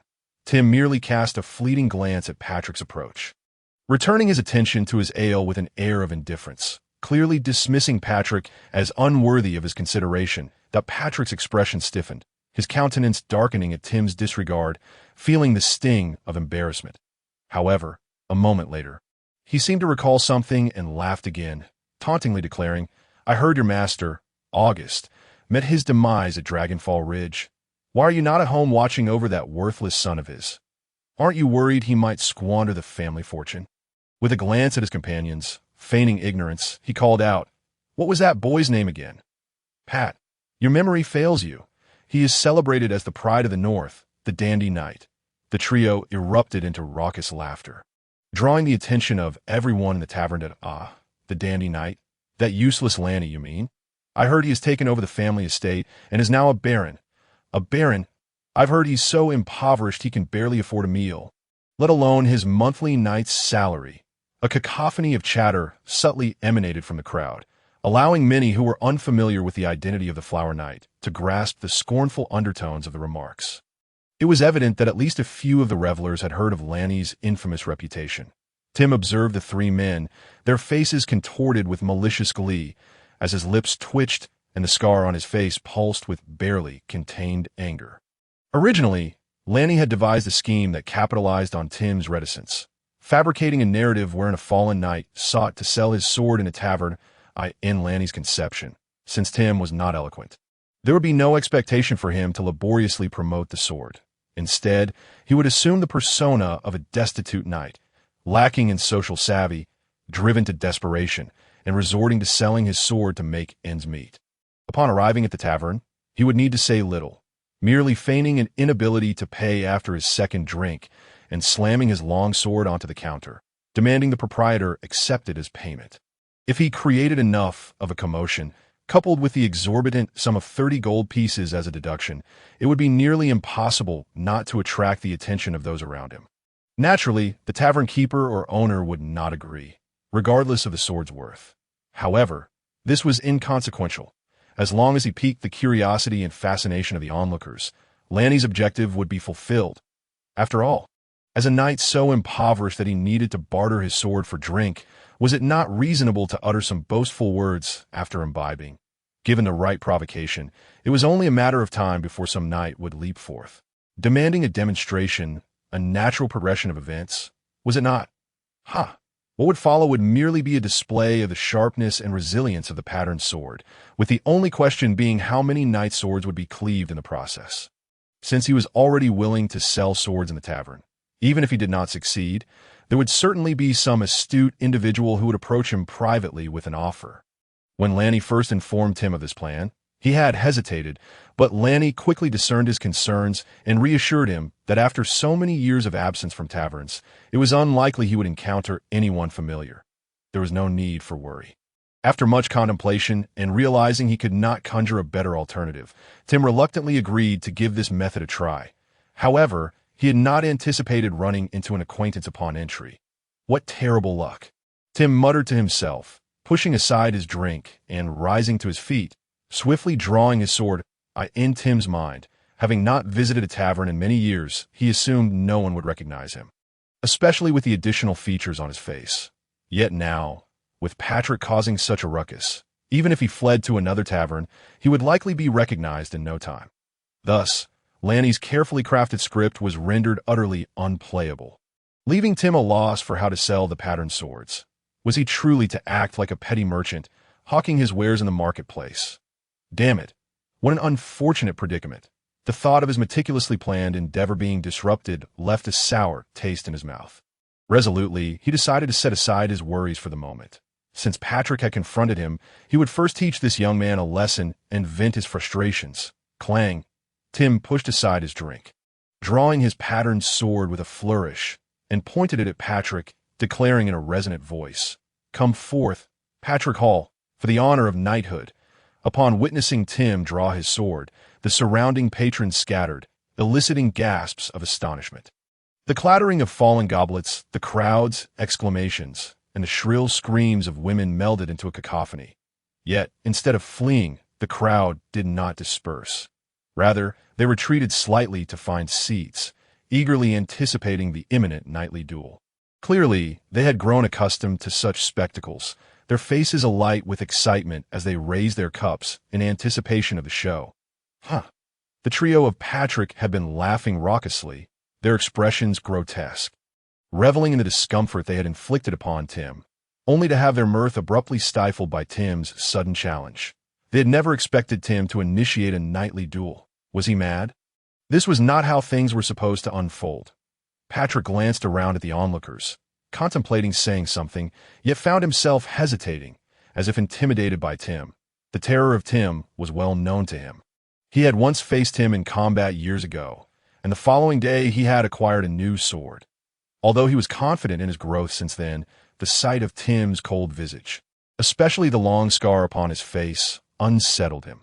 Just as he wrestled with whether to accept the challenge, he noticed the unusual sight of the long sword pointed at him, drawing his attention. This sword was not the broad blade he remembered. It resembled a standard knight's sword, yet bore subtle differences. Upon closer inspection, he could see it was riddled with cracks. An idea sparked in his mind, and he shouted to Tim, "Has the Wells family fallen so low that they allow you to wield a sword covered in cracks? Do they not feel ashamed? Ha! Tim, what has become of your honor? How can you endure such humiliation from your own lord? I truly admire your courage." As Patrick exaggeratedly spoke of courage, his antics incited a wave of laughter throughout the tavern. Then, turning back to Tim with a feigned seriousness, he continued, "Tim the Knight, I cannot accept your challenge. I fear that if your broken sword shatters, you might hold me accountable for its ruin. This is an affront to the sacred duel." Patrick shouted, gesturing widely, his eyes darting toward several knights in the vicinity. This tactic proved effective. Among knights, dueling was considered a sacred act, integral to their honor and beliefs. Should anyone engage in deceit during a duel, it would incite the wrath of the masses, and it was evident that several watching knights were already stirred to anger. Tim, upon hearing such slander, felt a surge of indignation that nearly made him laugh. However, his poor eloquence momentarily left him at a loss for a retort.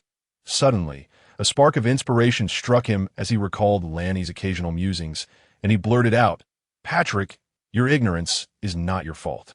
But, pausing dramatically, he mimicked Lanny's demeanor, allowing the crowd to hold their breath in anticipation, before delivering his punchline, "To emerge and make a spectacle of yourself. That is indeed your fault." As Tim spoke these words with a serene expression, the atmosphere in the tavern felt as though it had been suspended in time for a few seconds before erupting into uproarious laughter. "Huffed! Huh! That is indeed your fault. Who is this? Truly amusing." The crowd, hearing such an unprecedented remark, burst into laughter, with many women collapsing onto tables in mirth. Patrick, hearing the laughter around him, turned a deep shade of fury. Yet Tim did not relent, continuing, "In the name of knightly honor. Patrick, I must remind you that I wield a patterned sword, capable of severing hair with a mere breath and slicing through iron as if it were butter. It is not to be compared with your pitiful excuse for a blade." He held his sword aloft confidently, casting a disdainful glance at Patrick, adding, "Do not later accuse me of bullying you. Oh, you speak with such gravitas. What is this patterned sword and its origins? Indeed, we are quite curious. Do tell." At this moment, many patrons had already taken note of the unusual sword, and those present were not lacking in curiosity, prompting a chorus of encouragement from the crowd. Tim surveyed the eager faces around him, sensing a swell of interest, and a flicker of opportunity ignited within him. Although his original plan had been derailed, promoting the patterned sword could still fulfill part of his objective. According to Lanny, this was what one might call building one's reputation. With a glint of determination in his eye, he withdrew his outstretched hand, positioning the sword upright against his chest, pointing to the intricate patterns, and proclaimed, "The most distinctive feature of this patterned sword lies in its mysterious engravings. As for its origins, it is said that this forging technique hails from the distant kingdom of Scotland, capable of crafting the most formidable long swords in existence, characterized by the dark patterns upon their blades. This sword is exceptionally sharp, capable of severing hair with a mere breath, slicing through iron effortlessly, and when held for an extended period, can attune to the wielder's spirit, enhancing the knight's capabilities immensely. However, the forging process is arduous and complex, resulting in its rarity and obscurity. Few are aware of its existence. In my youth, I had the fortune of traveling the continent of Saint To and acquiring a batch of these patterned swords." Tim elaborated passionately, igniting the interest of the tavern's patrons, while Patrick remained skeptical of his claims. The more fantastical Tim's words became, the more humiliated Patrick felt. In his eyes, it was nothing short of an affront from Tim. "Enough." Patrick's face turned crimson as he fixed his gaze on Tim. Shouting at the top of his lungs, with a swift motion, he drew his longsword, pointing it at Tim with a flourish. "And no matter how grandiloquently you speak, knight, it is strength that ultimately prevails. Let me witness whether this fanciful display of yours is as extraordinary as you claim, or if you are merely a charlatan." Entering a combat stance, he inhaled deeply, soon calming his expression. Standing firm, he positioned the sword before his forehead and performed the knightly salute. "Tim Miller, I accept your challenge for the honor of knighthood." To his surprise, Tim noted that Patrick had suddenly become composed. With his opponent ready, Tim, too, met the challenge, executing a knightly salute before raising his ornate sword once more. The surrounding clamor ceased abruptly. All breaths held in anticipation as the duel commenced. Patrick's eyes, taking a deep breath, she suppressed the rising anger and embarrassment within her. Casting a lingering glance at Paco, she gestured for Joseph to follow, before striding purposefully towards the castle. Along the way, she encountered several servants of the castle, who, upon seeing her presence, either hurriedly averted their gazes and scurried away or hesitated, their lips poised to speak but ultimately silent. She had grown accustomed to this behavior, as her nominal mother, Countess Louise, harbored a profound disdain for her, resulting in the servants being wary of approaching her too closely. The more compassionate among them would merely keep their distance, avoiding interaction, while those with less scruples would not hesitate to bully her. Nevertheless, her status as the Count's daughter meant that outright bullying was rare. They would only utter unkind words and display a disdainful attitude. However, her siblings were unrestrained in their contempt, treating her with great cruelty, ready to strike or scold her at the slightest provocation. Consequently, during her time in the castle, she would remain confined to her room unless absolutely necessary, or retreat to the seldom visited study, where she would linger for hours. On this return to the castle, her greatest concern was encountering her siblings. She dreaded how they might humiliate her. Fortunately, aside from a few servants, she had yet to see any of her siblings or Louise, her so-called mother. "Aunt Bonnie, could you tell me where my father is?" Tiffany urgently grasped the arm of a passing servant, inquiring about the Countess' whereabouts. This servant, a middle-aged woman, had always expressed a degree of sympathy for Tiffany's plight during her previous days at the castle. Though she had not offered much assistance, she was one of the few who treated Tiffany with a modicum of kindness. "My lady, you have returned," Aunt Bonnie exclaimed, a flicker of surprise illuminating her face upon seeing Tiffany. However, her expression quickly shifted to one of hesitance, as if she wished to say something, glancing around before ultimately remaining silent. Merely gesturing towards the study, Tiffany, oblivious to Bonnie's unease, entrusted Joseph to her care and hurried towards the study. Angus rarely frequented the study, as he possessed little interest in reading. Yet when he did appear there, he was generally undisturbed. Seizing this rare opportunity for solitude, Tiffany felt compelled to act swiftly. If those insufferable relatives discovered her return, she would undoubtedly face further tribulations. Knocking gently at the study door, she waited until she heard the voice from within beckoning her to enter. Slowly, she pushed the door open and stepped inside.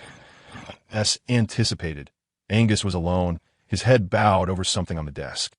Oblivious to her entrance, she approached quietly, positioning herself across from him, and cautiously called out, "Father." In her memories, it was only during the years when her biological mother resided in the castle that she could afford to be somewhat at ease around her father.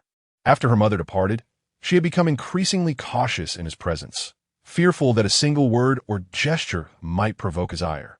Glancing at the object on the desk, she discerned that it was likely a map, presumably of the family estate, upon which she recognized the words Castle Ridge. Seemingly caught off guard by Tiffany's voice, the Count paused momentarily before rolling up the map, his gaze icy as he lifted his head to regard her without uttering a word. Under the weight of his scrutinizing stare, Tiffany felt an overwhelming pressure that rendered her breathless, her heart skipping several beats. "Why have you returned? Shouldn't you be in Castle? What business do you have in Elfin?" At last, the Count broke the oppressive silence in the room, though his tone bore more resemblance to an accusation than a question. Biting her lip, Tiffany hesitated, uncertain whether to disclose her intentions directly. Originally, she had planned to engage her father in conversation to foster some emotional connection before revealing her requests. However, Angus's cold demeanor upon seeing her left her flustered. Gazing upon her father's handsome, mature visage, Tiffany sensed no trace of affection or concern for his daughter, only an unyielding coldness and authority that emanated from him as the Count. Noticing her lips parting in silence, Angus grew impatient and resumed tidying the items on his desk. Perceiving her father's evident displeasure, Tiffany's heart raced, casting aside her initial plan to ease into the conversation.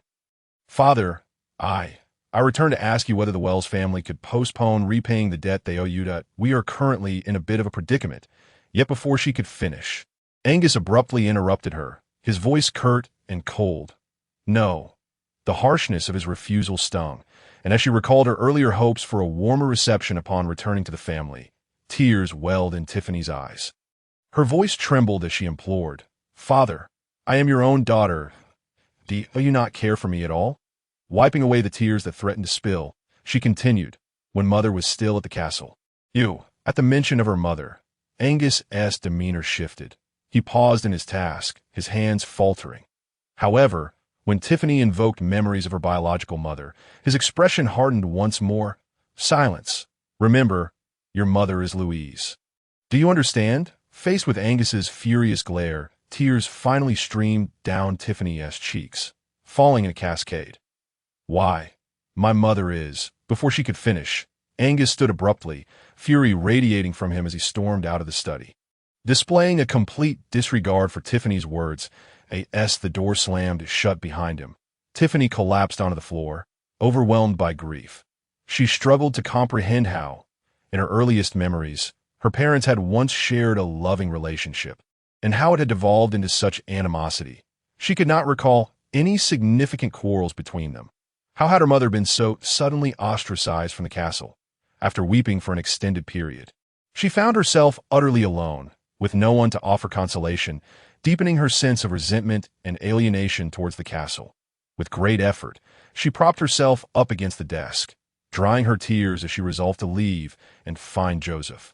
To return to the true home she longed for, where her husband awaited her, rather than remain in this cold, unwelcoming place. Her absence had not been long, and upon locating Joseph, she found Aunt Bonnie still nearby, providing him with some food as he crouched on the ground to eat. Joseph, grab some food. We must leave. Joseph, taken aback by her sudden arrival, was further astonished by her words. And why, lady, traveling by night is quite perilous. Aunt Bonnie, perceptive as ever, noticed the tear stains on Tiffany's face and, sensing something amiss, gently urged Joseph to be quiet. She then pulled Tiffany aside, speaking in hushed tones. Miss, I'm unsure if I should share this. But you ought to be cautious that I have heard that after you marry, your mother's brother has come to the castle. It seems she intends to find him a territory to bestow nobility, and it appears he has set his sights on. At this point, she hesitated, unable to voice the name of the location, but Tiffany understood. The unspoken place was undoubtedly her current home, Castle Ridge. Taking a deep breath to steady her voice, she whispered her gratitude to Aunt Bonnie. Thank you, Aunt, that I understand. Although she remained skeptical about the information, knowing the complexities involved in transferring noble titles and lands from one family to another, she appreciated Aunt Bonnie's concern, which contrasted sharply with the indifference of most others in the castle. Ultimately, she resolved to leave, disregarding the dangers of traveling at night, and set forth with Joseph towards Castle Ridge, the White Inn. Tim returned with a sullen demeanor, barely acknowledging man's greeting, simply waving his hand dismissively. Sir Tim, is there anything you require? Tim did not bother to conceal his emotions in front of man, who readily perceived his discontent. Nothing, just carry on. However, he did not intend to elaborate much, for the other party was merely a hotel attendant. Any explanation would only serve to increase his troubles, so he offered a casual dismissal. Today's visit to the tavern had been a complete disaster. He never anticipated that this rascal, Pat, would appear at Iron Sword Tavern. With Pat causing such a ruckus, venturing into another tavern would likely prove futile. He hesitated, pondering whether to attempt another tavern or simply hand over Ranni to fulfill another task tomorrow and return directly to the castle. On this outing, Ranni had assigned him 2 tasks. One was to sell the 4 dark pattern swords, and the other was to gather comprehensive information on the prices of various goods in Elfin City, primarily focusing on food, weapons, and jewelry. Elfin City was the largest city in Count Eno's territory, and its prices were indeed quite representative. Ranni's explanation had made that clear to him. However, to inquire individually would be a daunting task for him alone. Thinking of this, he called out to Man, who was about to depart. Man, please wait a moment. I need a favor. Lord Tim, what do you require of me? Man asked. Though puzzled, he felt a surge of joy at being asked for assistance by a knight of Lord Tim's stature, observing Tim's cheerful demeanor as he inquired about his needs. Man, I recall your family resides in Elfin City, correct? Tim gestured for Man to sit down, poured a glass of water, and then leisurely began his inquiry. Your memory serves you well. My home is indeed in the southern part of the city. Man had initially thought it was merely a message to convey to someone. However, seeing the seriousness of Tim's demeanor, it was evident he intended to discuss matters at length. So he took a seat across from Tim, albeit with a hint of speculation about what Tim might require of him. Well, I would like your assistance in inquiring about the prices of certain goods in the city. He figured that since Man was a local, it would be far more convenient for him to gather such information that it would be challenging for him to do it alone. But with Man, who could enlist the help of friends, efficiency would undoubtedly increase. He was willing to offer some remuneration for Man's assistance, estimating that 5 silver coins would suffice. Man could seek as many people as he wished. Tim only needed to communicate with him.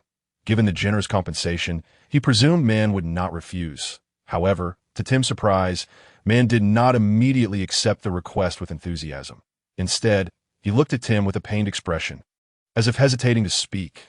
Man, we are old friends. If something troubles you, please just say is the remuneration too low? Tim studied Man, wondering if his long absence from Elfin City had caused some estrangement, or if Man simply desired a higher Why, Lord, you may not be aware, but Elfin City has been experiencing some unusual circumstances lately. Man, sensing a misunderstanding, quickly waved his hands, clarifying that it was not a matter of payment, but rather the fact that Count Eno was currently conscripting nobles to surround a band of roving Grummins. Consequently, the city had taken on a somewhat wartime atmosphere, and they were apprehensive of strangers and those with odd behaviors. If a stranger were to request him to investigate the local prices, he would likely spend his time reporting suspected spies to the city's security team, as there was also a reward for doing so.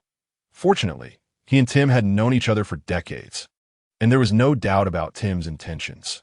Nevertheless, Man hesitated to assist him, given the inherent risks involved. Considering that Tim's master, August, was a noble from the north, it was unlikely he would wish harm upon Elfin City. Ultimately, he steeled himself and decided to undertake the task. Why, Lord, leave this matter to me. I will seek out the necessary information immediately. Though the arrangement was set, Tim soon realized that he had underestimated the complexity of the task. Even after enlisting the help of the city's residents, the information he sought on prices would only begin to trickle in over the next 2 to 3 days. The sporadic nature of the collection was largely due to the current scale of trade. For instance, regarding the price of horses, the city's trading capacity was insufficient to sustain daily markets. Thus, the horse market was only open on Mondays and Fridays. This meant he could gather such information only on those days. If he missed them, he would have to wait until the following Monday. Although the pace of information gathering was slow and fraught with obstacles, the extent of his records steadily increased, and he amassed an ever-growing collection of price data.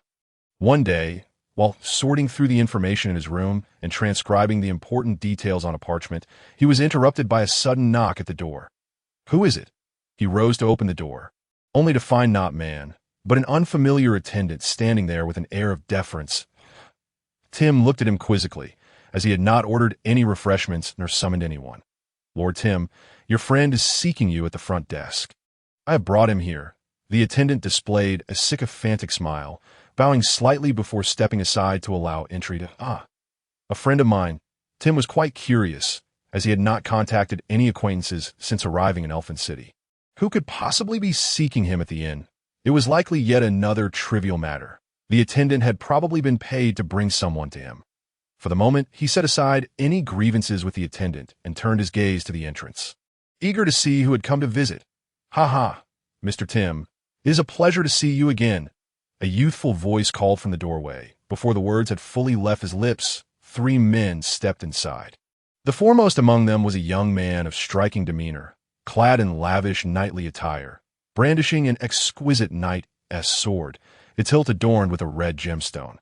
Upon seeing the sword embedded with a red gem, Tim's expression sharpened.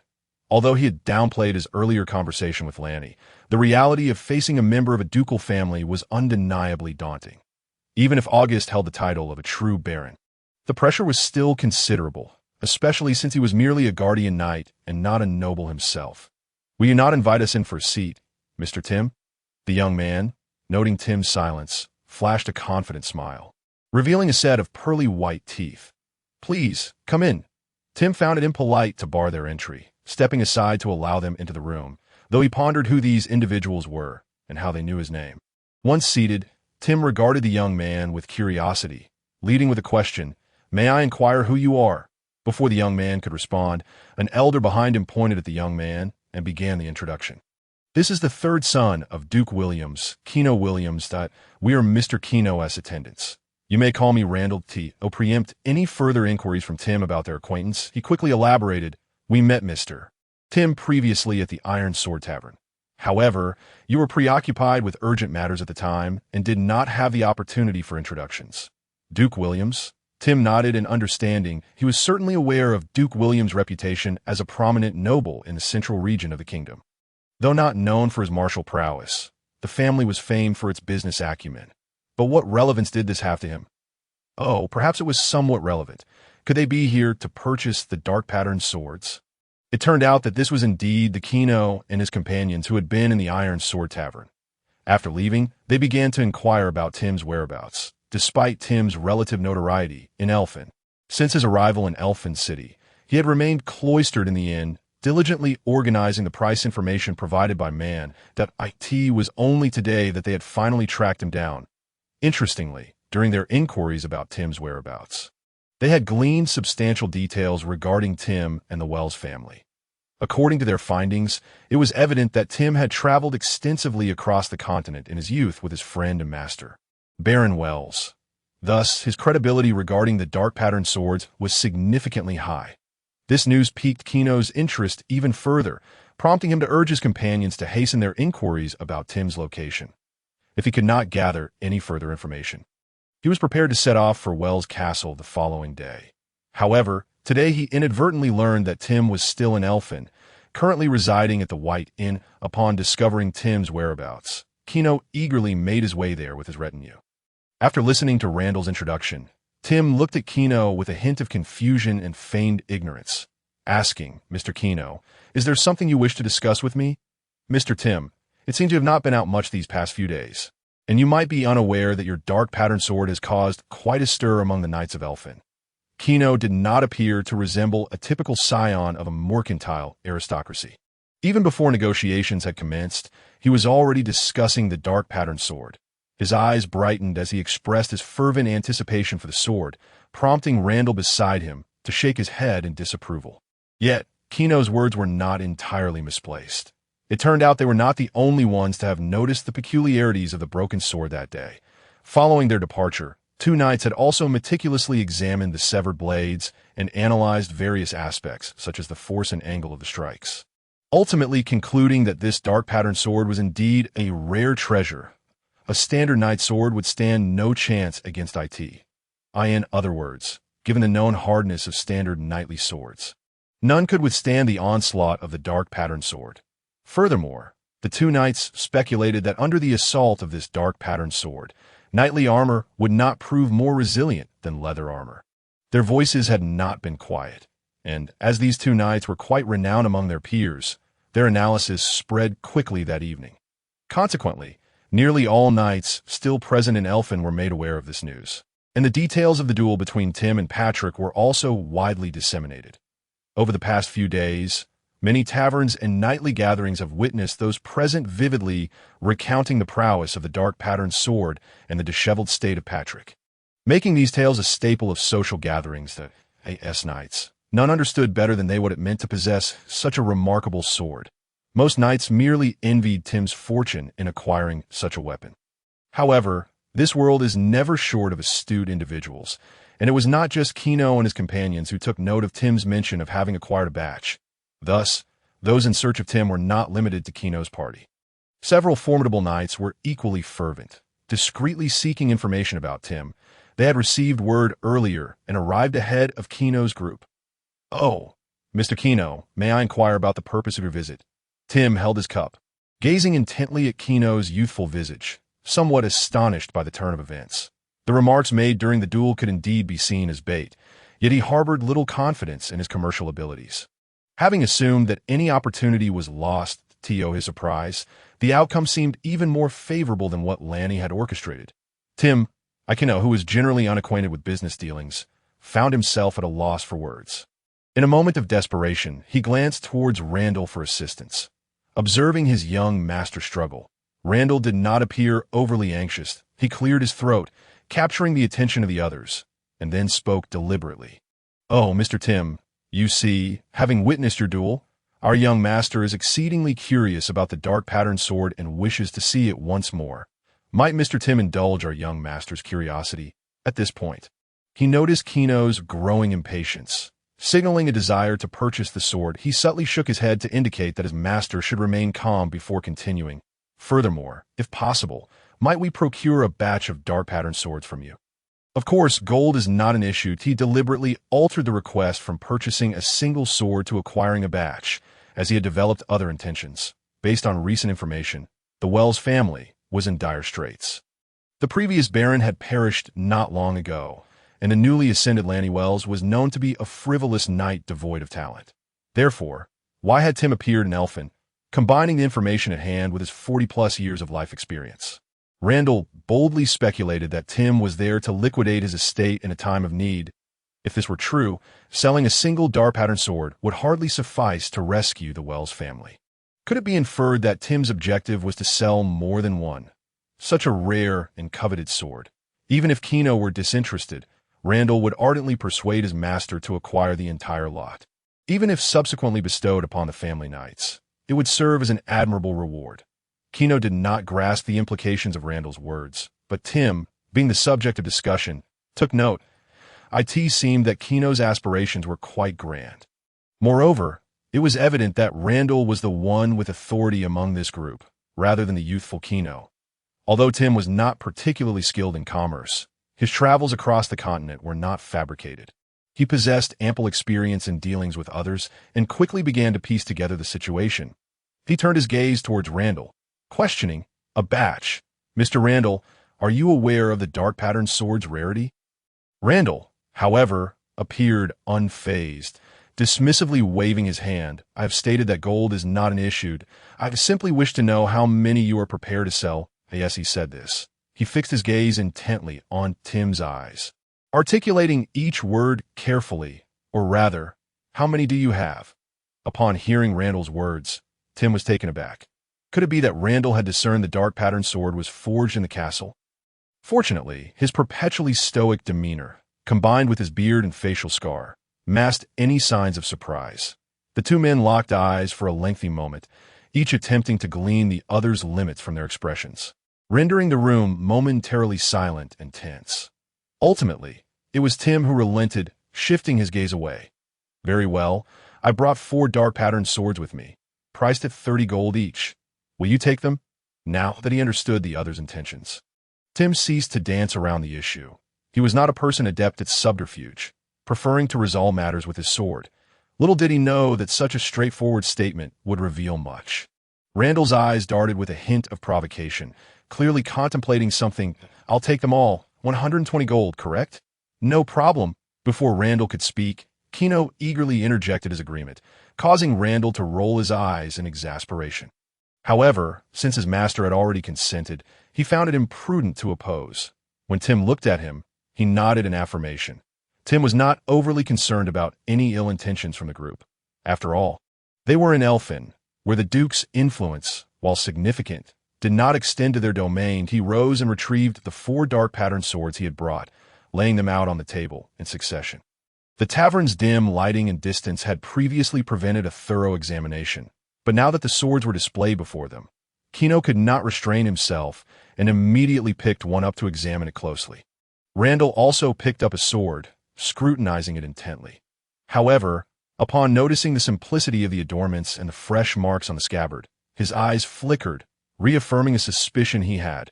Kino meticulously inspected the swords on the table, nodding in satisfaction before gesturing to Randall to proceed with the payment, preparing to depart. Yet, Randall reached out to stop Kino, leisurely pulling out his coin pouch and counting out 120 coins. Placing them on the table, in Kino's puzzled gaze, he spoke again. "Mr. Tim, may I inquire what business brings you to Elfin?" Upon hearing the inquiry, Tim was startled, his expression turning worried. "Oh, it's nothing much, just procuring some items." "Why, does Mr. Randall have any further inquiries?" Randall chuckled heartily, recognizing Tim's misconception, yet chose not to clarify. "Not at all. I merely wish to ask if, once your business is concluded, we might accompany you, that we too wish to experience the sights of Castle Ridge." Upon hearing these words, Tim gazed in astonishment at the middle-aged man, momentarily perplexed by the intentions of these individuals. He failed to notice that even Kino had displayed a look of surprise. However, having witnessed Randall's adeptness in handling matters since childhood, he felt a measure of confidence in Randall and refrained from voicing his inquiries. Choosing instead to take a seat once more, Tim tilted his head to observe the smiling Randall. His mind clouded with uncertainty regarding this man's true motives, leaving him in a state of confusion. Nevertheless, he felt it inappropriate to intervene. It was quite normal for nobles to pay visits to one another. Albeit such visits from a duke to a baron were rare. Even if Kino was merely the son of a duke, I shall return to Castor early tomorrow morning. We may travel together. I am certain the Wells family will warmly welcome your arrival. Tim managed to smile, extending a cordial welcome to the group, though his heart remained unsettled, since they were set to depart Elfin City the following day. Kino and his companions could not possibly stay at Tim's inn. Consequently, they bid farewell to Tim and returned to their own lodgings, awaiting the morrow to meet him at the city gate. In Kino's chamber, he meticulously traced the peculiar patterns on the dark-patterned sword, his head lowered as he inquired of Randall. What are they truly up to? Randall, having successfully procured the dark-patterned sword, questioned the necessity of traveling to that desolate place. Castor, are we to observe how they cultivate the green fungi? He scoffed, unable to commend the local green fungi, perplexed as to how the locals consumed it. This dark-patterned sword is indeed sharp, and the design is quite exquisite. Kino remarked, growing increasingly enamored with the weapon as he felt its blade. Despite its plain embellishments, he found himself utterly disinterested in glancing at his ornate knightly sword, his heart and mind wholly captivated by the simplicity of the dark-patterned sword.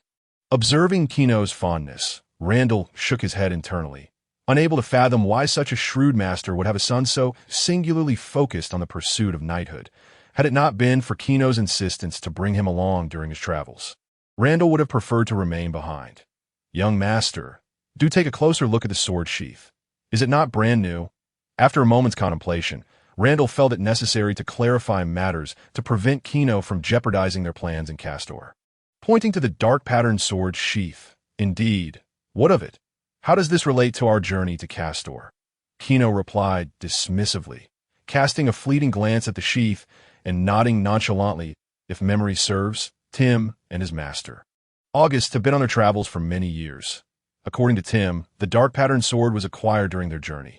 So why, then, is the sheath brand new? The Wells family has faced numerous crises over the years. Yet, why have these dark-patterned swords never been utilized? Randall posed two questions before confidently answering himself. I surmise that these dark-patterned swords were likely crafted only recently. This implies that the Wells family may have recently acquired the technology for producing dark-patterned swords. Kino's interest was piqued at the mention of dark-patterned swords, and he turned sharply to face Randall, his eyes filled with doubt and excitement. If this is the case, young master, should you not seize the opportunity to obtain the sales rights for these dark-patterned swords or acquire the manufacturing technology? I believe father would be exceedingly pleased. Upon hearing that his father would be delighted, Kino's eyes brightened, and he nodded in encouragement for Randall to continue. Such a sharp and resilient dark-patterned sword could fetch 60 gold in the hands of knights in the Central Kingdom. Would it not? At 60 gold, what would 100 swords cost? And 200? Would that not amount to a substantial fortune? Randall refrained from speculating on the price of 1,000 swords, knowing that Duke William's capacity for sales had nearly reached its limit at 200 swords per year. Given their expense and the fact that not all knights could afford them, as Randall elaborated on his analysis, Kino's eyes sparkled with increasing anticipation, and he set aside his long sword, rising in excitement to pace the room. He was not foolish, nor was he solely fixated on becoming a knight. He too aspired to inherit the duke's title. Yet, regrettably, he had a remarkably clever older brother, and no matter how hard he tried, he could never surpass him. So why should he burden himself with concern for the family business, risking the ire of his brother? Becoming a knight was merely a reluctant choice. However, if this endeavor could grant him significant recognition in his father's eyes, he would embrace it wholeheartedly. Randall, what do you think I should do? After a moment's reflection, having vented his excitement, Kino realized he had limited experience with business matters and, after much contemplation, had no particularly good ideas. prompting him to seek Randall's counsel. Fortunately, Randall did not disappoint him, quietly beginning to outline his plans. Firstly, our primary goal in Castor is to secure the agency rights for the dark pattern swords, although the price of 30 gold is somewhat steep. Given the capabilities demonstrated by the dark pattern swords, even at 60 or 100 gold, we need not worry about sales. Secondly, if the opportunity arises, we should endeavor to acquire this technology, but of course, that will be quite challenging. We must remain adaptable. As the two engage in hushed discussions about the details of their journey, Kino's previously furrowed brow began to ease, slowly revealing a smile. Clearly, he had gained some confidence regarding their expedition to Castor. In the castle study at Castor Ridge, Ranni sat cross-legged, his eyes closed, engaged in his daily magical meditation. The castle was enveloped in tranquility that morning, the air thick with moisture, and distant birdsong floated in from outside. After a long while, he sighed, slowly rising from the floor, his brow furrowed as he stood lost in thought. His expression revealed that today, yet again, would yield no progress, since Tim had taught him the method of magical meditation. Ranni dedicated an hour each morning to this practice. Following Tim's guidance, he endeavored to reach a state of clarity, attempting to sense the subtle traces of magical elements within him. Yet, after nearly half a month of effort, he had felt nothing but self-doubt crept in. Did he truly lack the aptitude for magic?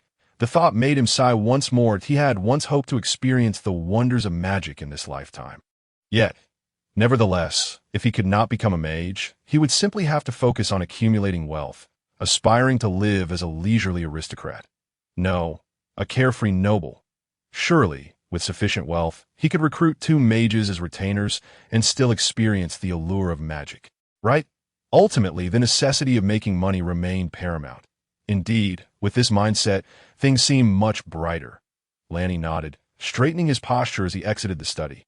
"Darling, you've arrived." Upon spotting Ranni's figure in the hall, Tiffany hastily stood to greet him, gently laying a napkin for him and arranging the tableware. After a soft kiss, she signaled for Candy and Frank to bring forth breakfast. During this time, the two had grown inseparable. Tiffany had exhibited exceptional tenderness. Just days prior, she and Tim had traveled to Elfin, but she had not awaited Tim's return to Castor, instead instructing Joseph to drive her back to the castle alone that very night. Seeing Tiffany return to the castle at night had startled Ranni, yet he noted her less than pleasant demeanor and dared not inquire further, merely speculating that her visit to the Eno family had not gone smoothly. Indeed, that evening, Tiffany recounted her experiences at the castle. According to her, the Count of Eno had been preoccupied with subduing the roaming Grummins and had scarcely spoken to her, brusquely rejecting her requests and insisting that the Wells family must adhere to their original agreement to repay their debts in full within 9 months, as stipulated in the arrangement with August a year prior. Having grown up within the Eno family, Tiffany certainly had her share of trusted confidants, and she had overheard some close servants mention that the Count's brother-in-law had been persistently pestering the Countess, hoping to secure a baronial title for himself, likely with his sights set on Castor Ridge. Upon hearing this news, Ranni frowned, his anxiety intensifying as the urgency of the need for wealth pressed upon him. After all, it was a considerable sum. Furthermore, he began to suspect that perhaps the Count of Eno had not intended anything benevolent when he lent money to August. Listening to Tiffany's words, it was clear that the Countess had not only recently begun to seek a noble title for her brother. However, Ranni kept these thoughts to herself and refrained from voicing any complaints. After all, Angus was her father, and any grievances she harbored would only cause her distress. Nevertheless, Tiffany's visit was not entirely fruitless. At the very least, she had discerned the Count's stance, ensuring that Ranni would not be caught off guard in the future. Regarding the matter of earning money, Ranni elaborated on the immense value of the patterned sword she had previously helped to create, noting that it could fetch at least 30 gold coins. Upon hearing that such a sword could command a price of 30 gold coins, Tiffany expressed great joy, immediately alleviating her concerns about finances. She even offered to gather the same maids from before to assist once more, ensuring that this endeavor would be executed swiftly and skillfully. Ranni chuckled, indicating that there was no immediate need for that. Yet inwardly she sighed, as she did not mention that the patterned sword had been taken by Tim to Elfin, and she was not entirely certain it would sell.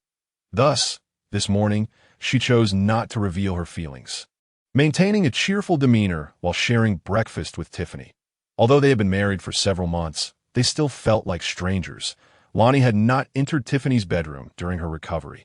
However, as their interactions increased, Lonnie's demeanor gradually shifted Tiffany's perception of him, and given their recent union, a touch of tenderness was only natural.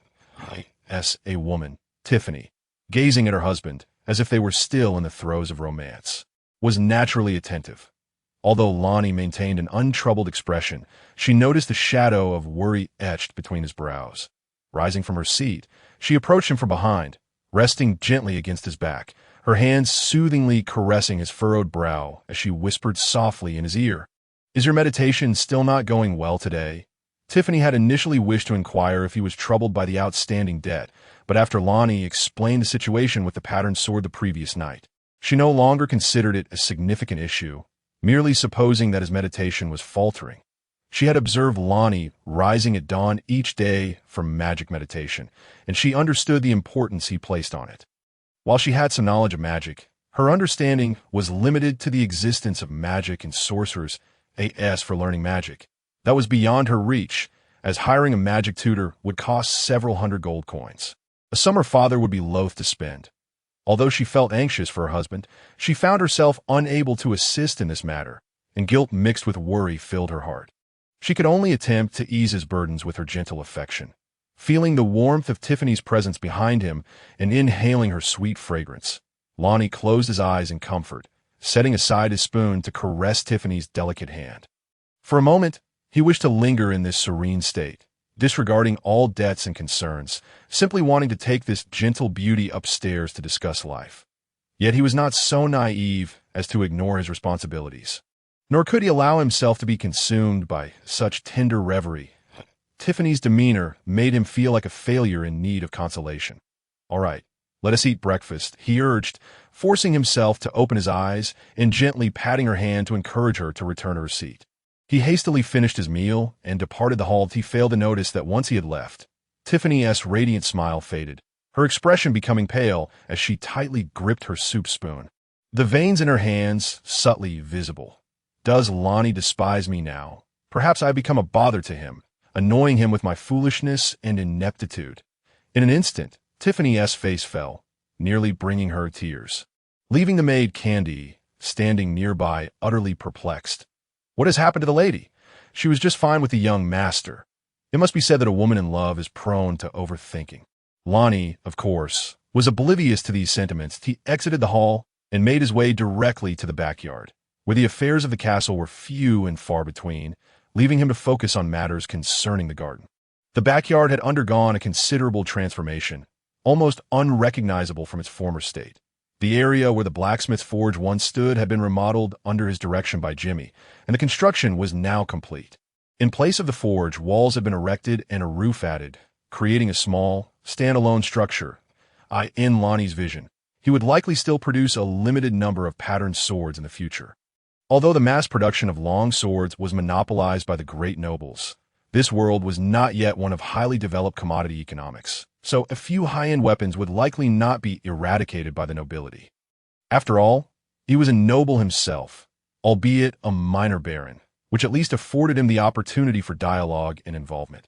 Even if he did not craft patterned swords, he required a space for experimentation. He could hardly conduct his experiments in the castle's basement like some nefarious sorcerer in a film.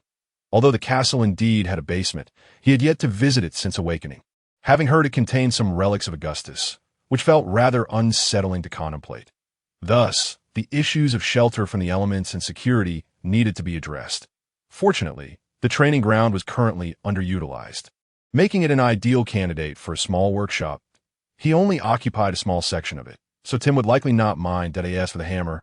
It had not been involved in the renovation work, but had instead used the damaged long swords Tim had provided to craft some tools for Jimmy. Over the past few days, following Lonnie's design plans, the true tools, planes, chisels, saws, and hand saws, had been successfully created. This crafting process still employed the traditional methods of repeated forging and high-temperature quenching, while the number of times forged was not extensive. The hardness of the tools had significantly improved from the earlier soft chisels, and the craftsmanship was far more exquisite, exuding an aesthetic appeal. When the hammer presented this batch of tools to Jimmy, the latter's joy was palpable as he embraced the polished, gleaming tools, nearly brought to tears. Lonnie and the hammer exchanged glances, feeling a sense of alarm, fearing that Jimmy might inadvertently injure himself in his excitement. Although Jimmy was not particularly skilled as a carpenter, the demands of this renovation were not high. He simply needed to erect 4 support pillars and then add wooden boards with the newly crafted tools. The pace of work accelerated, and, astonishingly, it was completed that very day, needing only minor adjustments inside. Young master, what should be written on this sign? When Lonnie arrived, he found only the hammer laboring in the yard, with no sign of Jimmy. Just as he was about to inquire, Jimmy burst forth from the small building, holding a long wooden board.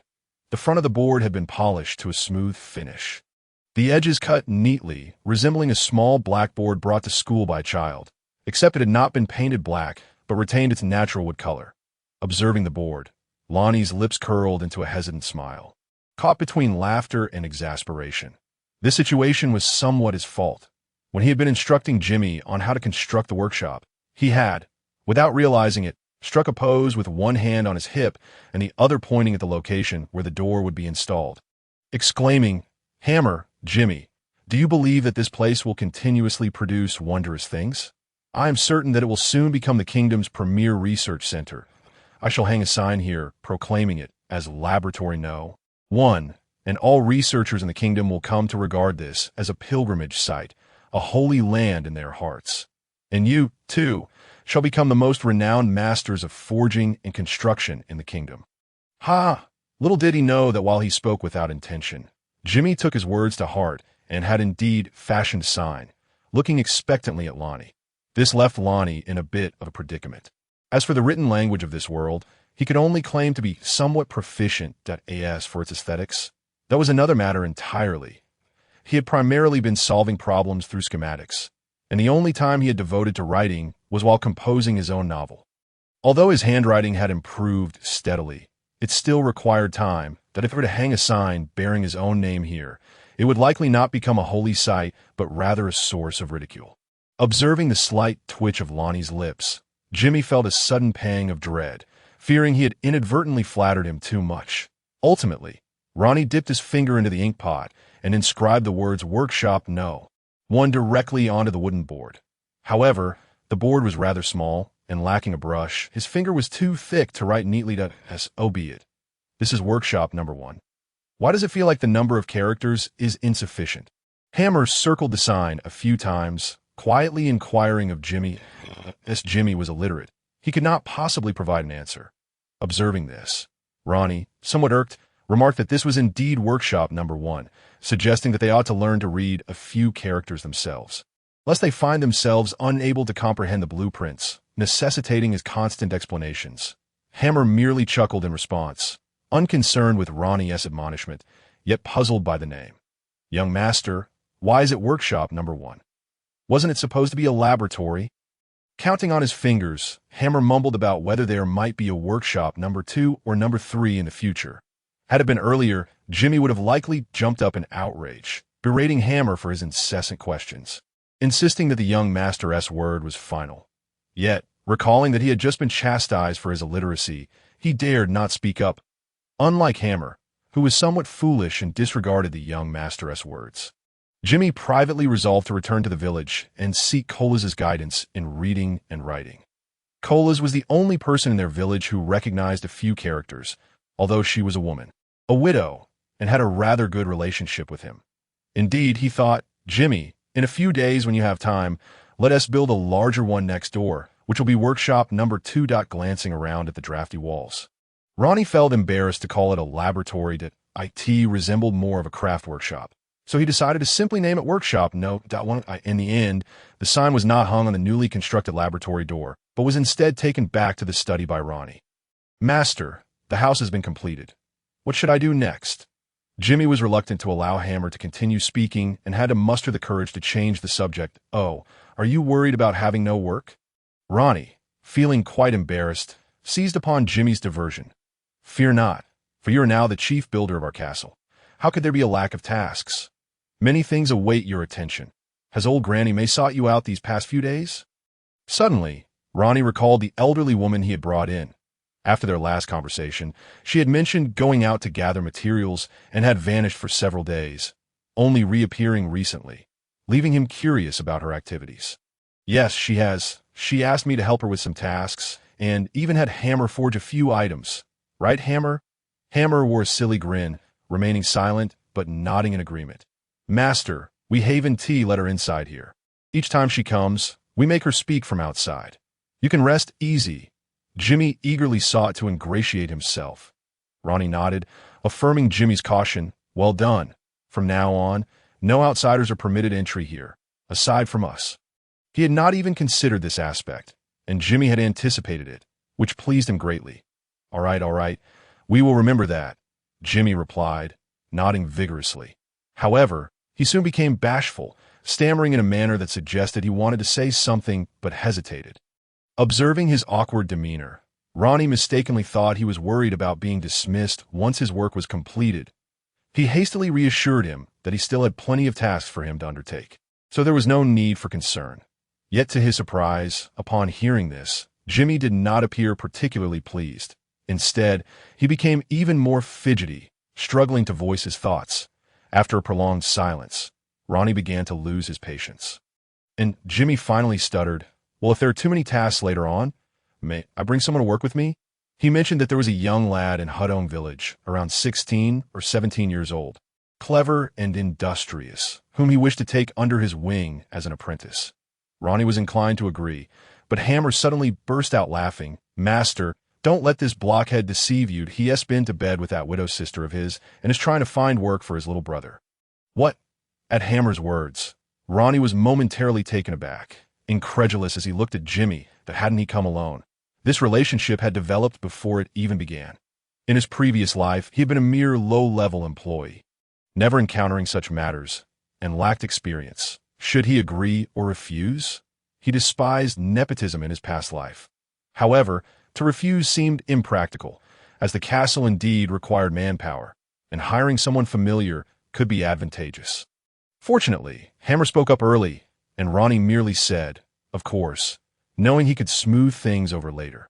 Upon hearing Hammer's words, Jimmy's face turned crimson, glaring at Hammer. But Hammer was unfazed, exchanging playful glances, grinning broadly, clearly relishing in disrupting Jimmy's little scheme. After a moment of contemplation, Ranni ultimately decided to grant Jimmy's request. Firstly, they genuinely needed more hands, and secondly, since Jimmy had a complicated relationship with the widow, he would likely be diligent in mentoring an apprentice. Furthermore, he had only these two individuals working for him at present. It was no great matter, and he could afford to lend a hand. All right, Jimmy, don't be shy that you're not a child anymore. If you truly find someone suitable, marry them soon, he said, playfully patting Jimmy, whose face was now as red as a boiled lobster, dismissively waving his hand. Bring him over tomorrow, so I can see him. I plan to create a batch of items next, and you can have him assist with that. However, he then adopted a stern expression, fixing his gaze on Jimmy as he added, I must make it clear that this lad was recruited on your behalf. If he causes any issues, I will hold you accountable. As he spoke, his tone grew severe. Jimmy trembled at the words, pounding his chest and swearing, Master, rest assured, if he causes trouble, I will accept any punishment without complaint. Yet inwardly, he vowed to train this fortunate little brother diligently. Otherwise, he would feel unworthy of the fright he had received under the Master's roof. All right. Now let me explain what you need to produce next. Seeing that Jimmy was nearly swearing an oath, Ranni felt it unnecessary to prolong the matter and shifted to the task at hand. Ranni intended to create a stick approximately 2.5 meters long. The thickness of a sword handle, uniform in width, and polished smoothly on both ends. Of course, this was merely part of what he wished to make. The remainder would require Hammer's craftsmanship. After sending Jimmy off to fashion one for experimentation, he turned to Hammer, handing him a pre-prepared blueprint. Hammer, take a look at this. Hammer took it and studied it for a long time, still bewildered as to what this object was, if one were to call it a tool. The front was pointed, yet if it were a sword, it was too short, and, crucially, the back needed to curl into a barrel shape. Ha! Without seeing the physical object, you truly wouldn't understand, but that's alright. Once you and Jimmy are ready, assembling it will clarify everything. Ranni chuckled heartily at Hammer's bewilderment. In truth, Ranni aimed to create a red tassel spear. This weapon was among the simplest and most commonplace of cold weapons. When paired with an iron spearhead, it could pierce or slash effectively. However, it differed somewhat from the spears of this world, which emphasized length and reach, but fell short in power. Ranni had examined the stored specimens in the castle, which were roughly 3 to 4 meters long, lacking in both piercing capability and ease of maneuverability, making them rather cumbersome. In contrast, the red tassel spear was slightly shorter than a traditional spear, allowing for better leverage. Wielding it as a club was quite effortless, and with an iron spearhead crafted by Hammer, it could pose a significant threat to knightly armor. Of course, this would require testing. Only after Hammer fashioned the spearhead would the specific effectiveness be known. For a long time, not only Tim, but Ranni was also concerned about the roving Grumman people. The reason he and Tim had not reached a conclusion was primarily due to financial constraints. Once Tim successfully sold those few patterned swords, he should have some funds to assemble a defensive force. However, Ranni still did not intend to follow Tim's suggestion of forming a knight-based team, as that would incur exorbitant costs. Although the initial batch of dark patterned swords may enhance the economic condition of the castle, such improvement is merely superficial, and the gap remains substantial should the entire force be composed of commoners. However, the situation would be entirely different. Firstly, this contingent would be dedicated to safeguarding their own security, naturally exhibiting greater diligence and commitment.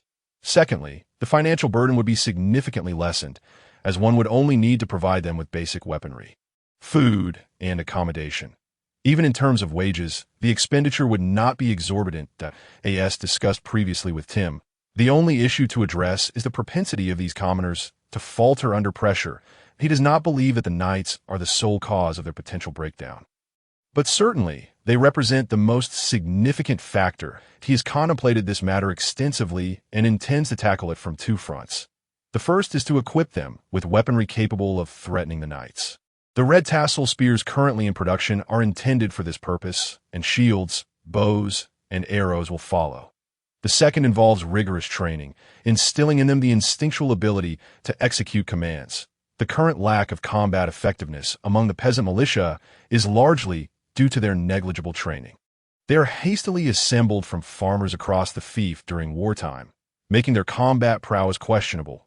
He plans to recruit around 30 individuals from his territory to form a permanent security force, providing them with ample training and a fully immersive training environment. Convinced that they will not remain as ineffectual as farmers. As for the training methodology, he also intends to draw upon the experiences of previous adventurers, balancing training intensity with motivational efforts. This represents the first phase. As funds become available, he will expand this initial group, promoting them to leadership roles, a task he finds relatively straightforward. He is also inclined to adopt a recruitment model akin to that of the knights, rather than employing forced conscription. Returning to his study, he retrieved the recruitment manual for the castling security force that he had been drafting over the past few days, meticulously reviewing it once more before summoning the butler. Sir Frank, who had been engaged in his weekly botanical maintenance task, entered the study with a pair of large pruning shears in hand, his attire speckled with plant debris. "Why are you the one doing this? Wasn't he at the lady handling it before?" Lonnie inquired, puzzled by the change in personnel. Frank, sensing Lonnie's curiosity, quickly clarified it wouldn't be appropriate for the lady to undertake such labor. She only did it while I was away. Now that I'm available, it's only fitting that I handle it. Lonnie, noticing Frank's unease, waved his hand dismissively. No need to overthink it. I am merely curious that if she finds it enjoyable, it's beneficial for her to engage in some activity. I summoned you for a different matter. He then handed over the documents in his possession. Here, take a look at this. If everything appears satisfactory, instruct Joseph to memorize it. Once Tim returns, I will arrange for both of you to disseminate this information throughout the various villages in the territory. I expect you to commit its contents to memory. Otherwise, you may struggle to adequately address the concerns of the citizens. Frank perused the document briefly, his brow furrowing. Sir, you intend to pay these subjects? Isn't responding to your summons their obligation? Lonnie initially hesitated to elaborate, but realized that without addressing Frank's concerns, the outreach efforts could falter. Thus, he patiently elucidated the nuances of the situation. Indeed, it is their obligation, but consider this, Frank, that if we offer a monetary reward alongside their duty, would it not be more advantageous? After taking a sip of water to clear his throat, Lonnie continued, moreover, I do not plan to recruit in excess of knights, which necessitates that our forces possess the capability to confront them. Thus, I will implement rigorous training. Relying solely on their sense of duty may prove insufficient. Observing Frank's lingering confusion, Lonnie sighed, recognizing that this distinction would take time for the butler to grasp. Yet, conveying it effectively posed a considerable challenge. Recalling that Frank had previously expressed concerns regarding the castle's finances, he reframed his argument, hoping to mitigate Frank's resistance. Consider this. If I were to recruit 10 knights, their salaries alone would amount to at least 10 gold coins per month, totaling 120 coins annually, not including expenses for weaponry, horses, and armor. With those added costs, we would likely require at least 500 gold coins. Isn't that a heavy burden? Can we afford such an expense? However, if we were to conscript the commoners for combat, I would only need to allocate half that amount to cover their sustenance, clothing, and weaponry. Doesn't that seem far more economical? Upon hearing Lonnie's reasoning, Frank pondered briefly before nodding in agreement. However, he still voiced his concern, but can these commoners truly pose a threat to the knights?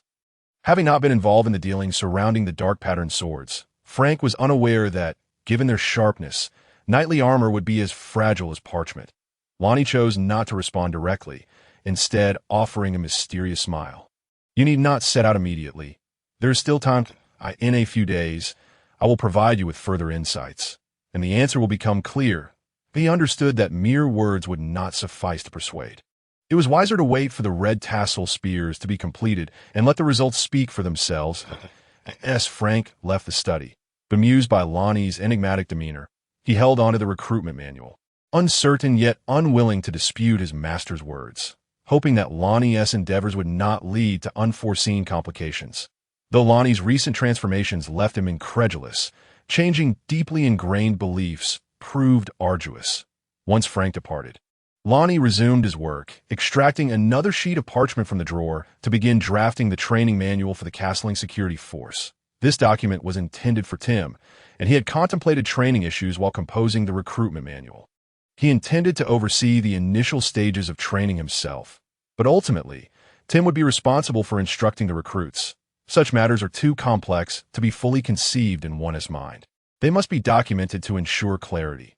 Reflecting on his current usage of parchment, he noted that his monthly expenditures on sheepskin were considerable. He had recently observed that the previously ample stack of parchment in his drawer was nearly depleted. Although he was aware that the sheepskin he used was a tax remittance from Black Mountain Village, thus incurring no direct costs, the continuous consumption still represented a significant waste. Determined to investigate the situation with old Granny May, he resolved to ascertain whether any progress had been made during his absence. With his mind now refocused on the tasks at hand, he understood that each issue must be addressed individually.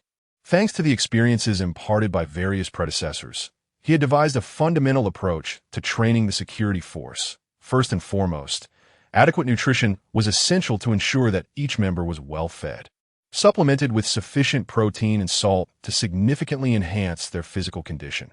This may seem trivial in a resource-abundant society, but based on his observations, few among his subjects could enjoy 3 hearty meals daily, let alone have access to meat and ample salt. Next came the necessity for rigorous training, enabling all participants to develop muscle memory. This would prevent them from succumbing to panic on the battlefield. As long as the leaders issued commands, all members should be able to execute their actions instinctively, thereby achieving a certain level of combat effectiveness. Finally, and most importantly, sufficient motivational efforts were essential. It was imperative that every individual understood that they were not merely defending Lonnie as a noble, but also safeguarding their families, properties, and lands. Lonnie believed that a force imbued with such understanding would be far less likely to disband easily. He did contemplate the possibility of offering land ownership rights as a powerful incentive. However, after much consideration, He deemed it inappropriate. His status as a baron was still too low within the kingdom's hierarchy. Although he was responsible for all matters pertaining to the fief, altering land ownership would undermine the very foundations of the kingdom, which would not go unnoticed as a minor baron. How could he possibly resist? He preferred to remain a carefree noble rather than risk losing his head. Moreover, the practical circumstances did not support such an initiative. Castling was situated in a hilly region, with scant fertile land to distribute. Even if he were to allocate some to the members of the security force, it would be negligible, offering little incentive and arguably less effective than not distributing land at all. The straightforward bestowal of wealth is indeed the most pragmatic approach. After another glance at the parchment in his hand and mentally reviewing its contents, he found no significant oversights. Only then did he place the document in the drawer, cast aside the quill, stretch languidly, and close his eyes to indulge in a moment of relaxation. However, scarcely had he reclined when a thought from earlier resurfaced, prompting him to rise, albeit somewhat fatigued, and exit the study. Making his way to the room of Granny May on the first floor, a sigh escaped his lips. It appeared that the path to becoming a contented minor noble was still a long one. Granny May had been assigned a room on the first floor, distant from the other maids, who were housed together. Some peculiarities about her left him with an underlying sense of unease, compelling him to keep her at a distance from the maidservants. Nevertheless, since they were all on the same floor and without any security measures in place, this arrangement was merely a means for him to find peace of mind. As for a workspace, there was no immediate need for one. He planned to carve out a section of the backyard for this purpose later, facilitating both protection and management of Granny May's endeavors. Lost in thought, he gradually approached Granny May's room and knocked on the door. "Who is it?" came a female voice from within, soon followed by the sound of footsteps approaching the door. This voice hardly matched that of a frail old woman. Her disguise seemed insufficient. He pondered the nature of her white hair. Was there hair dye available here? Just as he mused on these chaotic thoughts, the half-opened door revealed Granny May. "Sir, did you require something from me?" Lanny offered a slight smile as he stepped into the room, casually remarking, "I was just wondering how your tasks were progressing since you were away for quite some time the other day. So I thought I would drop by for a look." Granny May gestured for Lanny to take a seat in the only chair in the room and shrugged apologetically. "I'm afraid I have no hot beverages to offer you." "My apologies." She then pointed to the items on the table and began to discuss recent developments. "After our conversation, I sought out some plants resembling what you described, ones with longer fibers, for instance. This bulrush, this millet, and this bulrush. I am currently experimenting with them." As she spoke, Lanny examined the various herbs laid out on the table. "They appear to be herbaceous plants," he sighed internally, thinking, "I merely used grasses as examples." "Did you really have to use them? Was it not possible to experiment with some shrubs or tree bark instead?" However, he soon realized he had misjudged her intent as she continued to introduce additional materials, including various barks, cypress, silver pine, and birch. It turned out that Granny May had sorted her collected materials into categories of plants and barks at the tea that moment. She seemed to be focusing on the plant aspects, leaving the barks set aside. Though his doubts remained unspoken, Lanny felt a twinge of awkwardness and nodded in agreement. Granny May, perceptive as ever, cast a curious glance at Lanny, wondering why the young lord seemed embarrassed. Was it that she had spoken too quickly for him to comprehend? Thus, she gradually slowed her pace and posed her own inquiry. "Sir, I did not quite grasp your explanation regarding soaking. Could you elaborate?" Listening to an elderly woman with white hair articulate the dialect of another world in an unusual manner struck Lanny as rather bizarre. Previously, when he had communicated the production process to Granny May, he had melded the local method of crafting parchment from animal hides with some steps he recalled from memory. In the soaking stage, he truly struggled to express himself, as there was no corresponding term in the language of Andrew. After considerable thought, he resorted to using his native tongue from another world, which resulted in Granny May also speaking in an odd accent, yet there was an inexplicable familiarity to it. Shaking his head to clear the jumble of thoughts, Lanny organized his memories and began to explain the soaking process. The primary method of soaking involves placing the plants in a container and keeping them in a cool, shaded area. You layer the plants. Sprinkle water. Add another layer of plants, and sprinkle more water, ensuring the plants remain moist. The main goal is to allow the non-fibrous parts of the plants to decompose, leaving only the fibrous material. Although Lanny's explanation was somewhat rudimentary, Granny May listened intently, occasionally raising her own questions for clarification. What type of water should be used? Are there any specific requirements? Is there a size requirement for the container? As Lanny concluded that portion of his recollection, he found himself somewhat overwhelmed by Granny May's inquiries, feeling fatigue from the exchange. After all, he had never undertaken related work in another world, and his understanding was quite superficial.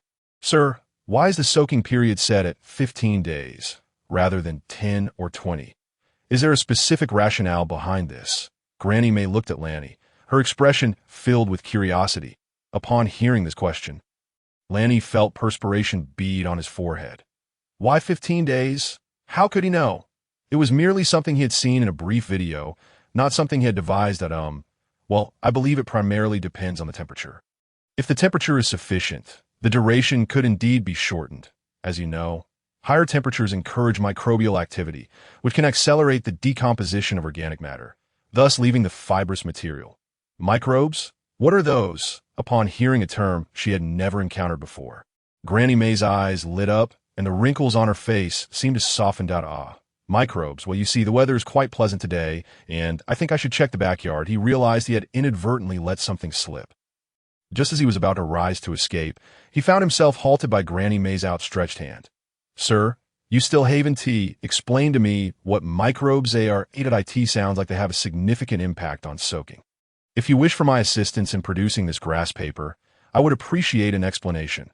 Granny May's expression bore no signs of agitation, yet her words carried an unmistakable undertone of threat. Leaving Lanny feeling somewhat cornered, he could certainly disregard her and leave, knowing she would be unable to stop him. However, the prospect of losing a rare talent so eager to engage in research was too regrettable. And thus he took a seat once more, contemplating how to respond to her inquiry, that a sudden idea struck him. Leaning slightly forward, lowering his voice, he said mysteriously, "Can you keep a secret? What I am about to share with you is knowledge not to be disseminated lightly. Should anyone discover that you possess this knowledge, you would face the penalties of the kingdom's law. Are you certain you wish to know?" He had anticipated that Granny May would be deterred by such a declaration. But to his surprise, her interest only intensified, and she nodded resolutely. "I am not afraid. Please, my lord, go ahead, that I assure you I will not share it." "Well, it appears I have no choice but to deceive you." Internally apologizing to her, he once more lowered his voice and said enigmatically, "You know, this world actually possesses magic, along with magicians, grand sorcerers, and a variety of magical creatures. Microbes are among these magical beings. They consume the non-fibrous parts of the plants, leaving the fibers behind. However, they are extremely sensitive to temperature. The higher the temperature, the more active they become. So, just know that magic-related knowledge is not meant for the common folk." Initially, Granny May's eyes sparkled with excitement, anticipating a grand secret. But as Lanny continued, her expression morphed from curiosity to disbelief, then skepticism, ultimately settling into a look of derision. You don't believe me?" Lanny could easily read her expression, understanding that he had been caught in a lie. His face flushed crimson with embarrassment, and he wished he could vanish into a hole in the ground. Did she know something about magic? That shouldn't be possible. As this thought crossed his mind, he began to reconsider the peculiarities surrounding Granny May, feeling a sense of uncertainty creeping in. Yet, finding himself in a predicament, he felt it unwise to admit his deceit immediately. He could only swallow hard, attempting to salvage his dignity. "Of course I do. How could I not believe it when the Lord has spoken of such a significant secret?" Though Granny May's words suggested agreement, her expression practically accused him of nonsense. Strangely, however, she did not expose Lanny's deception, but rather feigned disinterest, casually dismissing him with, "Didn't you mention there were still matters to attend to? I shall take my leave now. Safe travels, my lord." Upon hearing the almost dismissive words from the other party, Lanny found himself momentarily at a loss, clumsily escaping from the room. The humiliation of being so unceremoniously ejected left him flustered and awkward as he returned to the study, where he sat for some time, still feeling the heat rise to his cheeks. Yet, As he gradually regained his composure, he began to reflect on the peculiarities of the old woman. There was an undeniable sense that she was far from being a mere country peasant or an ordinary crone. While her unusual appearance could be interpreted as a ruse for safety in a world fraught with peril, her evident knowledge of magical lore raised alarm bells in his mind. Could it be that she possessed an understanding of magic? Judging by her previous demeanor, the likelihood seemed quite high.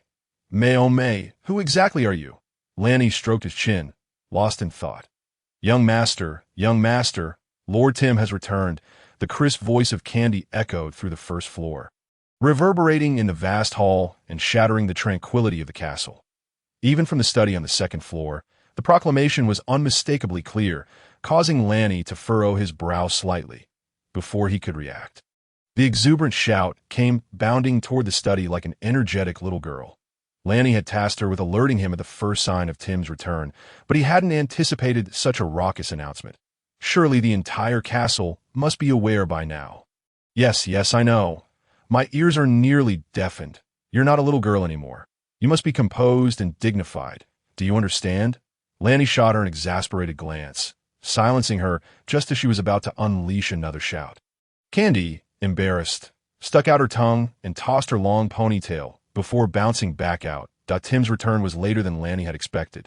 He had initially thought the trip would take only 3 or 4 days. Yet a week had already passed since Tim had left the castle. However, he was not alone, for figures, each mounted on tall steeds, accompanied him, their identities obscured from a distance, standing by the window of the study. Lanny speculated whether they were the ones who had come to purchase the shadow-patterned swords if all went smoothly, for swords would hardly suffice for all the Knights of Elfin, so it was not surprising for others to accompany him. This realization made him abandon the idea of greeting them directly at the castle entrance, that it was not a matter of status or hierarchy. Rather, if they were here to procure the swords, rushing out to greet them might lead to a perception of disrespect, complicating future negotiations. As the saying goes, the buyer should not be the one to rush. Candy. Lanny rose, preparing to descend, and welcomed him and his entourage, only to realize that his attire was far too casual. A robe cinched at the waist, paired with snug trousers. Such an ensemble was hardly suitable for receiving guests. Tiffany had intended to dress him in knee-high socks, but the mere sight of them evoked memories of sheer stockings, sending shivers down his spine. He had promptly cast them aside, leaving Tiffany perplexed. Young master, everyone dresses this way. Glancing at Tiffany's bewildered expression, Lanny scratched his head, unsure of how to explain that those garments would eventually transform into sheer, elastic stockings designed for women. Whether he could clarify the matter was one thing, but what if she insisted on crafting a pair for him? He had no knowledge of how to create such items. While they looked appealing, few men bothered to study their production. Ultimately, he opted not to wear the knee-high socks Tiffany had brought, but instead found a pair of scissors and transformed them into mid-calf socks, which suited him much better. I digress. The pressing issue was that while his attire was acceptable for remaining within the castle, it was entirely inappropriate for receiving guests. The aristocracy had its own rules. Robes for home, riding attire for horseback riding, and knights could don their armors for formal gatherings. Noble attire was a must. A misstep in these customs could lead to ridicule spreading like wildfire, or, in more severe cases, the kingdom's etiquette officials could declare one guilty of disrespectful conduct, resulting in the loss of noble titles and lands. Clearly, such matters of etiquette were of significant weight and should not be taken lightly. He called for Candy, hoping she would assist him in donning his formal attire. A cumbersome and intricate affair, challenging to put on and take off. The catch was that the castle only had one set in his size.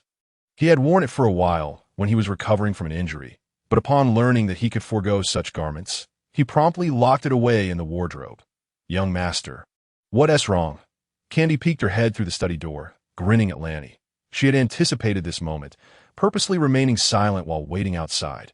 You little rascal, why aren't you helping the master into his formal attire? What are you waiting for? Lanny recognized the mischievous look on her face, knowing she was up to her antics. Oh, that one do. I'm neither composed nor dignified, so I fear I might not be able to assist the young master in dressing properly. Perhaps I should fetch the lady to help you instead? Though she spoke of seeking out the lady, her head remained stubbornly at the door, unmoving. All right. Candy is a polite and dignified beauty, my favorite. Is that sufficient? Now, come here. With a stern glare at the playful girl, Lanny begrudgingly conceded, for he had no choice. They were on the verge of the castle entrance, and he was still in his sleepwear.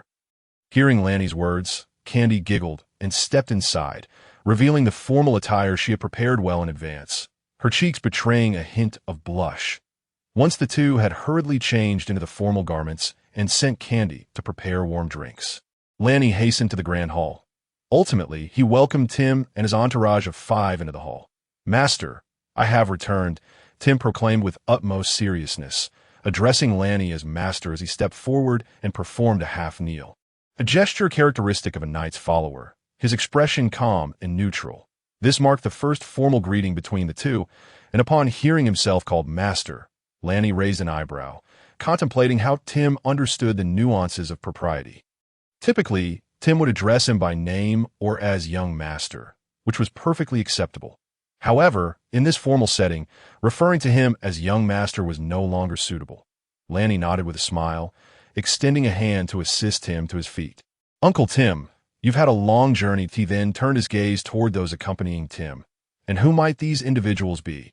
The figures trailing behind appeared to be knights based on their attire. The foremost was a young man, likely in his 20s, with fair skin, standing tall and exuding confidence. The 3 trailing behind resembled retainers, one of whom was notably older, his face lined with wrinkles and his back slightly hunched. How could someone so aged still serve as a knight's retainer? Lanny regarded the elder with curiosity, wondering if he possessed some unique skill. Otherwise, at such an age, it was hard to say who would be protecting whom. Tim, having regained his posture with Lanny's assistance, turned slightly to the side, revealing his companions as he began the introductions. "Young master, allow me to present. This is the son of Duke Williams, Keno Williams. The 3 behind him are his knightly retainers, Randall and Fern Carter." With that, Tim pivoted once more to introduce Lanny to Keno's group. "Keno, this is our infeft noble of Castor Ridge, Baron Lanny Wells." Upon learning that Keno was the son of a duke, Lanny stepped forward and performed a respectful bow. Heartily welcoming Mr. Keno and his companions to Castor Ridge on behalf of the Wells family, I extend my sincere greetings and warmest welcome for your visit.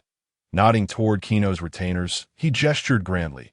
"Let us convene in the study upstairs. This is hardly an appropriate venue for discussions. Keno, please." Previously, Lanny had thought little of the identities of these individuals, but now that he was aware they hailed from a duke's household, he understood that, regardless of status differences or the etiquette expected among nobles, he could no longer wait for them to come forward to pay their respects. Instead, it was he who needed to proactively extend his greetings. Keno, however, did not hesitate, merely smiling at Lanny before making his way to the staircase. Observing Keno's retreating figure, Lanny felt no irritation. Rather, he envisioned glimmering gold coins beckoning to him, and his smile became even more genuine.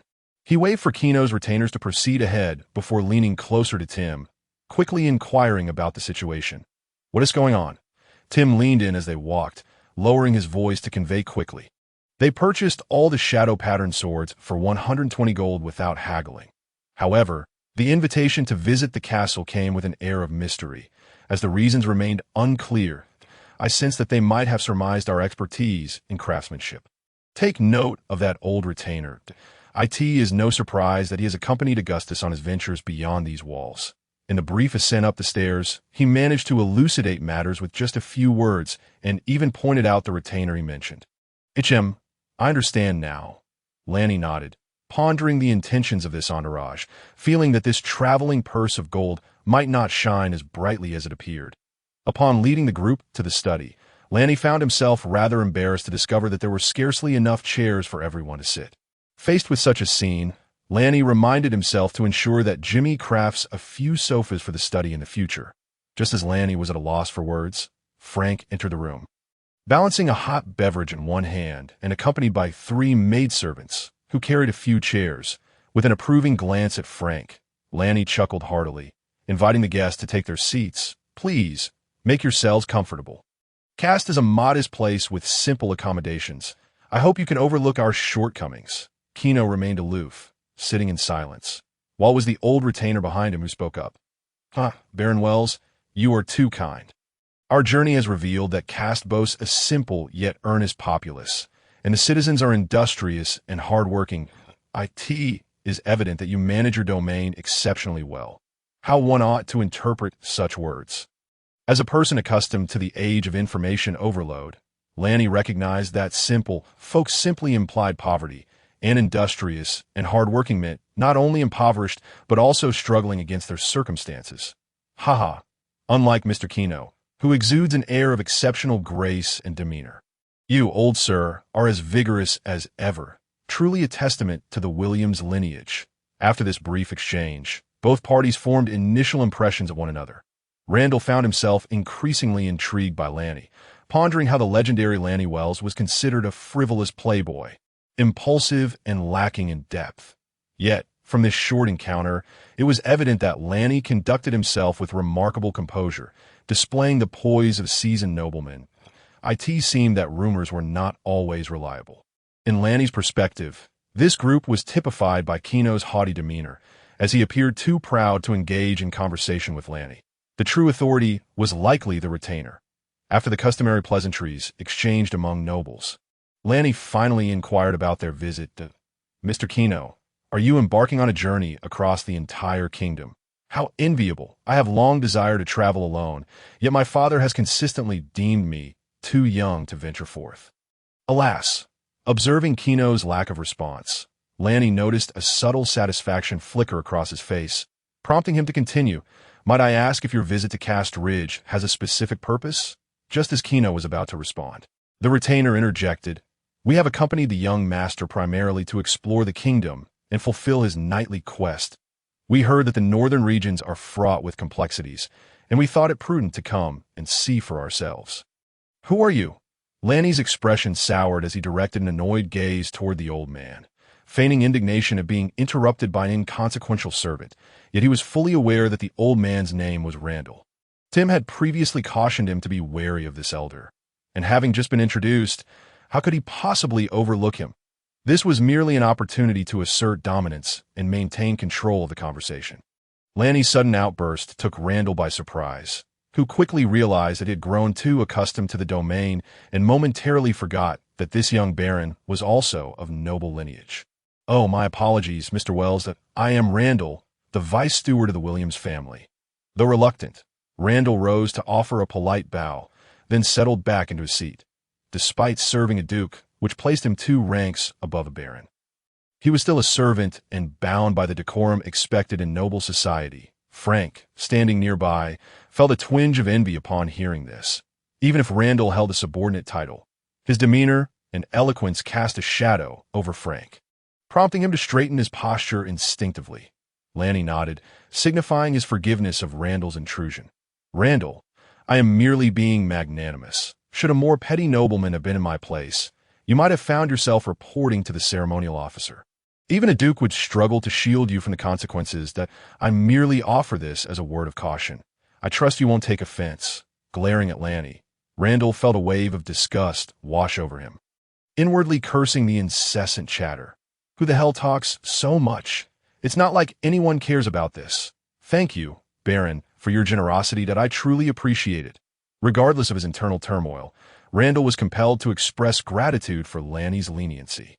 In the noble circles, status was paramount, and he dared not overstep. Ranni was not fixated on such trivial matters. He simply could not recall whether to assert dominance or suppress the opponent in negotiations. He merely remembered that seizing control was paramount, so he chose to press and provoke, ensuring double insurance. After dealing with Randall, he turned his attention back to Kino, feigning concern. Indeed, the northern regions are rather complex. Recently, there has been a surge of Grumman brigands roaming about. Young Master Kino, you must exercise caution during your travels.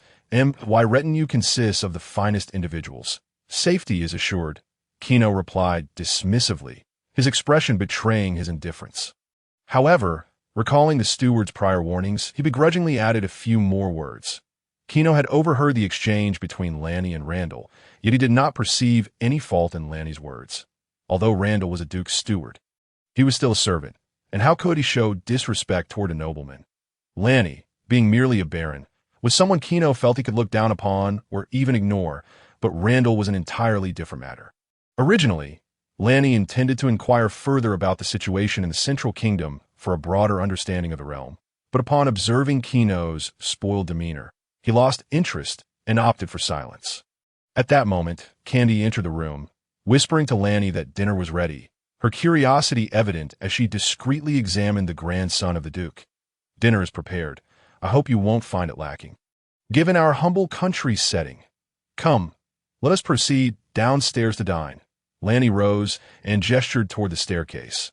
Upon hearing the mention of dinner, Kino barely spared Lanny a glance before hastily rising and exiting the room.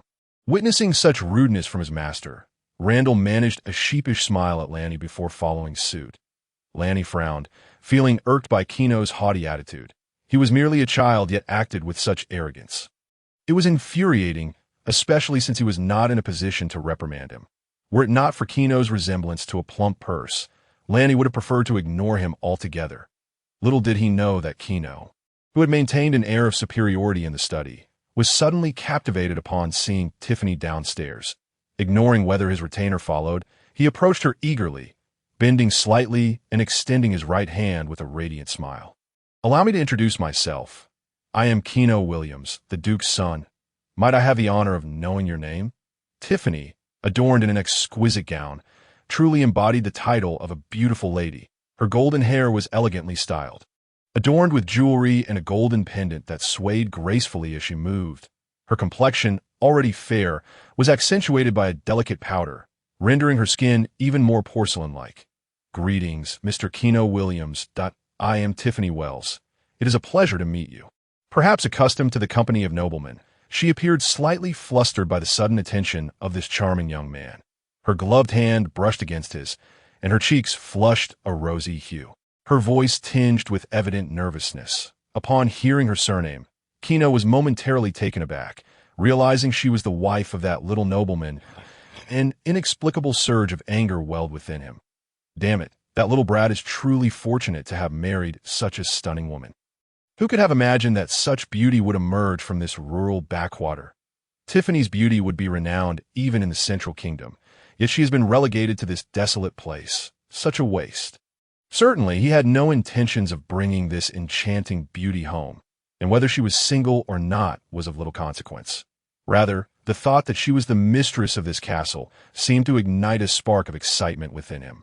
His eyes almost ablaze with fervor. "Ah, Tiffany, your beauty is truly astonishing. I feel as though I am gazing upon a celestial goddess. It is a pity that I encountered you so late. Otherwise, I would not hesitate to engage in a fair duel with Lord Wells." At this moment, Kino exhibited a demeanor more akin to a seasoned womanizer than Lanny, the so-called dandy, earnestly delivering what were clearly flattering remarks, his wide eyes radiating sincerity as he gazed at Tiffany. He even paused slightly between the words Baron, intentionally emphasizing them, his intent unmistakable. Although Tiffany had often been the recipient of compliments before her marriage, she had never been subjected to such unabashed praise. The directness of his admiration was overwhelming, and she felt her cheeks flush even more. However, she found it difficult to harbor any fondness for such a sweet talker, and when he deliberately mentioned the Baroness' name, a wave of irritation and annoyance surged within her. Her once rosy complexion cooled instantly. "Mr. Kino, you flatter me excessively. Please, take a seat and enjoy your meal. I fear you must be quite famished with that." Without waiting for a response, she glided over to Lanny, lifted her skirt to cover the wooden stool, and sat down gracefully. It was only then that Lanny noticed Tiffany's seat was, in fact, a stool rather than a chair. However, he quickly understood. Given the gown she wore, a chair would be utterly impractical. This was his first encounter with Tiffany in such a formal gown. While it looked stunning to him, it resembled a hedgehog, making her seem almost untouchable. He couldn't help but wonder how one would manage to use the restroom in such attire, chuckling to himself at the thought. Little did he know that if Tiffany were aware of his musings, she would likely find his naivety amusing. One of the gown's conveniences was indeed the ability to squat and relieve oneself with utmost ease, anytime and anywhere. After all, how else could one explain the stains that mar the streets of Elfin? However, Given that Castor was rather remote, she had little need to wear such garments. Today marked her first occasion post-marriage to don something so formal, just as Lanny was also dressed in formal attire. Noticing Tiffany nodding in his direction, Lanny snapped back to reality, realizing the meal was about to commence. But what should he do?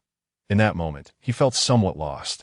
Over the past few months, he had yet to attend any noble gatherings or events, leaving him unfamiliar with the proper etiquette. What should I do? I am anxiously waiting.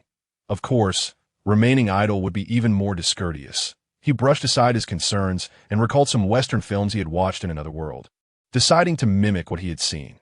Having devised a plan, he tapped his spoon against the cup before him, producing a rather unmelodious clanging sound that instantly drew the attention of everyone in the hall.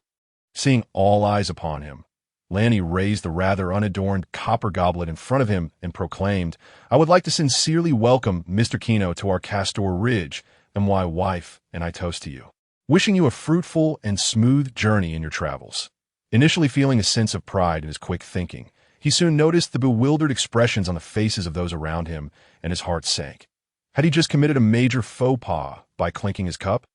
Just as he was about to say something to ease the tension, Kino, with a hint of derision, lifted his own goblet and remarked, "Lanny, have you been to the royal city? You seem quite aware of the current court etiquette. Though, typically, one only taps 3 times. You've done it too many." Upon hearing Kino's words, the occupants of the castle appeared to understand, while Lanny felt a wave of nausea wash over him.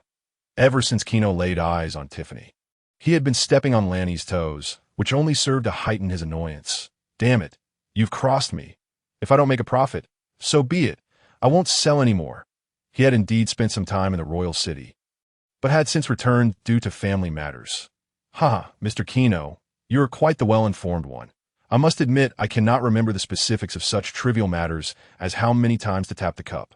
Lanny chuckled, clinking his goblet with Tiffany's and downing the contents in one go. Although Lanny feigned humility, his words were laced with subtle barbs. Ironically, Kino seemed oblivious to the sarcasm, raising his goblet with a smug expression. However, he was soon grimacing at the terrible taste of the drink, his irritation mounting further, as he found the rusticity of this remote location quite vexing, lamenting the absence of even decent ale as the group dined. They engaged in hushed conversations, and Kino shed his earlier aloof demeanor, incessantly seeking various topics to pester Tiffany, who found herself overwhelmed yet compelled to respond. Had she not been concerned about provoking the Archduke, she would have already doused him with wine. Lanny, too, felt displeased, attempting several times to redirect the conversation only to have Kino deftly evade him, turning back to Tiffany with a grin, watching Kino's overly polished demeanor. Lanny's fists clenched in frustration, his mind seething with resolve. "You better not fall into my grasp, or else." Just then, across the table, Randall and Tim exchanged a few words before suddenly turning their attention to him. "My dear Baron, Mr. Tim previously sold several dark-patterned swords in Elfin. I trust you are aware of this." "Indeed, that is correct, Mr. Randall. Do try this dish. The pine chicken is a specialty of our Castor Ridge. Rather rare elsewhere." Lanny nodded, forcibly suppressing his anger as he pushed his plate forward. "You are too kind," Randall initially replied before continuing. "However, I must inquire, has the Wells family encountered difficulties?" "Yes, my father was somewhat aggressive in his strategies. So our family is in need of external support. This is common knowledge." Lanny candidly acknowledged the Wells family's predicament, shrugging and nodding in agreement.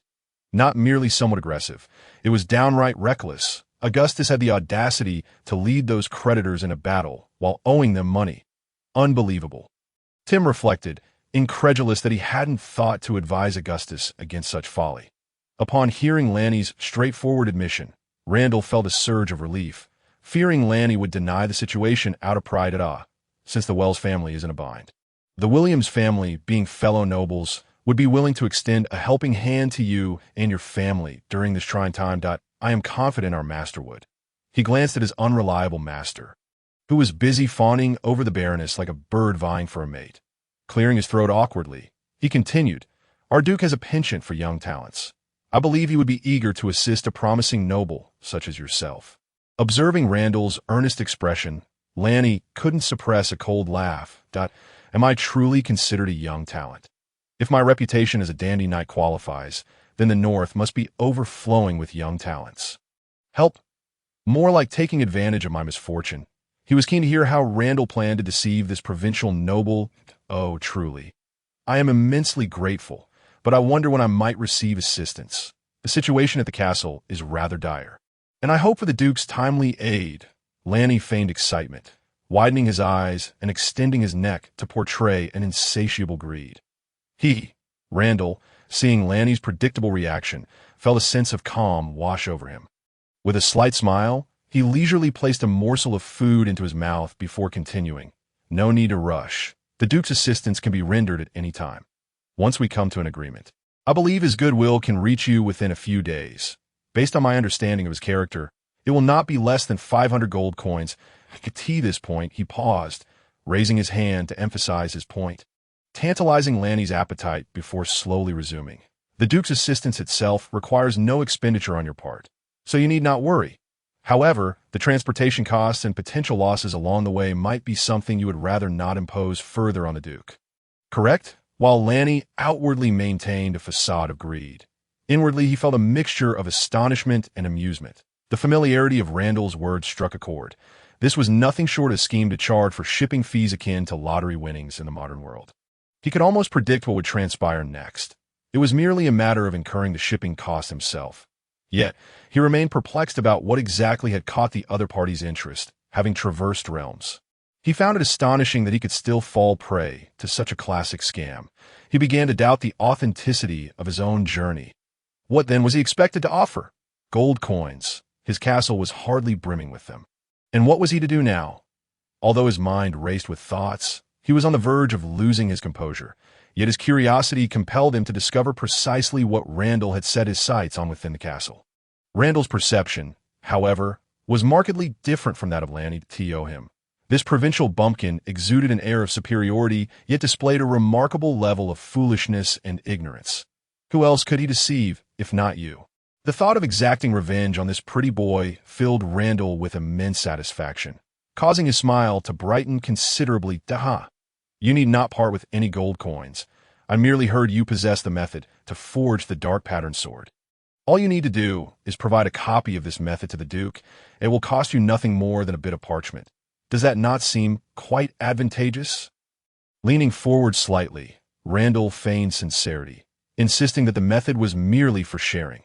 You could continue your own production without incurring any loss. Could you not? Observing the feigned sincerity on Randall's face, Lanny could not help but smirk inwardly, realizing the true aim of this charade. Although it seemed innocuous at first glance, should the Williams family acquire the forging method, there would be countless ways to undermine his modest, noble enterprise in dark pattern swords.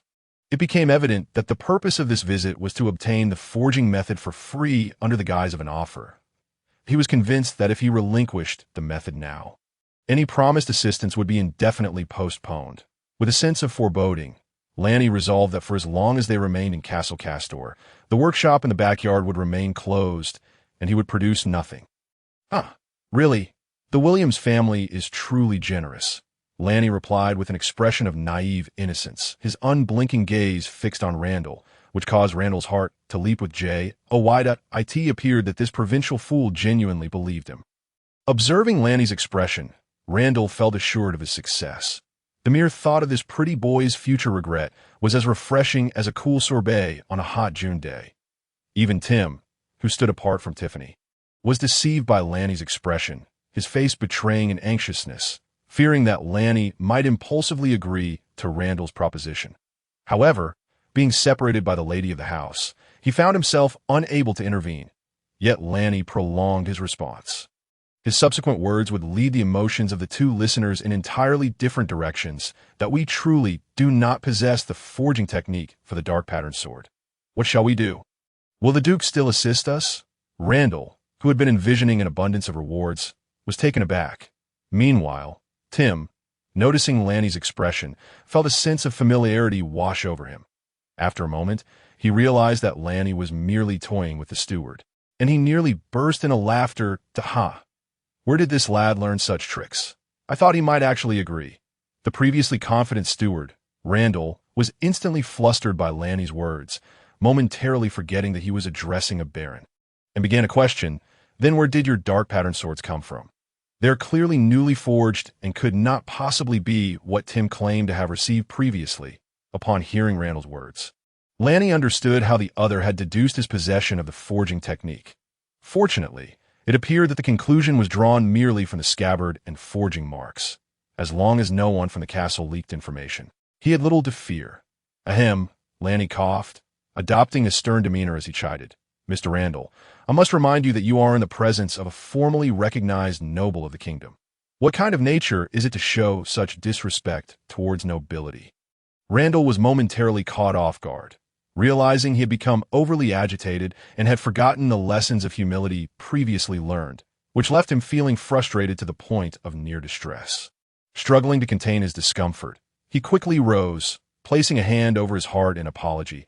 I sincerely apologize. I was overly hasty and inadvertently offended you. Please forgive me. His exaggerated motion drew the attention of Gino, who had been fixated on Tiffany. Observing his steward's repeated apologies, Gino's irritation grew. Feeling somewhat humiliated, he cast a glance at Tiffany and rebuked Lanny. Are you getting addicted to bullying people? Randall, startled by Gino's words, feared inciting his wrath and quickly explained, Young master, it was my fault. I unintentionally crossed paths with Baron Lanny. It is not the Baron's fault. Deep down, he still harbored a glimmer of hope, wishing that this provincial bumpkin was simply reluctant to part with his riches. Gino hesitated momentarily, but, after this interruption, recalled the purpose of his visit to the castle and turned to Lanny with an assertive command. I heard you are capable of forging dark pattern swords. I have great faith in this weapon. You possess the forging technique, do you not? Hand it over. This is not something a minor noble, such as yourself, should wield. Mr. Gino, to be precise, we do not possess the manufacturing technique. To my knowledge, no one in the kingdom holds such knowledge. Being so contemptuously commanded by a mere youth was nothing short of an affront. Although Lanny felt an intense surge of anger, he still endeavored to maintain his noble decorum. Little did he know, Gino was unperturbed by Lanny's fury. With a dismissive huff, he replied, Then where did your dark pattern swords come from? Did they fall from the sky? I have told you, this is not something you should control. Do not be so ungrateful. Seeing the disdain in Gino's tone and the presumptuousness in his demeanor, an attitude that suggested he was entitled to the knowledge simply because he desired it, combined with the fact that he had orbited around Tiffany since his arrival. A profound sense of humiliation surged within Lanny. This anger boiled within him. His face felt flushed, and even the corners of his eyes burned with heat. He sensed that he was on the verge of losing control. Yet upon reflecting on Gino's standing, all that remained was a resigned side. It was as if to say, all roads lead to Rome. However, some people are born into the center of Rome, sipping wine and singing songs from birth to death. Damn it, when he was a commoner, he was bullied. Now that he was a noble, he still faced the same fate. What meaning was there in being a noble? In that instant, he resolved to find a way to learn magic and become a powerful sorcerer. Even if he could not master magic, he must endeavor to strengthen himself and never again allow such a young brat, solely on account of being the Duke's son, to speak so freely before him.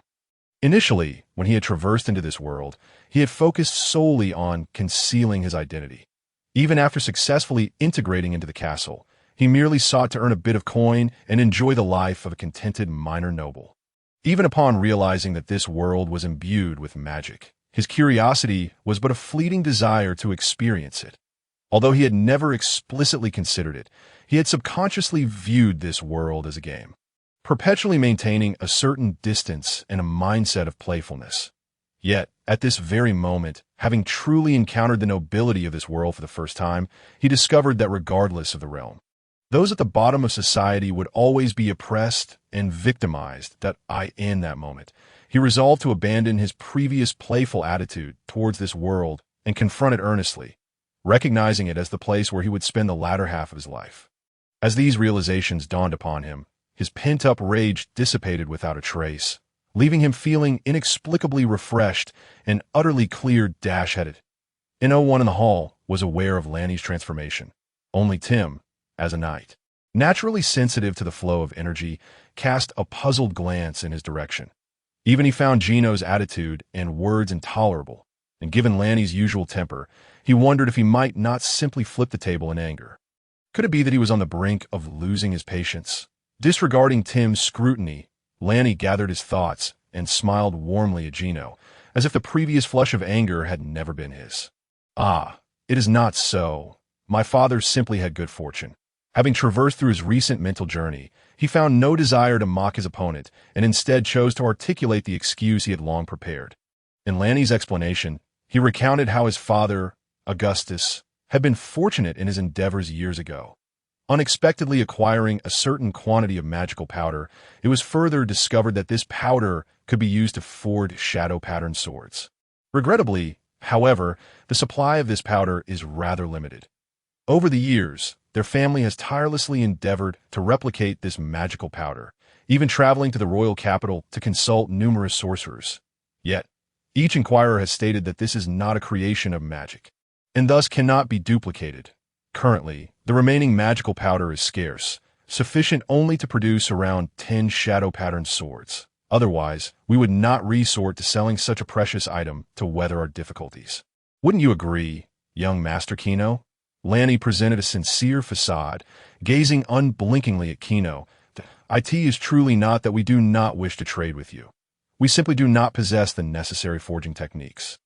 With that, a look of regret crossed his face, as he seemed unwilling to accept that he could not establish a better rapport with Duke Williams through this means. Upon hearing this explanation, Kino's expression immediately turned cold, his heart sinking in disappointment. Initially, according to Randall's analysis, this business was projected to yield tens of thousands of gold coins annually, and he had been eager to impress his father, arriving with high hopes. Although briefly distracted by the Baroness, he had not forgotten his purpose for coming. He had not anticipated that the production was so meager, merely a handful, which rendered the endeavor rather meaningless. Just a few £100, hardly worth his attention, let alone that of his Duke father. Lanny's words were delivered with such heartfelt sincerity that even someone as astute as Randall was nearly convinced. It suddenly seemed that this venture held little significance. The shadow-patterned swords were indeed exceptional, truly remarkable. But for the Williams family, they were merely a commodity. If they truly desired them, they could simply purchase them. Attempts to forcibly seize the manufacturing process seemed of little consequence. Naturally, the ease with which they accepted Lanny's words was not entirely surprising. The explanation was a cleverly woven tapestry of truth and deception. Seemingly plausible to concoct this narrative, Lanny had spent considerable time in deep thought within his study. August had traveled across the entire continent, hadn't he? Upon his return, the family faced financial difficulties, correct? In the past 2 years, they had heavily indebted themselves, true? Lanny had visited the royal capital a few years prior, which was also accurate. All these matters were easily ascertainable, readily discoverable. Once these events were linked, each one was verifiable. Each point could be substantiated by those around them. Thus, every individual confirming these points could be seen as endorsing Lanny's conclusion that the shadow-patterned swords were crafted from magical powder, that exorbitant sums had been spent in vain attempts to replicate it, and that the Wells family had paid a considerable price for this endeavor. Now, they were unable to endure any longer and could only resort to directly manufacturing and selling the shadow-patterned swords. With the remaining output, even if it exceeded a mere 10 swords, still being decidedly limited.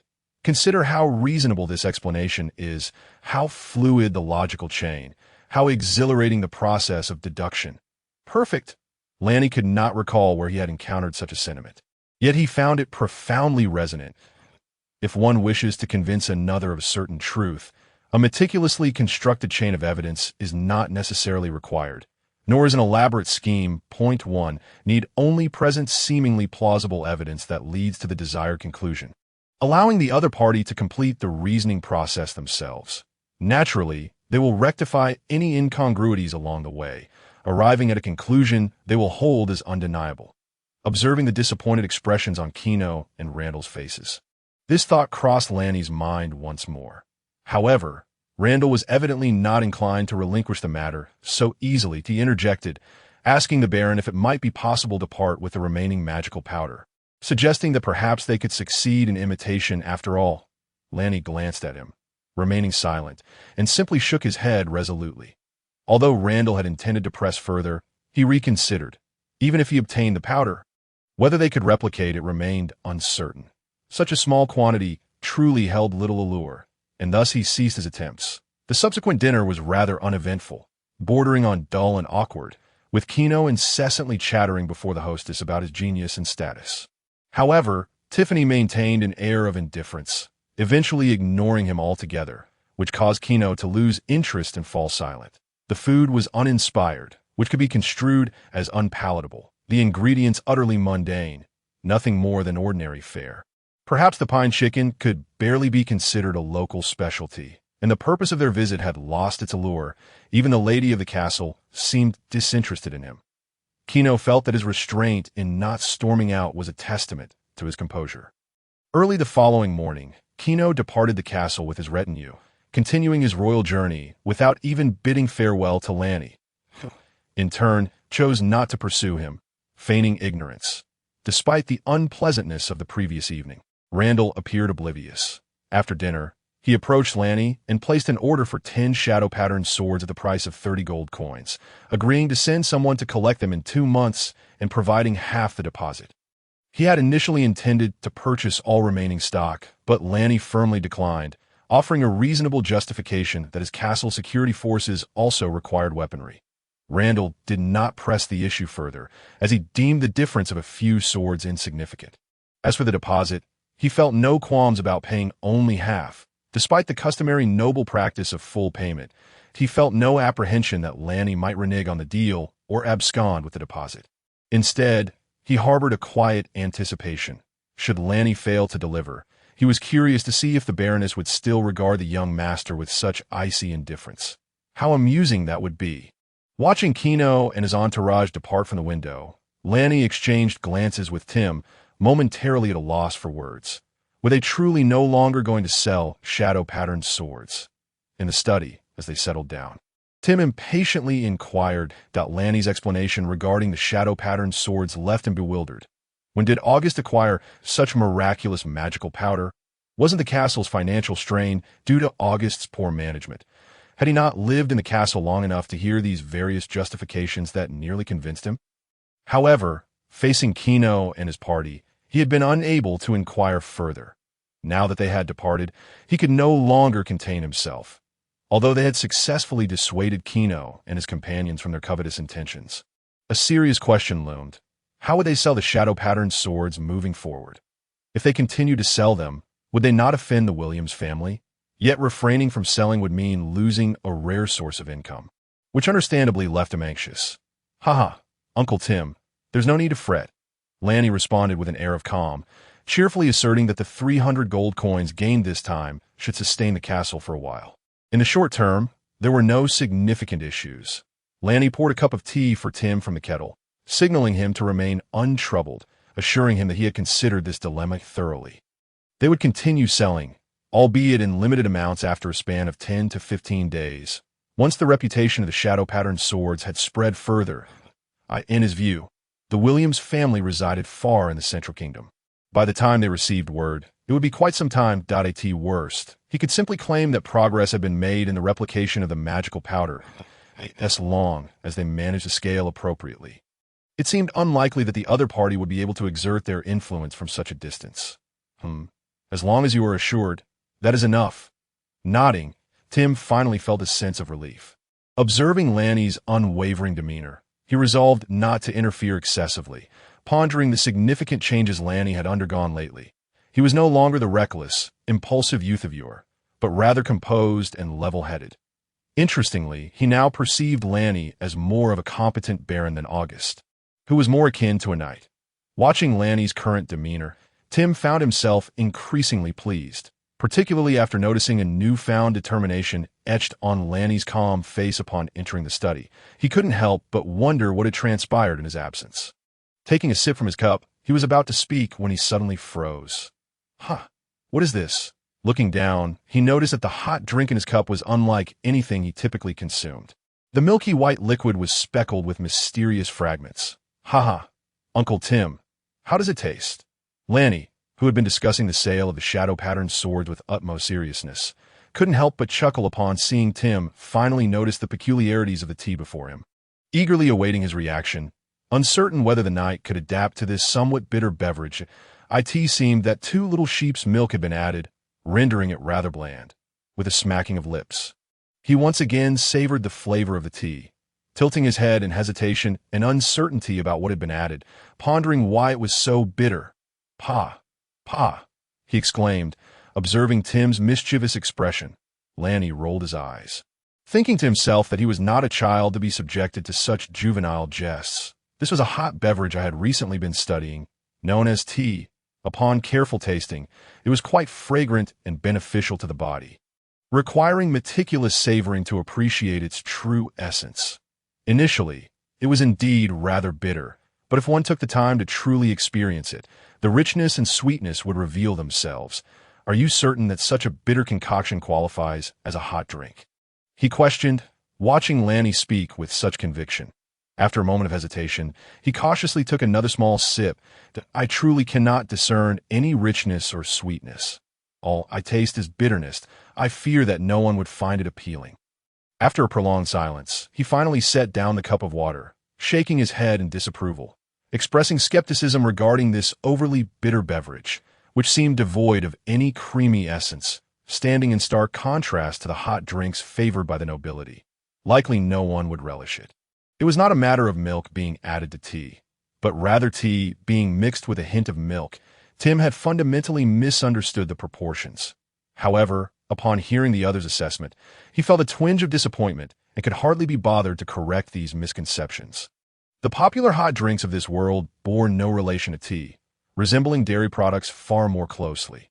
Just a couple of days prior, he had complained about the overly sweet and rich hot drinks he had been served, which Jimmy had overheard.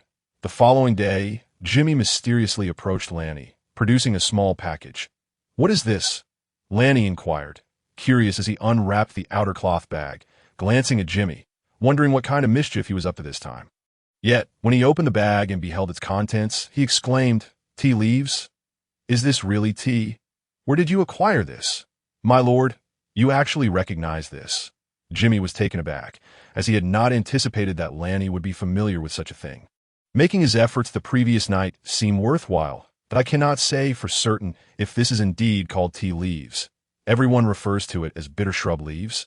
The villagers typically brew it as a hot drink. It is somewhat bitter at first, but once accustomed, it proves quite pleasant. Did I not hear the master lament that the noble drinks were too sweet? I thought this would be a fitting alternative, as it is not sweet and carries a hint of bitterness, so I brought it for the master to sample." Seeing the obsequious grin on Jimmy's face, Ranni thought it commendable yet amusing that upon hearing his disdain for sweetness, Jimmy had thought to present him with something bitter. Black Mountain Village was the settlement closest to the mountainous regions of the Karst Ridge, where the villagers relied on hunting for their livelihood. It was a serendipitous discovery made by a villager who stumbled upon a fragrant leaf in the mountains and decided to bring it back for brewing.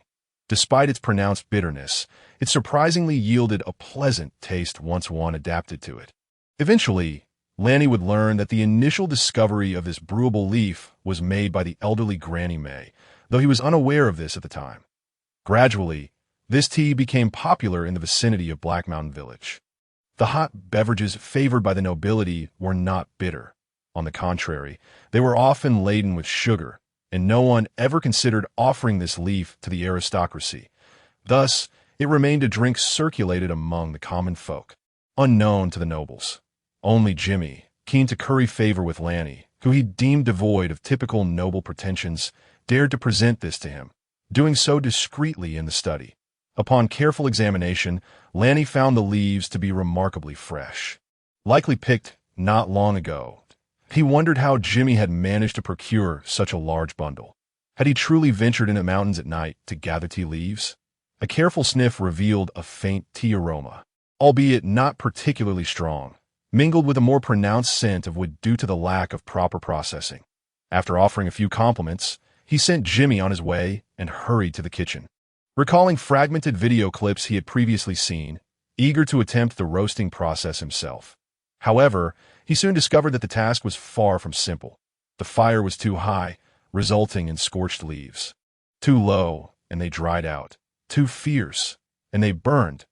After repeated trials throughout the morning, sweating profusely, he finally managed to produce a small batch of finished product. Tiffany, having heard that he had been busy in the kitchen for hours, curiously approached, only to discover he was working with tea leaves. "Are you not accustomed to Susan's skill in crafting hot beverages?" she teased, a gleam of excitement in her eyes as she whispered in Lanny's ear. "To be honest, I'm not fond of her concoctions either. They taste quite dreadful. Hee hee." While Susan was proficient in cooking, her hot drinks left much to be desired. Tiffany herself had not been inclined to address this during her initial months. But now that she had settled in, she found the time to engage with it. Feeling the ticklish breath against his ear, Lanny shifted slightly, then turned to Tiffany with a mysterious smile. "This is not merely a hot drink. It is tea. Would you care to try it?" He took a small handful of the freshly roasted leaves and placed them into a cup.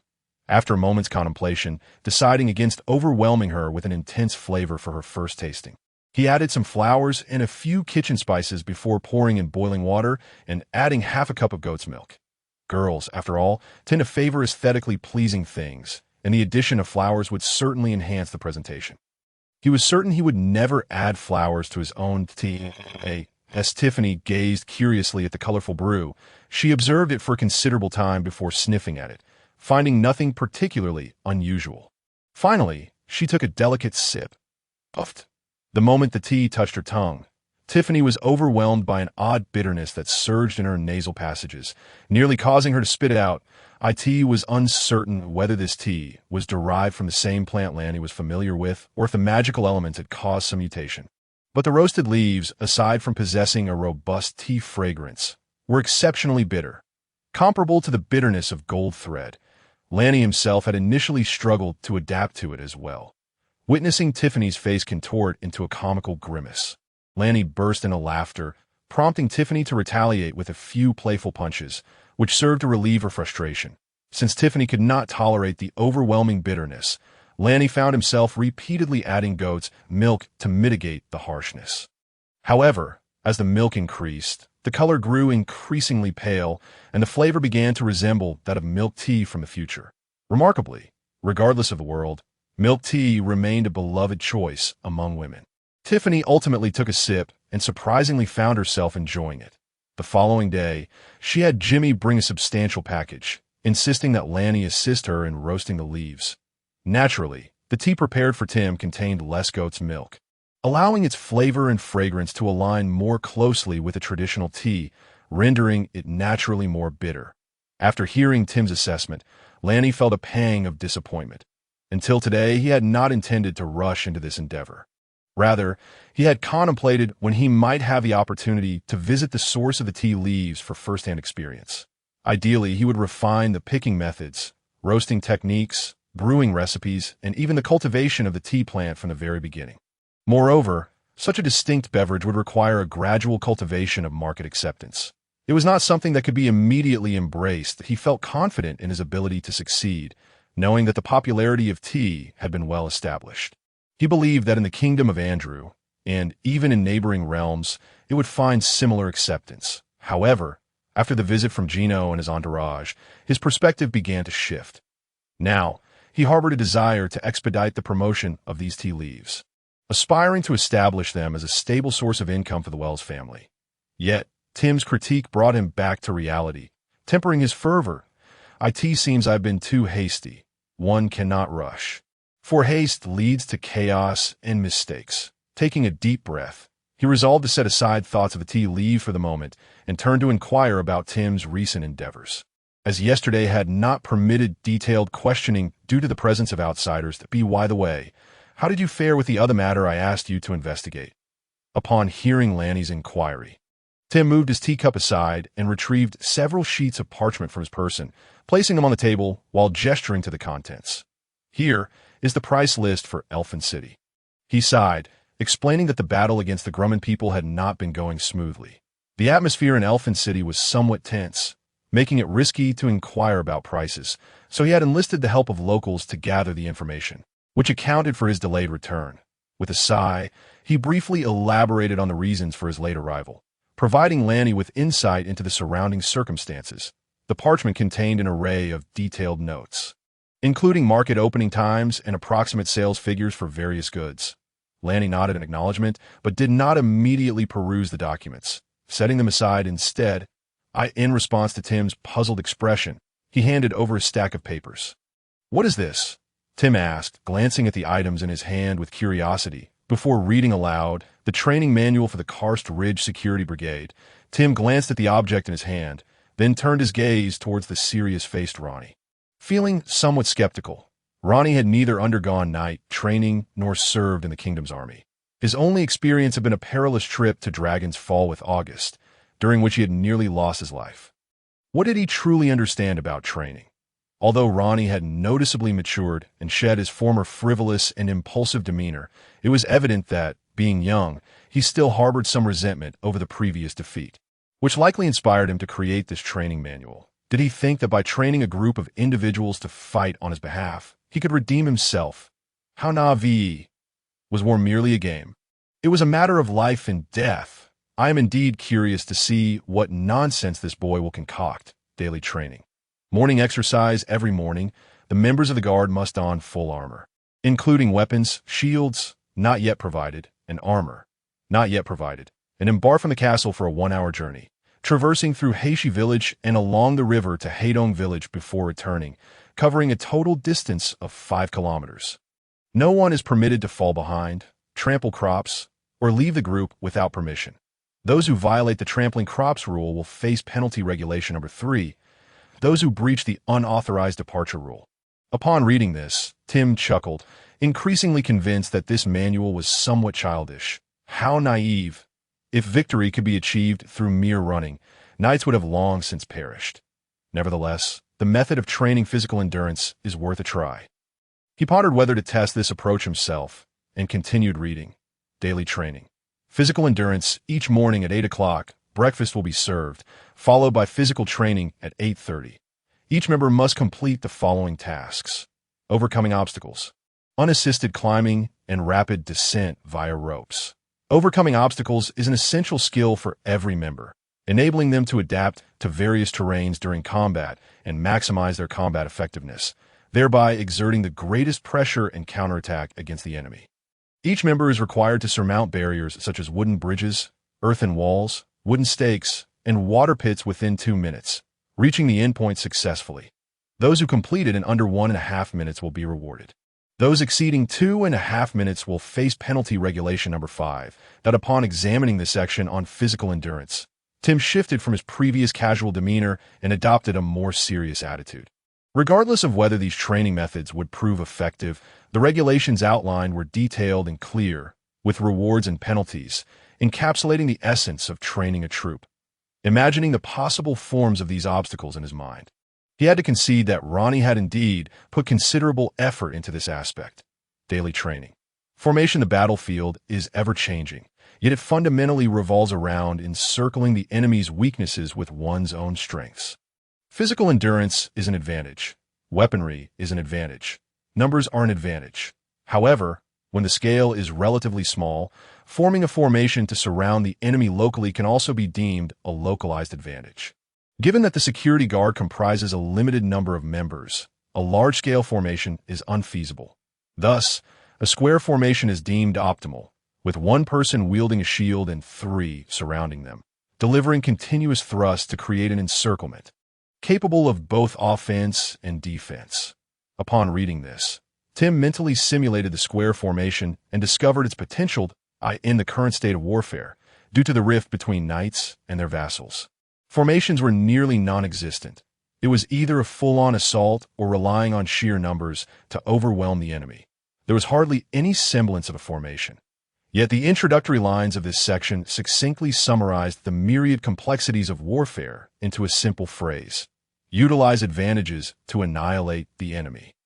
Reflecting on all the battles he had participated in, from grand wars between kingdoms to duels among knights, this principle held true. Nodding in agreement, he found himself greatly impressed by Ranni. How had this young mind become so astute? Next, when he perused the subsequent section on rewards, penalties, and rank advancement, he was utterly astonished. If having rewards and penalties constituted the essence of training a troop, the introduction of a military rank system was akin to discovering an unparalleled secret to troop training. In this section, Ranni delineated 4 ranks within the security guard: Level 1 Guard, Level 2 Guard, Level 3 Guard, and Loyal Guard. He stipulated that if a superior officer were incapacitated and unable to command, the highest-ranking guard present could assume command and continue the battle. Though Tim lacked formal education to articulate concepts like providing pathways for promotion, unifying team ideology, or achieving vertical management, his lifelong experience with combat and troop dynamics made him acutely aware of the compelling allure inherent in even the most nebulous of rank distinctions. Just to illustrate, the elusive title of the First Knight of the North, a mere decade ago, had entangled nearly every notable knight in the North, had it not been for the intervention of the Duke of the North. The number of inexplicable knightly deaths could have escalated significantly. Gazing up in astonishment at the youthful countenance before him, he could hardly believe that this rank system had originated from Ranni's mind. He did not assume it was a mere imitation of precedents set by other nobles or kingdoms, for as far as he knew, not only in the kingdom of Andrew, but throughout the continent, such a system was non-existent. Currently, the armed forces of various kingdoms and nobles were largely similar, primarily composed of knights leading soldiers who were commoners or slaves in a battle, with hierarchical relations governed mainly by noble status. These commoners and slaves existed as entirely separate entities from the knights, rendering any form of promotion or mobility between them virtually impossible. Of course, when ordinary soldiers lacked command abilities, this arrangement was not without merit. After all, the combat effectiveness of a troop primarily derived from knights, while ordinary soldiers predominantly served in auxiliary roles. However, this arrangement bore a significant flaw should a knight sustain injuries or become separated from their soldiers. The entire troop faced imminent collapse. Yet if Ranni's method were implemented, provided the appropriate measures were in place, the entire unit would be knit together by this rank system, forming a cohesive entity should a commander be injured. There would be an immediate successor to assume command. Such a troop was unfathomable. He could hardly imagine the terror it would instill if it were to materialize. How could he possibly conceive such an extraordinary idea? It was utterly astounding. Observing Tim's astonished expression, Ranni felt a surge of satisfaction. At last, he had garnered Tim's attention towards his training manual, making the sleepless nights spent drafting it worthwhile. Following the recent battle at Dragon's Fall, he had been contemplating a singular question. He raised a finger, furrowing his brow in deep thought. Why were we, being more numerous than the Grummins and equipped with superior weaponry, so fragile, akin to paper? Upon discovering we were surrounded, our will to resist evaporated in an instant, crumbling at the slightest touch. Feigning profundity, Ranni wore a face of sorrow and indignation. Were the Grummins human, while our castle denizens were not? They were merely taller and appeared fiercer. Why, then, could we not triumph over them? I have long pondered the true reason behind this disparity. Thus, what you see before you is the result of that contemplation. He gestured towards the parchment in Tim's hand, indicating that this was indeed the case. The truth of the matter was far from this. He had never truly seen what Grummins looked like, having only heard occasional mentions from those in the castle. This concept was pieced together from his fragmented memories. However, he believed the outcome would suffice. Judging by Tim's earlier reaction, he felt increasingly confident. Seeing Ranni's expression of anguish, Tim felt a pang of empathy and gently patted Ranni on the shoulder. Don't be too disheartened, lad. If your father could see you now, he would undoubtedly be proud. After offering Ranni some comfort, Tim lowered his gaze to the subsequent sections that if the earlier formation segment had left him astonished and the guard rank section had excited him, the following sections on diet and lifestyle left him somewhat bewildered. Training was training. Must it extend to dictating what to eat, where, and how to sleep? Was this not overstepping? He understood the impact of nutrition on physical endurance. A good diet would undoubtedly enhance stamina. Yet, could the castle truly supply such provisions? Ultimately, he dismissed this as Ranni's fanciful whims, considering he was merely in his 20s. With the preceding guidelines alone, he deemed it quite commendable and felt there was little merit in expecting more from him. Little did he realize, Ranni placed the utmost significance on the latter sections that, in his view, training represented but one facet of the endeavor. There existed another significant aspect: integrated thought, which permeated every aspect of life and various intricate details. When Tim encountered this notion, a look of skepticism crossed his face, yet he refrained from voicing his thoughts. Recognizing that he could not swiftly alter someone else's decades-long beliefs, that he decided it would be prudent to await tangible results before passing judgment. After perusing the manual in his hands, Tim set it back on the table, stretching to alleviate the discomfort in his neck from prolonged bowing, before turning to Laney with a sense of satisfaction.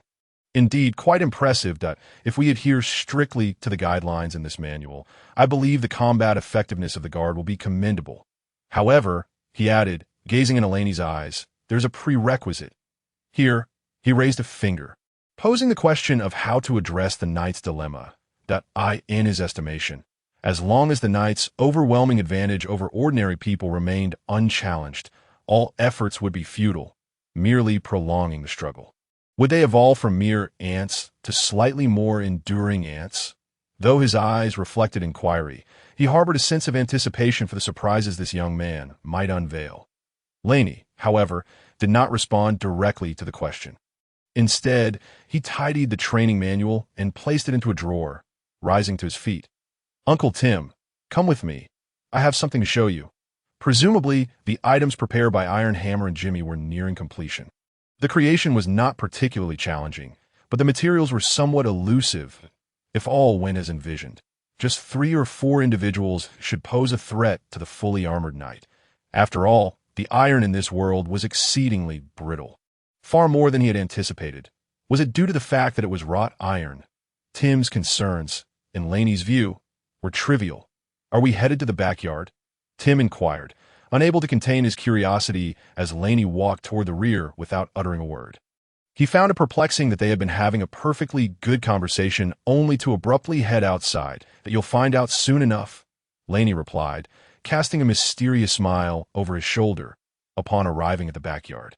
Tim's eyes were immediately drawn to a small structure that had unexpectedly materialized in the corner. He was not particularly astonished, as the construction appeared rather rudimentary, and considering he had been away for several days. It was not inconceivable that such a small building could have been erected. Yet, he felt a twinge of discomfort at the sight of this unsightly addition, which would likely impede their training sessions. Unbeknownst to Laney, who was oblivious to Tim's subtle sorrow, he continued into the workshop, pushing the door open. Tim followed suit, his curiosity piqued as he surveyed the interior, which was even more rudimentary than the exterior suggested. A long wooden plank supported by 4 legs lay within, adorned with tools he could not comprehend.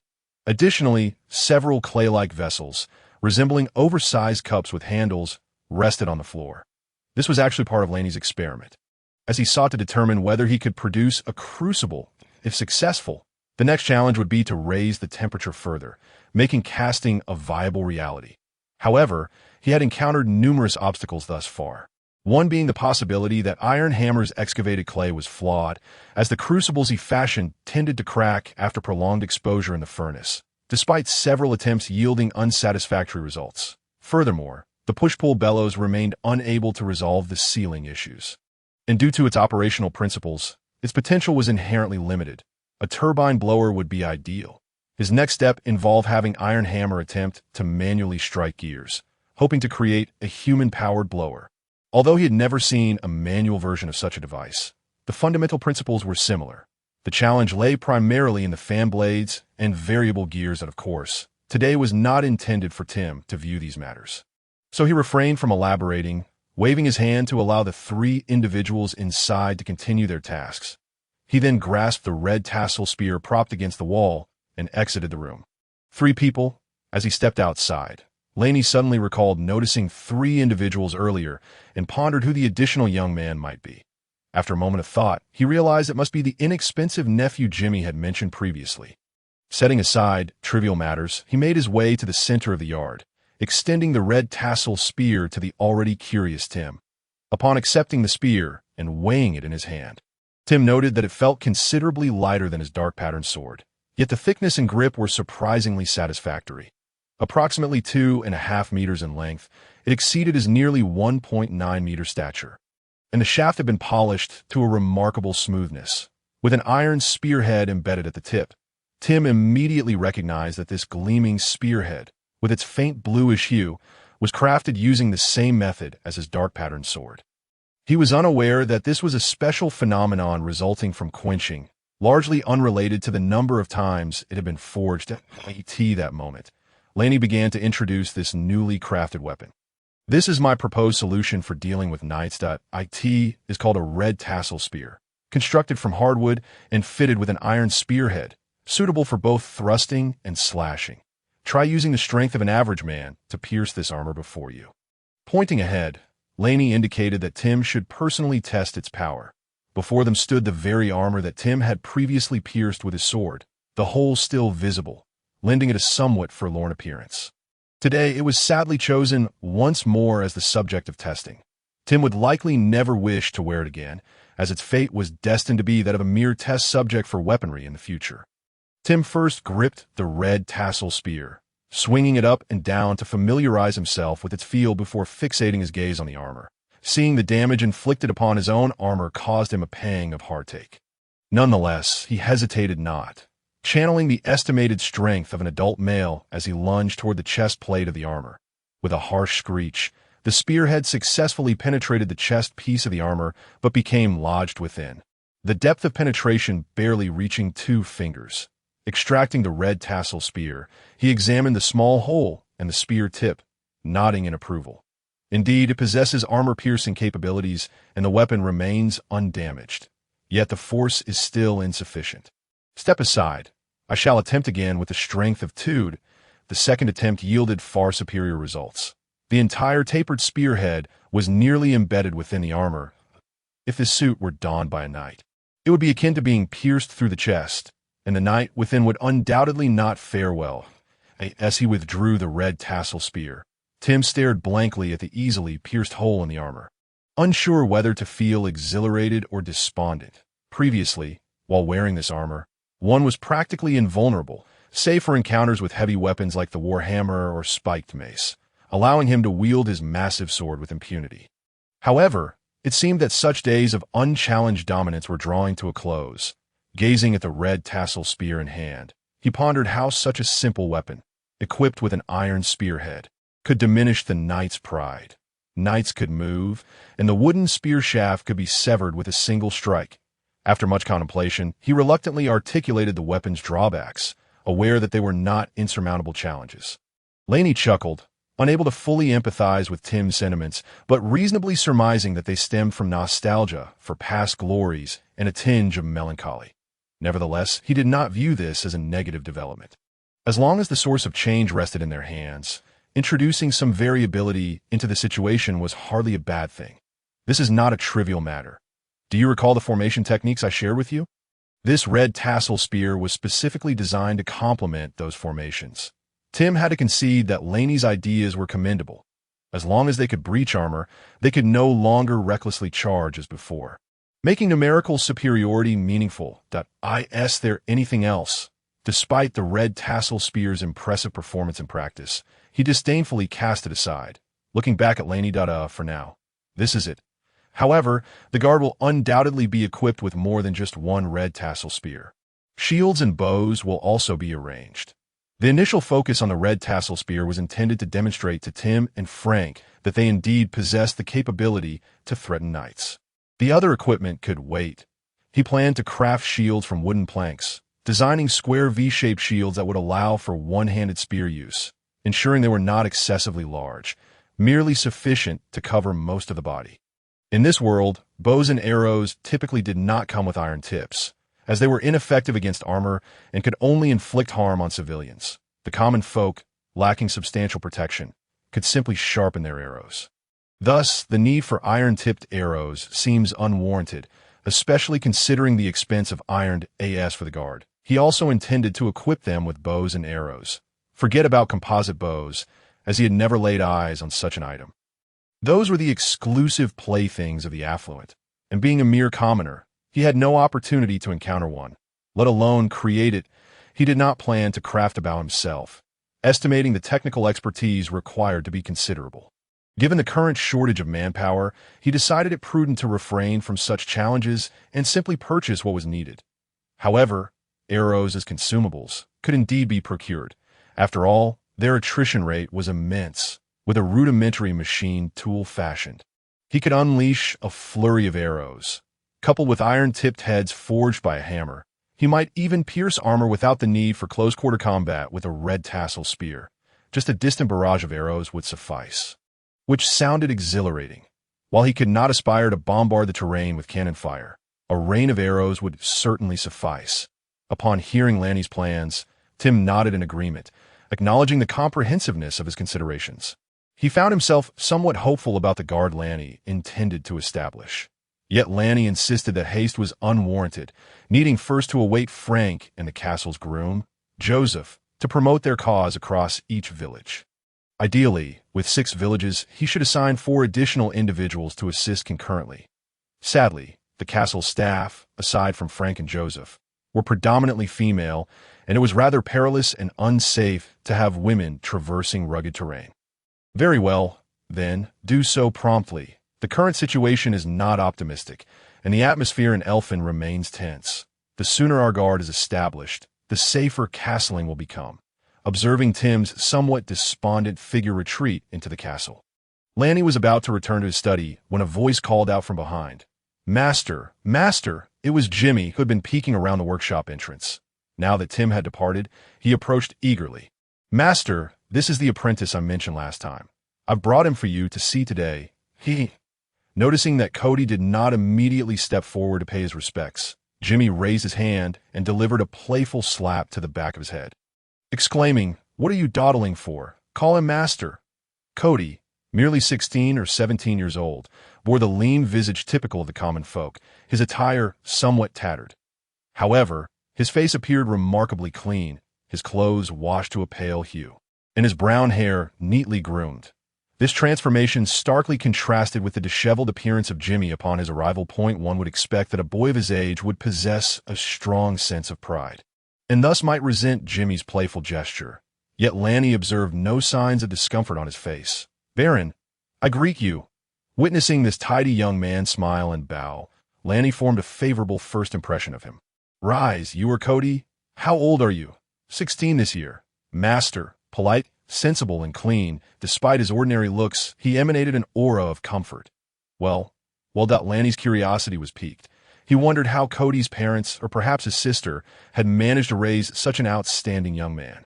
16 indeed. Can you read? Lanny, intrigued by this distinctive lad, suddenly posed a question, feeling somewhat apprehensive that he might be overstepping his surprise. Cody confirmed that he could read, after writing a few words for Lanny to identify. It was established that while he had limited literacy, it was primarily focused on practical knowledge. This was quite impressive, considering that in his domain, aside from the castle dwellers, the villagers were commoners who could scarcely afford to eat, let alone pursue an education. After some discussion, Lanny learned that his sister, Kola, had been his teacher, hoping to prepare her brother for a livelihood in Elfin. This woman is quite the ambition. Lanny grew even more curious about Kola. "From now on, you shall follow Jimmy and serve as his apprentice for a time. Once you are capable of independent work, we could discuss further matters. You will receive a salary of 2 silver coins each month. Is that agreeable? I have no objections. I'm truly grateful, Master Lanny." Cody, clearly taken aback by the prospect of earning a salary while apprenticing without any fees, finally revealed a joyful smile. Having concluded matters regarding Cody, Lanny summoned Hammer, announcing that from henceforth, both Hammer and Jimmy would receive monthly salaries of 5 silver coins instead of daily wages. Considering that with the current rate of 20 copper coins per day, they would earn roughly 6 silver coins a month under the new arrangement, it seemed they were receiving less. However, the two men did not share this sentiment. Working for the Baron is immensely stable. Hammer had previously toiled exhaustively, and even after deducting expenses for iron materials, earning 2 silver coins was commendable. More often than not, he barely managed even that Jimmy's situation was even more dire, as he had nearly starved.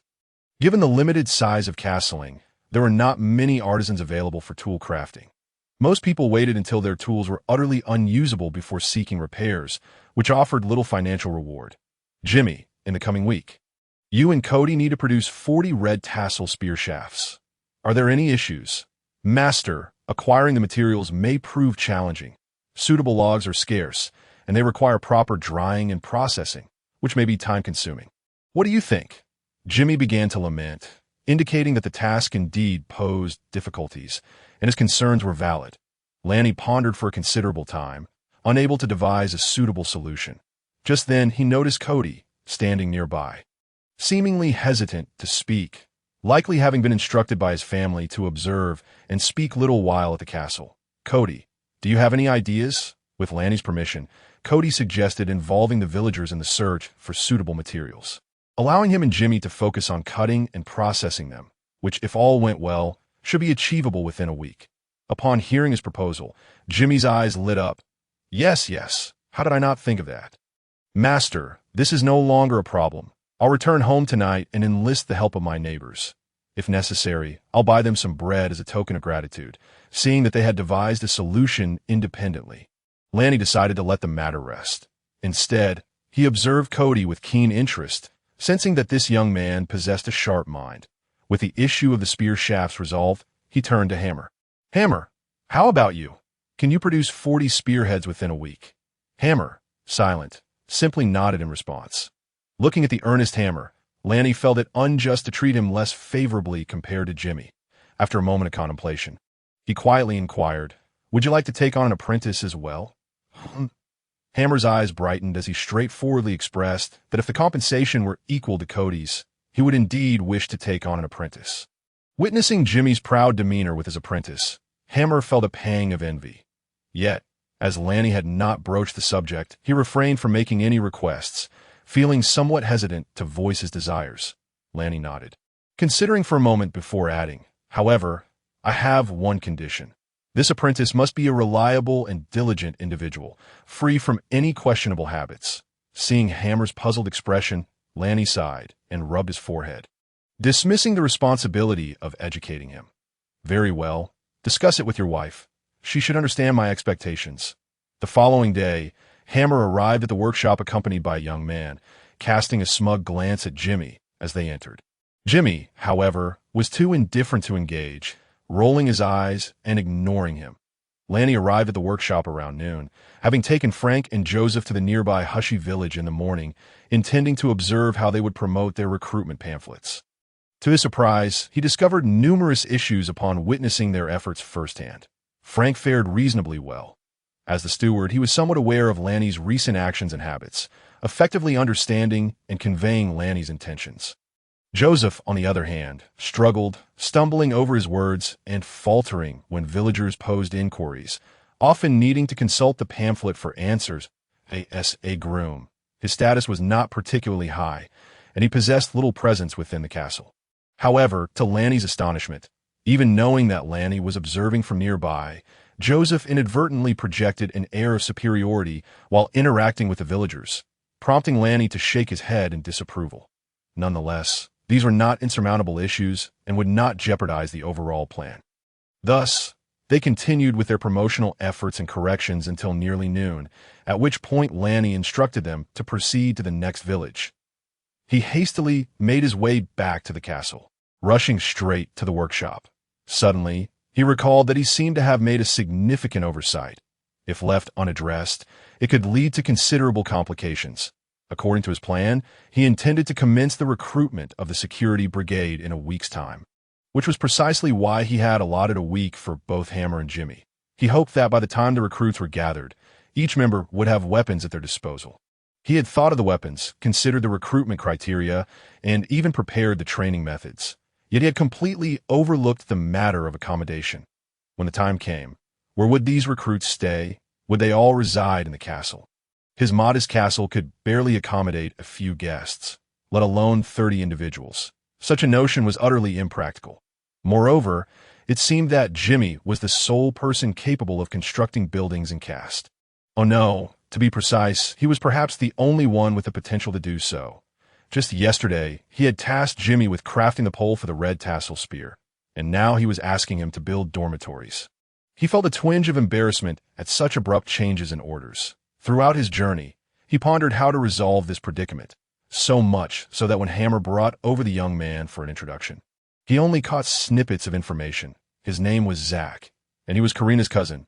Other details were lost on him as he was simply too preoccupied. Ranni's indifference left Hammer feeling somewhat disheartened. As he had expected the Lord to publicly announce Zach's monthly salary just as he had done the day before, Zach, the lad, could scarcely believe he was to become an apprentice. Not only would he not have to pay, but he would also earn 2 silver coins each month. Such an opportunity was unprecedented. It was only due to Karina's insistence that his father had allowed him to come to the castle. Yet Ranni paid no heed to his feelings, abruptly pulling Jimmy aside and somewhat apologetically stating, "Jimmy, today let Cody gather materials. You have a more pressing task at hand." His intention was for Cody to mobilize the villagers to find materials, with Cody handling the felling of trees and the initial drying process, while Jimmy would focus on planning the construction of 2 dormitories. He envisioned anything extravagant for the dormitories, merely temporary wooden frames. With no beds required, just a long row of communal sleeping spaces. 1 room for 15 individuals. 2 rooms would suffice. Jimmy blinked in disbelief at what he had just heard. "My lord, I've never built a house. I've only assisted my master for a short while. To task me with constructing one directly is... well, besides, I can hardly manage it alone, especially with just a week to complete the work. I doubt I could even dig the foundation properly." The thought of the new assignment made his face contort with despair. Indeed, digging foundations, erecting pillars, and roofing. How could one person possibly accomplish all that? He had underestimated the situation. He realized he was in dire need of more manpower, capable individuals at that. With a resigned sigh, he decided to employ his cash ability to remedy the current dilemma. With the gold coins Tim had brought back, he finally felt a semblance of confidence. "Very well then. Go to the village and recruit people. I've already informed you of the requirements. You could determine how many you need. Once you have gathered them, report back with the numbers, and I shall pay each individual 10 copper coins. What do you think? Of course, that is not an issue. The villagers have so few opportunities to earn money. Now, helping the Lord construct buildings for 7 or 8 days will yield considerable compensation. I dare say there will be a rush of applicants. Indeed, the cash ability proved to be the most formidable of superpowers." The very next morning, a throng of people filled the open space just beyond the castle. Some were digging foundations, others were transporting materials from the castle, and there were even a few who had set up a cooking fire nearby. Preparing meals. Originally, Ranni had expected chaos, and he had even taken the trouble to inspect the scene early in the morning. To his surprise, although the crowd was indeed quite large and diverse, it was not disordered. Most individuals seemed aware of their roles, and the chaotic scenario he had anticipated did not materialize. Clearly, someone was orchestrating the activities. Ranni curiously scanned the area and quickly spotted a woman directing the laborers. She must be Cody's sister, Jimmy's companion. If he recalled correctly, Hammer had mentioned her name was Cora. Cora was not particularly striking, merely fair-skinned, and her clothing was as worn as that of the surrounding villagers. Yet, much like Cody, she appeared remarkably clean. It was her demeanor that set her apart from the villagers, enabling Ranni to identify her amidst the crowd. Aware of his own reputation, he considered it prudent to maintain his distance. Therefore, he merely observed her from afar. Unbeknownst to Jimmy, the Baron had been concerned for him and had come to check on him. His focus was entirely on Cora, and whenever he had a moment, he would follow her around like a devoted puppy. Cora, however, was poised and unembarrassed, untroubled by the villagers' gossip, directing everyone with ease while occasionally sharing a light-hearted moment with Jimmy. Indeed, Ranni could see the distinct influence of Cora on Cody, and it left him pondering why the women in his domain consistently seemed to excel. Karina was remarkable, and Cora was no different. How curious! Regardless of Ranni's musings, under Cora's organization, the construction of the buildings progressed remarkably well. By the 6th evening, the 2 wooden structures were nearly complete. In fact, Jimmy had even managed to construct several large wooden beds from the logs, exceeding Ranni's expectations. In the year 287 of the kingdom. Early summer. Today marked the day for the recruitment of the security brigade. After completing his morning exercises, Tim wiped the sweat from his brow and quickly donned his nightly attire before heading to the small square. To his surprise, Ranni had arrived even earlier than he had. He was already seated, engaged in quiet conversation with Frank. The small square lay in front of the castle gates. with a slight slope further down. If they were to set up barricades and stakes on the slope, coupled with the existing small slopes behind the castle, it could serve as a defensive perimeter. Point 1 could surmise that when the Wells family initially established the castle, they had this very intent. However, due to persistent financial constraints, they had never proceeded further. Previously, Ranni had arranged for the construction of 2 small houses here, and the villagers had leveled the ground, giving the training area a semblance of formality. "Good morning, Uncle Tim." Ranni spotted Tim approaching and greeted him. Though he did not wish to engage in lengthy conversation, his brow furrowed in thought. "What's the matter? Are you worried about not recruiting enough people?" Observing Ranni's furrowed brow, Tim was unconcerned, taking a leisurely seat in the center. Today, he was responsible for the recruitment, with Frank handling the record-keeping, while Ranni was merely there out of apprehension. "Your security brigade offers food and shelter, and at least 2 silver coins a month. How could there be a lack of volunteers?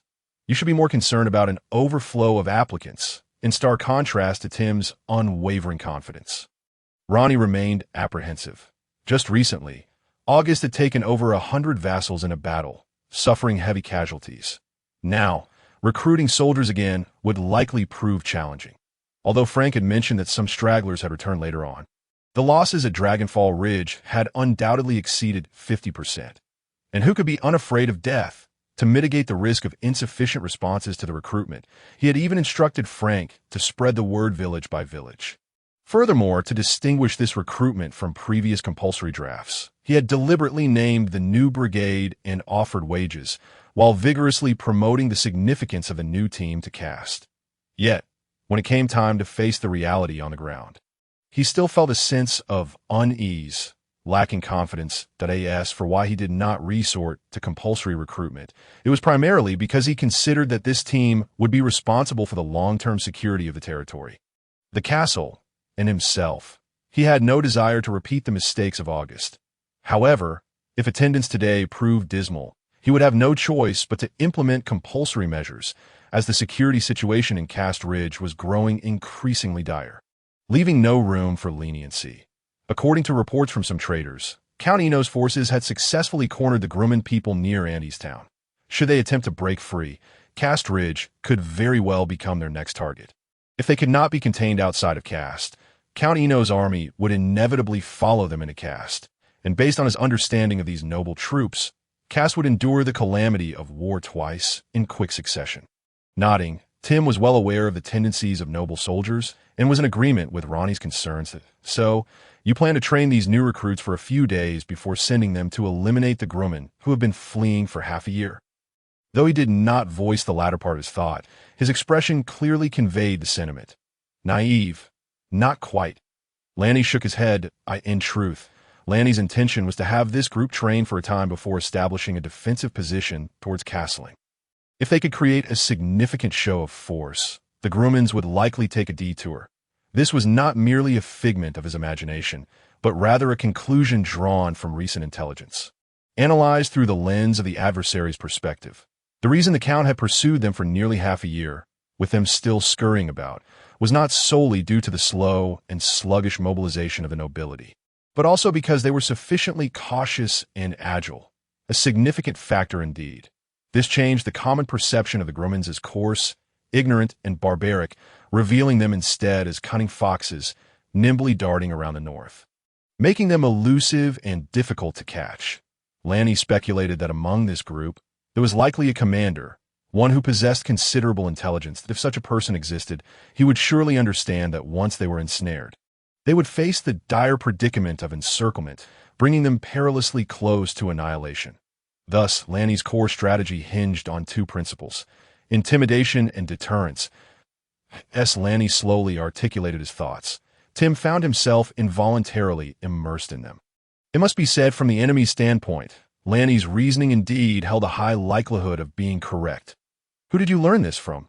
"I don't recall teaching you such things," Tim remarked, his gaze at Lanny laden with skepticism, his expression clearly suggesting disbelief in Lanny's claim of originality.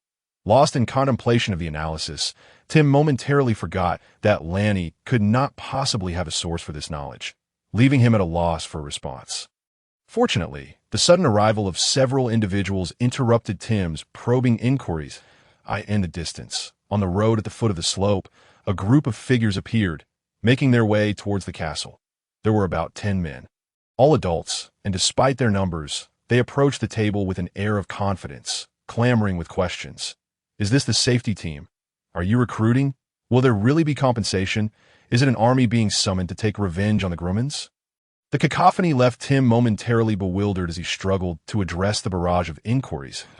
In contrast, Lanny remained undisturbed, clearly due to the more opulent nature of his attire. Despite the crowd, none dared to confront a nobleman directly. Silence, silence. Tim managed to respond to a few queries, only to be inundated with more, leading him to shout in exasperation. Once the crowd quieted, he continued, "Let us take questions one at a time. The previous question remains unanswered. No one else may speak." He then pointed to the man at the front. "You start. What is your name? Where are you from, and what do you wish to ask?" "My lord, we are from Haishan village. And my name is Heihu. May I inquire if this recruitment is indeed for avenging the Grummins?" The man, towering and robust like a tiger, spoke in a voice that boomed, his dark complexion resembling that of a black bear, leaving one to wonder how he came by the name Heihu. Haishan village. Tim did not respond to Heihu's question immediately, but regarded him thoughtfully. "I recall there being a black bear from Haishan village. Has he arrived today?" Lanny mused, surprised to learn that there was indeed someone named Black Bear, curious about his demeanor. Upon hearing Tim mention Black Bear, Heihu's eyes reddened, revealing deep sorrow. "Why, lord? Black Bear is my brother, but he went to the battle of Juelong Ridge and has not returned." Hearing that this man's brother had perished in the battle at Juelong Ridge startled Lanny, causing him to instinctively shrink back. Was it possible that his father had inadvertently caused this man's brother's demise? Did Heihu seek vengeance for his brother? Tim stood up, fixing Heihu with a stern gaze. "You must understand that in battle, there are fatalities. Are you afraid?" "Not afraid." Heihu bellowed. "I am here to find the Grummins and avenge my brother. I fear no death." "Very well, Frank, take note. Haishan village." Heihu accepted. The subsequent candidates mostly expressed a desire for revenge, with only a few showing interest in the monthly salary Lanny had proposed. Lanny, observing from the side, felt utterly bewildered until Frank quietly explained the situation. It turned out that Haishan village was situated near Haisong Ridge, with most villagers relying on hunting for sustenance, their robust physiques making them skilled fighters. The majority of the over 100 servants taken by Augustus during the last recruitment had originated from Haishan village. That explains it, Lanny thought, realizing why he had encountered numerous individuals recently, yet heard little about those who had perished. The majority had come from Haishan village. Frank had initially assumed that no one from Haishan village would show up for this recruitment. But unexpectedly, they arrived early, eager for vengeance. Lanny suddenly recalled that Candy had mentioned Tiffany had sent supplies to the families of those who fell from Haishan village, a detail he had forgotten. Setting aside Frank and Lanny's casual banter, Tim's selection method proved straightforward. Aside from obvious candidates like Heihu, he had everyone run a lap around the area, regardless of their motives. Those who displayed no deficiencies and had decent stamina were retained. In contrast to Haishan village, the surrounding villages, Heishi, Hudong, Balu, and Mafong, had far fewer participants, and their physiques were noticeably weaker than those from Haishan. Their concerns leaned more towards practical matters such as food, lodging, and whether genuine wages would be provided. It appeared that these individuals were primarily seeking sustenance. However, Tim remained unperturbed, treating all equally, a lap for everyone, accepting those who met the standards and dismissing the rest. By afternoon, the recruitment process concluded, with a total of 33 individuals retained, slightly exceeding the planned number. Once Tim had assembled the group in the central square, Lanny, as the Baron and Lord, was obliged to make an appearance. Team members, welcome to the caste safety guard. Within our ranks, there are no commoners, farmers, or hunters. From this day forth, we are merely team members, members of the safety guard, as our name suggests. Our purpose in forming this guard is to protect our subjects, our homeland, and our brothers and sisters from harm. Lanny surveyed the loosely assembled, disorganized crowd before him. Reminiscent of the first day, facing new recruits during military training, he wondered how long it would take for these individuals to adopt a semblance of military bearing. Would it take as long as the 3 months typical of military training? In a study on the second floor, late into the night, although numerous candles illuminated the room, the light remained insufficient, prompting Lanny to position the candlesticks as close to the desk as possible to ate tea that moment. He sat at the desk, occasionally frowning in deep thought, other times leaning down to jot down notes. Several sheets of parchment lay piled before him, and after filling the one in hand, he instinctively reached for a new one from the drawer, only to find it empty. Alas, I wonder how progress is faring with Granny May. Relying solely on parchment is wasteful, especially since he not only needed to draft various designs, but also pen a novel. His demand for paper was substantial. However, he knew he could not rush the development process, leaving him in a quandary. Living in an era of prosperity, he had not felt such inconveniences, but now, in this ancient time, various difficulties plague him. With numerous tasks at hand, he often found himself writing late into the night. Yet the candlelight proved inadequate. Lighting too many candles would be wasteful, and positioning them too close posed a risk of singeing his hair. He feared that if this continued, he would soon suffer from nearsightedness. And he wondered whether this world had spectacles. As for the parchment, it was not significantly superior to plain paper. He could not tell if it was his sensitive nose or the subpar processing that made him feel the parchment bore an unpleasant odor, a rank scent that invaded his nostrils. The inconveniences of using a quill for drawing and the hassle of dressing were minor annoyances compared to what he found most intolerable: the restroom situation.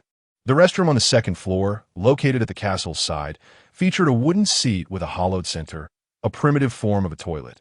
This was not the main issue.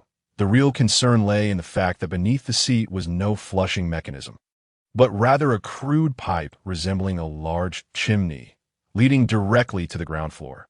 Consequently, using the restroom on the second floor essentially meant squatting over an open drop. The sensation brought by a sudden gust of wind is simply indescribable in its delightful sharpness.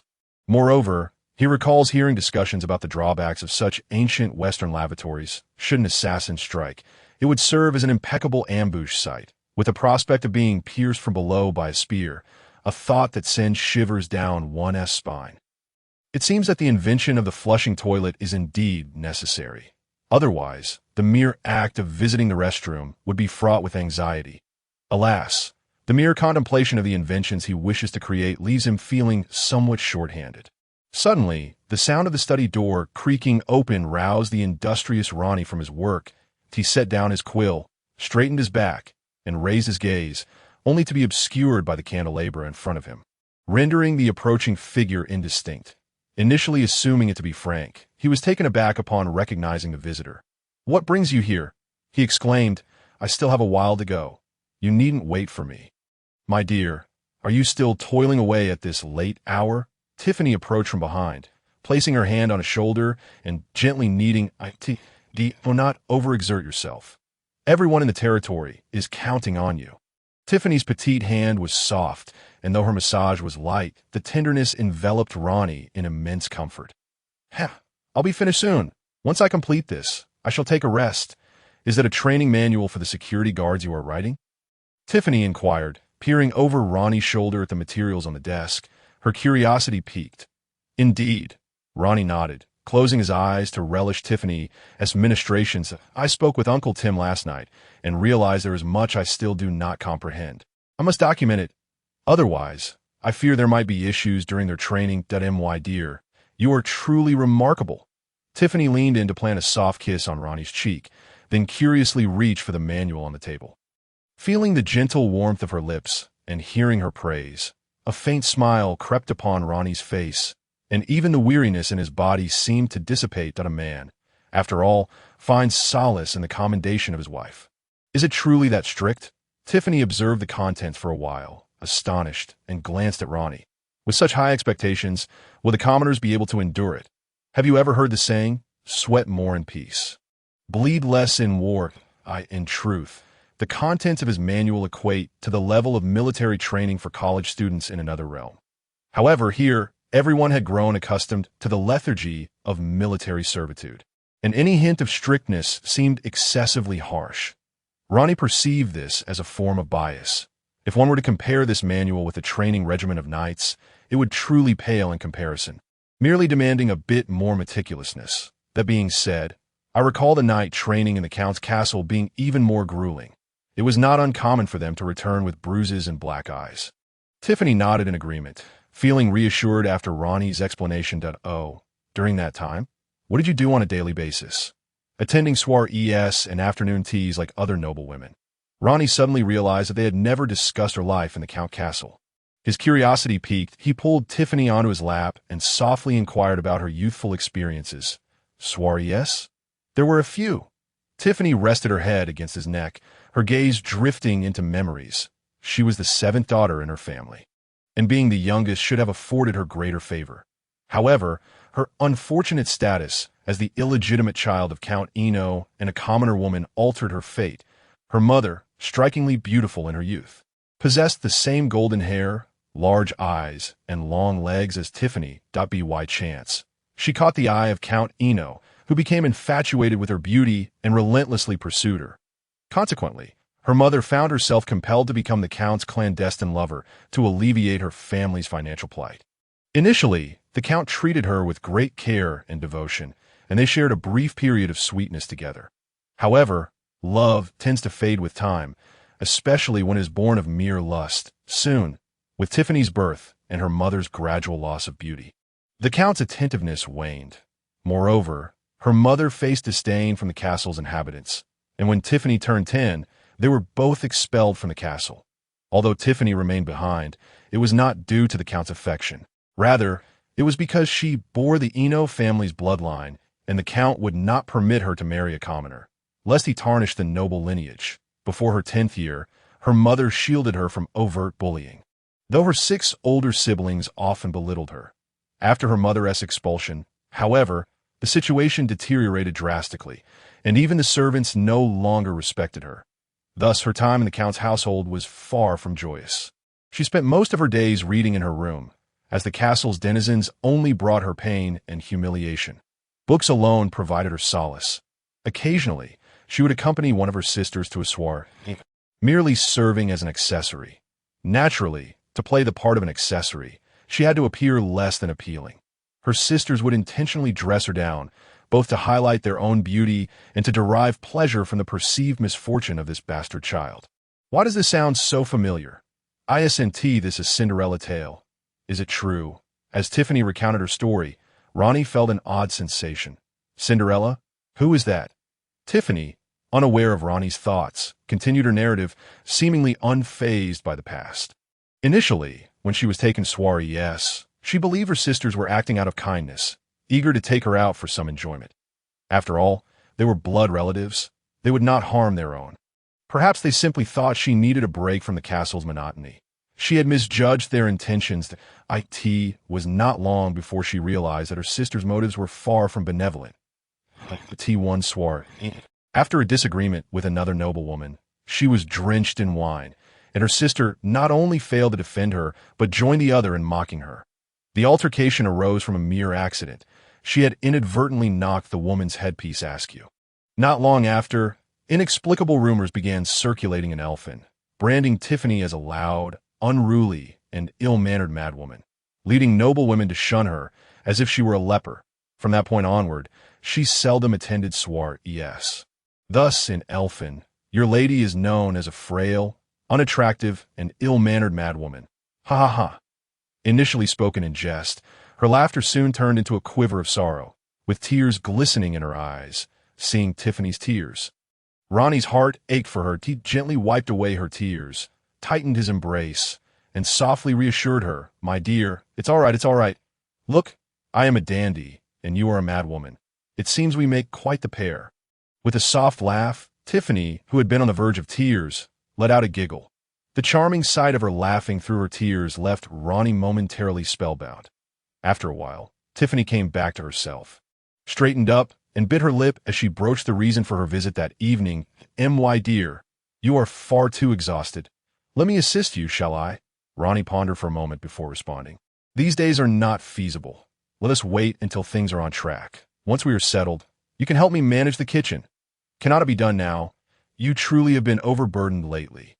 Having to meditate in the morning, observe the guards training in the afternoon, visit Granny, made to see her make that herbal paper, and still find time to write in the evening, she gently caressed Ronnie's face. Her voice filled with concerned, "My dear, you are a baron, not a machine. I genuinely worry for you." Ronnie considered this, but he was reluctant to entrust the kitchen affairs to Tiffany, as they were closely tied to his plans for the guards. Shifting his thoughts, he gently patted Tiffany, asking her to shift slightly, and then opened a drawer to retrieve a document. "I will oversee the kitchen for now. Once it becomes a routine, I shall hand it over to you.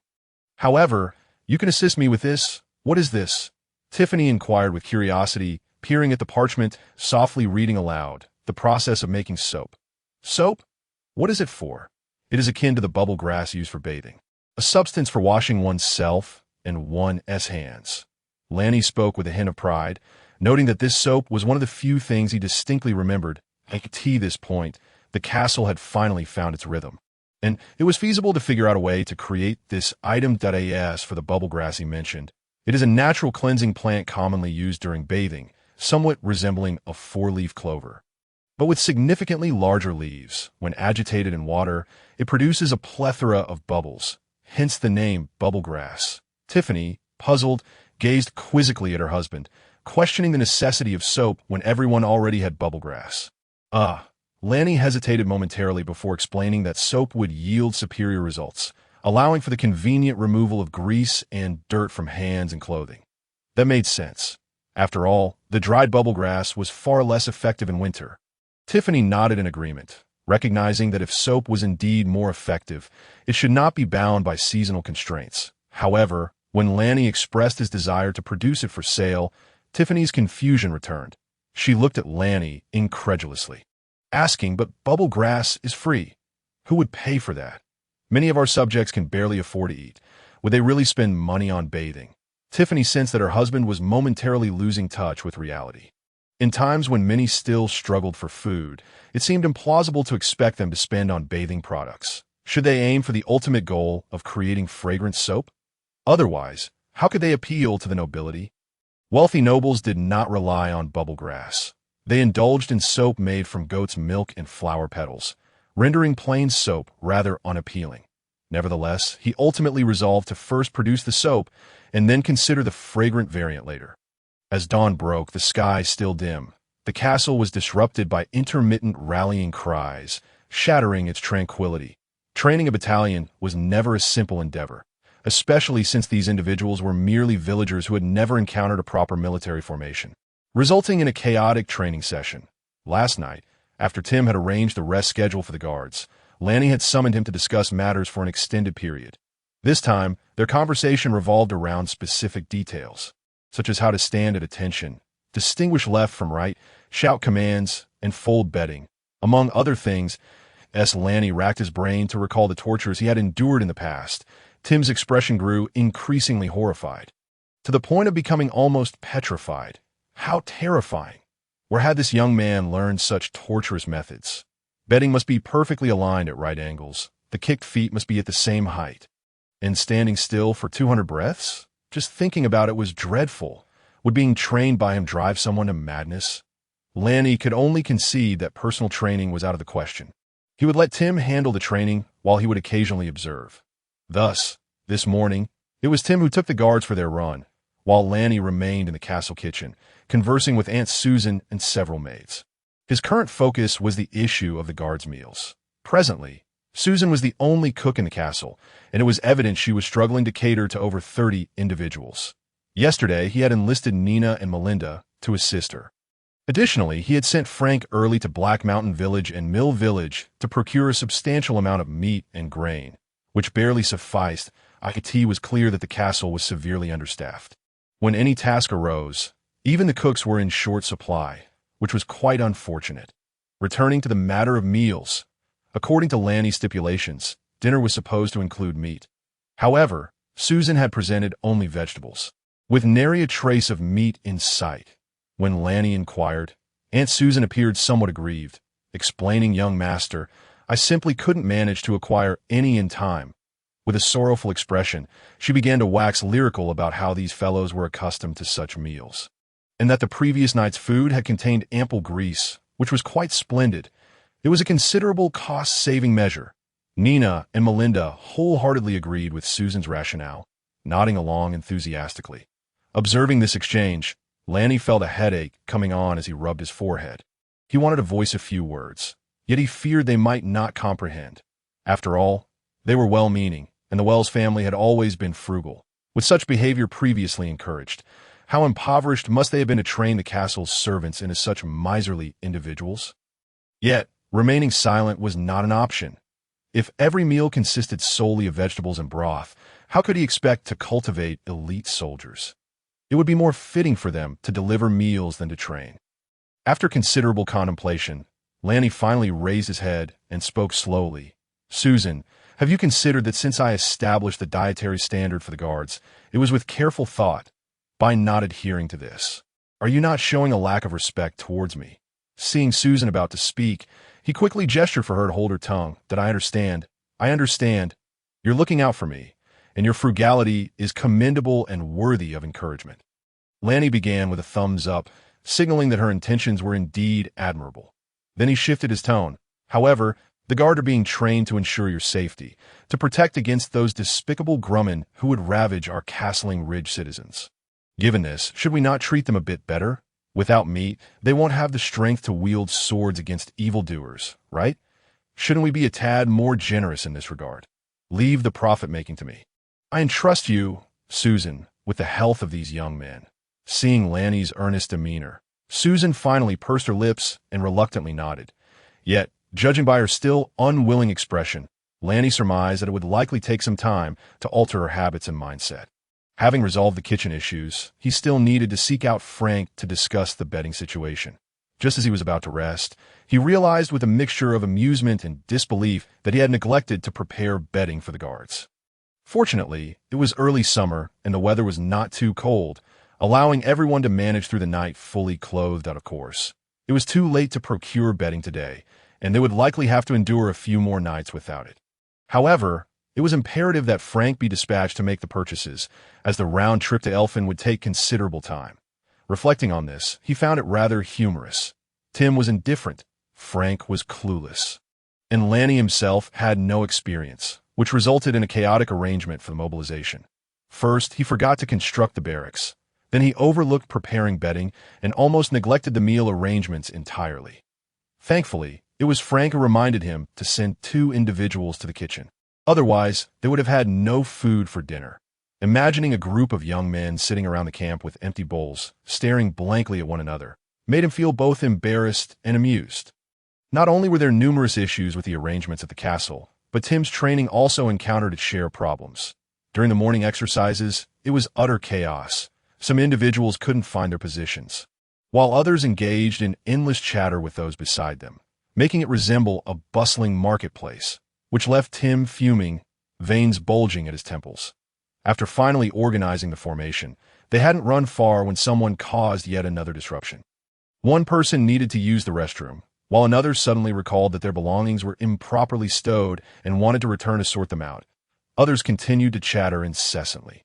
Yes, that incessant chatterbox, who wouldn't stop bothering the nearby team members, exasperating everyone around them by the time they returned to the castle entrance. Any semblance of order had disintegrated, resembling a flock of unruly ducks, and it was nearly noon when Lanny had been waiting for quite some time in the square. Seeing Tim's dark expression, Lanny struggled to suppress his laughter, finding it quite the challenge. He had anticipated such a scenario. Had any military training ever proceeded without a hitch? He was accustomed to this. However, Tim clearly felt otherwise, wearing a perpetual frown throughout. How can these people be so dense? They can't even distinguish left from right, let alone remember their positions in formation. What if they forget where their weapons are when they reach the battlefield? He couldn't fathom the incessant chatter. It gave him a headache. This group lacked discipline and was so carefree that when they looked back while running, half the team had fallen behind, with some claiming they had to relieve themselves, which was nothing but a blatant lie. To top it off, someone was fretting about missing lunch and had returned prematurely. What kind of nonsense was this? Could these people truly be combat ready? Once the team was dismissed for free time, Tim lamented the morning's training, his face contorted in frustration, a stark contrast to his usual taciturn demeanor. All right. It always starts this way. You'll get used to it. Do not rush, for encountering difficulties is but a natural occurrence. We shall resolve each issue one at a time.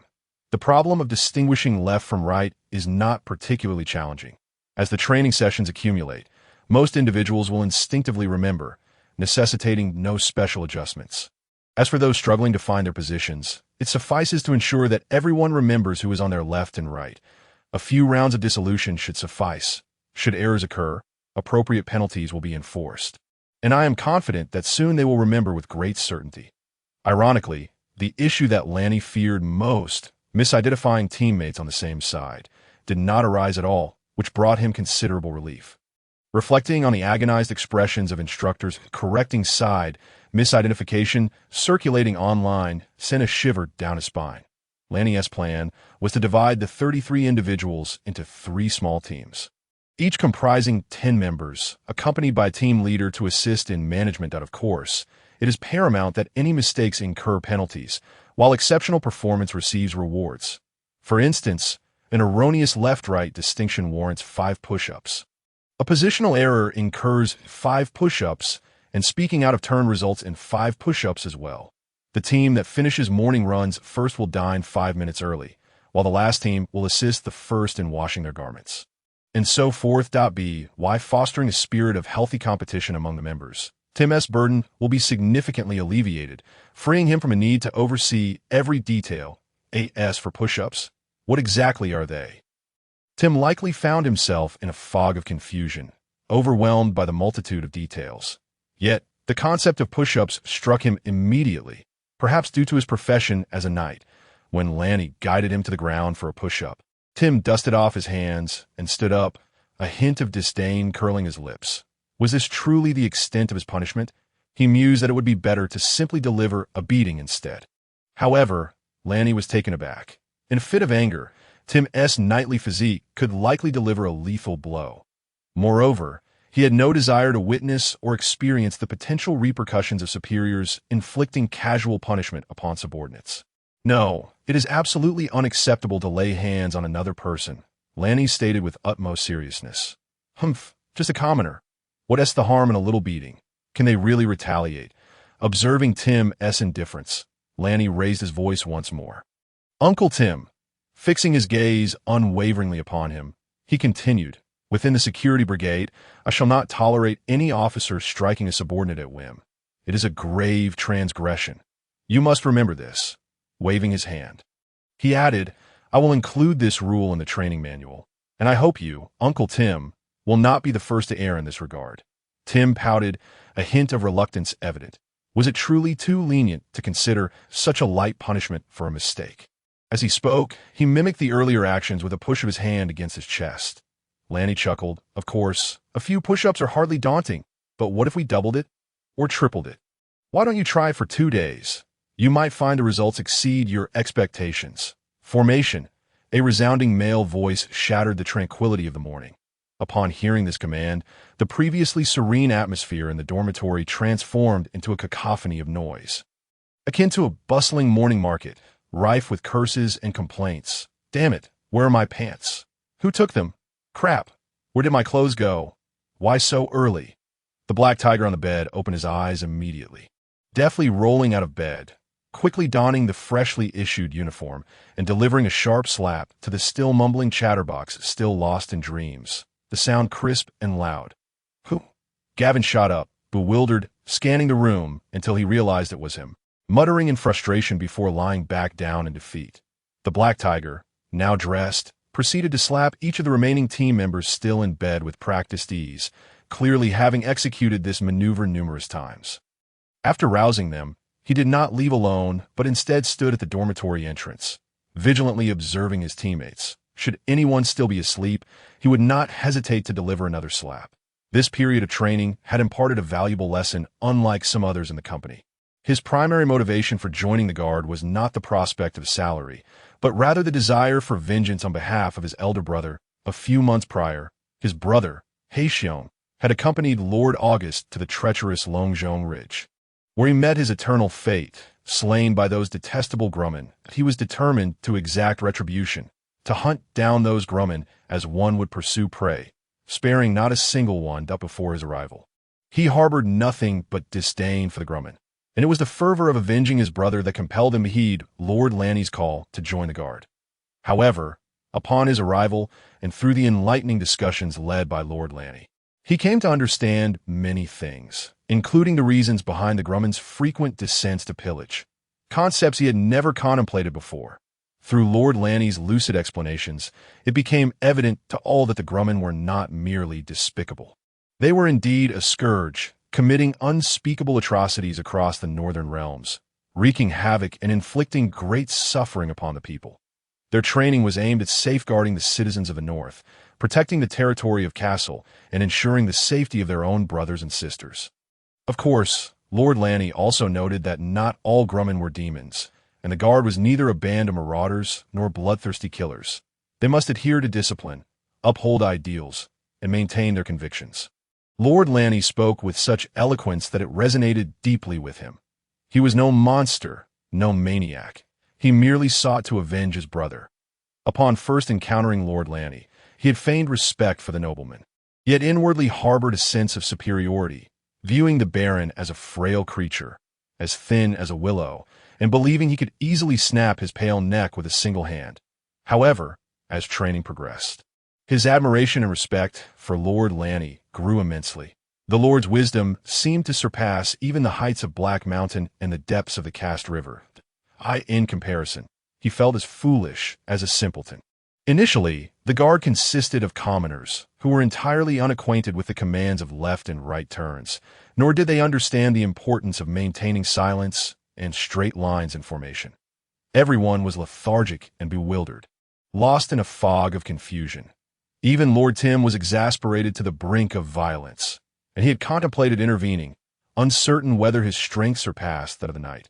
Yet, after Lord Lanny's insightful guidance in the square, along with some peculiar demonstrations, the following day brought about a remarkable transformation. First, the penalty for a single mistake, a mere 5 push-ups, seemed trivial, and no one paid it much mind. Gavin, the incessant chatterbox, merely pouted when caught, performing the push-ups before resuming his incessant talking. However, when the penalty increased to 10 push-ups upon a second infraction, his demeanor shifted noticeably. By the time it escalated to 15 push-ups for a third offense, Gavin's face had morphed dramatically. He could still vividly recall Gavin's ghastly expression, which brought him amusement upon reflection. He had assumed that day would be the one where Gavin spoke the least. But to his surprise, it turned out to be the day he would speak the most. As training continued, the expectations grew increasingly meticulous and numerous. Yet, the team seemed to adapt, their indomitable spirit rising in response. Initially, during morning runs, everyone merely aimed to keep pace, focusing solely on not falling too far behind, indifferent to the progress of others. When someone faltered in following commands, the surrounding teammates would erupt in laughter, offering only the faintest of reminders, even from fellow villagers. Now, however, competition had taken root among the squads. None wished to be left behind. Should anyone lag, several teammates would rush to assist, unwilling to be the ones left watching the lead team revel in their early meal at the cafeteria. The consequences of failing to follow commands had grown terrifying. Not only would the entire team glare at the offender, but prior to evening rest, the entire squad would eagerly transform into makeshift coaches. As Lord Lanny described, determined to ensure the offender grasped the lesson. Sleep would be a distant prospect unless they succeeded in their learning. All these changes unfolded progressively after Lord Lanny's guidance that day. A certainty he held, he had witnessed the transformation of Lord Tim under Lord Lanny's tutelage, and many in the squad had observed it too. Lost in contemplation, yet quick in action, he hurried to catch up to Gavin and the others at the central assembly point, aligning himself with their ranks, standing tall like a javelin. Reporting, Castle Safety Guard, Squad 1, expected 11 members, present 11 members. Awaiting instructions. At ease, stand at attention. Tim stood before the assembled ranks, his gaze stern as he counted the swiftly arriving members in his mind. As all gathered in the square and the formation was completed, his mental tally settled at approximately 260 breaths. Just days prior, the count had been around 300 breaths, and today it had dropped to over 260. With 3 squads nearly assembled, an impressive improvement that earned Tim's silent approval. Such speed, compared to the previous retinue, was nothing short of miraculous, akin to a divine intervention. The retinue had been synonymous with laziness and lax discipline. The epitome of cowardice, crumbling at the slightest touch, a mere extension of the knight's valor. In the event of an urgent assembly, it was manageable by day, but by night, one would worry not about time, but rather how many would remain after gathering. Thus, knights had long scorned the retinue, refusing to rely on them in battle, a sentiment born from hard-earned experience, steeped in blood and tears, gazing at the spirited, vibrant safety guards before him, who would believe they were composed of commoners. They bore the same appearance as the retinue, yet no one could doubt their composition as commoners. Indeed, many would have readily accepted them as knights. However, their training was not rooted in the principles and secrets of knightly instruction. Instead, they adhered to the training manual of the safety guard named by Ranni. Just how many days had passed? Perhaps just a week, though issues still arose, occasional brawls among members, and some struggling with the camp regulations due to illiteracy. Compared to the state of affairs just a week prior, it was as if a different group had emerged. He even knew of members who had learned to read a fair number of characters, enabling them to engage in basic reading. He pondered the reason for such a transformation within the span of a week. Was it the allure of the 2 silver coins each month? Was it the severity of the regulations? Or was it that he, Tim Miller, possessed an extraordinary talent for training troops? It seemed none of these accounted for the change. At the outset of training, some had indeed mentioned the 2 silver coins frequently, yet now very few brought it up. Only that incessant chatterbox occasionally mentioned it, though it had become more of a catchphrase. Clearly, it was not the reason. Was it the harshness of the regulations? That seemed unfounded as well. The most severe punishment was merely a day of confinement in the castle basement, where communication was prohibited and the outside world obscured, an experience yet to befall anyone. The other penalties merely entailed a few push-ups, delayed meal times, or washing other socks and clothes, a matter Tim deemed indulgent. Thus, it could not be the cause. Could it be that he, Tim Miller, was a genius at training troops? Certainly not. He had not led the retinue for the first time. Reflecting on past battles, notably the Longjong Ridge conflict, where the retinue had faltered catastrophically under his command, he recalled their rapid collapse. Scattering in panic when the Grumman attacked from all sides, howling like wild beasts, he had discussed this matter with Ranni over the past few days, but Ranni showed no astonishment at the performance of the squad. As if he had anticipated such an outcome all along, this sparked within him a peculiar sensation, as though all was preordained by Ranni, and he was merely traversing a path drawn out before him. As for the reasons, Ranni had expounded on various theories, including Maslow's hierarchy of needs and the ultimate pursuits of life, among others. The essence of the statement suggests that the castle provides accommodation and meals, while prohibiting behaviors such as mutual attacks among members and arbitrary reprimands from superiors, thus fulfilling the first 4 fundamental needs. Naturally, this leads everyone to pursue the ultimate goal of realizing their self-worth. To be honest, he struggles to comprehend these words. Even after much contemplation, he cannot recall any notable figure named Maslow from the kingdom or continent. However, the results are undeniably tangible, especially when he returns to the castle square after a morning run with his squad of guards, where the difference is markedly evident. Recently, he has gradually increased the distance of their morning runs, now extending to Mill Village. Although the members are drenched in sweat and gasping for breath, they stand tall, with no one lagging behind. Nodding in satisfaction, his mind involuntarily drifts back to his conversation with Ranni from the previous night. He recalls how, after proudly recounting the squad's performance over the past few days, Ranni did not react with the expected excitement. Instead, she muttered dismissively that this merely reflects the level of military training, and they still had a long way to go. What? He was taken aback. Although they had yet to engage in actual combat, he was certain that if a small team were to launch a full-scale attack on him, even clad in full armor, he could not emerge unscathed. What more could Ranni possibly find lacking? Seeing his surprise, Ranni chuckled and shared her thoughts. The tea present. They have merely made a start, exhibiting some spirit and vitality. However, the ultimate goal cannot be achieved merely with this. At best, they have transitioned from a pool of knightly achievements to one of moderate difficulty, but there is still much ground to cover. Observing Lanny's serious demeanor, he finds it hard to fathom what kind of transformation her expectations would entail for this team. Does she intend to train every member of the guard to become knights? The thought of being surrounded and beaten by a group of 30 knights sent a chill down his spine, causing him to involuntarily shudder. By the way, how prepared are you for tomorrow's first weapon practical training? Noticing him lost in thought, Lanny smiled and shifted the topic, leaving the outcome of the training unspoken. Should he inform Tim that the ultimate goal is to remain immovable even when faced with blades and axes? Wouldn't that be akin to telling a fairy tale? I simply wanted to ask you about this matter.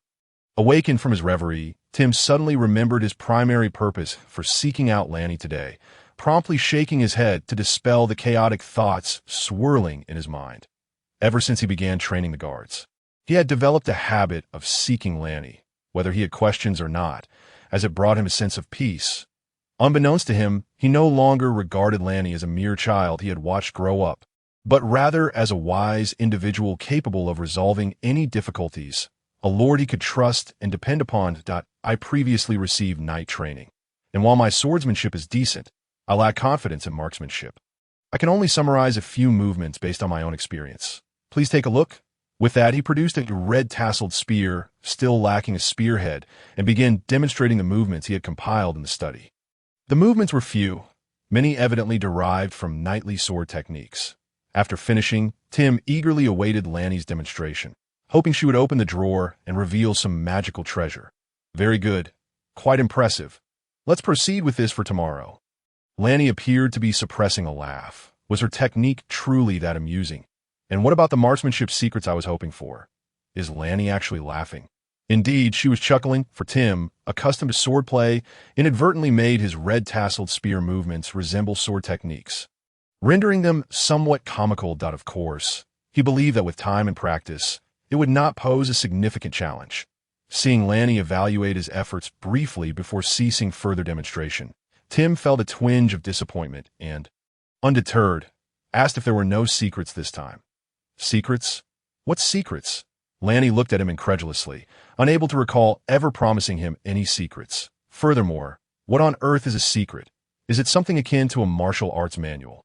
Where would I find such a thing? Yes. Tim stammered, somewhat embarrassed. You know those documents you previously presented, like the recruitment manual and camp management regulations. Secrets, you understand? Oh, you mean that. Realization dawned on Lanny as she observed Tim's exaggerated expressions. In response to his eager gaze, she opened the drawer and extracted a piece of parchment. However, instead of handing it over immediately, she spoke mysteriously, stating that this item might be somewhat advanced, and she was uncertain if it would suit their guard. He could try it out first, and if there were any unreasonable aspects, he could modify it. Pausing, she added, and do not inquire about its source. Okay. Lanny's enigmatic tone piqued Tim's curiosity to the point of near impatience. Without waiting for her to finish, he snatched the parchment. I got it. However, after examining it for a considerable time, he turned to Lanny with a puzzled expression. What does the name 3 Axes mean? Lanny's lips twitched, feeling a bit awkward. This situation was entirely his fault. The document was essentially a collection of cinematic action sequences depicting gunplay movements he recalled from various works, such as the Raining Horse Spear, Forceful Split, and Dominant Giant Cauldron, among others. He genuinely had no knowledge of marksmanship, and he could not ascertain the practical applicability of these movements. Hence, he had spoken so mysteriously, preemptively preparing for the possibility that if it proved ineffective, he could simply claim it was unsuitable for their guard. Yet, the name had given him a headache. Following his recent habit, he had taken to writing names on every item he presented, both for ease of communication with the recipient and as a subtle way to indulge his vanity. Initially, he intended to name it Red-Tasseled Spear and 3 Axes. Little did he know that translated into the language of this world, it would absurdly become Red-Tasseled Spear and 3 Axes. Is it my fault? Ultimately, Lanny did not answer his question, merely waving her hand in a peculiar manner, dismissing it. Was this item so enigmatic that it warranted no further discussion? Was it related to some mysterious magical rules? Or something else? Even now, he remained utterly perplexed but dared not inquire further. Shaking his head to cast aside these disordered thoughts, he observed that the squad members had regulated their breathing before loudly announcing, "From today onward, we will conduct weapon practical training in the morning, and subsequent formation training will be moved to after lunch." With that, he gestured to the nearby Iron Hammer and Jimmy, who swiftly arranged bundles of pristine new weapons in front of the squad. Upon seeing the weapons on ground, the previously tranquil formation erupted into a flurry of excitement, murmurs of exhilaration rippling through the ranks. Wow, these weapons look so formidable. The tips are polished to a bright sheen. After all this time training in formation, we finally get to handle weapons. I've been itching for this. Hey, why are there only spears? Where are the bows and shields? I miss my bow. It's been ages since I last touched one. Chatter and whispers filled the air. After a moment, allowing the squad members to vent their excitement, Tim shouted once more, "Silence, silence." Before the training commenced, he needed to clarify a few points. First, this weapon is called a red-tasseled spear. As for the bows and shields you desire, those will require a bit more time. Second, each of you has a designated weapon. Remember it well. Loss or damage outside of training will incur severe penalties. Third, and most importantly, never, ever point the spear's tip at your fellow comrades or the people of Castor Point one by one. The rules were bellowed by Tim, while the squad members instinctively committed them to memory. Not daring to let their guard down, in this regard, the loquacious Gaben held the most authority, as Tim frequently announced various rules, which would often be subject to subsequent recitations. Unfortunately for Gaben, he was the unfortunate soul who was nearly always selected. Having faced punishment numerous times, he had developed a reflexive response. Whenever the word rule escaped Tim's lips, he would instinctively close his mouth tightly and tense up. On my command, the first squad will come forward in turn to collect their weapons. Throughout the weapon distribution process, Tim repeatedly reiterated those rules, hoping to ensure everyone would remember them immediately. He had to be cautious. After all, these were genuine weapons with significant power, capable of penetrating knightly armor. If one were to pierce a person, it would create a mere transparent hole. Upon the completion of the weapon distribution ceremony, he arranged the three teams into a large circle, while he himself stood at the center, wielding a red tassel spear. Next, I shall demonstrate a series of spear techniques, which each team member must master with proficiency. Pay close attention, he declared. Thereafter, he repeatedly showcased the training movements he had devised. After each demonstration, he meticulously broke down every action to ensure that everyone could see clearly. Of course, he did not expect to teach everyone in a single morning, but he aimed to leave them with some fundamental impressions, which could be solidified through repeated practice in the days to come. Upon hearing that Knight Tim was rehearsing, several maids in the castle eagerly rushed to the square to watch, chattering excitedly amongst themselves, occasionally erupting into cheers. Particularly, Susan was the loudest, her eyes nearly brimming with tears of joy. It was no wonder they were so enthralled. With Tim's knightly physique and fluid movements, even the simplest actions were executed with such rhythm and grace, captivating the onlooking maids that in an age devoid of entertainment. Such rare opportunities to witness a performance were not to be missed. Some might argue that such training in battlefield skills lacks any aesthetic appeal. While that perspective holds some validity, one must not forget that knights place immense value not only on martial achievements, but also on their reputation and honor. That a knight who employs vulgar or indecent tactics in combat will be looked down upon by his peers. Therefore, it is true that they practice to enhance the beauty of their movements without compromising their effectiveness. Encouraged by the maid's applause, Tim became even more animated, filling the square with the echoes of his strikes and the flurry of his spear. If only he could fly, he would surely soar through the air. After several repetitions, Tim's practice continued, and he had initially thought that the maids would tire of watching and leave. He intended to teach the few moves from the paper given by Ranni once the maids departed. However, to his surprise, Susan and Candy, among others, seemed to be enjoying a leisurely tea party by the sidelines, showing no intention of leaving, as if they were waiting for snacks to accompany their viewing. After some hesitation, Tim grappled with the decision of whether or not to teach the peculiar three-axis technique at that moment. The team members, filled with excitement, were eager to pick up their weapons and engage in practice. Yet Tim remained silent and motionless, leaving them in confusion. Seeing him stand still, the team members dared not move. The few bolder ones could only murmur quietly, while the rest refrained from any action. "Hey, Black Tiger, what do you think the adult is doing?" Gavin, unable to resist his talkative nature, inquired of Black Tiger using his newly honed skills of subtle speech. Black Tiger, lacking such eloquence, dared not respond and merely hushed him. Seeing Black Tiger's reluctance to speak only fueled Gavin's enthusiasm. "I think Tim has forgotten the subsequent techniques and is pondering," he speculated. Could it be that he was distracted by a beautiful junior during his teacher's lessons, missing this part of the class? Of course, it was also possible that his teacher's wife was exceptionally lovely. Who could say for certain? Listening to Gavin's nonsensical ramblings, the surrounding team members bore expressions of discomfort. Their faces flushed as they struggled to contain themselves. Fortunately, Tim finally took action. "Next, I will demonstrate a completely different set of techniques," he announced. Glancing at the attentive guard around him, he steeled himself, deciding that he could no longer let the awkwardness linger. During the demonstration, silence is required. No questions or inquiries about the origins of these techniques.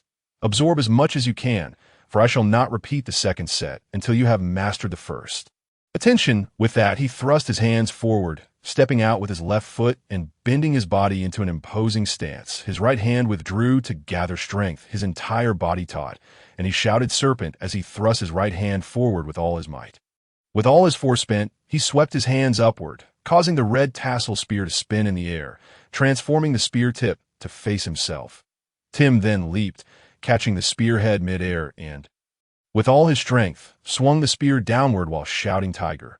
With a resounding thud, the spear struck the ground, causing the earth to tremble and dust to rise high into the air. Several nearby guards, caught off guard, stumbled back in shock, their faces pale. Yet Tim paid them no mind. He retracted the spear and, utilizing the rotational force of his upper body, thrust it sideways with incredible speed, the spearhead producing a faint whistling sound. Dragon. This was Tim's favorite move, akin to the knight's reverse sword technique, both deriving explosive power from the waist and upper body. The difference lay in that the reverse sword involved swinging a long sword, while this technique involved thrusting a long spear. However, those watching felt differently. What astonished them most was Tim's high leap and the forceful downward strike. In that instant, many felt an overwhelming sense of helplessness, with the more timid among them rendered momentarily speechless. The maids, standing at a distance, could not sense the same intensity. They merely found Tim's movements exceptionally handsome and cool, even more so than before, eliciting waves of gasps. Indeed, it was impressive. After all, this was inspired by Ranni's adaptations from cinematic works. Although Tim had incorporated his understanding of knightly training to modify certain details, enhancing the moves for practical application, the framework remained intact, rendering them highly captivating. After completing the demonstration, despite the name 3 axes, the peculiar technique actually encompassed 5 or 6 distinct movements. Tim, while regulating his breath, observed the reactions of his team members. His reluctance to perform in front of the maids stemmed from his belief that shouting while executing movements was rather embarrassing. Had he known of the term shinibu, he would have certainly felt like a foolish adolescent. Contrary to his expectations, the team members' responses were filled with fervor, even more so than during the previous demonstration, their eyes brimming with eagerness and anticipation. Discipline held them in check, allowing them only to express their desires through their gazes. Gavin, bold as ever, shouted, "Report, speak." Tim responded, granting him permission to voice the collective curiosity of the group. "Sir, I asked the name of this technique. When can we learn it?" With a mischievous grin, he added, "If we master it. Won't the girls scream for us too?" Ignoring Gavin's lewd musings, Tim waved him back to his position, stating, "I previously mentioned that questions about the source are not permitted." A collective expression of disappointment washed over the team. Yet, Tim swiftly shifted his tone, taking a deep breath. "Since you are so eager to know, I shall tell you. However, I must reiterate, no inquiries about the source, and you cannot learn it until you have achieved proficiency in the first set." Understood. Upon hearing that Tim was willing to share, the team members perked up, collectively shouting, "Understood. Very well, The name of this technique is three axes, a creative genius. Ranni was blissfully unaware of the peculiar happenings unfolding in the castle square. Due to his whimsical naming, which Tim found rather juvenile, he insisted on prohibiting discussions about its origins, leading the situation to evolve in an oddly mysterious direction. Do you think the name Three Axes is genuine? I suspect the Lord devised it to enhance its mystique, deliberately choosing a bizarre title. Old Joe, typically composed, was inevitably drawn into the curiosity of the conversation. Have you heard? The origins of the three axes are shrouded in mystery. So much so that the Lord dares not even mention its name directly, by the time the tale reached Gavin. It had transformed into an intricate and dramatic narrative. I've heard that this spear technique was acquired by the Lord from a mysterious place in the fallen Dragon Ridge, originating from the ancient dragon lineage, and its name cannot even be uttered. If it is mentioned, the dragons will sense it. The techniques within encompass the agility of the serpent, the ferocity of the tiger, and the majesty of the dragon. It is said that once employed on the battlefield, even knights cannot escape being shaken to their core, diminishing their combat effectiveness. Hence, the Lord stipulates that only those who meet the standards may learn it. Those unfit will find their essence drained, turning into mere husks. What? Why do you think it comes from the dragon lineage? Don't you know? Whenever someone posed a question to him, he would gaze at them in astonishment, as if they were a simpleton who had just uttered an exceedingly foolish inquiry. It was only when the other party began to doubt their own intelligence that he would change his expression, enigmatically stating, "Did you not notice? Lord Tim bellowed dragon during his practice. This is a spell, a means of borrowing power from the dragon." How do I know this? I was right beside him, feeling the dragon's presence. Skeptical, you may inquire with Captain Aaron, who was also by my side, to see if he sensed it too. As for the rumors circulating within the guard camp, Ranni remained oblivious. After all, he did not visit daily. Initially, he was quite diligent, but as time passed, he became increasingly occupied, resulting in infrequent visits. Presently, he found himself not at the camp, but within the workshop in the backyard. Beside him stood Hammer, along with Jimmy and his three apprentices, all of whom were gathered around three cauldrons, examining them from every angle. None of them cracked. Ranni squatted down to take a closer look and indeed confirmed there were no fissures. He then rose, his face beaming with joy as he turned to Hammer. "Yes, my lord, all three cauldrons remain intact. I have been firing them since morning, and thus far they are unscathed." Hammer was so excited he rubbed his hands together, his grin stretching to his ears. It had been some time since the Lord entrusted him with this task, and he had tirelessly sent Zach to various locations to excavate different soils with distinct textures and colors, which were then transported to the workshop to be fashioned into fist-sized cauldrons, repeatedly fired in an attempt to discover a material that met Ranni's criteria. Why now? The workshop was cluttered with discarded materials, and today they had finally found the suitable substance to create these three cauldrons, much to his delight. After offering Hammer a few words of praise, Ranni squatted down once more, undeterred by the intense heat emanating from the cauldrons, leaning in for a closer inspection. Externally, all three cauldrons had withstood the searing heat, their surfaces displaying almost no cracks. Although the furnace temperature hovered around 100 degrees, this was already the best outcome they could hope for. With the cauldrons ready, the next step would be to continuously elevate the central furnace temperature, thereby creating the potential to melt the iron materials and commence the production of iron implements, significantly enhancing efficiency and enabling the crafting of more intricate designs, allowing Ranni's ideas to materialize. Additionally, if the temperature rose sufficiently, it seemed they could also begin working with glass. Rising to his feet, Ranni excitedly waved his fist at Hammer. "You have accomplished a great feat. Tell me, how did you achieve this?" Hammer hesitated, revealing that this was not solely his achievement, but rather a result of Cody's efforts. Isn't your apprentice Zach? How did Cody become involved?" Ranni wondered, glancing at Cody, who remained silent, perplexed by Hammer's statement. Hammer, feeling somewhat awkward, explained that he and his apprentice had toiled for quite some time, only to have Jimmy's apprentice resolve the issue with a few words, leaving him feeling somewhat humiliated. However, being a straightforward individual, he did not wish to take undue credit and recounted the entire story. It turned out that Zach had indeed been diligent, scouring the area around the back mountain daily in search of various soils with different colors and textures, even venturing as far as the riverside village. However, he had seen little success. Some would crack upon entering the furnace, while others would hold up for a time before eventually succumbing to fractures. Some would even shatter shortly after being removed, leaving Hammer wishing he could crack his own head in frustration. Just when both were at a loss, Cody approached with a suggestion. Why not mix these soils? I believe it might yield results. Skeptical yet intrigued, they decided to give it a try. And to their astonishment, they discovered that certain soils, when combined, exhibited a significantly enhanced resistance to heat. Of course, there were also some mixtures that led to premature cracking or deformation. So not all news was favorable. Encouraged by the prospect of success, they became increasingly eager to experiment. After numerous trials with different materials and ratios, they finally discovered that a blend of yellow clay from the back mountain and black clay from the riverside village could endure prolonged exposure to the furnace without damage. This revelation filled them with elation, and the duo promptly set about crafting 3 cauldrons of varying sizes according to Ranni's specifications. After several hours of firing, they found that all 3 cauldrons had withstood the intense heat. Once removed from the furnace and allowed to cool, none had shattered. Thus, they hastened to inform Ranni of their good fortune. Cody is quite a talent, possessing the insight to mix materials, Ranni thought to himself. Casting another glance at Cody, who wore a calm smile, patiently refraining from boasting, Ranni silently acknowledged his steadiness. Regardless of whose idea it was, the fact remains you brought it to fruition. You deserve the credit. Well done.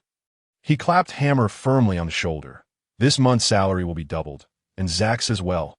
Though Hammer was illiterate and could not calculate the exact amount of his increased pay, he was nonetheless elated, sharing hearty laughter with his apprentice. Cody, however, quickly calculated the figures in his mind, realizing that Hammer's substantial earnings would also benefit Zach, and a hint of envy crept onto his face.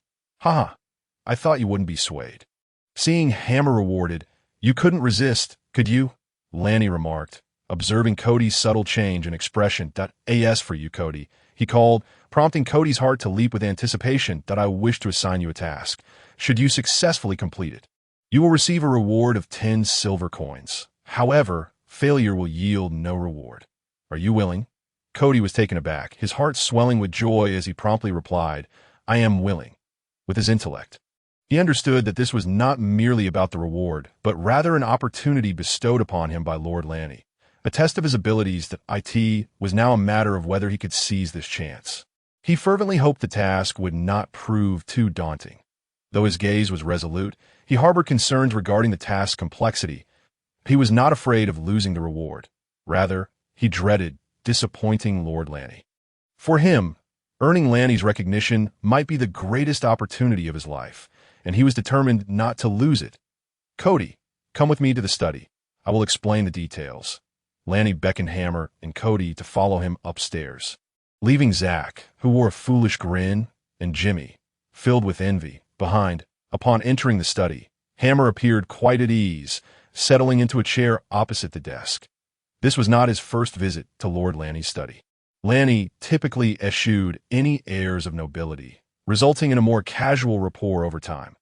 Cody, however, felt somewhat constrained. His curiosity piqued as he surveyed the room, glancing around in wonder, but there was only one chair available, leaving him with no place to sit.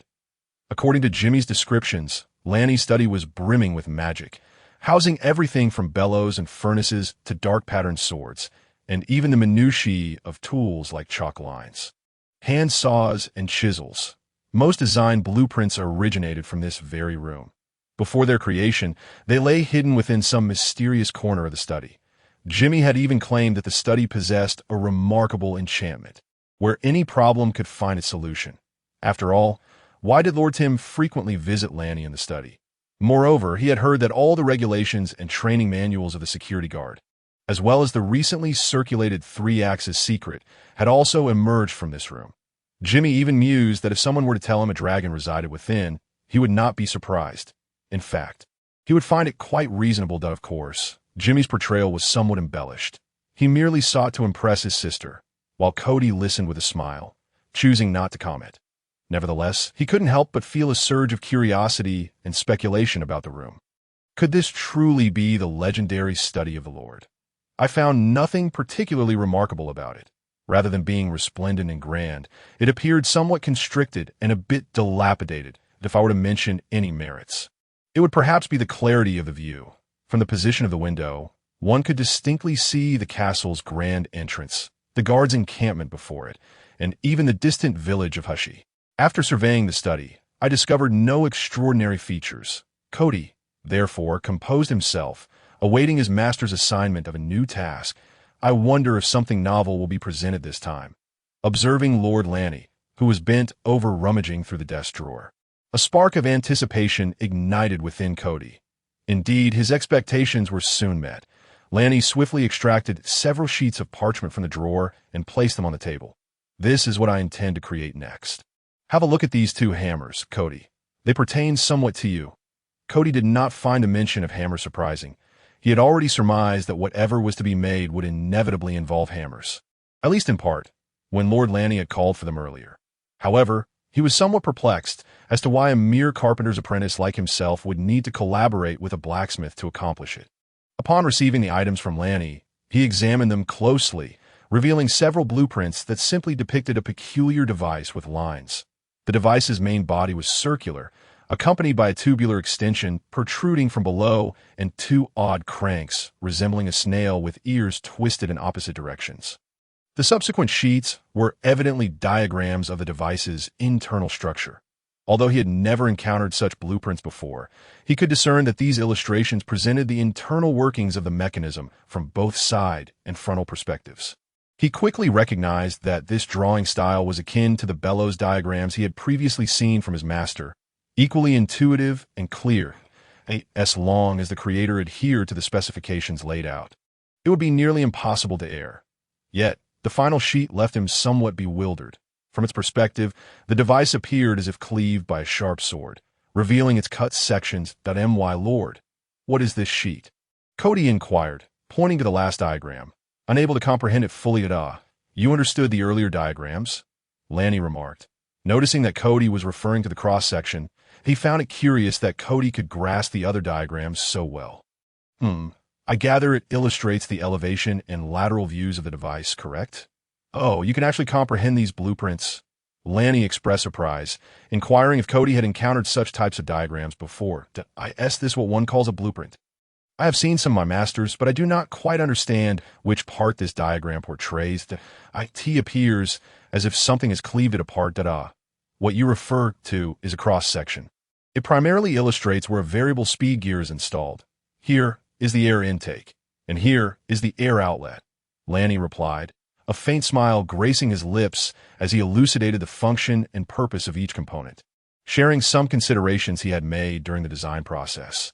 Initially, Cody merely listened, but soon he grasped the fundamental concepts and the roles of the components, managing to express his opinions occasionally and often hitting the nail on the head during discussions with Ranni.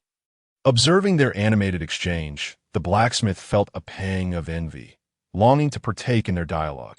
However, after a while, he despondently realized that most of the content was beyond his comprehension, and as the discussion deepened, this trend became more pronounced. Eventually, their discourse began to wind down, and Ranni felt a sense of fulfillment. It had been long since anyone had engaged him in such an invigorating exchange.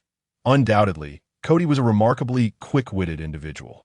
Whenever he mentioned something, Cody could respond promptly, even if he had never encountered the subject before. This piqued Ranni's curiosity.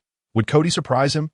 Glancing at the now-bored blacksmith, Ranni suddenly realized that too much time had elapsed. Clearing his throat, he finally broached the objective of this task. This time, I wish to create a human-powered blower. The reason I have invited you, blacksmith, is due to the gears involved. Yes, the items depicted in the drawings you hold require your assistance in their crafting. Cody, you will oversee the entire manufacturing process of the device, including the creation of each component, ensuring adherence to the specified dimensions, and supervising the work. My only requirement is to expedite the creation of this device. Do you understand, Cody? Cody nodded, remaining silent. Yet internally, he felt a twinge of anxiety and uncertainty.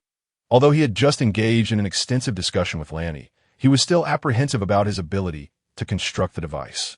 Blacksmith, you are to assist Cody in the fabrication of the iron components. Whatever dimensions and specifications he requires, you must fully cooperate. This device is crucial for us. Do you comprehend?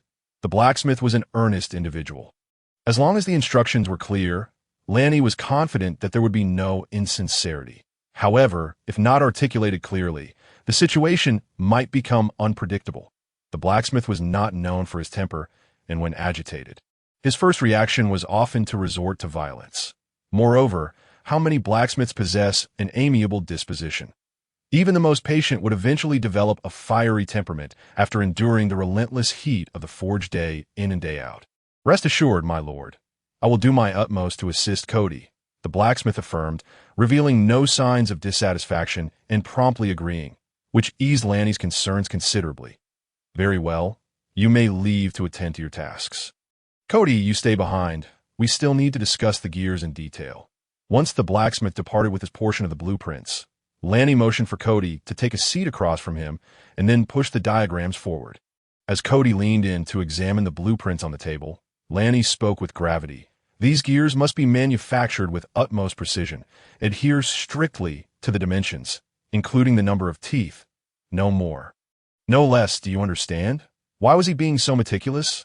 In truth, Ranni wished it were not necessary. Despite Cody displaying remarkable talent, someone who had never been indoctrinated by industrial standards often struggles to appreciate the significance of dimensions and standards in manufacturing.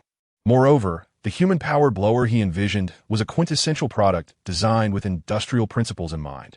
Any deviation in dimensions could lead to complications during assembly, potentially rendering internal components impossible to install.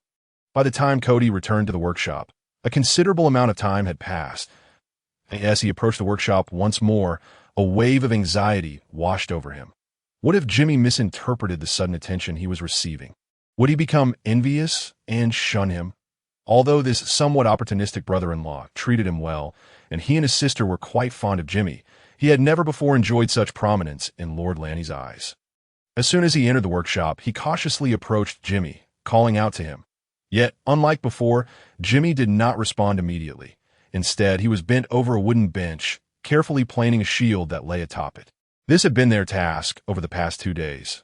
All the red tassel spears had been delivered, and subsequently, their master had instructed them to craft these wooden shields that Jimmy's lack of response caused Cody's heart to sink, prompting him to lower his gaze further. Once Jimmy finished planing the shield, Cody eagerly presented him with the carving knife needed for the next step, like a sycophant. With a cold expression, Jimmy glanced at the eager apprentice, then playfully kicked him lightly, allowing a smile to break through as he chided, "Get lost. You think your brother-in-law is so petty. If you're favored by the Lord, I'm delighted. Finally, I can provide an explanation to your sister. She has always believed that following me to learn carpentry would lead to little success, wanting you to venture to Elfin instead. Oh, dear brother-in-law, you nearly gave me a heart attack," Cody exclaimed, patting his chest, looking as if he had just escaped a near miss. However, upon hearing Jimmy mention that his sister hoped he would go to Elfin, he pouted in disdain. "Elfin is so far away, and we have no horse. It would take 2 or 3 days just to get there. That I want to go. Although Cody spoke with evident disdain, Jimmy understood that venturing to Elfin had been his little brother's cherished dream for years. However, with only the 2 of them left in their family, what would happen to his sister if he were to leave? He could not shake off the worry for his sister, which is why he had yet to embark on his journey.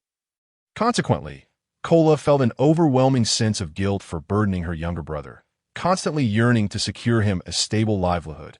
Later, upon becoming involved with Jimmy, she entertained the notion of guiding her brother towards mastering carpentry, thus equipping him with a skill that might serve as a means of sustenance. However, it seems that this young man genuinely has no desire to go.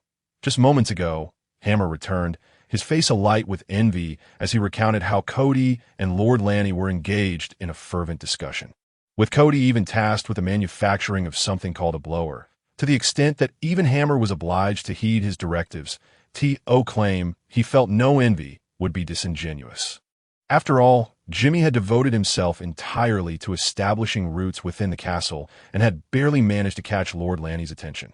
Yet, Cody had only been there for a few days, and already the Lord entrusted him with the responsibility of creating something.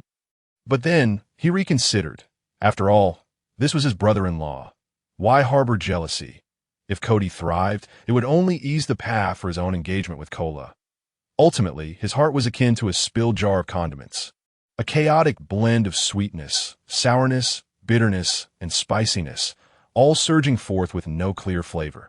Thus, when Cody first arrived, he responded with a half-hearted cold demeanor, a small outlet for the bitterness brewing within him. All right, don't let it get to your head. Since the Lord has entrusted you with this task, you must devote yourself wholeheartedly to it. Do you understand? Jimmy assumed the role of the seasoned veteran, imparting his rather limited workplace wisdom by the way. He resumed his previous demeanor after only a brief moment of seriousness, becoming somewhat unreliable again. Does this count as your trial task? I've heard that those noble knights all have their trial assignments. Does this count for you? Cody had initially been quite certain that this was indeed a test, an opportunity. Yet now, as the reality began to unfold, he found himself grappling with disbelief. The capital of the Kingdom of Andrew, a bustling and vibrant city, thrived even in the late hours of night, with streets alive with ceaseless activity and noise. Various shops and taverns had erected towering torches that illuminated the surroundings with an extraordinary brightness, while alluring Mesopotamian women flirted with passers-by. Nestled within an inconspicuous alley was a dilapidated tavern, its worn chairs occupied by a scant few patrons. Wright sat idly in his seat, his gaze drifting towards the sporadic appearances of women as he awaited potential customers. This was a tavern, but not just any ordinary tavern. It served as a mercenary liaison station. Wright was a mercenary, though not an ordinary one. He was a rare breed of mercenary who wielded magic. The practice of magic was notoriously costly, and those who pursued it seldom hailed from financially struggling backgrounds. While it was not entirely unheard of for someone to fall to the point of becoming a mercenary to sustain themselves, such cases were exceedingly rare. Thus, his path to becoming a mercenary was undoubtedly steeped in a unique tale. Wright Nelson was once a minor noble in the kingdom of Nicola, in his youth. His family had invested considerable wealth to hire a wizard to teach him the arcane arts, hoping to produce a mage who would further solidify their family's status. After all, wizards were held in high esteem within the kingdom of Nicola. With opportunities to serve as missionaries in the Holy Church to their surprise, he exhibited a modicum of talent, quickly attuning himself to magic and successfully becoming an apprentice. His mentor, recognizing his potential, became increasingly devoted to his instruction, guiding him to cross the threshold into the realm of magic within a year, during which he cast his very first fireball. However, whether it was due to financial constraints or the misappropriation of funds by the steward, the wizard they hired turned out to be a practitioner of dark magic. Aside from basic spells like the fireball, he possessed knowledge solely of dark arts. It is worth noting that in the kingdom of Nicola, dark magicians were despised and hunted, branded as the two great heresies alongside the bloodsuckers by the Holy Church. Should they become aware of his existence, he would undoubtedly be marked for extermination. Initially, he was oblivious to any discrepancies, merely finding his mentor peculiar, though he repeatedly praised Wright's talent. Once he mastered the fireball, he ceased to teach him any further magic, under the pretense of allowing him to amass sufficient magical energy to eventually break through to the rank of a grand mage. At the time, Wright's magical energy was barely enough for a single fireball, making him merely a level 1 mage by the standards of the magical community.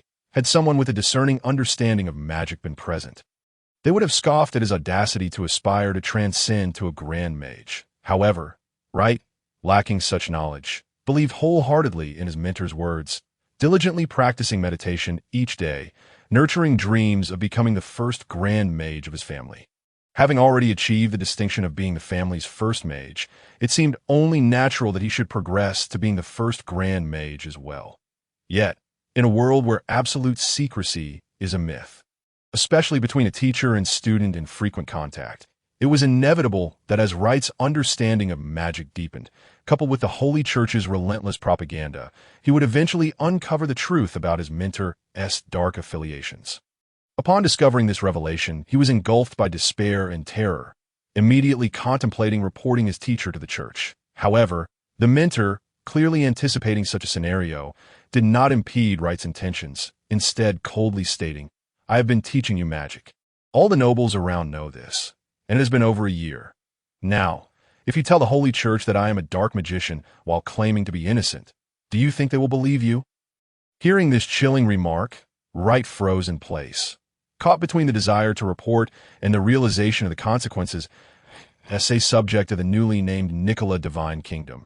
He was acutely aware that since the renaming, the Holy Church had monopolized every aspect of the kingdom, pursuing the so-called two great pests with fervor, that if they were to discover that his family harbored a dark magician, both he and his once proud Nelson lineage would be uprooted without hesitation.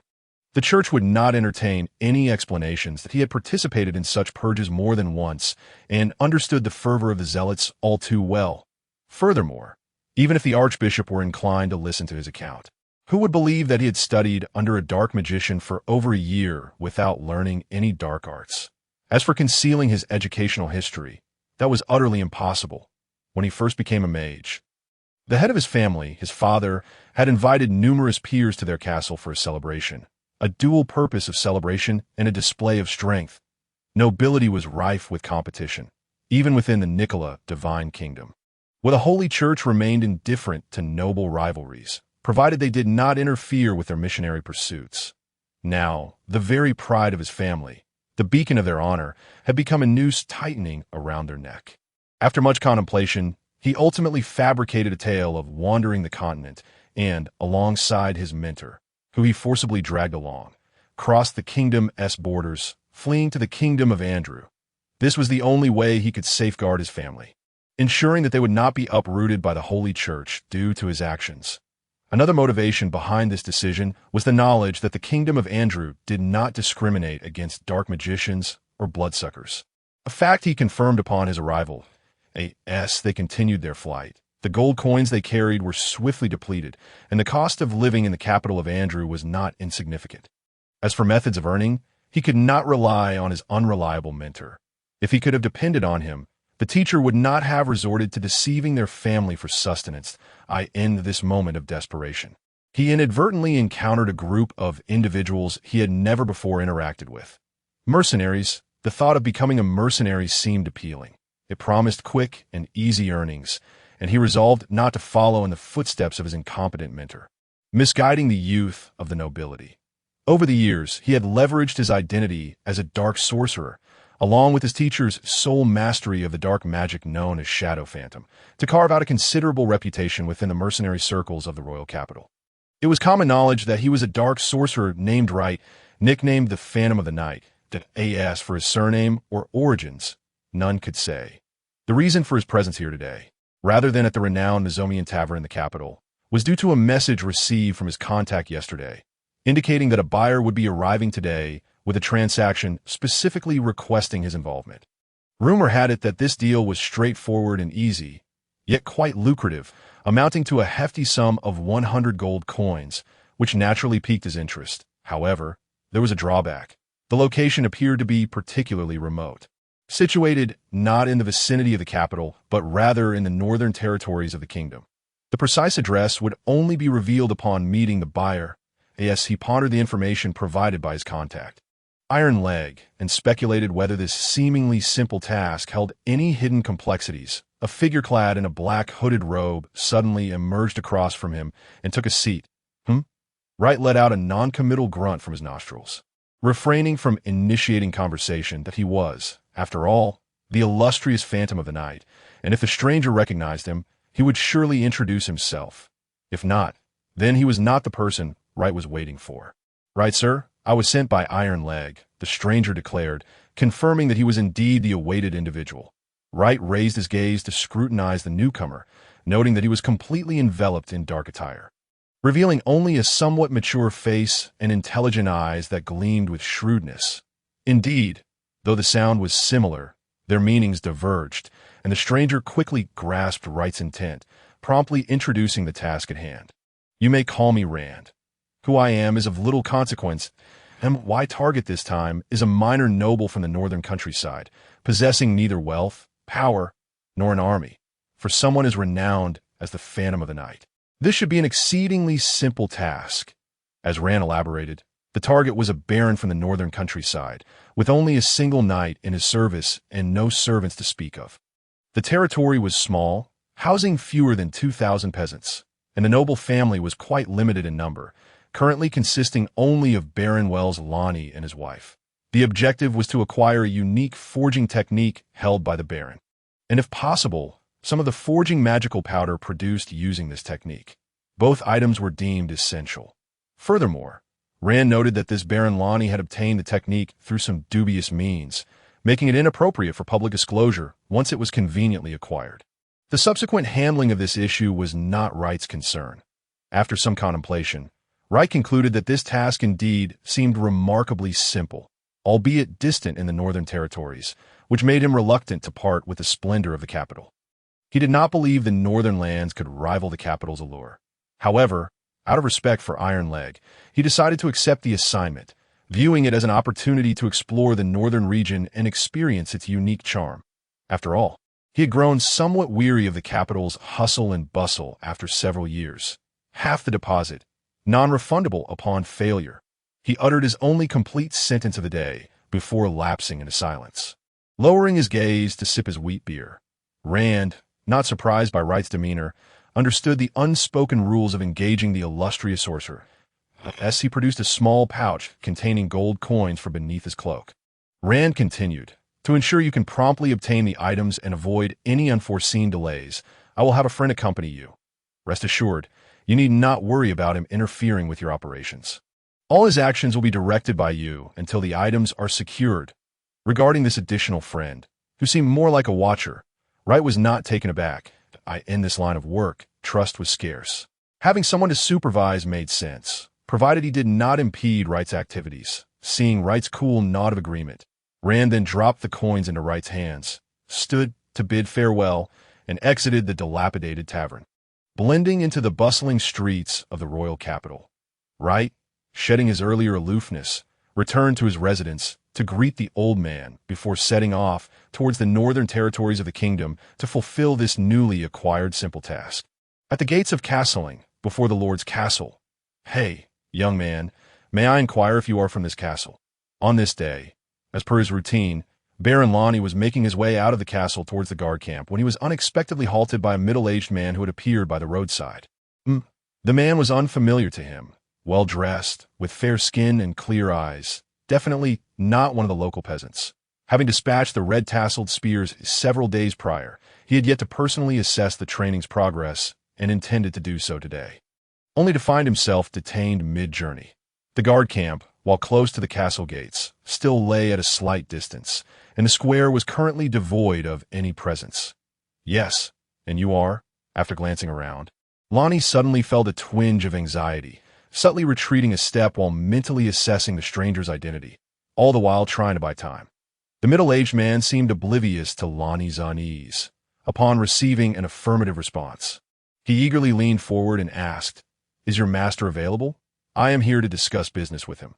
Please tape and see him at O, so you consider yourself a subordinate." Ranni realized, feeling somewhat reassured. Clearly, this individual did not recognize him and likely had not inquired too deeply into his family circumstances, possibly having arrived on a whim after hearing some news today as for the big business he mentioned. Ranni was left pondering.